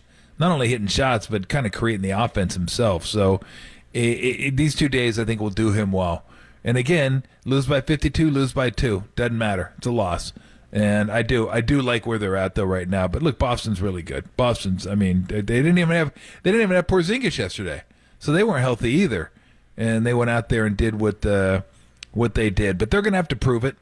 You know, you get a team like that just nobody cares what you do during the regular season anymore. Like Cowboys are kind of like that in the NFL. Like, who cares? We don't care. 12 wins, 13 wins, nobody cares. Win a playoff game. Get to the Super Bowl. I mean, just do something. Nobody cares what you do during the regular season anymore. And we're kind of getting to that point, at least I am with the Celtics. Like, yeah, you've been to Eastern Conference Finals. You've been to the finals. Win something. You have an incredible roster. Win something. Do something. Clippers are right there with them. They haven't had any success in the postseason like the Celtics, but do something. Don't care how many wins you have during the regular season. Don't care that you have like 3 incredible players. Do something. Guess what? No one can say that about the Warriors. They have done something, and they did it over the course of 8 years, and they were so dominant. And so, I mean, they've proven they can do it in the playoffs. That's one thing they have that some other teams don't have this year when you head into the playoffs. I don't know if they're going to win it. I doubt it, but who knows? But they know they can get it done because they have gotten it done. All these other teams, Minnesota can't say that. Denver's about the only team that can say it as a team. Like LeBron can say it and KD can say it. But as a team, they can't say it. The Warriors can say that. That means something, I think, come playoff time. So, again, I like where they're sitting right now. I do. I just call it like it is.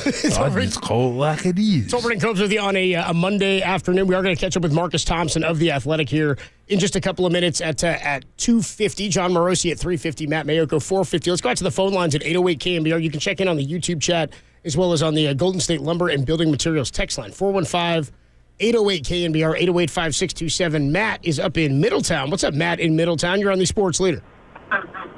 What's up, gentlemen? How you guys doing? Good, bro. How are you? I'm doing great. I just got to say this. I see where Bobby Myers is coming from, my boy Bobby Myers. I love that guy. Love him. But we got bragging rights. I know it was 2 years ago, but big deal. We got beat on a Sunday in early March. You know, it's like, all right, yeah, we got beat by 50, but how hard were they trying after halftime? You know what I mean? What do you guys think about that? Tom, your thoughts on that? No, it was over. I mean, look, you're just out there playing, but you know you're going to lose the game. I don't even think I watched like the first 2 minutes. If I recollect, the starters didn't even come out. I mean, it was just a second unit. So, I mean, you just go out. Look, I've been there before. I've played in those type of games. You just play your ass off, try to run the offense, get some rebounds, play hard, let the coach know that whenever you put me in, I'm going to be good to go, ready to go. I just thought about the guys that don't get a lot of burn generally, and I'm like, ooh, those guys, they better be running. They better have been running on the side and keep themselves in shape because they're getting minutes in this second half. And if you're not ready for like 20 minutes, those lungs start popping. Like, oh, damn. Needed that extra 20 minutes on the treadmill this past week. But no, you don't just go walk through the motions. But yeah, I mean, the competitiveness takes a hit. You just go play and just want it to get over with, to be perfectly honest with you, because it's no fun. Hey, we're on an 8-0 run. We cut it to 42. Whee! So you don't even worry about the score anymore. You just go out there and play, and you just are waiting for the so you can get to the locker room. That's just really all there is to it. Tolbert and Copes with you. We are going to catch up with Marcus Thompson in just a minute. One of our guys here, Mars, somebody who I hadn't talked to before on our YouTube chat. You can always chime in on the YouTube chat. He goes, he was confusing your Kendrick Perkins impression for Bill Cosby, and I was like, I'm offended you think I don't have a separate Bill Cosby than a Perkins. Motor booty, and then Cosby is far more. Well, they should understand my impression sucks. Yeah, well, I'll tell you this. Anybody who's offended by Bill Cosby, I'll tell you guys stories about it some other time. I spent probably 10 plus hours of my life with Bill Cosby. The dude was a POS before he knew he was an actual. Before we knew like all the stories. I didn't like the guy personally. Like I did. I wish I met him once, but then I started spending time with him. Like this guy's an ass. I just call it like it is. Yeah, dude, give me some Perkins. Stop playing Cosby. It's Holbert and Copes with you on a Monday. Why is Cosby doing halftime? Why is Cosby on halftime with on a Disney product nonetheless? Right? Clink. Yeah, no. You're talking about somebody should be back in the clink. It's Holbert and Copes with you. Hello, friend. With you on a Monday afternoon. Marcus Thompson of The Athletic. We missed him on Friday. He was under the weather. Let's get his thoughts on Steph Curry's knee. Anything to be concerned about with Steph's knee? As the Warriors, who were without Andrew Wiggins on the road trip, had Pajemski get banged up. We'll see where they go with a big tilt against Milwaukee on Wednesday at Chase Center. Marcus Thompson next on the Sports Leader.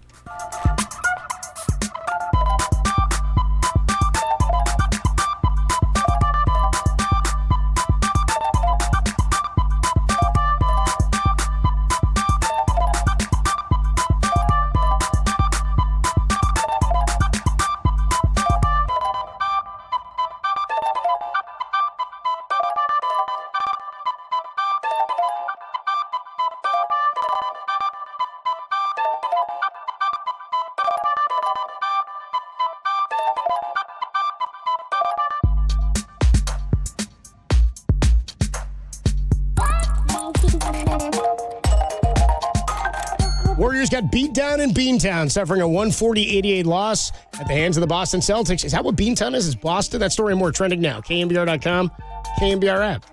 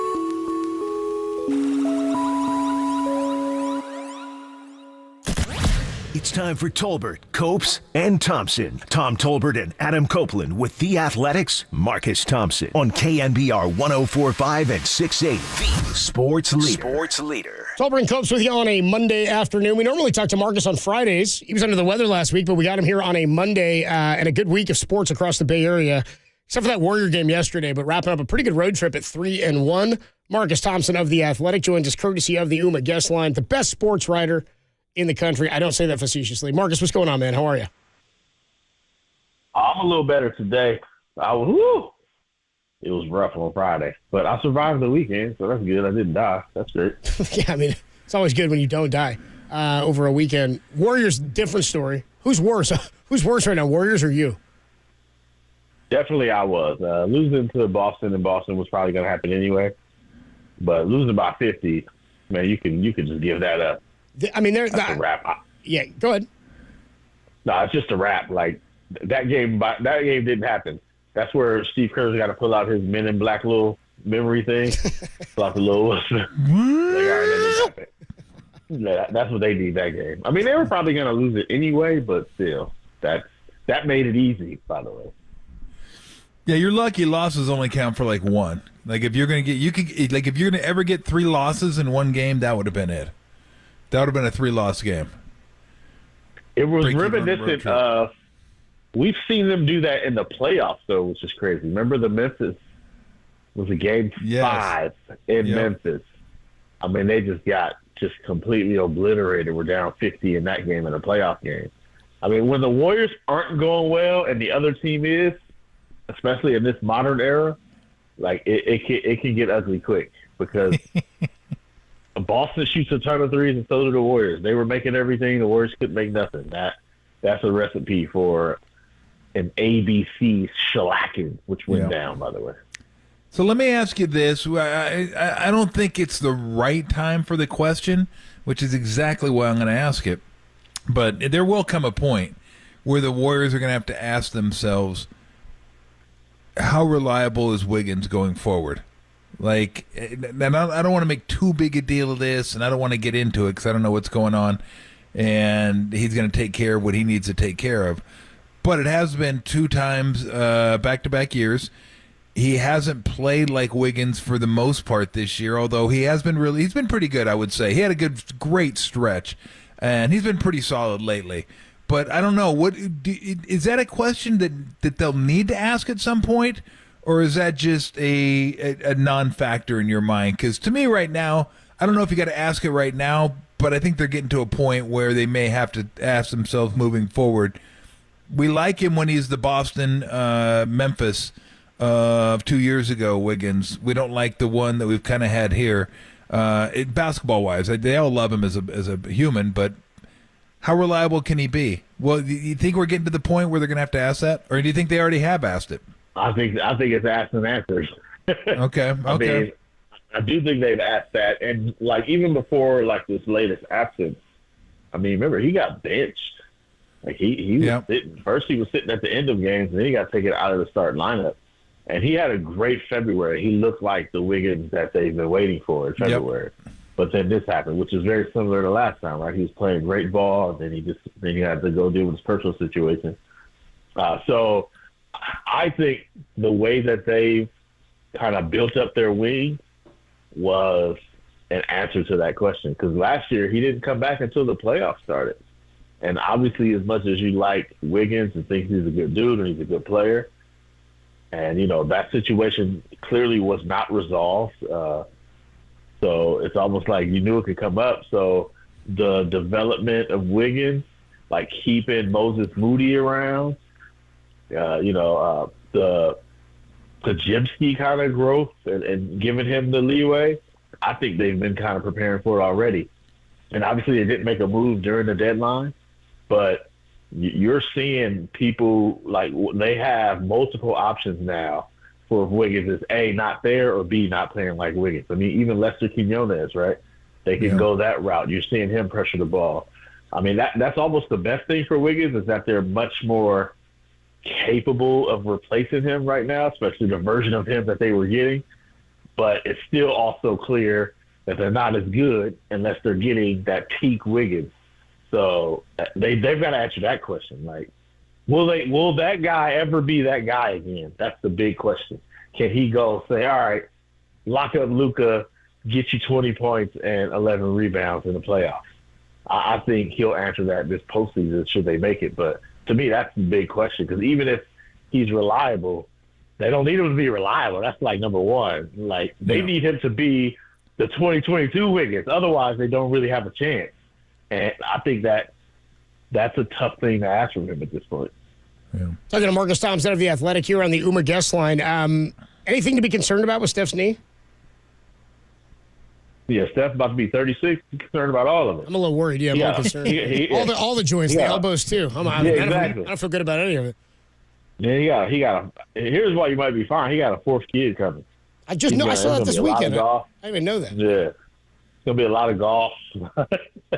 a lot of like, let me get out. I don't know how he is with babies, but me with babies was not good. So I was like, how about me when you're 7? That's what I was told my wife. Let me know when she's 7. I'll be around.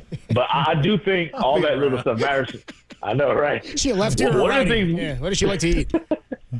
One of the things we've noticed with Steph is, like, when he don't have it, the drop off is like real now, right? To me, that's like one of the signs of he's 35. When he don't have it, like, it might be 1 for 14 with 4 points, right? Whereas before, his bad games used to still be kind of decent, Now when he's off and his legs aren't there, the shot's not going, like, there's a chance he won't find it that game. And that, to me, is like the sign that, okay, he's 35. Everything doesn't just kind of click like it used to. So his bad games might be harder to shake off than they used to be. So in that way, I think they should be concerned. But, again, I do think it's one of those things they've kind of been preparing for. Like, this is why Chris Paul is here, Brandon Pajitsky. They kind of got to know it. But the real issue is, like, they don't have a number 2 guy. They just don't. Not somebody who they can say, all right, you go get Steph's chilling today, go get 30. Like, they need that guy. And that's what's clear they don't have. So I would be concerned from that level, because Steph doesn't get to have an off night. They just can't afford for him to have one. Thing is, it doesn't matter if they're concerned or not. They can't do anything about it. I mean, either he plays well and they have a chance, or he doesn't and they don't.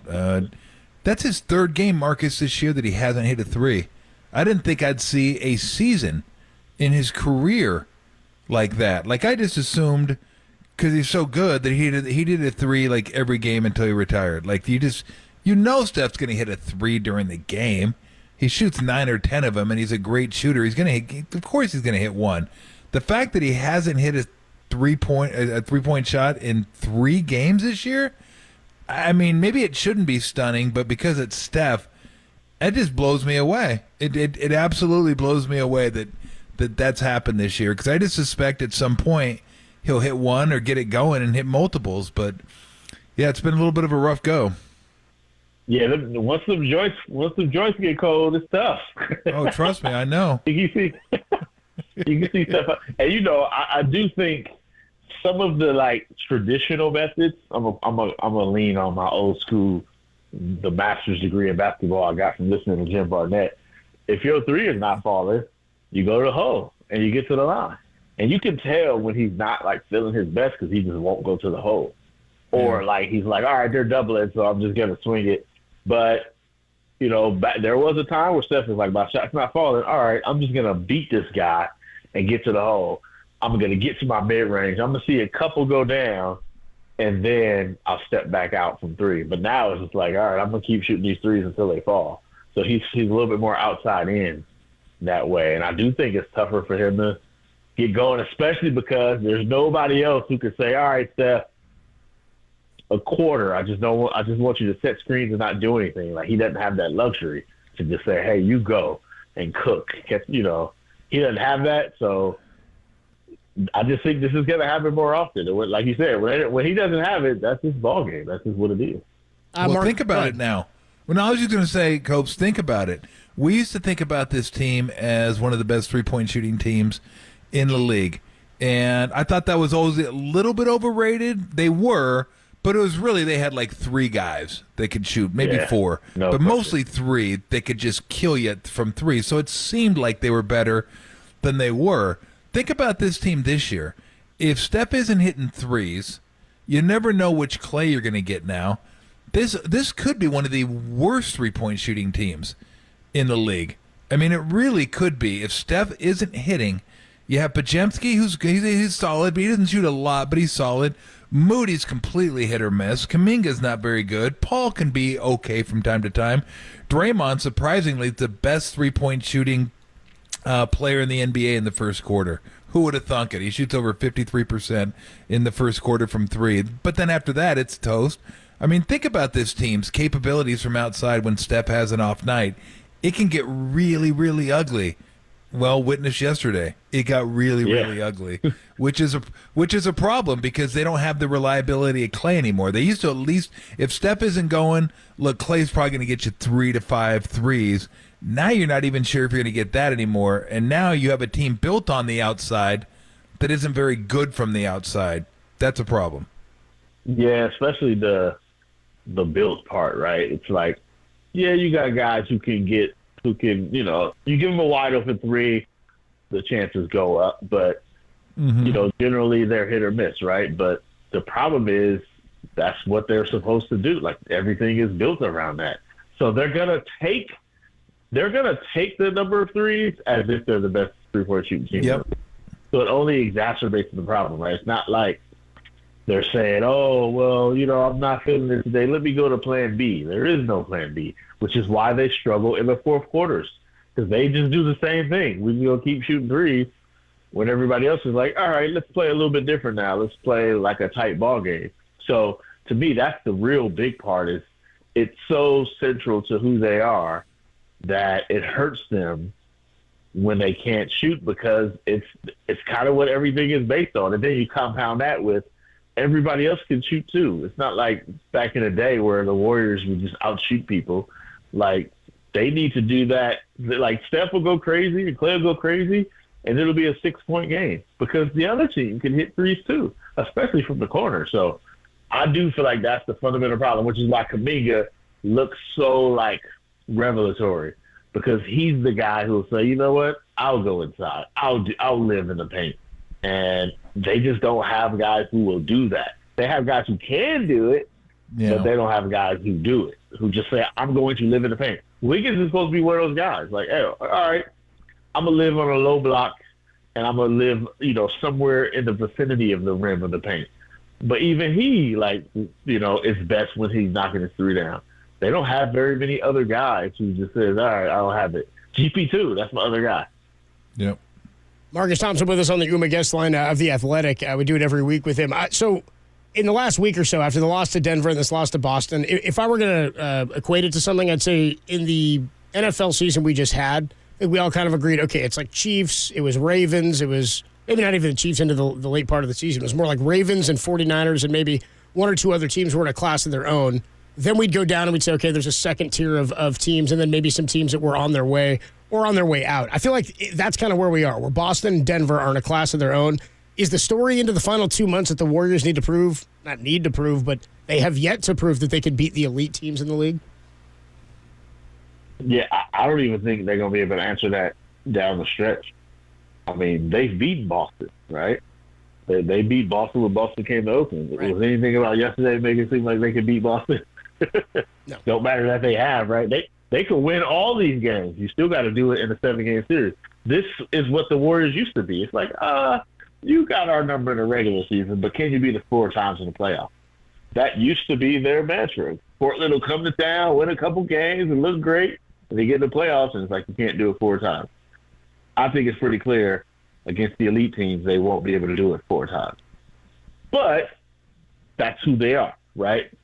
If they get the right matchup, they can beat somebody 4 times. So to me, it's less about can they beat Denver, can they beat Boston. You're not seeing Boston again, right? It's just not happening. Unless like matchups really lie. Like, do they get Oklahoma City in the first round? And Oklahoma City shows a vulnerability, much like the Kings did last year. And they get to the second round. Who is that matchup? Is it the Clippers, the team that dominate with size and you can kind of run with them? Or is it a Lakers team where the size is the problem? Like, it's going to be that kind of avenue. they're gonna do everything to match up and line up great, and they get there. And then at that point, Draymond is right. You get to the West Finals, now it's like, all right, Steph, do your thing. And at that point, yeah, sure, Steph could beat anybody, right? Like if he's feeling it, he could take down anybody. But to me, that conversation of whether they're with Denver and all that has been out the window, right? Like even if they beat Denver twice, you're not beating Jokic in a 4-game series. Not when you don't have a number 2 scorer, right? So that's just a tough thing. So to me, this is about getting to the playoffs, get some of these young guys some experience, because as Kuminga will tell you, like, he still hasn't played the playoffs. He's had playoff appearances, but he doesn't know what it's like to go through a series where he's playing 30 minutes, 25 minutes, matching up, like, that he's on the court. Like, he hasn't done that yet. But Jimsky obviously hasn't done that yet. Moody has probably done it more than Kuminga has, but he still needs the feel of that. So, to me, that's the bigger thing. They're not in the class with the teams that are going to win a championship. If I'm wrong, I will come on this show and tell you I was absolutely wrong. I will never doubt Steph again and Draymond and Clay. Yeah, you won't. You won't admit that. You won't admit you were wrong. Well, we both It's say happened it. before. You won't admit it. We'll both say it. You know what's funny? I was watching the Lakers Denver on Saturday, and still, after Jokic won a couple MVPs, we all know how good he is. But like for him, Steph, LeBron, there's a few other players in the league. You just watch him and you're like, this bleeping guy, man. Are you kidding me with that play? Like he just, he does some of the things you're just like, how did he even see that? What is he looking at? Like there was a play at the end of the Laker game where he spun into a jump that hook. pass. You're like, that's going to be a tough shot. I can't. That's going to be a tough shot. And then all of a sudden he threw it to Gordon, and Gordon dunked it for a lob. You're just like, how? Like how? They did the slow motion replay. I was waiting for him to see if he snuck a look or anything. He didn't sneak a look or nothing. Like that was crazy. Yeah. I mean, he was just so dumb. It's just like going, well, how? What? Man. And then, when Murray's playing like Murray's playing, and it's funny because you know what? They remind me of the Warriors in 15, where all the pieces just fit together. You're like, they have a little bit of this, a little bit of that. That's in the right, then balance. That's perfect. Got that. And the Warriors are even better because the Warriors had a bench. That's the one thing they don't have is like a bench. They have a couple guys, like Christian Brown doesn't score, but he's really good defensively. A couple of the swats he had in that game were impressive, but their bench scoring's a little wonky, but man, it's just like with Steph. And we see more Steph than we do Jokic, so it's Steph sometimes. It even takes more from Steph to go, oh my gosh, are you kidding me?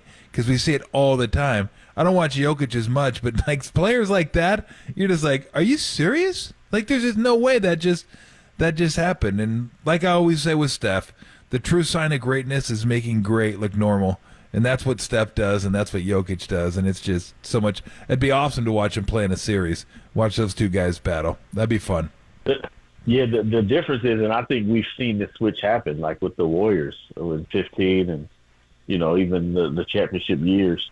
Like those great guys, really, like when you're competing against other great guys, like you need your supporting cast to be really good. Like, I mean, the Warriors played Jokic without Jamal Murray, and they could have swept him. I mean, that's how big of a difference Jamal Murray made, right? Like Jokic was still great, but like if he throws that no-look pass and the dude ain't making it, what does it matter? Did he actually throw the no-look pass, right? Yeah. And that's the difference. When you look at Michael Porter Jr., Aaron Gordon, remember Aaron Gordon was like, forget Aaron Gordon. He ain't going to do nothing. Now it's like they don't have a player who can match up with Aaron Gordon. They don't have a Michael Porter Jr. Who's their Jamal Murray? And to me, we've seen the Warriors transition from one of the teams that is known for having these pieces in place to now having all these question marks, right? And that's where the difference is. Steph could be great, but it doesn't matter if he's like cooking them and they're like at a trap. Somebody's got to take advantage. You're scared to death to double Jokic because you know he's going to find the open guy, and you know they're not missing. They're just not missing the shot. Like Kentavious Caldwell-Pope, if you give him an open shot, he's not missing. Michael Porter Jr. is not missing. And the Warriors they need to get those players back again or develop their young players to get to that level, because you're seeing it, right? Like, all right, double Steph, and they're like, who we got? I don't know who you got. And they're good. They'll have their moments, but it's the every game reliable. Like, they've got to get those back if you want to maximize Steph. That's what Denver has, which makes Jokic so much more difficult to guard. You can't do anything with him because there's so many ways he can make you pay. Whereas Steph, take the ball out of his hand, and you may pay, you may not. Yep.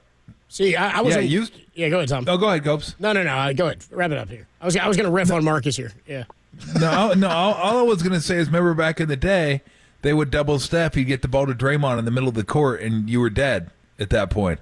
He'd throw a lob to Bogut or Zealy, whip it across court to Clay. They'd have him in the weak side wing, or they'd just have him finish that little 10-foot push shot. Man, you were dead at that point. That's when you were just like, we can't do anything with this. It's Draymond in the middle of the court with the basketball playing 4-on-3, or it's Steph launching up a 3. And that's just not their offense. Like, they don't have all that anymore. And when they had it, it was like, go ahead, do what you're going to do. We don't care. We're going to kill you either way. And now they just can't do that anymore. They don't have that. They don't have that gear anymore like they used to. And again, it's understandable. We get it, but it's just sometimes they'll stop something, and it's like, oh, now what do we do? Right? Like, uh-oh. Hoist the 3. I think it still works against the mid teams, right? Against the mid teams and bad teams, it still works. It's these elite teams. It's like even if it does work, like the other teams are gonna go right back down, and they've got an equal level of greatness. Like what you're talking about. Remember that Houston series where Steph had 0 in the first half and then ended up with 33. I mean, they just spammed that Draymond pick and roll down the end. I mean, every time down, and they got a bucket every single time. But you had Iguodala, you had Clay, and you had Draymond, right? Like you had Looney, young Looney, a little more spry Looney. Like you were just getting punished. Now they just have to develop that again, which is not going to happen. I'm sorry, Coach. I don't think it's going to happen by the end of the season. I was going to say I wasn't rooting for the Warriors before, but now just to prove you wrong, I am. Now I think I'm in on the Dubs. I just want Marcus to be proven wrong yet again. So I think they get to the second round, and then I think it'd be just like last year. Depending on matchup, though. They get Denver in the first round. You're a hater. Yeah, Clippers, get the Clippers. I say get OKC, Minnesota. Get one of them teams, Sacramento. I think the Warriors advance. I just like that Marcus put himself on a pedestal. He's like, I'll admit I was wrong. Such heroism of you if the Warriors go out and succeed, dude. I'll admit it right here. If they win a championship, come on. Yeah. Like, I will come into the studio and admit that. Well, good. We talking to you Friday again? Double dip? I'm planning on Friday. Y'all going to stand me up? We'll see. Hell no. Stand by the phone. We'll see. Marcus Thompson of The Athletic. The best sports writer in the country. We may talk to him on Friday. We'll just wait and see what happens. That's crazy. I need to holler at Sasha. This is crazy. Yeah, go ahead. Yeah, whatever, Mark. All right, man. We'll talk to you later, bro. Good stuff from Marcus Thompson of The Athletic. Catch you later, bro. He'll be back with us on Friday. All right, we've done our basketball talk. We had a lot of Warriors to get to. 4-hour show. We want to hear from you, by the way, a little bit later. We're going to get to your calls at 5:30, but we got to get to all the topics first. Warriors, Niners, of course, with a new defensive coordinator. We'll talk to Matt Mayoko at 4:50, but how about the story? Maybe the number one story of the weekend in terms of traction and in terms of excitement. Friday night, the Giants signed Matt Chapman. They finally get the deal done, a 3-year, $54 million deal. Have we changed our tune on Farhan? We'll talk about where the Giants stand next on the Sports Leader. American Canyon, shout out to you for supporting KNBR, American Canyon Sports Leader.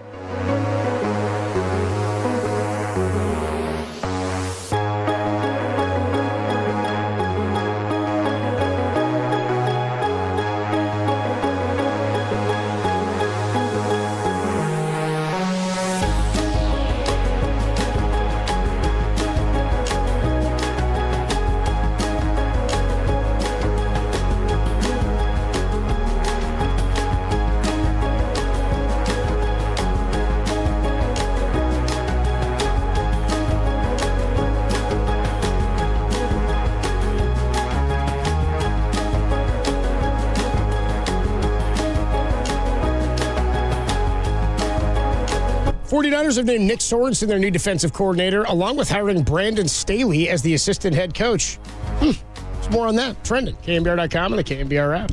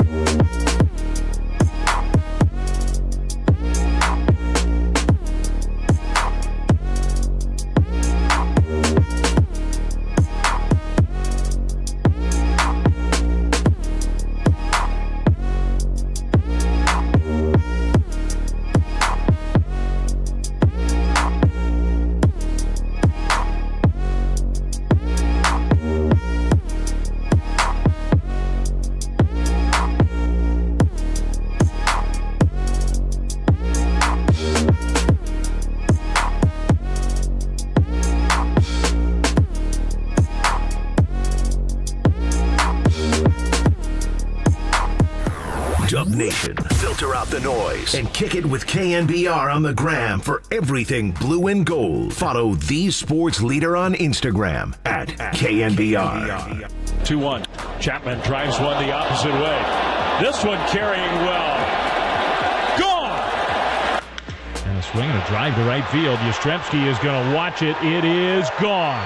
Up over the wall, a 2-run homer for Matt Chapman. And it's 4-2 Oakland here in the 7th.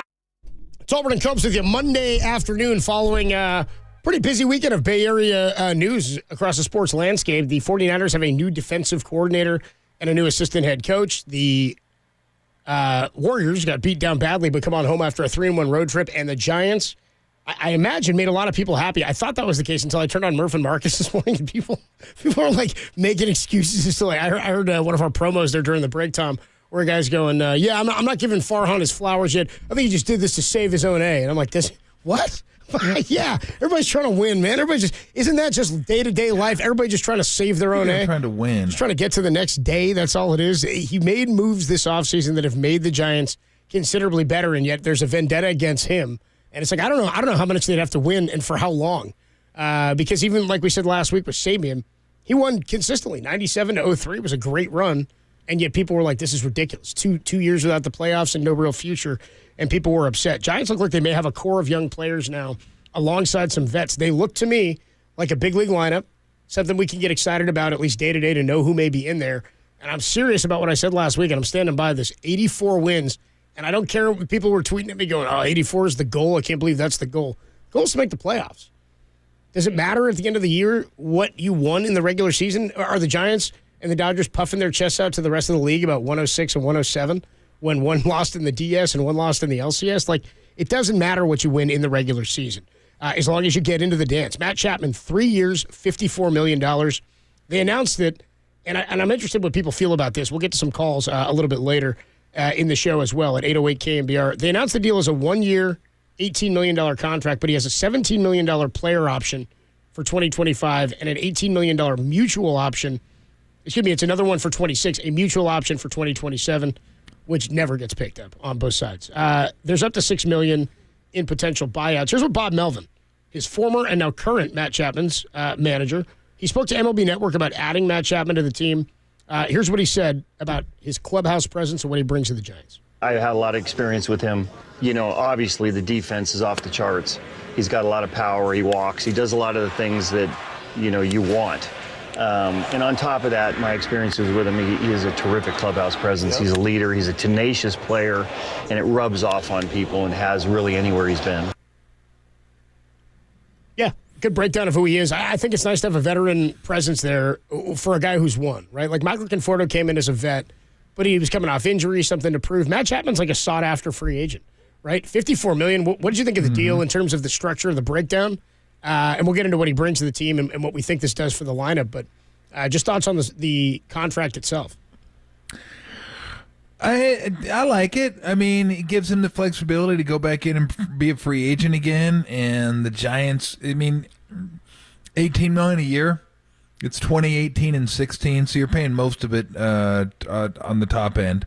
Now, I mean, look, what you're not getting is a guy that's going to hit for average. Nobody cares about average. I mean, I still kind of care for average. I like average. In case people don't realize, the higher the average, the higher the on-base percentage. It kind of works hand in hand with one another. But it's not the only thing anymore. The bat's good. The bat isn't special. What's special is the glove. And that's something we had talked about a lot. The defense just hasn't been. Like everything they've done for bats. How do we get the bats in the lineup? How do we manipulate the lineup to get the better matchup in the lineup? And I don't know if you hated it as much as I did. I think you did, where they would, take Jock Peterson out in the 5th inning, only to find out you could have used him in the 8th inning when they come back with another right-hander. They got more righties? Like, what are we doing? Yeah, it's like, what? What are we doing? Yeah, they do. Yeah, you should have known that. I mean, we all knew that. We all knew they had righties. So, I mean, that kind of stuff drove me nuts. And then we talked about, look, everything can't be about offense. We get it. It's about matchups. You want to get the matchup that works for you. And we applauded them. when they won 107 games because it worked perfectly. Everything worked. Every matchup they went for seemingly worked. It was fine. But again, that was a mirage. Fun year, one of the best years watching basketball or baseball I've ever had. So that was awesome. But it was a mirage. It was fairy dust, pixie dust, whatever. And it didn't come back at all. So where's the defense? The defense has been shoddy. And to be honest, the base running hasn't been a whole lot better either. Like, that's something they're really going to have to concentrate on. Their base running had been between a mediocre and abysmal over the last couple years. But defensively, we just thought, well, yeah, I mean, you're getting a little bit better of a matchup with the bat, but the defense is now taking a hit. And we've seen the defense over the past year just not be good. Not what we've expected from the Giants. The pitching's gone a little sideways, and the defense isn't as good. The base running was wonky, but boy, they get the matchups they want. It's like it can't just be about the offensive matchups. There are a bunch of components to baseball, and it's not all about, this guy gives us an extra 4% chance to get on base here. This guy has a great matchup because he hits the slider and he sees the slider really. But when you put him out in the field, what's going to happen? Well, I don't know. Hopefully, we won't have to use it. Well, that's not a strategy. Hopefully, the ball won't get hit to him. Yeah, hopefully the ball won't get the Mercedes out in left field. You're mean, dude. Oh, it did. Crap. Well, that sucks. We were really hoping that wouldn't happen. But that wasn't just left field. That was a number of positions where you looked at and go, God, that's not where they need to be defensively. So from that standpoint, yes, I really like it. I really like the fact that they have a legit a third baseman. And you know what? If Luciano's having issues, I still think Schmidt can play short. And if Schmidt ends up being what they thought he might be, even at shortstop, that's a pretty damn good left side of the infield. And with Webb pitching, especially with Webb pitching, that's I like it. I do. I like it. Would I like him to hit a little bit better? Yeah, but guess what? If he hit a little bit better, getting paid $30 million a year instead of $18 million a year. So I think it's good for him, good for the club. Gives everybody some flexibility. And I think he's still young enough where you don't got to worry about him having such a horrible season that he would say, okay, I'm opting in because I was terrible. I don't foresee that happening. Defense it doesn't usually go into slumps. So minimum you're getting that. And I wouldn't consider him a middle of the order, like middle of the order bat. But, I guess 5, 6, somewhere around there. Like, that's kind of how I see him. He hit 240 last year and had a pretty good year last year, but that's a pretty damn good lineup too. Like you should be hitting a little bit better. I don't know with those guys in the lineup because they got some dudes that could rake over there. But look, I'm being long-winded. I like it. I like the signing. They're better today than they were last week. Yeah, they're absolutely better than they were last week. And again, if you're going to lean into pitching, we said lean into defense. A lot of times people don't know what that means. You mentioned the left side of the infield. How about the entire diamond? You got Jung-Hoo Lee, who's going to be a plus glove in center field. Matt Chapman at third base. Tyra was a pretty damn good second baseman last year over at second. People were taking exception to this, but Luis Matos at one point was voted the best defender in the Arizona Fall League. I don't know if he's got the greatest arm, but he definitely has a good glove. Patrick Bailey, maybe the best defensive catcher in the National League or all of baseball. Casey Schmidt, to your point, you've got depth there now on the left side if somebody goes down. Nick Ahmed, hold my beer, says Nick Ahmed, dude. This guy, sure, I think he had another bomb today. All he's doing is hitting tanks and picking it at shortstop. And then Mike Yastrzemski, who, for my money, and I've watched a lot of him, I think he's the best defensive right fielder at Oracle Park, or the best at playing right field at Oracle Park defensively that we've ever seen. 808 KNBR is the number to call and to text. We'll get into your thoughts a little bit later, but I do want to talk to you about giving credit to Farhan. But a quick check of the text line here. 408 says, Tom sounds like my ex-girlfriend talking to her friends. Quote, his bat's not great, but it's average. That's why they're called averages. Thank you. There we go. That's talking Matt Chapman. That's nice. Well, by the way, last year did have an OPS plus of 108, so 8 points better than the league average, and an OPS overall of 755. By the way, one more opportunity to join us for the Giants and KNBR Fan Fest Tour. The final stop, it's this Saturday, March 9th at Oracle Park. Going to be a lot of fun. I'll be out there. We'll be doing a bunch of interviews. Some cool names and faces will be there. Opportunities for photos, and you get on the field. How many opportunities you get to hang out on a Major League diamond and on a big league field? And there'll be a spring training game out on the scoreboard, 10 a.m. to 3 p.m. Get your tickets. They're free, totally free for this Saturday, knbr.com/FanFest Tour. Are we ready to give credit to Farhan Zaidi? Seems like based on the text line and some of the callers, people are still just holding out. Like they don't want to give any credit. The lineup we see, if there's any success here, is built almost entirely by Farhan Zaidi and his baseball operations staff. What's it going to take, and are you ready to give Farhan some credit after the deal he handed to Matt Chapman? Lineup's looking pretty good. We'll talk about it next on the Sports Leader.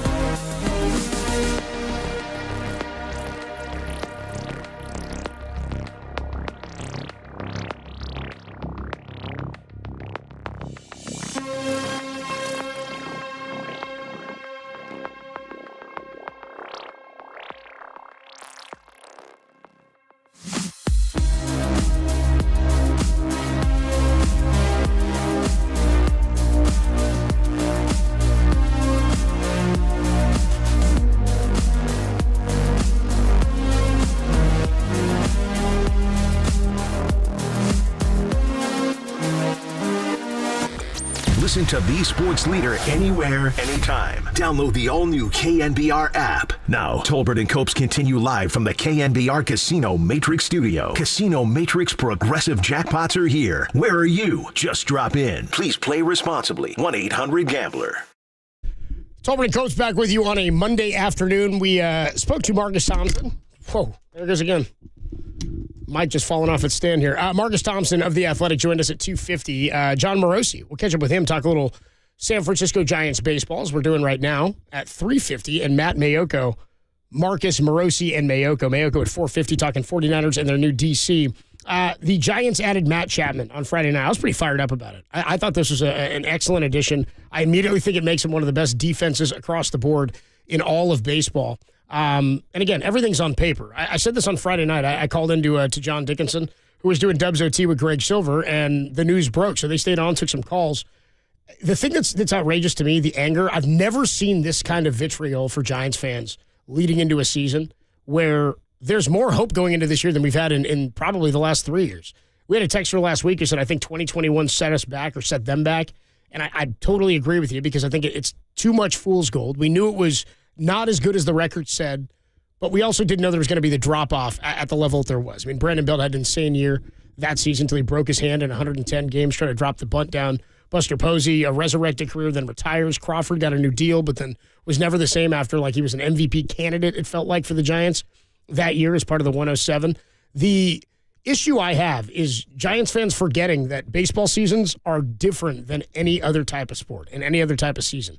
Now, Brock Purdy, the reason that story is outrageous and an anomaly is nobody comes out of that spot, right? Guys across baseball end up late, deep draft picks. Baseball, you end up with the weirdest cast of characters, right? It's a craft even more than it's a sport. It's not about athleticism. In 2002, Ramon E. Martinez was the opening day third baseman because Jeff Kent had popped the wheelie on his motorcycle and sprained his wrist, right? David Bell's at second. And also, by the way, Ryan Jensen, a rookie pitcher who we'd never seen before, wins 12 games. Doesn't even pitch in the World Series. Might have pitched a little bit in the postseason, but was barely on the roster at all that year.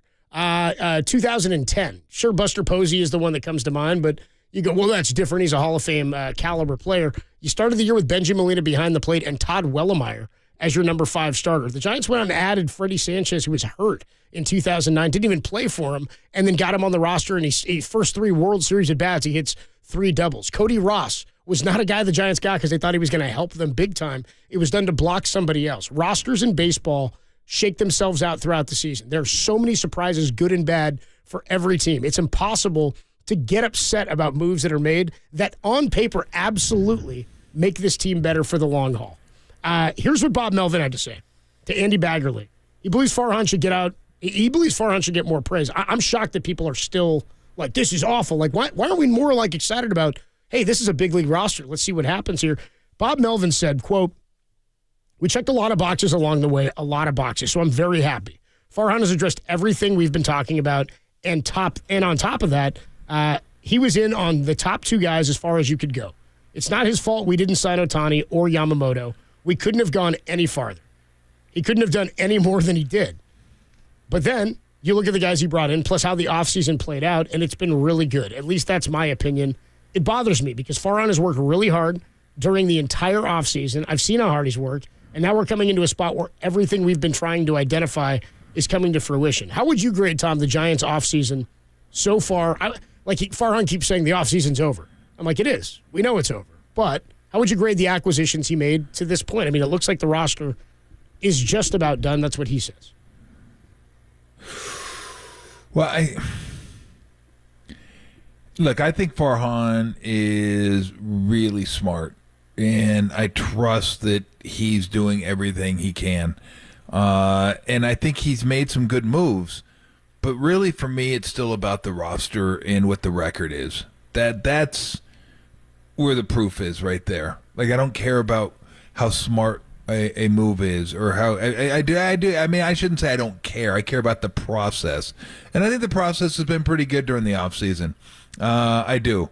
And I don't know exactly, what the conversations were like between him and ownership and all that.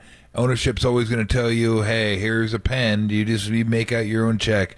But yeah, I mean, I like some of the moves, but I want to see the team on the field. I want to see how it comes together. I like that they've addressed defense, but I don't know what Lee's like defensively.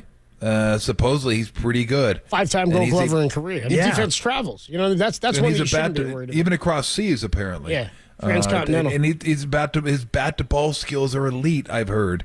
We'll find out.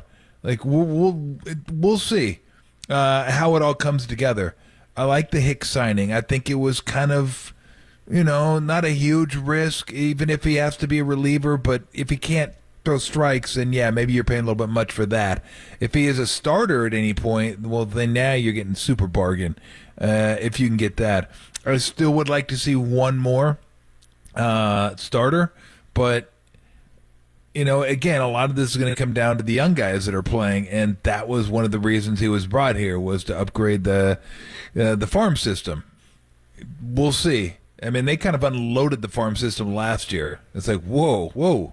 You got any more room? You seriously? Another guy that we haven't, it seemed like every night, like the last month and a half, we saw somebody we'd never, who's this dude? We get another one out? Okay, nice. So it kind of made it, from that standpoint, kind of exciting. But I don't know, grade-wise, I don't know. I don't know. I don't generally think that way grade-wise. I know everybody loves to do grades, but I couldn't even give it a grade. But let's see how they do. I mean, I think if you win 84 games, as you say, then then I think that's a really good season for them.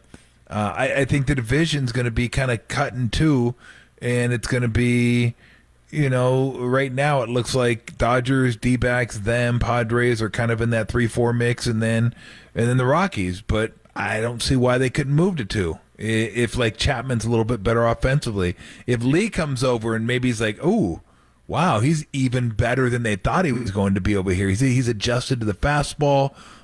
He's still getting the balls. He's playing a really good center field for him. What if Hicks is a starter this year? If things break right, you could see where, okay, Luciano becomes the guy that they thought he might be. Maybe he's a, 280, 22 home run guy that plays, good enough shortstop. I don't think everybody's going to confuse him with a young Brandon Crawford, but good enough.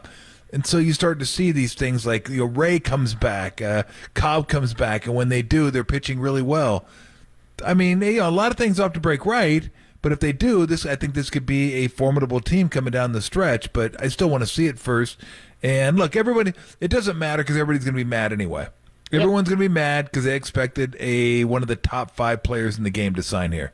They just do it because they kind of set it up that way a couple years ago. Didn't happen. We won't be outbid. We won't, and you could actually be truthful in those sayings. That's why I always say to I remember talking to Joe Lacob when he took over the Warriors and he guaranteed we're going to be in the playoffs. And I said, why are you doing that? You don't need to. The Warrior fans are passionate already. They're going to show up. They always show up. Whether it's for your team or the other team, they'll be there. Bay Area's got great basketball fans. You don't need to promise anything. Either you are going to be in the playoffs or you aren't going to be in the playoffs. You don't need to get they're not apathetic. So with Giant fans, the season's going to start. You're going to see who's on your team. You didn't need to tell them we're not going to be outbid, because then all of a sudden everybody's saying, "Oh, we're going to get somebody," and you could try to get somebody, but what if that somebody you're trying to get doesn't want to go there? Well, the fans don't care about that. Give them $50 more million. Give them $40 more million. Give them $100 more million. We don't care. You said you were going to get somebody. No, I said I was going to be super aggressive at the top of the market, and we were going to go out there, and we were going to be outbid. Well, they really weren't. They didn't get outbid for Ohtani. I guess in theory they got outbid for Judge, but Judge never wanted to be here anyway. He used it in negotiations, and by the time the Yankees offered what he wanted to offer, he just went there. He didn't give him a chance. He didn't say, "Hey, let me go back to the Giants." He goes, "Hey, here's what I need to go there. Okay, here's what we'll give you." Done. Boom. So it's not even the Giants' fault. I mean, they are being aggressive at the top of the market. They're trying to do everything they can, but it does take 2 to tango, as they say. And if one person. You think that's exactly what I was thinking too. Oh, something like that. That's exactly what I was thinking. So if they don't want to come here, what are you going to do? But fans don't care, and again, they're going to throw it right back in your face. You said you're going to be. Oh, I was aggressive.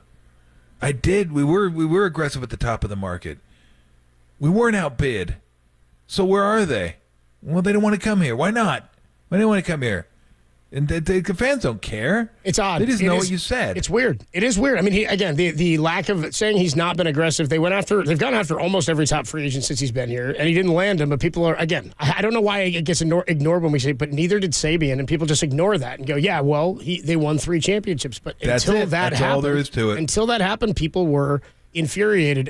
Somebody here, Bell on the YouTube chat, says the bosses must have directed the 10 and 2 p.m. shows today to praise Farhan. First of all, I am the bosses. Second of all, Tom, good boy, man. Way to do what I told you. Let's go out to the phone lines here. By the way, I'm not praising Farhan. I'm so at a loss for the vitriol towards him, even after moves that people wanted. He you know what I mean? He gets no credit for getting Carlos Rodon because he let him walk, even though it was a good move to let him walk. Right? He gets no credit for not getting Judge, even though Judge didn't even play a full season last year. He's never going to do what he did with 60-plus homers a couple of years ago. He gets no credit for letting for going and being aggressive at the trade deadline when they won 107. Remember, he got Chris Bryant, who was the top name at the trade deadline that year, one of the best available. He went and he added to the roster. He gets no credit for letting Stripling go because he signed Stripling. No credit for letting Kapler go because he added Kapler. But you have to give credit when guys identify the mistakes they've made. Kevin Gossman, people are pissed because he's still good. He was a bullpen guy with an ERA over 6 for the Reds. You got to give credit where, if Kyle Harrison ends up being an all-star or ends up being a quality player or, hell, any of the guys, Patrick Bailey, why no credit for Bailey? Why all the hate for Farhan but no credit for Patrick Bailey? There's 3 questions you have to ask yourselves. Did the offense improve this offseason? Unequivocally, yes, on paper. Did the defense improve? Without question on paper. Is the pitching better? I think so. I'll say this, I'm more excited about the potential for the pitching this year than the what the hell is this that was going on last year. Haters are going to hate. I'm a hater myself. I love to do it, stir the pot. But I don't understand when we all want to win. Farhan's here trying to win. He's been as aggressive, I think, as you could ask. We'll talk to John Morosi of the MLB Network. He'll join us next to talk about where the Giants stand. I think they're at least in competition or in contention to be the second best team in the National League West. You can scoff at that all you want. They were 5 games out of the playoffs last year, We'll talk about that with John Morosi next on the Sports Leader.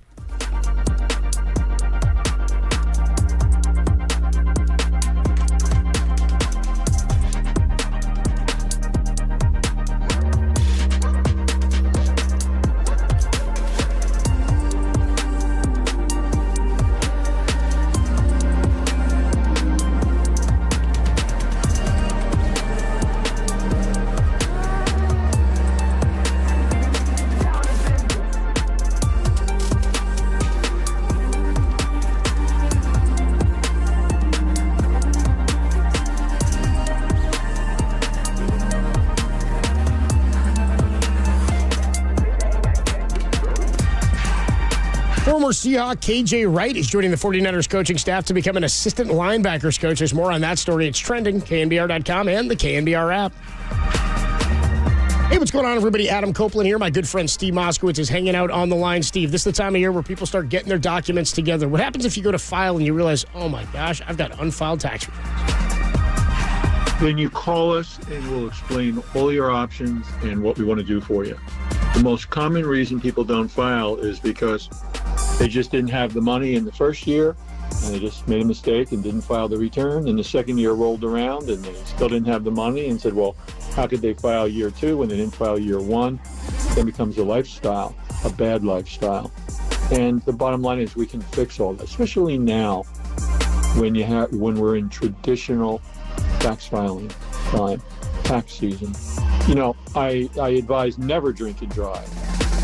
But New Year's Eve is when the Highway Patrol is on maximum enforcement.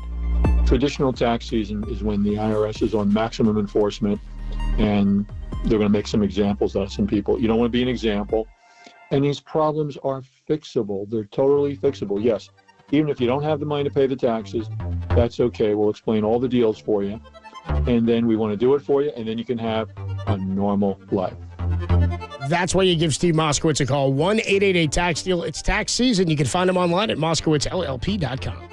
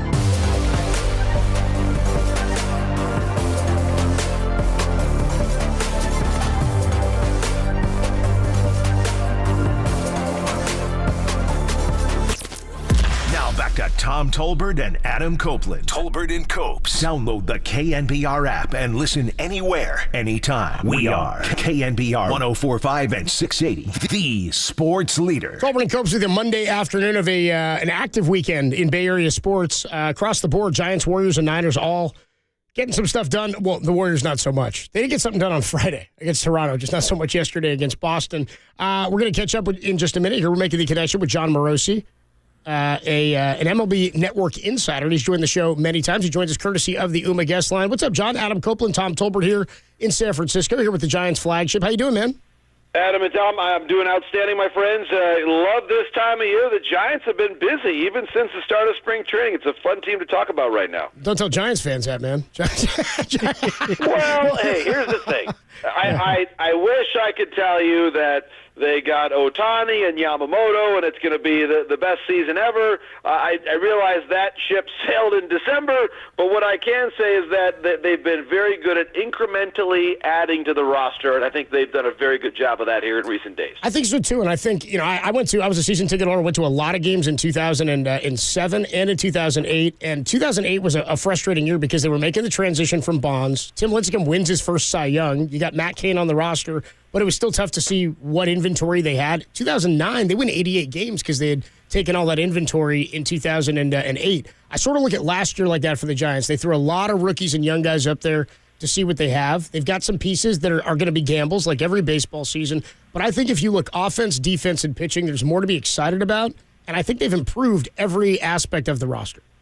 They have, and I think that first and foremost, obviously, there is the near-term concern about the rotation, which I'm sure we'll cover later on. But I think when you look at what they've been able to do, they know that Chapman is one of the best defensive third basemen in the world. I mean, he is elite at that. Soler has elite tools and power as a major power-hitting bat in this game. You look at Jung-Hoo Lee, who I've had the pleasure of watching play at the Premier 12 years ago. I remember I watched him play back in 2019. I've always really enjoyed watching his style of play, and there's a reason why he grew up idolizing Ichiro and wearing 51. That's the kind of player that he wants to be. I spoke today with Ryan Sadowski, former Giant, and Ryan was talking about his viewpoint of Lee because he's very plugged into Korean baseball circles, and he thought that he could potentially be like a Darren Erstad type player, which I'm sure the Giants would be thrilled to have. He has a chance to be a catalyst in the lineup all the time, defensively, I think really coming into his own. And then you add all those additions on top of, to your point, what I think was a very constructive past season where you look at someone like Thairo Estrada getting more and more experience. You can dream a bit on Marco Luciano, what he's able to do. Behind the plate, Bailey is as strong of a defensive catcher among the young generation of catchers as there are in the sport. And I think Lamont Wade Jr. has now produced for long enough that he deserves more of a prominent role. And that's exactly what he's going to get this season. Probably batting in the middle of the lineup, likely right ahead of Soler. And so you put all those pieces together. Bob Melvin, as you know from following his career in the Bay Area, Bob Melvin has done a lot more with less talent in the course of his career than he has this season. So I'm very excited about what he's going to be able to do, even though, yes, there are certainly some odds stacked against you in the National League West, but the Giants roster is in a better place now than it was when last season ended. So you mentioned Jung-Hoo Lee and Darren Erstad. So you think he can punt as well?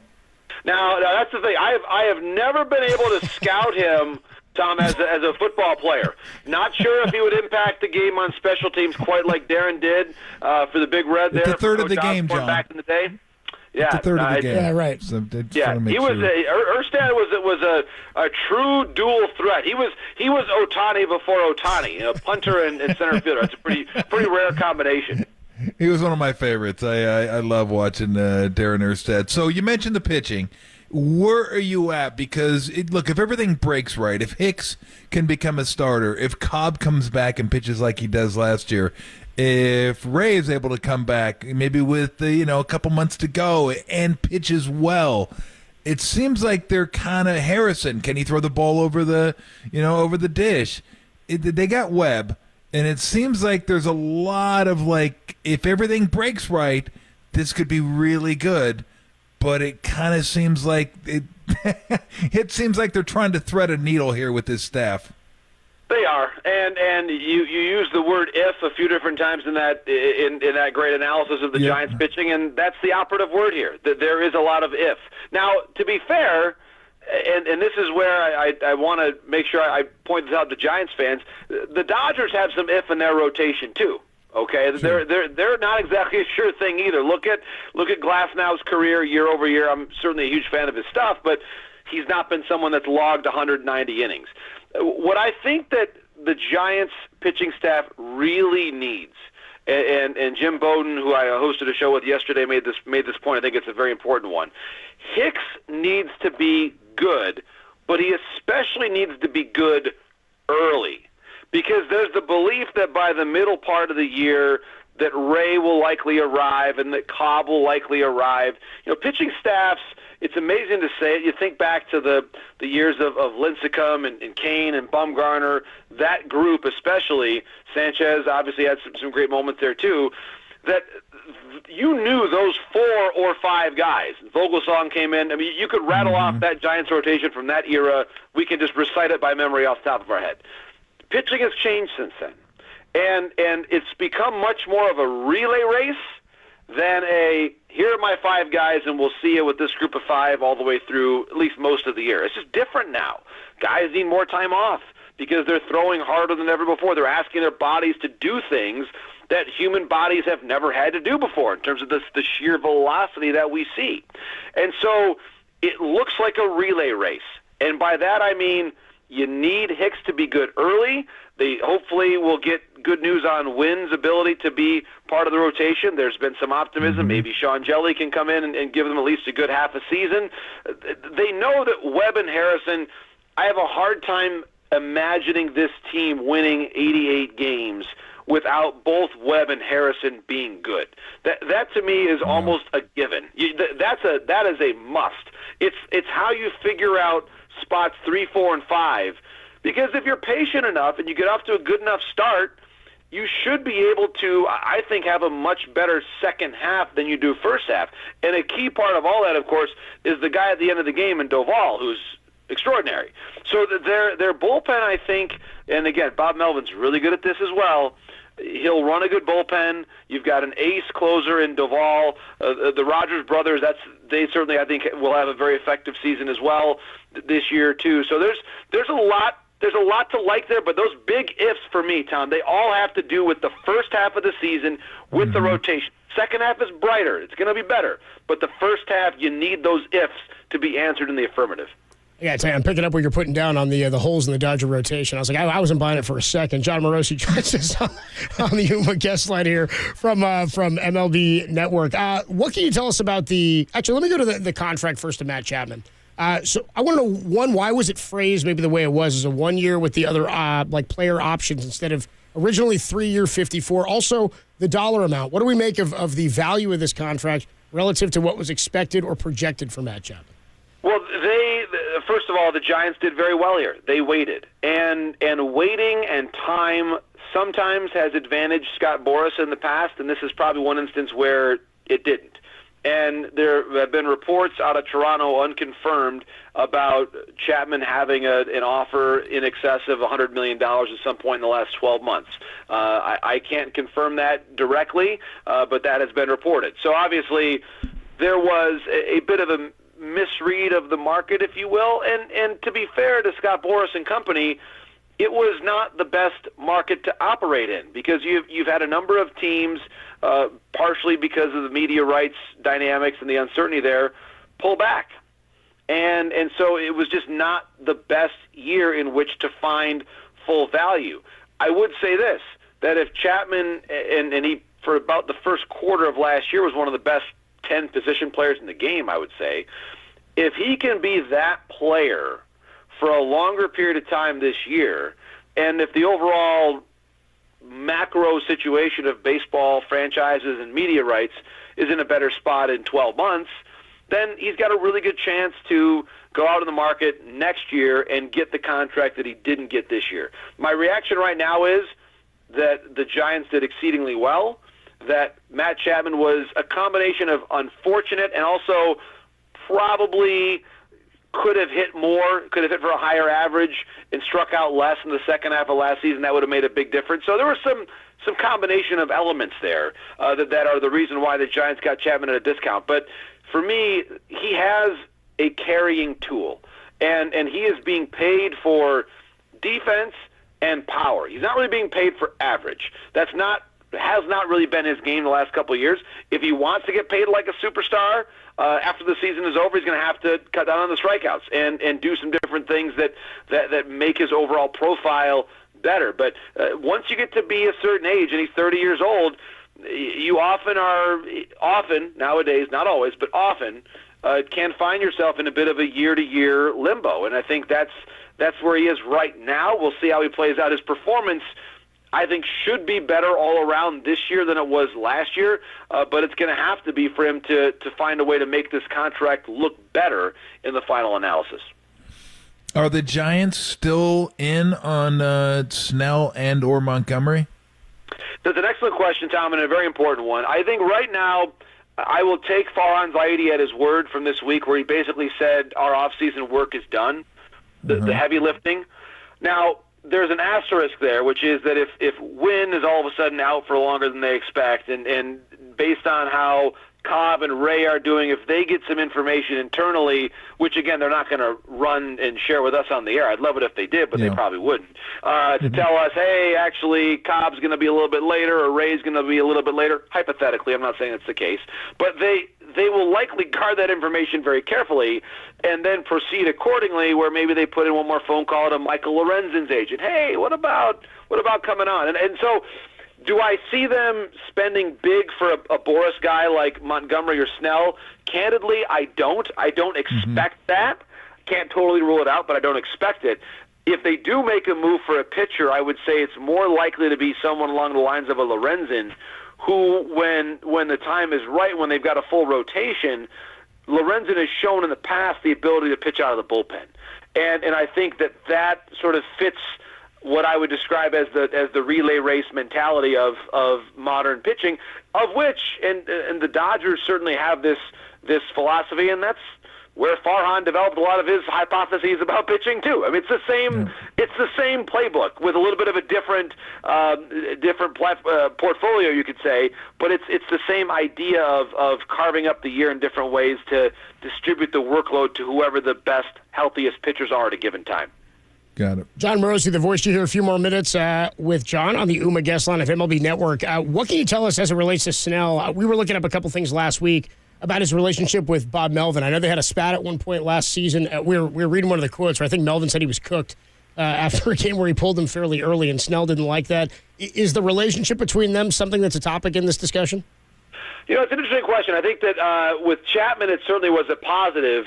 I will say this, with the Padres last year, it was not, shall we say, like a 2010 Giants harmonious operation, to put it mildly. If you were to ask those who were in there, their quick answer would probably be, I don't really want to talk about last year, and off the record it might be like, yeah, it wasn't the best and most harmonious group. So I that doesn't surprise me that maybe they didn't get along the best. I mean, I would say this, that if at the start of the off season, if Bob Melvin was going to pound the table and say he is the guy that we have got to get, he's going to lead us to the World Series, we need him right now ahead of Yamamoto, forget about Ohtani, this is my guy. If he wanted to say that he probably could have said that in November or December, and maybe Snell wouldn't still be out there. So I tend to look at the reality of the landscape right now and say, if he was a high priority, and I'm sure the Giants, as they looked at their monopoly board, if you will, a couple of weeks ago before they signed Soler, they said, wait a minute, we could sign Soler, maybe even have enough room for Chapman, or we could go out and try to make a play for Montgomery or Snell.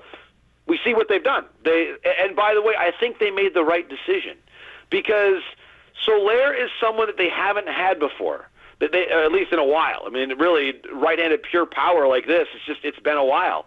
And I think on Chapman's side of things, he's just an elite defender who can, I think, find a way to hit enough home runs there to contribute offensively. So they made their choice. There is not an infinite amount of money. They made their choice, and I believe they've chosen Soler plus Chapman instead of Snell. I'm curious, John, because I'm trying to figure out the Ray trade and what the best case scenario, like what the Giants think the best case scenario for them is. hopefully still be in the wild card hunt. I don't think anybody's wildest imaginations leading us to believe that they can compete with the Dodgers in this division. I mean, crazy things have happened. We all get it, but anything in the realm of reality, they're just going to be kind of competing for a wild card spot. So, do they hope to be competing for a wild card spot? Ray comes back, then maybe you have get to the playoffs, have a Webb, Ray, Cobb, Harrison, possibly in the playoffs, and then they opt out. The Giants always have opt outs. We all know that. I'm surprised when guys don't have opt outs. But is that kind of the hope? Just stay in there, hang in there. Maybe Ray comes back, and if we make the playoffs, we could have a pretty damn good 1, 2, 3. Yeah, I think that's exactly it. And I would say too with Ray, he is the longer term play here. He's not a rental. He's under contract through 26. And so from my Didn't he have an perspective, opt-out after this year? There is, but I think that from their perspective, he's the likelihood of him. I guess the way I should say is the likelihood of Ray pitching well enough in a half a season whenever he comes back to be able to opt out. I would find that unlikely. And you think about what he was able to get. And again, Snell. You look at the marketplace. Snell, Cy Young winner, is unsigned. Ray would be giving up $25 million in each of the next 2 years. I would now. Could he test the waters? Sure. I would describe that as a very unlikely situation. I think the idea is they brought him in because they believe that this is going to be something that works. Now, obviously, Rodon, other different outcomes maybe have surprised us in the past, but I would think that Ray is part of this group for a while. I really believe that. Now, in terms of the way that you chart the course forward, it is a tough division, and I do wonder about the Padres and how good they're going to be. The Rockies obviously are a rebuilding team, likely to be in fifth place. Arizona is the reigning National League champs. And I think we sometimes overlook them a little bit about calculating the Giants' chances to get to the playoffs because there's been so much buzz about the Dodgers. Well, the Dodgers, with a lot of the same players, played the Diamondbacks in October and didn't win a game. Yep. So, and Arizona went out there and got Eduardo Rodriguez, who I think is, you look at the numbers that he signed for, that was a really good contract that they got him for. And I think he's an excellent pitcher. So it's interesting to me. I don't think that this is a team. You're right. I mean, the guys like Chapman and Soler, could you see them getting flipped? Yes, I could. But I think that Ray is going to be around for a while, and I think that you wait and you discern where you're at in July. Farhan has very rarely been a selling GM. Really, if you go back to his time with the Dodgers, and then certainly since he's come over to the Giants, he's tried to thread that needle. And this is going to be one of those years that tells us how sustainable that strategy is of building up your farm system while still trying the best you can to win in a very tough division. One more here for John Morosi on the UMA guest line. As the Giants have signed Matt Chapman, what does it mean for, well, you just mentioned Michael Lorenzen, and it does seem maybe like they'd be more likely to go trade for a starting pitcher. And there's a few out there, Shane Bieber, Dylan Cease. You mentioned Lorenzen. They've got some pieces. Joey Bart is not expected to be on the roster beyond opening day, and J.D. Davis. What do you think their futures hold? And do the Giants have some assets here? Right. I think J.D. Davis of those two is probably the one who has the most value. I think Bart's name has been out there for a while, unfortunately, and it just hasn't worked. And now, of course, he's been passed by a catcher of similar age who's just more trusted right now at the major league level. And so I think Bart is available and has been available. I just don't think the market has really developed for him. Davis, though, I could see being a fit closer to opening day. We're at a spot now, and you saw Garrett Cooper sign just with the Cubs. There's so much inventory out there that I don't see a team trading for J.D. Davis imminently. If you get to right around opening day and they've got a bit of a redundancy, and they do, by the way, of corner infielders, guys of different, some that are more bat first, some that are more infield, defensive first.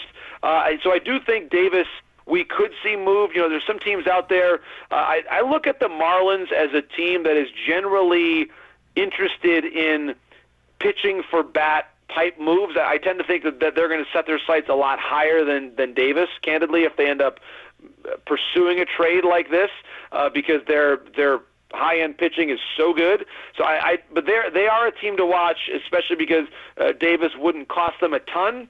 And I do think the Marlins are looking for some more bats to round out their lineup because, of course, as we have documented, Jorge Soler is not walking through that door for the Marlins because he's there in Giants cap there in beautiful Scottsdale, Arizona. God, I hope he's not. He just got here. No, he's not. I trust you. He's not. He is not walking through that door in Miami. And I think it's going to be an interesting season for the Giants. I really do. They've got some interesting pieces, some young players coming in, and we talked about it before. Harrison, for me, is the key. If he's able to deliver along with Webb, they're going to have a chance to compete against the Dodgers, even with all the hype there in L.A. The Giants had 5 fewer wins than each of the last 2 teams to win the National League pennant in the last 2 seasons. So it doesn't take that many wins to get to the playoffs, and then you roll the dice. You see what happens. John Morosi of MLB Network, always fun to catch up, man. Great insight and nice to get the national perspective. We're so close to this thing. It's nice to see from the outside that it does seem like the Giants have made some positive moves. Appreciate the time, man. They have indeed. And my friends, on March the 4th, we've got to be optimistic. If we're in a bad mood in spring training, we can't have that. We got to have optimism right now. No, come on, man. I'm feeling good. I'm trying to talk everybody off a ledge here for some reason. Nice. They Very get good. Chapman in there. Good fight. Well done. Talk to you later, John. Appreciate you. John Morosi of MLB Network. You also see him, by the way, on NHL Network. Does he even mean Angel fans are supposed to be optimistic? No. My mom was always saying that to me. Just good. I'm glad you said that. I just want to make sure. Opening day, my mom used to say, and she grew up she was a Royals fan for a long time. Living out in Kansas City, yeah. My grandfather was city manager in Kansas City. Well, Hal McRae, George Brett. Dude, that's why I got ties to Freddie Patek and all that. Dude, Frank White. Nice. Little Dan Quisenberry. Come on, man. R.I.P. I think you all Washington passed away today. It was yesterday. It was either maybe it was yesterday? Yeah. Oh, man. My mom sent me a good UL Washington clip. Maybe we'll throw it in the sounds for it. It's pretty funny. His toothpick lives on. Dude, just up there, but with a toothpick. I sort of thought you like taking it bats, like guys coming at his chin. And he's chewing on that toothpick like Dusty. Dusty's flipping it in the dugout. Great stuff there from John Morosi. Some really interesting stuff. And we will get your thoughts on this in about an hour and 15 minutes. At 5:30, we'll get to some calls on all the stuff we talked about today, but specifically on Matt Chapman as well. John Morosi giving us the national perspective on Blake Snell. He did say, I believe they chose Soler and Chapman rather than Blake Snell on the relationship of he and Bob Melvin. We'll talk more about that. He says he's going to take Farhan at his word. He does think that they're done in terms of free agent signings. Could see them making a trade. We'll get into a bit of that. And also, the thing that made me feel the best, he goes, Dodgers don't have like the most rock-solid rotation that we're talking about here. It's interesting that we look at Jung Hoo Lee and say he's unproven, but Yamamoto is just automatic for the Dodgers. So, Again, much different leagues, but we'll talk a bit about what John Morosi had to say. Doesn't think the Giants are going to stick with Snell. Took Farhan at his word in. Says don't necessarily buy into everything in that Dodger rotation. More on that next on the Sports Leader. Milpitas, shout out to you for supporting KNBR. Milpitas' Sports Leader.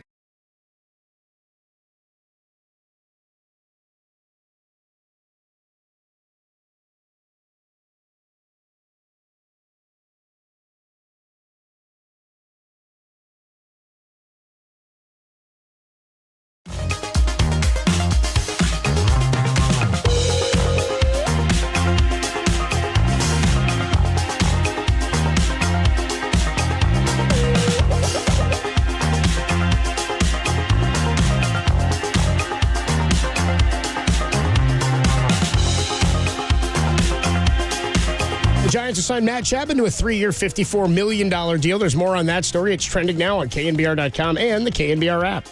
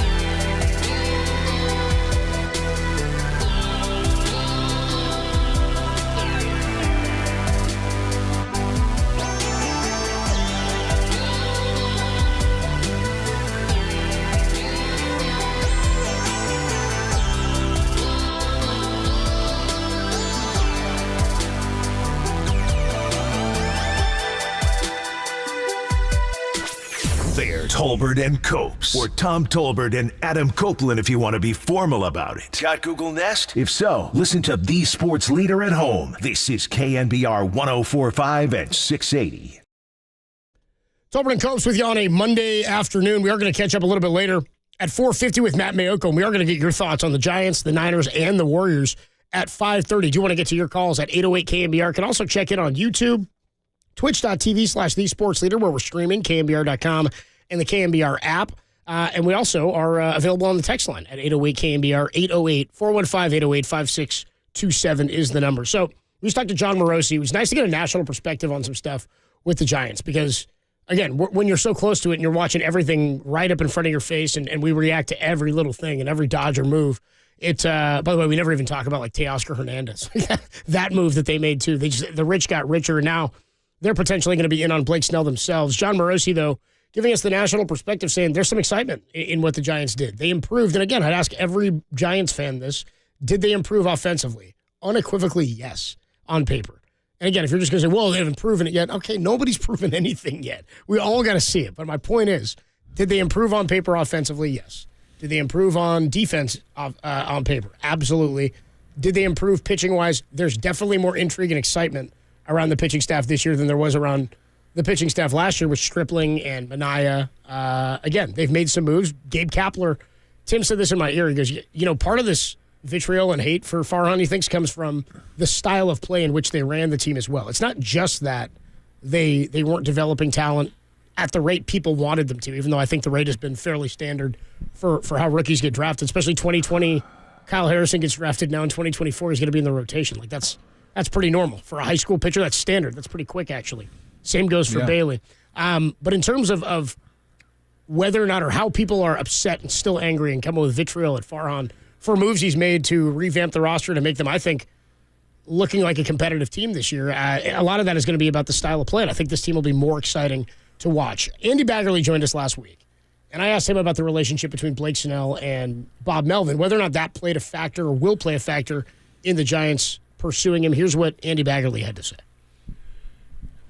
I've talked to Bob about it, and obviously he can't really comment on a pending free agent, but just talking to people who are familiar with their relationship, I think that he really valued Snell. He's a different kind of pitcher. He's a guy who led the league in walks, but he also had almost a historically low hits per nine. And so it's not the kind of template that the Giants have really run out there, but it works. And it worked for him last year. And I guarantee you Bob Melvin would take Blake Snell. He'd take Jordan Montgomery, too, if you want to make a package deal. I don't think they had a bad relationship. I do think that, on the whole, it was a frustrating year for Bob Melvin because, A.J. Preller kind of let the players get away with anything. There weren't a whole lot of rules that were enforced. Just with a lot of things that he was dealing with in San Diego. And I don't think that Snell was at the top of the list. If you talk to people who know them both, I think that there's nothing that would get in the way of Melvin vetoing Snell coming to the Giants. I think he would welcome him with, like, open arms.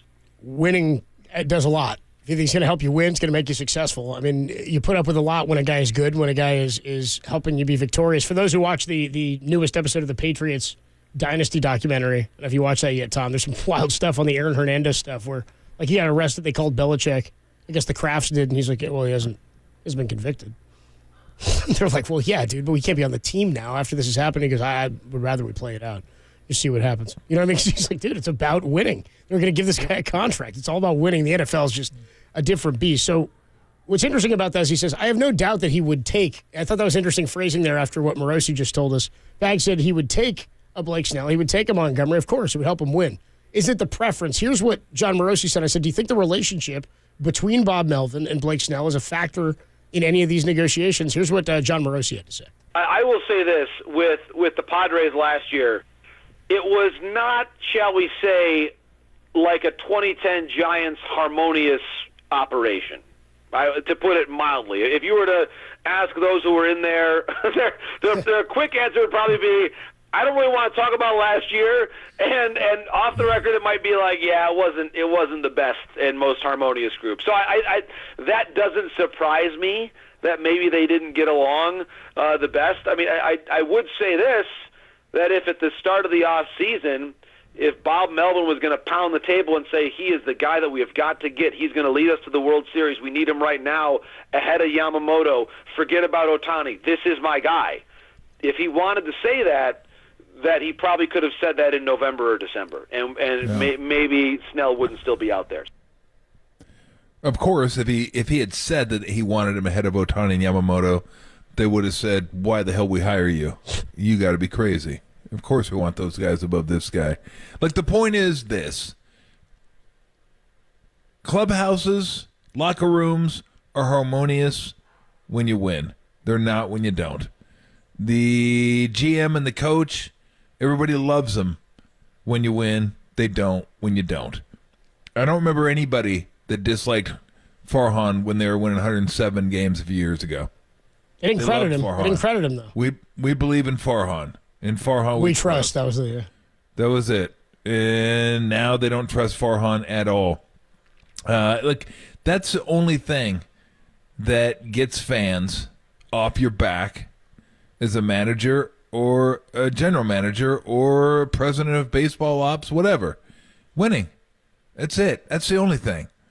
I mean, remember the story we heard last year? I think Yaz said that the clubhouse wasn't great last year.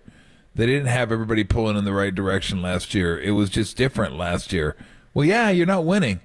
Those kind of things happen when you don't win. Remember 107? Everyone was pulling for everybody. Nobody cared who got the hit. We all knew that if we got taken out in the 5th inning, someone would come up with the big hit. Oh, and then we went and roasted marshmallows at the end of the game. It was awesome. We loved each other. Well, yeah, when the guy was getting the hit and you guys were winning, everybody's going to be happy. Like, I hate to break it down to that, but that's really what it is. I mean, very few teams win and don't like each other. It happens. Shout out the Mets. Contractually obligated to bring up the 71 A's, the fighting A's. Just fighting. Because everybody talks about them. But, yeah, they didn't get along, but they won. Look, it doesn't happen a lot, but it does happen. And it also happens in inverse where you cannot have a great season, yet everyone does get along. Like, it's still a good clubhouse to be in. Like, you want to be there. Because what happens is when you lose, you're just going to have certain guys that are bitching about playing time, about shots, about at-bats, about innings pitched. I mean, just everything. Because they feel like, hey, if I was playing, we wouldn't be losing. So of course I'm not happy. So then it just becomes like a bitch fest, and it's no fun to be around. Rarely will you get those teams that, like, everybody's like, look, we're just going to keep fighting this thing. We're going to keep battling together. We're going to keep going out there and getting it done without having that. And then on the other side of it, it's hard to find teams that win where guys just aren't happy. Because everybody loves winning. You're happy when you're winning. Everybody feels like, well, whatever is happening, my role's perfect. Yeah, I'd like to be playing more, but I'm not going to complain about it. What, am I dumb? No, we're winning. We're like 20 games up. I want to play more, but my role's perfect on this team. So that's generally what it is. I'm not going to say it's absolute, but I guarantee you, get them in the playoffs 2 years in a row. We're like, oh, thank goodness we held on to Farhan. Then now they'll blame Gabe. Because Gabe, if they didn't make the playoffs then, but they do under Melvin. Oh, Melvin coming in, breath of fresh air, change it up, analytics, but doesn't always go by the numbers. I mean, you could write the headlines now if you want to, but for Farhan, it will be kind of a validation, so to speak, of what they've gone through, the contracts they've signed, the young guys that are coming up, and people will like trust in him again. 2 years later. And then you can lose the trust again. Like, it takes a while sometimes to lose it when you build up so much equity. I'll give an example. You feel like right now, even though they haven't won the Super Bowl, you feel like when John Lynch and Kyle do something, you trust that they're doing the right thing. Like, they've kind of built that up through what they've done with the roster. No more leaks. Like, you don't get that stories coming out of Santa Clara. You just feel like these guys are buttoned up, like they see a vision together and they got it. And you feel like, as a fan, like, I trust that, like, when they do something, if I don't understand it, I still feel like they're doing it for the right reasons and it's gonna turn out. Just because when Bob Myers was here, Bob and Steve. You're like, you know what? I feel like whatever they do, they're going to figure it out and they'll do the right thing because they win. And as fans, you get that feeling like, okay, well, hell, yeah, they keep winning, they keep doing this thing. Yeah, I trust them. Now it doesn't last forever. Eventually, you're going to lose that trust. But all you have to do is win. That is it. It's not easy, but if you win, fans will say you know what you're doing. Oh, what a great signing. Oh, no one saw that one coming, but he did. Just stuff like that. So win. That's all it's about. It sucks, but that's the name of the game in pro sports. Just win, baby. Al Davis had that one exactly right. Ben checked in on our YouTube chat and says 5 losing seasons in 6 years under Farhan. Right. Yeah. And he's not doing things the same way. It's pretty clear. Right? It's pretty obvious they've approached this offseason. They've changed the way they're going to go about it. They went to a different style of manager. They've gotten a crop of young players. You got to give a guy a second to get his team in place. I agree with that texter and the caller from last week who said 2021 set them back a bit.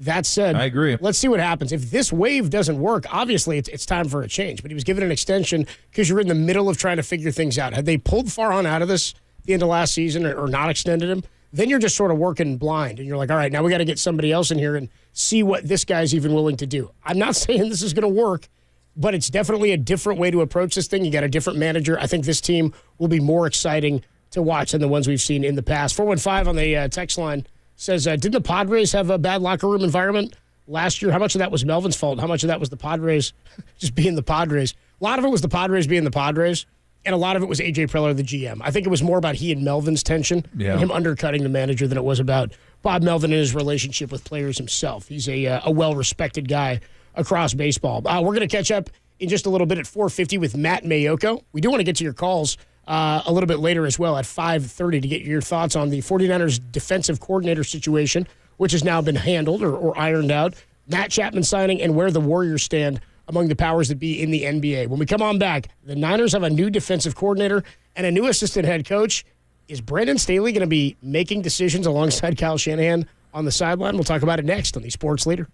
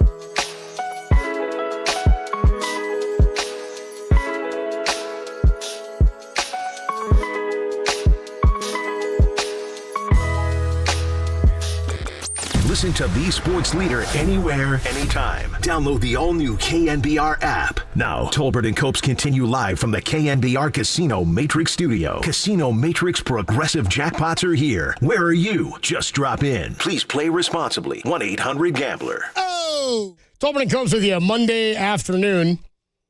Oh! Thank you. We are going to catch up with Matt Maiocco, NBC Sports Bay Area 49ers insider, in just a few minutes. These are my favorite days. Do we have a Tommy DeVito story or something? Oh. No, actually, Tim said I had to do something next commercial break, and usually when Tim tells us to do something, Tom, we respond with a finger and an FU. And so I said that, and then he hit the coming back. I like days like this. It's a potpourri of stuff. It's some Giants signings, which are some exciting stuff. You get the Warriors, which down game yesterday and a really bad one. Niners make some news. A nice F, Tim. We got all sorts of stuff today here on shut up. On Tolbert and Copes. The news for the 49ers over the weekend. 49ers stayed in-house for their defensive coordinator hiring, which I don't know if that's a surprise to you. I didn't really know what to expect. I figure they've gone in-house a handful of times already. Robert Saleh is a guy we didn't really know before he took the job. D'Amico Ryans, we knew he was a guy who people thought highly of and was expected at some point to be a coordinator and now a successful, at least through 1 year, head coach. But they decided to stay in-house, and they named Nick Sorensen as defensive coordinator. A lot of people thought it was going to be Brandon Staley. Matt Maiocco wasn't positive on that and said he had heard different things, but they just decided to go with the whole deal. They give Staley a job as an assistant coach, the assistant head coach, and former Seahawk KJ Wright was also hired to be an assistant linebacker coach. We don't know much about Sorensen. The Niners were also in on Steve Spagnuolo, which I thought was interesting. They tried to get him. I guess he was a free agent with Kansas City. They tried Jeff Ulbrich, but Jeff Ulbrich was not given permission by the Jets to interview. And then possibly Bill Belichick. Does it feel like this is the last option for them, or was it just an inventory thing and they needed to just go completely different from Wilkes? I mean, I couldn't even begin to answer that. I don't even know. I have no idea. Again, we're not even talking about head coach. No. We're talking about a coordinator. So I don't know. I was intrigued, though, and you brought it up earlier in the show. I was intrigued by the Brandon Staley, position. Is he going to be on the staff, as an assistant? I can't imagine they would hire him to be an assistant head coach. And again, we all know that's in title only. Basically, they do that so it won't look good on a business card, but it'll also be like, hey, I'm not just coming here to do this. I'm going to be the assistant head coach, so I'll be helping out with these duties and these duties. So it kind of looks good to other teams when they want to interview you later on in I don't know, your career. They do it in basketball too. They call it associate head coach. And I asked Mike Brown one time, I go, you're an associate head coach. What the hell does that mean? What does that even mean? He goes, nothing. He goes, I'm an assistant. He goes, it just, it sounds better. It's like at the end of a movie. I just got through watching Tropic Thunder, and at the end of the movie. And Tom Cruise is Les Grossman. You get paid more for that. That's like a prestige thing. Like a big name at the end. Right at the end, yeah. You get the and. Or a with. Yeah. Sometimes you get an and then a with. Yes. It's not just you're in the middle somewhere, right? And. So you get the marquee people at the beginning and then and. So, that's all this is. It's an and. It's like associate head coach. How do your duties change? They didn't. It just says associate head coach. That's all it says. So it looks better when I interview for a job. Maybe I get paid a little bit more possibly, but my duties are still the same. So I have no idea. They better not be in charge of fourth down. Just please. So that's what I'm asking. That's what I'm wondering is I'm like the assistant head coach to me, and I wonder, I'm sure it's different to your point in every situation. Because a lot of times, I want to say when Sean McVay was hired, he was 33 years old or 32 years old as head coach, youngest ever. 31 years old, Derek Chickson with 31. Derek, stay out of this. That's why it's Tolbert and Copes with Derek. So it's not and. It's not Tolbert Derek and Copes Papa. and Derek. It's Derek. Thank you. So they hired Wade Phillips as their defensive coordinator / assistant head coach, which made sense. It's a guy he's like the adult in the room, right? It's like a guy who had that experience and could maybe help manage some of that a little bit. But then you end up with guys like Anthony Lynn, who had previously been a head coach and maybe looking for another gig. And so that was a big title for him. You end up with guys who maybe never anticipate being head coaches, but are around to be the assistant or the number one guy for the head coach. I wonder what Brandon Staley's duties as assistant head coach will be as it relates to in-game activity. Because is he going to advise or just give opinion on what he sees and what he would do? It'd be great if Kyle's like, what would you do? I'll do the opposite. Because he was like overly aggressive, right? Like he went for it a ton. And the league then sort of caught up, but he was one of the more aggressive coaches. We ran the numbers in terms of fourth down and some really questionable decisions. Kyle, the least aggressive in all of football in terms of fourth downs and two-point conversions. Do you think this is going to change some of the in-game strategy, or is it just more eyeballs and thought processes in how you go about stuff? Well, like what's first more off, beneficial? I gotta ask, what did you? This isn't official, is it? What? Brandon Staley's not with the Niners already, is he? It's official. Yeah, it happened on Saturday. I thought Sorensen happened on Saturday. I must have read it wrong. I didn't know that Staley happened on Saturday. They had to goddamn, I'm pissed now. What the hell? What are they doing over there? No, look, I don't. Again, what? Before I would actually exactly.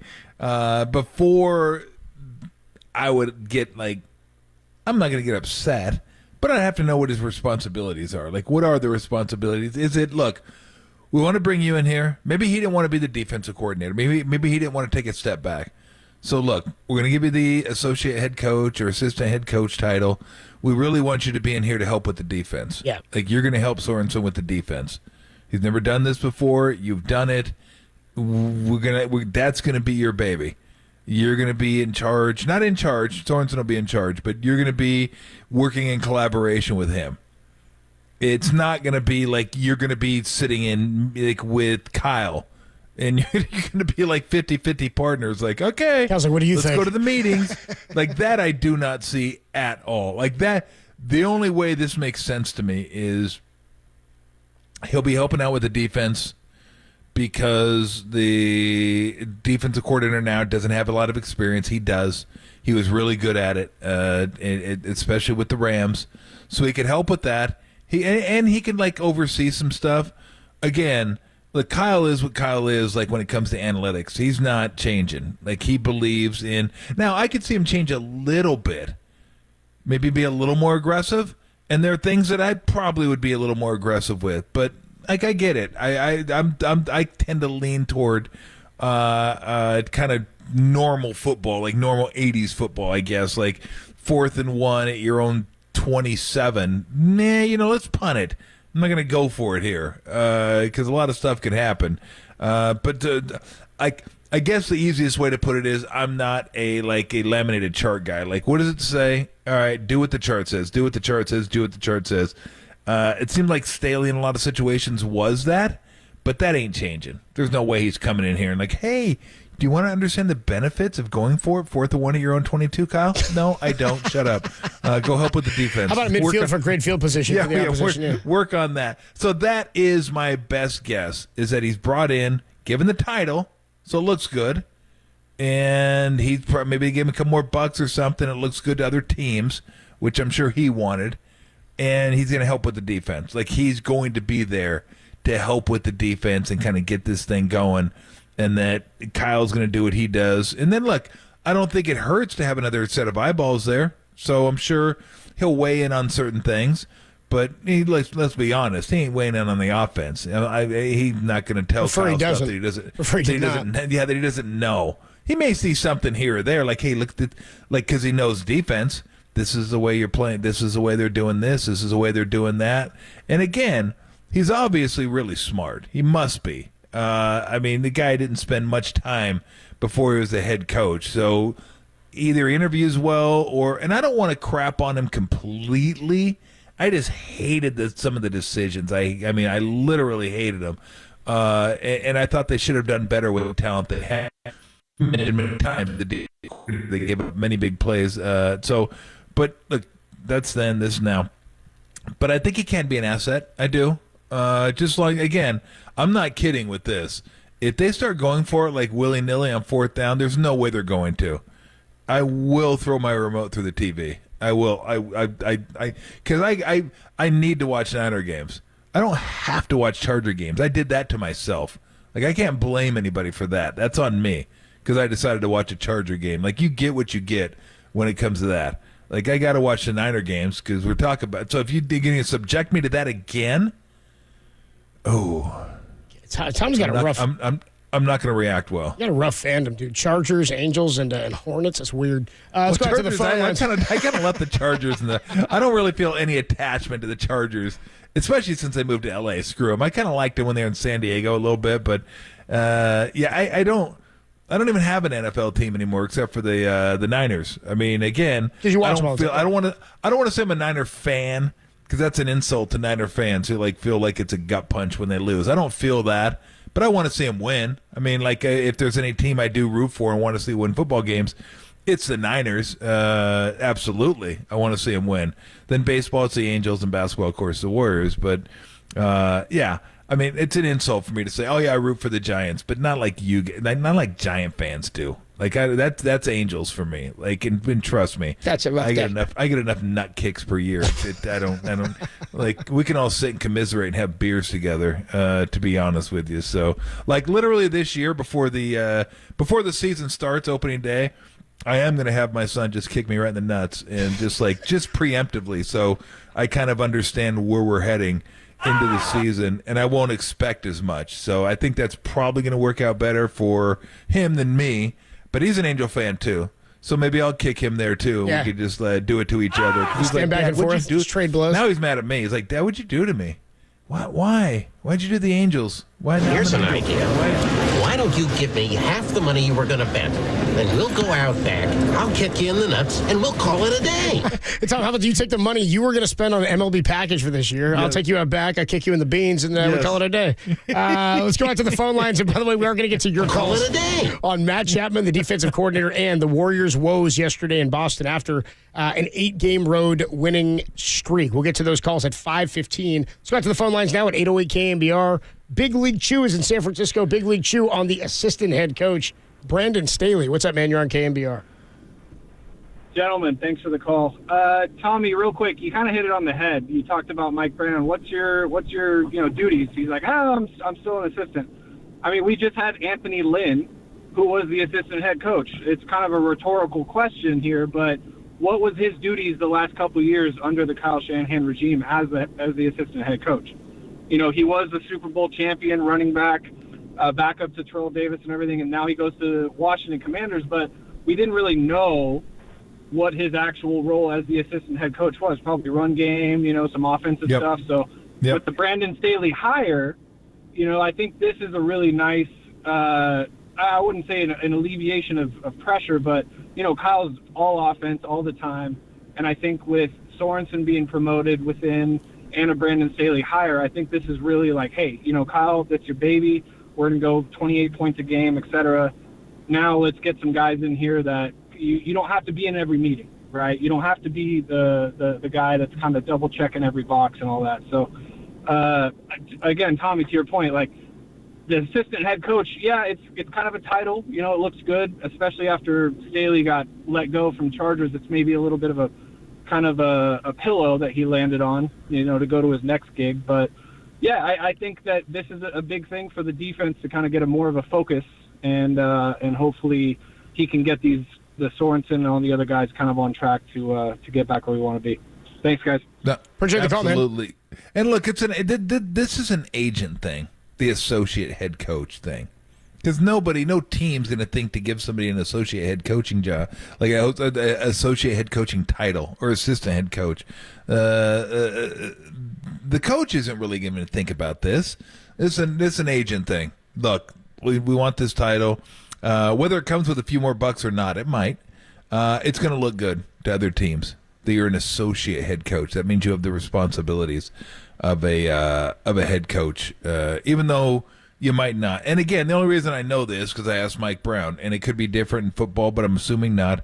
What are your different duties differently? No, I'm still the same guy. I still do the same stuff. It just get paid a little bit more, and maybe it looks a little bit better to other teams out there when you're in line to get hired. That's it. That is it. I can't imagine that. I'm trying to think of what he would be entrusted with. Defense, that's his calling card. Think about it. Sorensen, first-time defensive coordinator. It makes sense. Like, you guys work together. This guy's, we a lot of promise, love the potential, but he's never done it before. So to have somebody there that's done it before, like Steve Kerr, Alvin Gentry, Steve Kerr, Mike Brown, Steve Kerr, Ron. I mean, the first staff he had was like Kenny Atkinson, he had Ron and Alvin. Yeah, I mean, I think by now he's probably like established enough now that he didn't really need. Steve knows what he's doing him. now, right? Yeah, but I think. Well, I don't know. I don't know. For yesterday, it was a little rough. I'm not sure if he knows what he's doing. Let's wait and see. But when he first took over, it was key to get Alvin Gentry, or somebody that has coached before, like somebody that knows how to handle these situations, because the game moves super fast when you're in it. So, yeah, I mean, to have somebody like that to help you with those situations, I know people are killing Brandon Staley, but, you're not asking him to be the head coach of your football team. You're not asking him to make some of the decisions that I and many others have hated, to be honest. You're not asking him to make those decisions. You're asking him to help with the defense. You're asking him to, collaborate with this guy, Sorensen, and look, let's get this defense tight. And if he does that, then maybe he'll be off, but that's fine. You get that cushion of 1 year to really help you. And I know Steve said he learned a lot from Alvin in that first year. It still had more to go, but really kind of showed him just what it was like to be a head coach and try to navigate your way through a game. So I got to imagine for a first-time guy, it can get tough. To have somebody there that's done it, I think that would be valuable. I absolutely think that'd be valuable. So for those people that are like, oh, no, not Brandon Staley, you got to be kidding me. But he's not coaching. He's not the head coach of your football team. Obviously, this guy's really good. Go look at his I looked at his wiki page just to see what his coaching stops were. And it's like bam, bam, bam, bam, bam. He just keeps moving up. So when guys keep moving up, after a year or two, just keep moving up levels, and then all of a sudden you're defensive coordinator, you're head coach. There's something there. He may be too smart for his own good. That's a possibility. And some guys are really good coordinators that aren't good head coaches, because you got to have that leadership thing when you're a head coach. Some guys just don't have that. Maybe he doesn't have that, but he's really good as a coordinator. I don't buy the, oh, no, I can't believe they're hiring this guy. Totally different job description. Just settle down. Settle down. Kyle's still running the show here. It's going to be fine. Well, it remains to be seen. It's Holbert and Cooks with you Monday afternoon. I think we all better hope that's the case.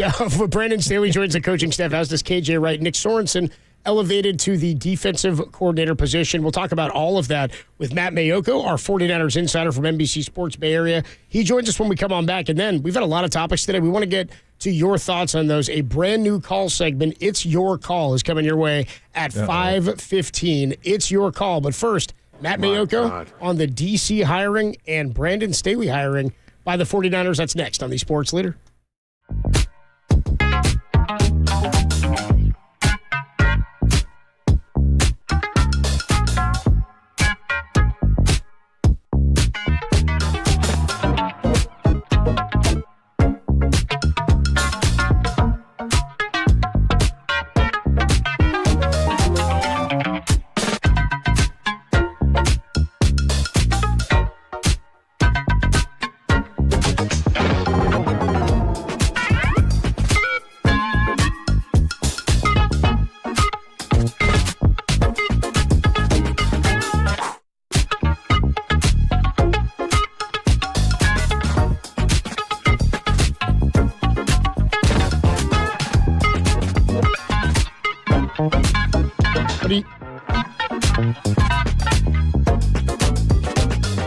Warriors got beat down in Beantown, suffering a 140-88 loss at the hands of the Boston Celtics. Is that what Beantown is? Is Boston? That story and more trending now. KNBR.com, KNBR app.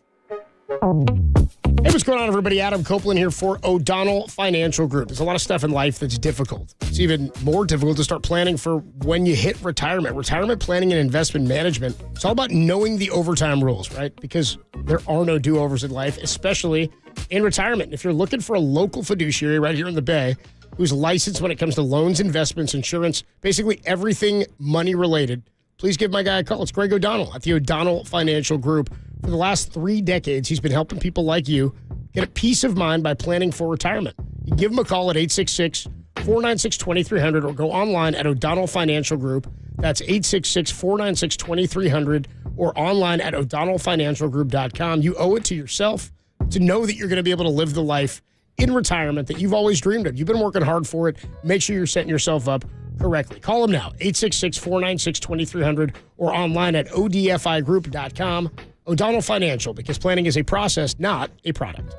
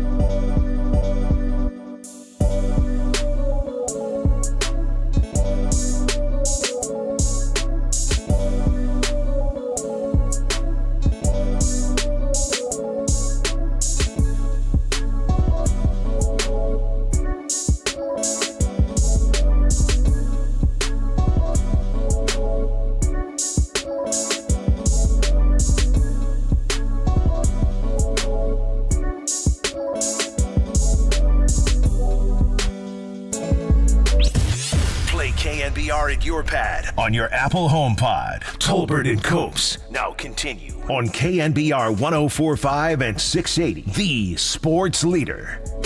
Tolbert and Copes back with you on a Monday. We do it every week with our guy Matt Bayoko. He covers the 49ers for NBC Sports Bay Area, 49ers Talk podcast with Jennifer Lee Chan. And he joins us now on the Yuma guest line. What's up, Matt? How are you, man? I'm doing great. How's everything there? Pretty good. It's pretty good. Where are you? Where's there for you? I am here. I'm in the San Francisco Bay Area. Oh, so we're all in the same. We're all we are all here. Should we do we'll do a head count? Is Tom here? Tom? Hey-o. Okay, there we go.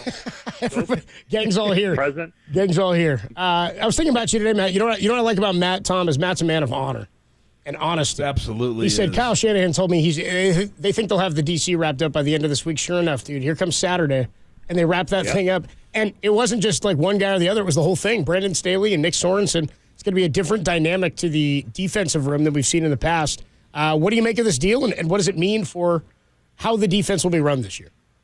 Yeah, I think that I know that they felt like Staley was a very bright guy, and whether he could, I don't think it was a situation. I think kind of similar to Steve Wilkson, that him coming in, he wasn't going to be running his system. His system is more the Vic Fangio type of system.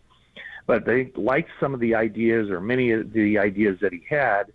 And so they decided, with Nick Sorensen having the background in Seattle and being on staff for a couple of years, that kind of the best of both worlds was to have Sorensen kind of running the defense from a game plan, from a play calling standpoint, but obviously working very closely with Brandon Staley. And Staley's in a position, I mean, this was the final coordinator job that was still out there.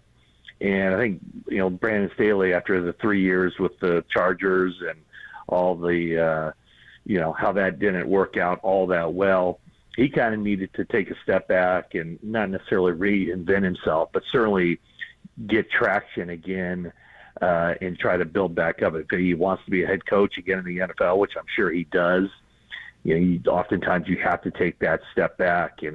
And so whenever that time comes, I can't imagine that he would be on the head coaching trajectory for next off season, but it's good for him to be in a different system and be on a staff that's a pretty good staff. And it's great for Nick Sorensen to have somebody who's been there before, who's called a defense before.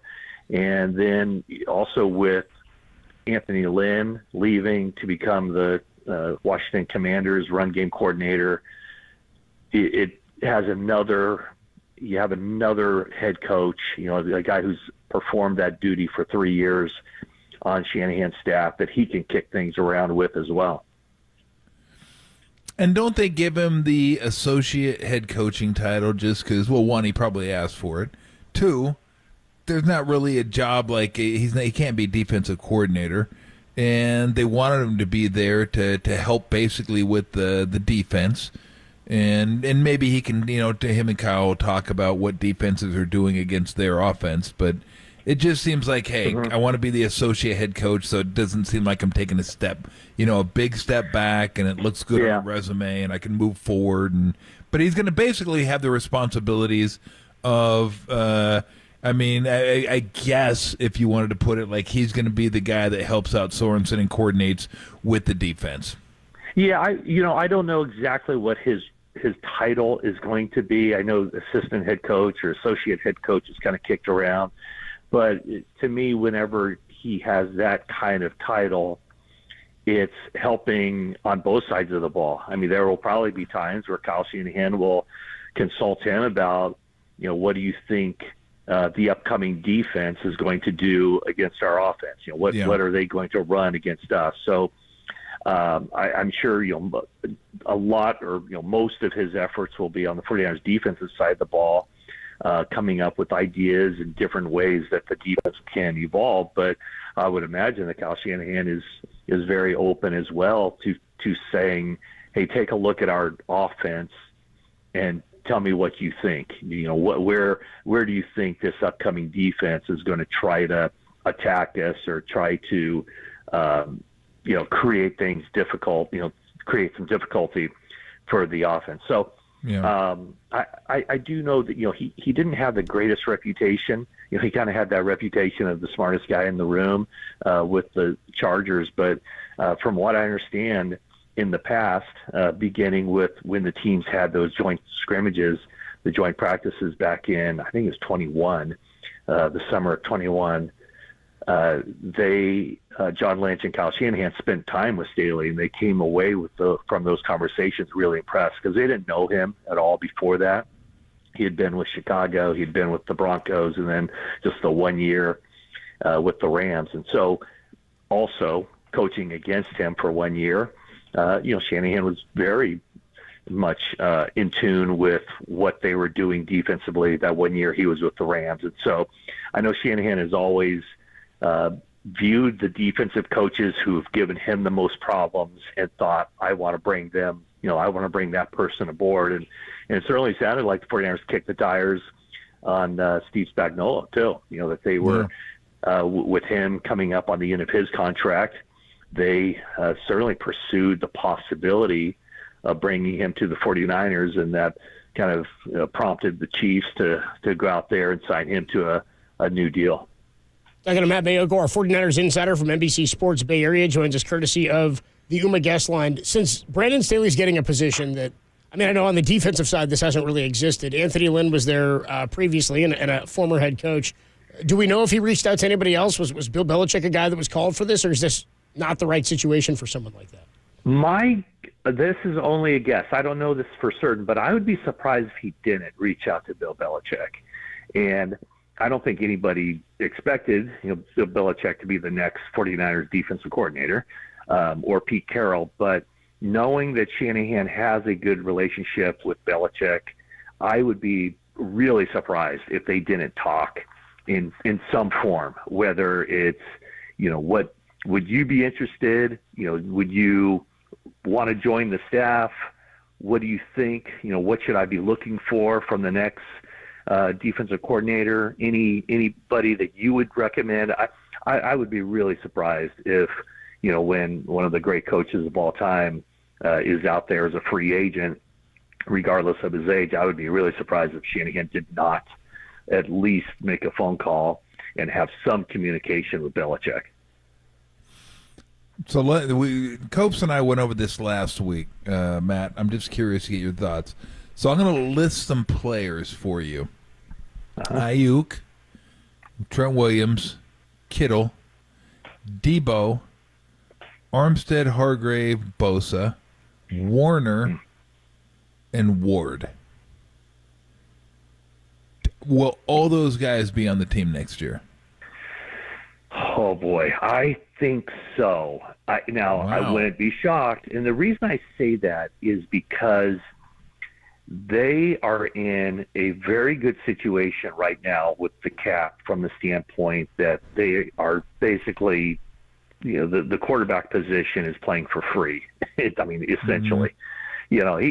Brock Purdy is he's set to make $1 million on the cap, and the salary cap rose $30 million.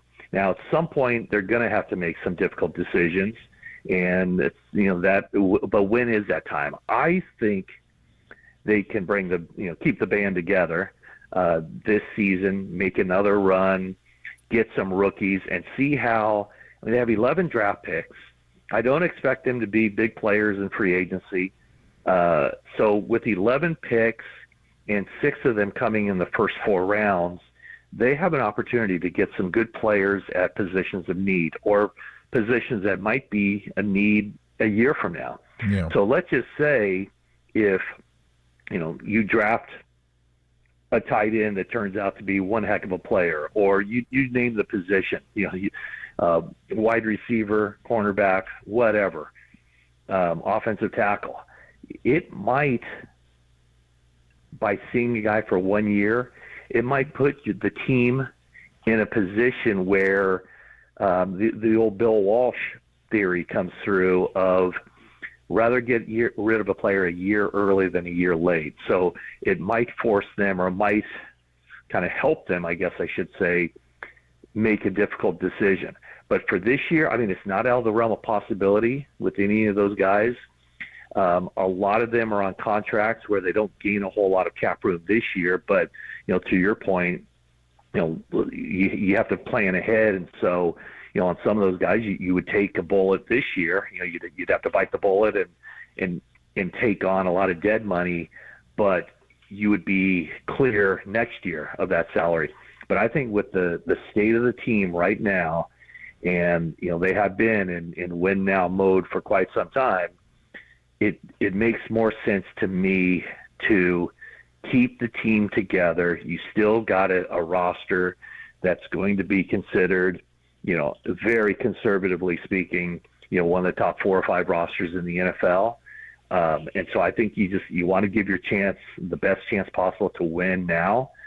So that's why I would lean toward, all those guys, maybe with the exception of one guy and whoever that might be. I would think that they'll be coming back for another run with the roster that was by and large the same roster, or will be the same roster they had a year ago. Yeah, that'd be awesome to see him make a run at it. I do this only as a thought exercise. So I'm just curious, because there's so much discourse on Brock Purdy this year. It just got to a point where it's like, it's enough. If you haven't seen enough, we can't help you. I can't. He tried to explain it over and over, and mostly national stuff. I think people that were local saw enough, and then more than enough by that point. They're still going at it. But I'm just curious, based on what he makes, which is nothing, and what he's done, and now I'm asking you to guess here, because I have no idea. Again, this is a thought exercise. I'm just curious. What do you think the Niners could get if they traded Brock Purdy? What could they get? Gosh, that's a great question. I don't. Damn, Tom. There might be, there might be teams that kind of feel like Brock Purdy's in the perfect situation now, and that he would not be anywhere near as successful with their team. And you can take that however you want. I would take it as that he's a really good fit for what Kyle Shanahan wants and what he asks of his quarterbacks. And so I don't know. God, with his contract now, you got to figure that a team that were to trade for him would be going in fully understanding that a year from now that they might be paying him $40 million a year. So that's part of it too. Yep. I guess would he be worth a first round draft pick? God, I think he would be, but especially yeah, I would think so. I would definitely think so, depending on the team. But is it a first round draft pick and more? You think? Well, I think we were just wondering behind the scenes. Like, do you think you could net more for Brock? And Niner fans, maybe we would be biased on this, but then for like a Justin Fields, like it depends on the team. But Justin Fields was like a third, is what they're talking about potentially. Like Brock would go for higher than a 3. You think? Yeah. Oh, a third round draft pick? Yeah. Oh, I think so. Yeah. No, I would think so. And I think the reason part of it with Justin Fields is that there's leverage there that any team that's trading for Justin Fields, there's leverage in that the Bears have the first pick in the draft. You know that they're going to take Caleb Williams.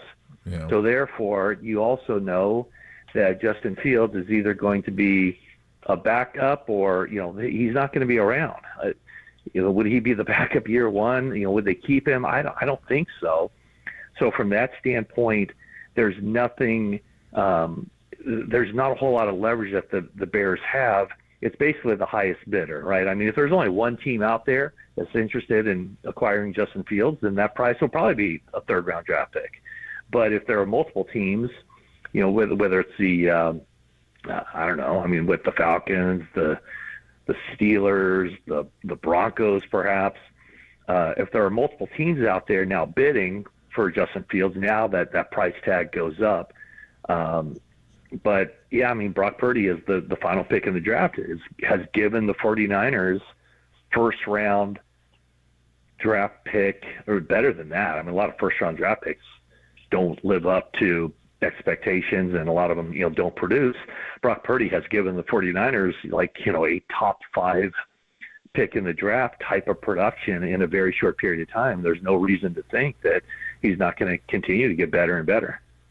Matt Mayo, go with us on the UMA guest line. Matt, before I let you go, I just want to ask you, one, your thoughts. There's some sad news this week in the passing of Chris Mortensen, a longtime reporter for ESPN and longtime around the NFL. I just think anybody who's followed media or football like my whole life, you get to know these people. It's like you let them into your home. I'm just wondering, any interactions or paths that cross with you and Mort, or just any thoughts on him and the career that he had? Yeah, absolutely. I just remember being in the business for a few years at that point, and meeting him, or being with him at NFL scouting combine or owners meetings. And I just remember the first time where I think I went up to him, or he came up to me, and he called me by name, and I didn't, I was kind of blown away that he knew my name, and he was always very gracious, very friendly, inviting, would go out of his way to say hi. I mean, he was just a super guy, one of those guys in the business that you just never hear anybody say anything bad about him. And I think he was that way with everybody, just kind of, being very helpful. And the thing that I really picked up on is just how he conducted himself around people, and to see also coaches, general managers, in particular, the amount of respect they had for him was kind of eye-opening too, which kind of, to me, kind of shows the importance of relationships and building contacts and creating trust. So, I mean, he was a big timer, man. He was as good as they come, making that transition from newspapers to TV. And I always felt that, he did it the way it should be done. A lot of people can be kind of self-promoting or kind of hold themselves up as, kind of carry themselves in a way that, too cool for school, but that definitely wasn't him. He was just a top-notch individual all the way around. I can't say that I knew him well, but in our interactions, I'd say, a dozen or so through the years, always just gracious and very classy.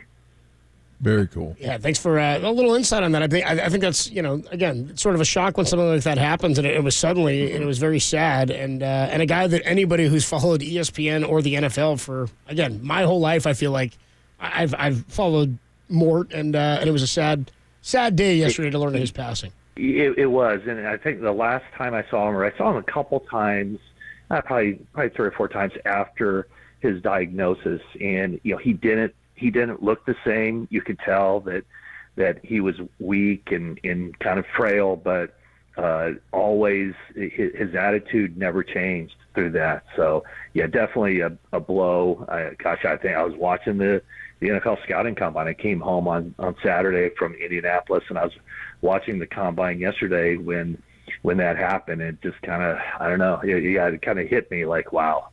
Of all things to be doing, watching the NFL scouting combine when you hear that, a giant in this business had passed away. Yeah. You could have just stopped with, of all things to be doing, watching the NFL scouting combine. You were allowed to stop. Period. Yeah, you were okay. There was somebody making you do That's that. like full stop after that. Like, what do you do? Where's your life gone, Mayoko? Yeah. Like, really watching this combine?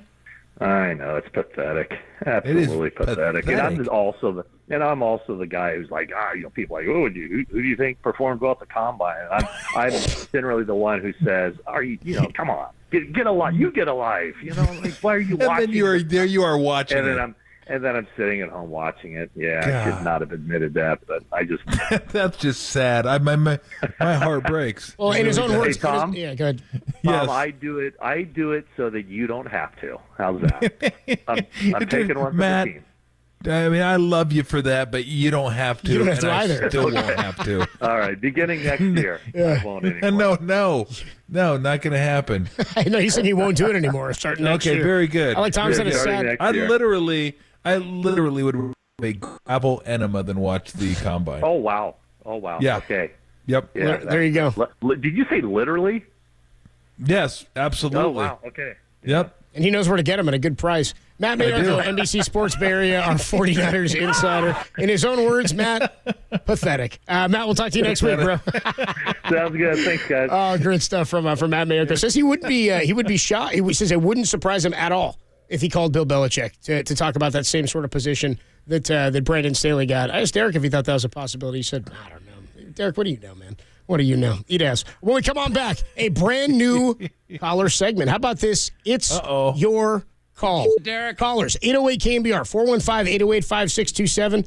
You like having your selection or pick of the litter, right? You like going to a buffet and filling up some of this, some of this. I don't want any of that. How about this? We got 3 topics for you on the Giants, the Warriors, and the 49ers. It's your call. You tell us what you want to go with. Giants, what are your thoughts on Matt Chapman's contract, and are you ready to give Farhan credit for this offseason? On the Warriors, was the 52-point loss to Boston telling of this team's ceiling, or was it just one loss? And when it comes to the 49ers, your feelings on the new decision or the decision of the new DC and Brandon Staley. It's your call. 415-808-KNBR, 415-808-5627. Line them up. That's next on the Sports Leader. San Rafael. Shout out to you for supporting KNBR, San Rafael's Sports Leader.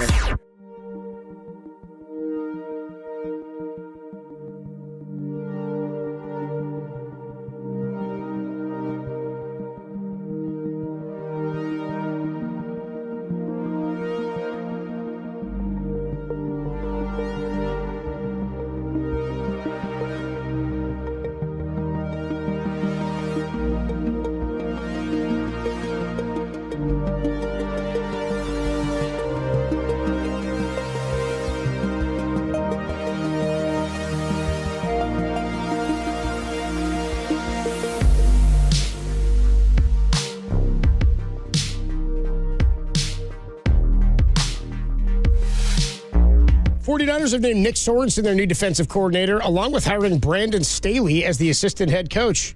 There's more on that. Trending. KNBR.com and the KNBR app.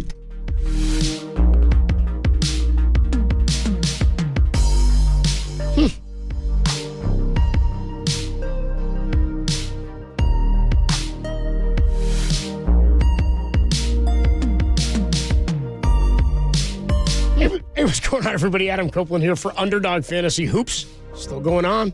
Dubs off tonight, but back in action on Wednesday. Why don't you get in on some of the action with Underdog Fantasy and their pick'em game? It's a fantasy game. You can win real money. There's games going on right now. You can do this as I'm telling you about it. Just listen to these details. First, the pick'em game. It's where they give you a list of the players playing tonight. You select between 2 and 5 players from at least 2 different teams. They give you a higher or lower stat total. Maybe it's points for the game or rebounds for the game or points plus assists for the game. Either way, you can go 5 for 5 and win up to 100 times your money in a single night. It's, again, legal in California, and it's a blast. Why don't you get out there and try to make some money while you watch some hoops? Underdog is easy to play. It's even easier to get started. First, you download the app or go to UnderdogFantasy.com and sign up. When you do, use the promo code KNBR, and Underdog is going to match your first deposit up to $100. Plus, they'll give you a mystery special pick to use with your first pick entry. That's Underdog Fantasy.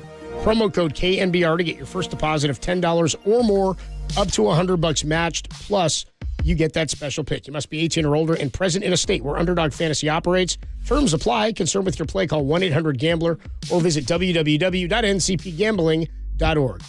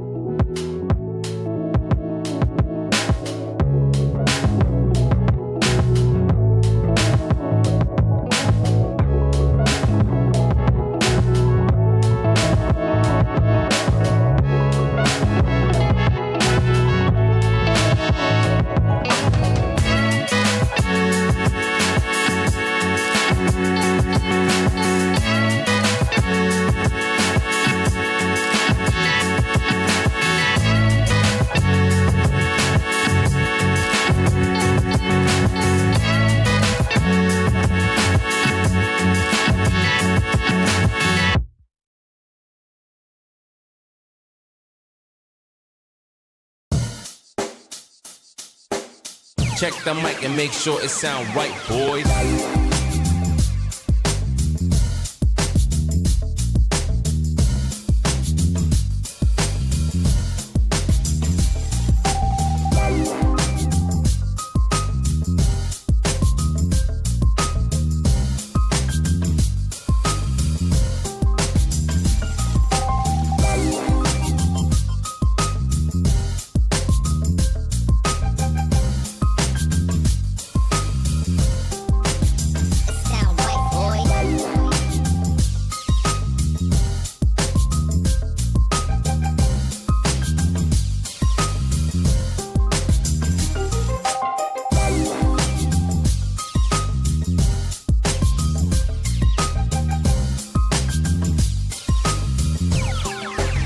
Sound right, boys.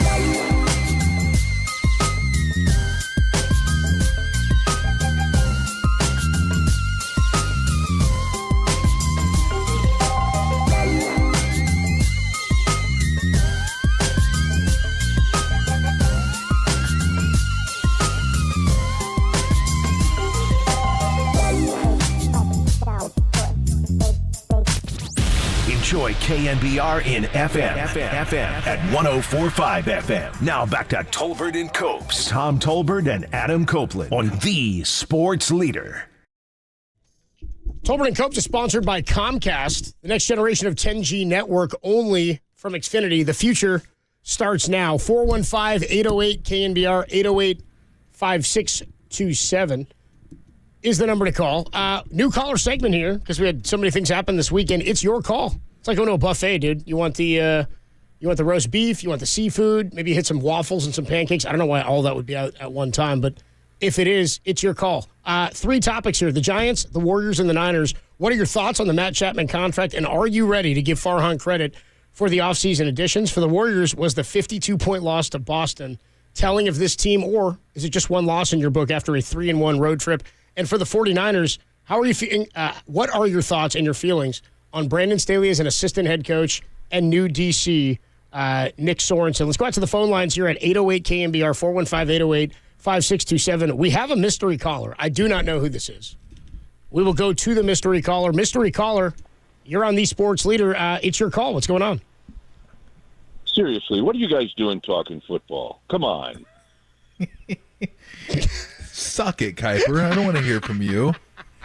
It takes 4 months to get a text back, and now you're just going to call me out of the blue? You kidding me? Hey, look, I thought I got one today. What? Did you text me today? No, I didn't text you today. I give up on you. You did a butt text. I know you did. No, I didn't do it. What's it say? I didn't do a butt text. I didn't do a need text. I didn't do any text. I did nothing. You're hopeless when it comes to text. I promised Copes about a month ago that I would call in. Yeah, you did. I want to keep my promise, and you guys are sounding great. I just got back. I'm going to be home for 4 days. I go back Friday. Nice. But I will tell you, it's a little different attitude, and I think it was something that needed to happen. And you know, anytime you say that, it makes it sound like you're ripping what the previous manager and coaches did, and that's not the case. I mean, I think what they did speaks for itself when you win 107 games. But after a while, you need a new voice, and Bob Melvin's and Matt Williams and Pat Burrell and that group, Brian. I mean, it's 4 or 5 great new voices to hear. And look, I don't know how many games that means they're going to win, but it's going to be different. I mean, let me ask you this. Yep. Tom knows this. Ball players, I don't care what sport you're in, they want rules. And Gabe's philosophy is you're adults. I trust your judgment. Don't do what you want to do, but make sure you produce. And I think that works for a little while. But Bob Melvin now has got some rules, and I think the guys want that. I think they want to be led. They're kind of like kids, right? Yep. They act like they don't want rules, but they really do. Just as long as the rules include beer, we're all good. So. Yeah, and baseball has tried to get that out of the clubhouse, and for the most part they have, and I know why. Yep. Because they don't want guys driving home after they've been sitting in the clubhouse drinking beer, and it's probably the understandable. Right no, I think you're right. So let me ask you this, Kite, because this is something we talked about, and obviously it's great talking to you. I always love having you. Love having you on. It seems like this year, maybe more than years past, they concentrated on defense. Like, it seemed like for a couple years, Kipe, they forgot defense was part of the game, and they were so concerned with getting the best matchup into the game somehow, some way. Like, what gives it lefty, righty, whatever. Let's find the best matchup. And defense almost was like an afterthought. It seems like they've kind of thought, you know what, defense is I don't want to say they never thought it was an important part of the game, but it looked like it from a fan standpoint, like, God, Lee, this defense isn't very good. It seems like they've kind of rectified that this year. Well, they did. And when you sign Chapman, I mean, that's going to clean up a lot of things. It's actually going to help whoever plays it short. If it's a young kid, if it's Luciano. We'll wait and see. But I think, Tom, what happens is if you win 107 games, all of a sudden that's the formula. Yep. Whatever we did to win 107 games, that's what we have to do. And look, all I remember is that when they won 107 games, they did everything right. Defense, guys hit pinch hit home runs.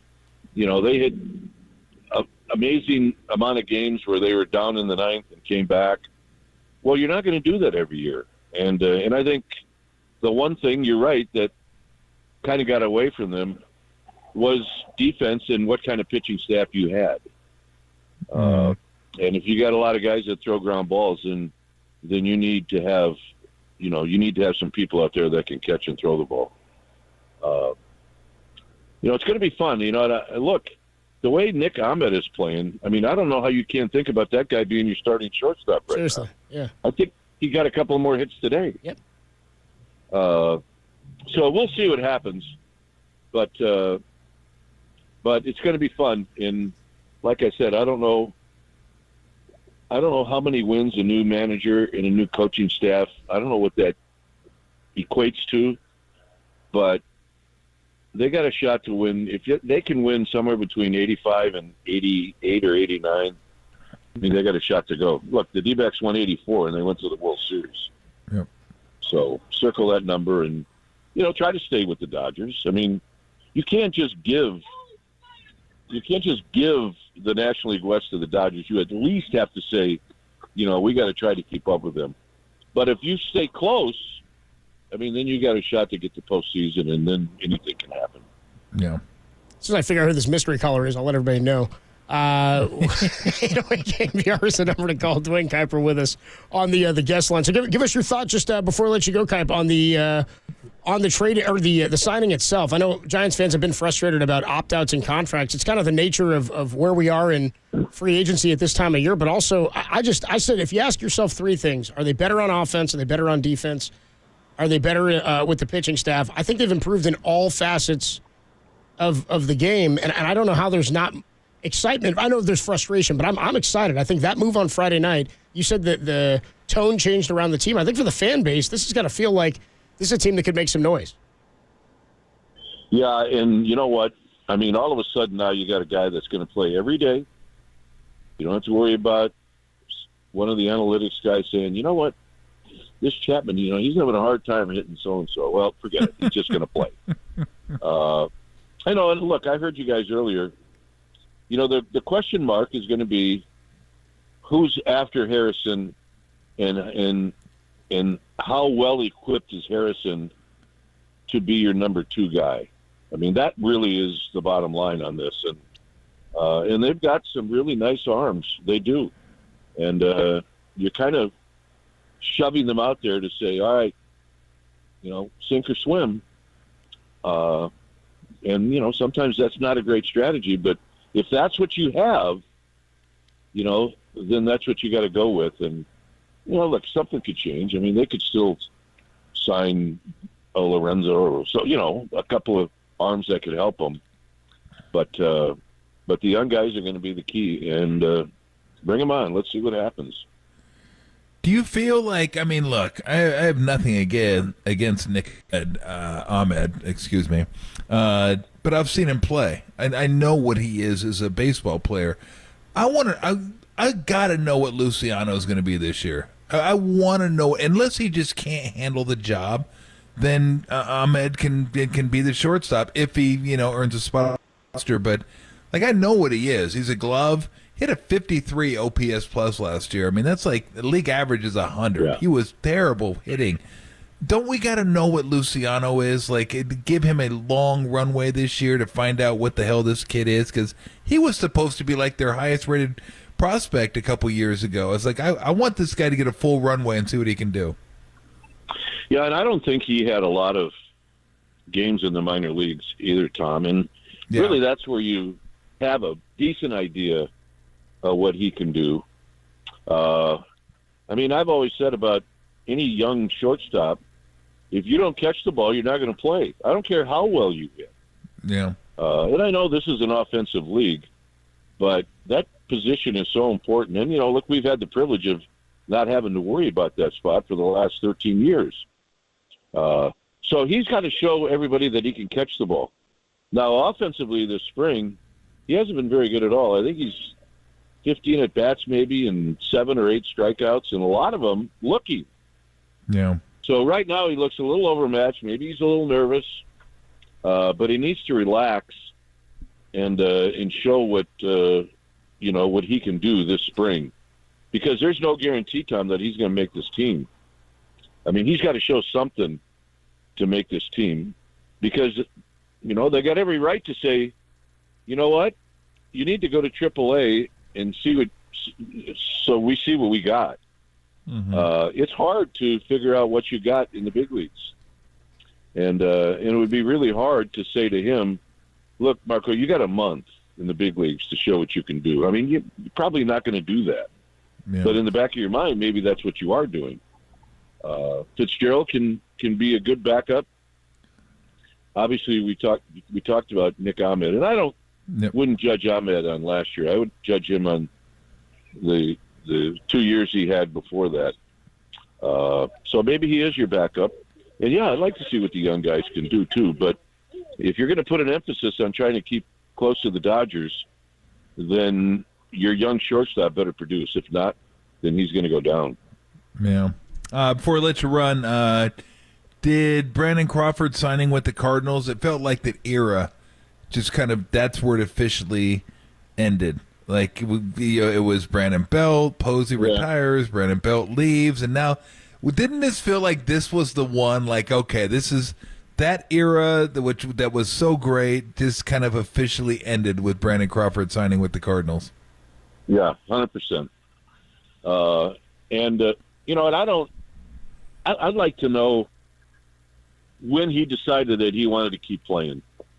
I know guys that say they're done, and then he didn't. But guys that say they're done, and then as you get closer to spring training, you're so used to going to Arizona, or if you live in Arizona, you're used to going to the ballpark, and all of a sudden they get second thoughts.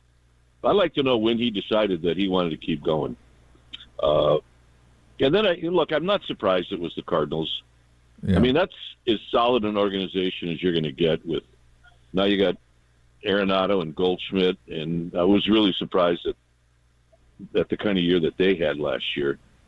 But yeah, when he walked out the door, a lot of great memories of those World Championship teams went out the door with him, and I'm going to miss him, because he was as good a pro as you're going to get. Plus, he was as good a pro as you're going to get from here, from Pleasanton. Yep. And you have to love your homegrown guys, that's for sure. No doubt about it. Well, God, quite a surprise, Kipe. It's always great hearing from you. Yeah, man. Well, look, I didn't do it for you, Tom. No. I want of course really not. Why would you? Why would you? I did it for Copes. Much love. I mean, Copes has got a lot on his plate these days. And I just want to really make him happy. Well, you did, Kipe. You really did. I appreciate it. Tom, could you let us talk for a minute? Tom, Dwayne, we love when you call in, man. I think the afternoon crowd, text line, YouTube chat, people are liking it, man, because we only hear you in the mornings and on the broadcast. It's nice in the afternoons. At the end of the season, I can see Copes and Kipe in a good slot, maybe like from 2 to 6. Yeah. It'd be great. Yeah, that'd be great, dude. Maybe we'll get out of here early, dude. We'll have a good time. Kipe coming in here for 4 hours and doing talk.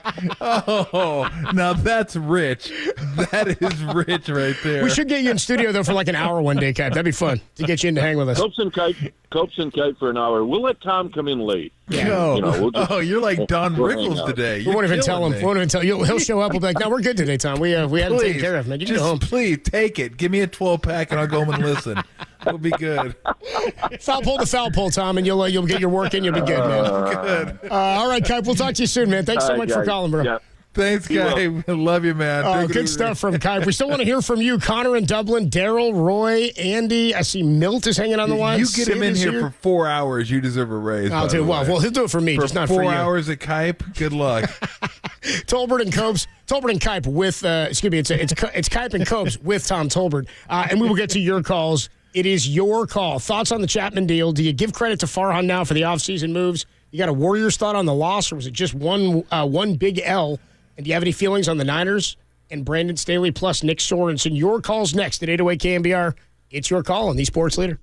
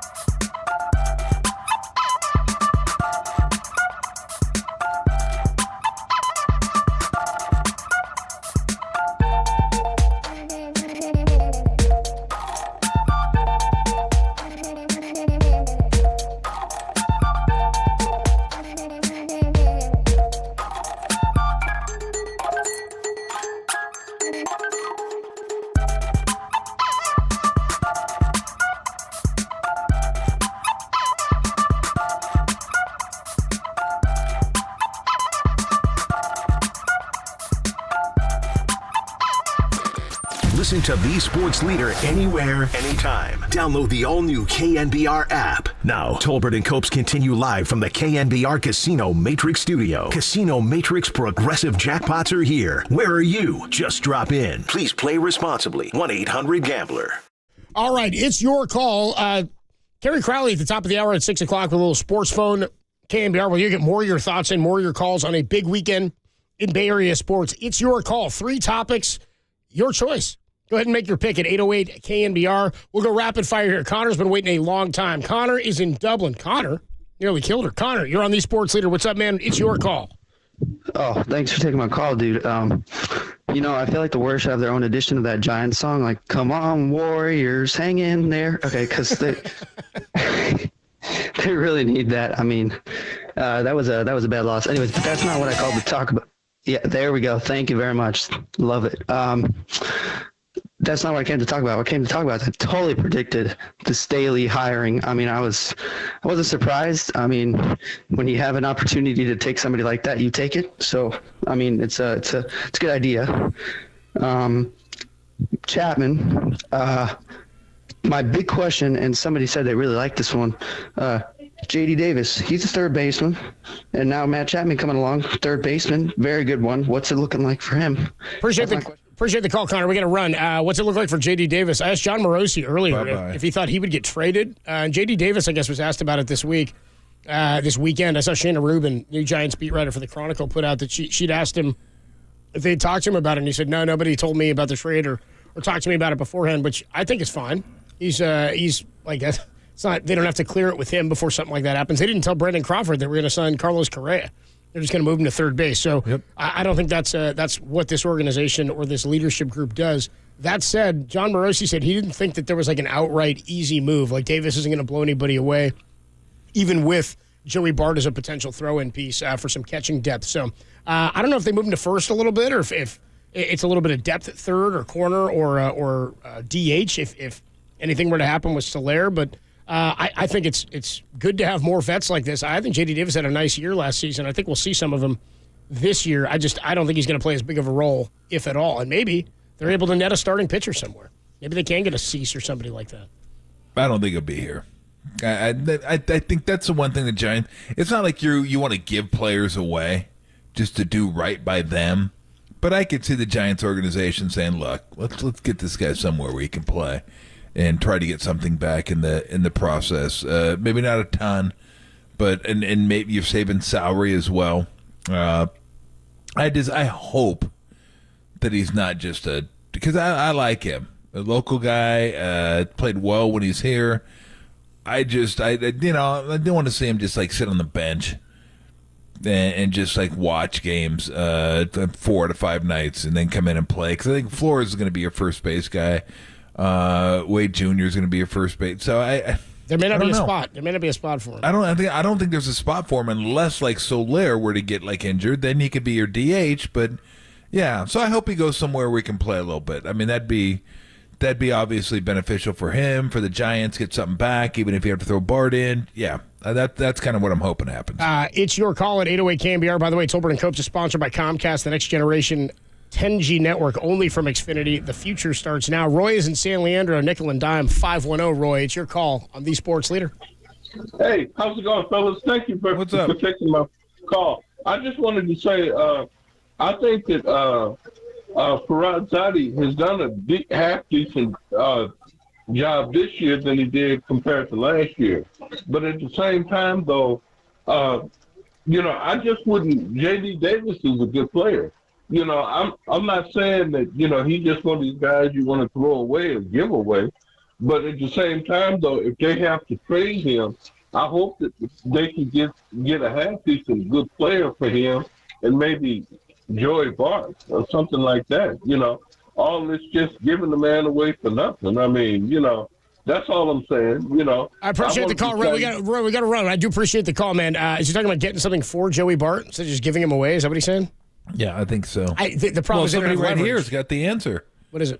This guy on the YouTube chat says Davis and Bart for Cease. That's Dom Peralta, one of our regular listeners. Okay, yeah, that's a great. I like that idea. It's a great trade. Except for the White Sox are going to go, are you kidding me? Yeah. like they would look at that and go, like, did you dial the wrong number? Like, there's no way that would ever. Again, we can't make trades that's beneficial to your team only. It just then fans love doing that.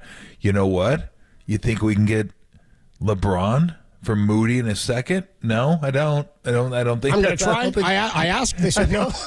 Joe like tried. And then they just try to put in like more players. Like, what about Moody and TJD and another pick it's and fantasy charge? football, like you just dude. keep putting in like players that aren't kind of like 9th, 11th guys, but you give them a whole bunch of them. It's like, do you think that'll work? No, it's not. No, it's not going to work. You give them like 3 players, but they don't want those 3. They want no. So, no. I mean, I get what you're saying, but no, that's not for a guy like Cease. That's not even close. It's like fantasy football, and they offer you 2 players who are like one guy hasn't started for him all year, and one guy's like his third receiver. You're like, dude, what? You're not even playing these guys. Why would I want these guys? Why do you think just because you don't like them that I would like them? That's a classic in fantasy No, you football. guys need it. It just doesn't work that way. Andy in Roseville. Andy, it's your call. Giants, Warriors at Niners. You're on the Sports Leader. Andy in Roseville, we got you. What's up, dude? You got me. You hear me? Yeah, we got you. Yep. Okay.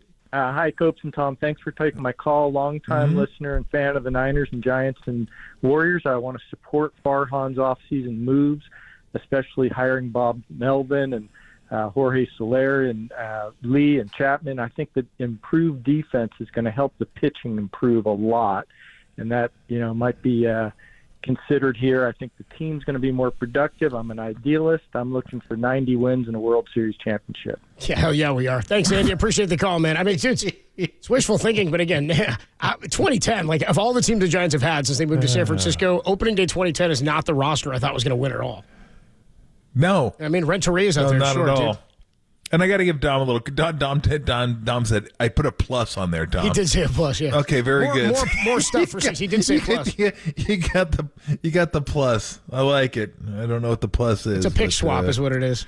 Yes. It's a Giants, by the way, did lose a second-round pick in signing Chapman. That's good. See, that little comp pick goes the other way. So Toronto gets the compensatory pick. I don't know. Are you giving Farhan more credit after the Chapman deal? I know you and I are more level-headed about Farhan. I saw somebody earlier say the reason there's vitriol is he ripped apart something we love and cared about. I was like, come on. This guy came here to win championships too. The guy succeed. Like, he doesn't want his career to end after this. You guys know that. He's like hoping to succeed so that this thing grows. Like, that's how he's trying to put food on the table too. You know. Can the Giants get one of the third-round supplemental picks from the Niners? Possibly. Maybe they can get one of those. Yeah, they'd have to borrow one of those. Yeah. We'll take one of your 11th, and that took 7th a hit rounders. this year, by the way, too. That took a big time hit. These guys like their jobs. They get paid a lot of money. They want to keep their jobs. They're trying to keep their jobs. That's why, especially in football, you'll draft somebody that maybe you don't want because the better long-term prospect is the guy you didn't draft. But you're like, hell, I need a contract extension. I want to be here. This guy's going to help us right now. I'm getting this guy right now. Like, so you go kind of all in for your own job. These are incredible jobs. You get to run a pro sports team. I mean, how cool is that? Yeah. But you got to win. And a lot of these guys make decisions based on that. So, of course, they want to win. And let's not be sentimental about the Giants 2,107 win season. It was garbage. 98 and terrible. It was like 98 and 89 losses in back-to-back years before Farhan showed up. We all said, look, things need to change around here. Maybe they need to do something. Maybe they need to be a little more analytical. The whole Bochy thing is maybe, and the Bochy would tell you, like, it was probably time. The new regime was time. He won your championships. Things going downhill. They hung onto the guys too long, and it was going the wrong way. So it happens. You want to move along. You want to do something different. I thought it was the right move at the right time. And I do believe, and you've said this, one of the callers, I do believe 107 set him back. It's like, oh my gosh, we're magicians. Look at this. And then you didn't realize until it was too late that, like, yeah, like even if it was a 4% chance, it happened.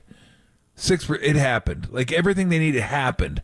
Every player called up. He did. It was ridiculous how many times they came through when they needed to.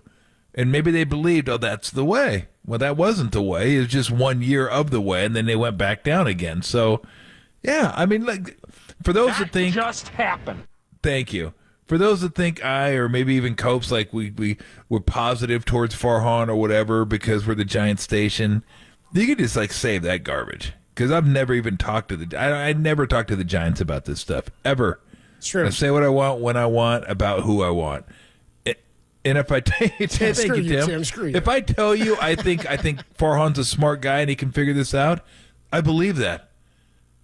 I also will tell you that he needs to get this thing going because it's about wins and losses. This isn't like moral victory league. This is big boy league. This is like either you have the wins. Nobody wants to hear about injuries. No, they can be reasons, but no one wants to hear about them. Did you get to the playoffs? Did you do something when you got to the playoffs? Okay, great. You can be smart. And your team's not winning. Nobody cares how smart you are. So, you know what? And look, there's no sense of talking about it now because he just signed a damn extension. We didn't say, hey, we got to get rid of Farhan. He's not going anywhere. It's been a pretty good offseason. Great, no. Pretty good, yes. So, I mean, I get it. I get why. But you can't be so hardline as a fan that everything's great or everything sucks. It can be, God, I don't know about this team, but that was a good move. Or it could be, this team's really, I like this team where they are right now, but I didn't like that move. Like, there can be some nuance in this, everybody, okay? It's not all or nothing. Yeah. And that's kind of where, but I mean, look, that's the realm we live in. That's the coin we trade in. That we know this about sports fans, that it's the overreaction one way or the other. That's kind of why we love it, kind of why we don't. But I mean, I get it. I understand it. So you go through a season, you figure out what's going to happen, and just be somewhat exciting this year. That's all I ask. I don't even ask for wins. I'd like wins. It'd be nice. Keaton wins? Either or. I don't really care. Steve wins. Keaton wins. I don't really care. Early wins? But just be don't be the team you were the last 2 months. God, please don't do that. That was just death. That's losing and boring. Oh, please don't be that team. Is that asking too much? No, it's not asking too much. I think this team's going to be far more interesting based on how it's run, management style, and based on the talent they have on the roster now. 503 checks in, says, I think it's fair to say, guys, that Farhan has earned himself at least one season, Tim, of diplomatic community. God. Nice touch from the 503. And somebody here, William, says people think this team is 500 are delusional. They've gone 500 with a pile of dog S for the roster in the last 2 years. They have had 3 straight years of 500 or worse. They had the 81 and 81. But again, that team was worse, I think, than the team that was, what was it, 3 games under last year? The 81 and 81 team was, like I said to you, it's intellectually fraudulent to think that was actually a 500-win team. You had nothing to build on. This year could see some real build. I think 85 wins, if healthy, of course. And what happens with the pitching staff, we'll see. But I think this is a team capable of winning 80-plus games as it's constructed right now. We will see what Kerry Crowley has going on tonight. I'd imagine a whole bunch more of your thoughts and calls. Kerry Crowley's next on the Sports Leader.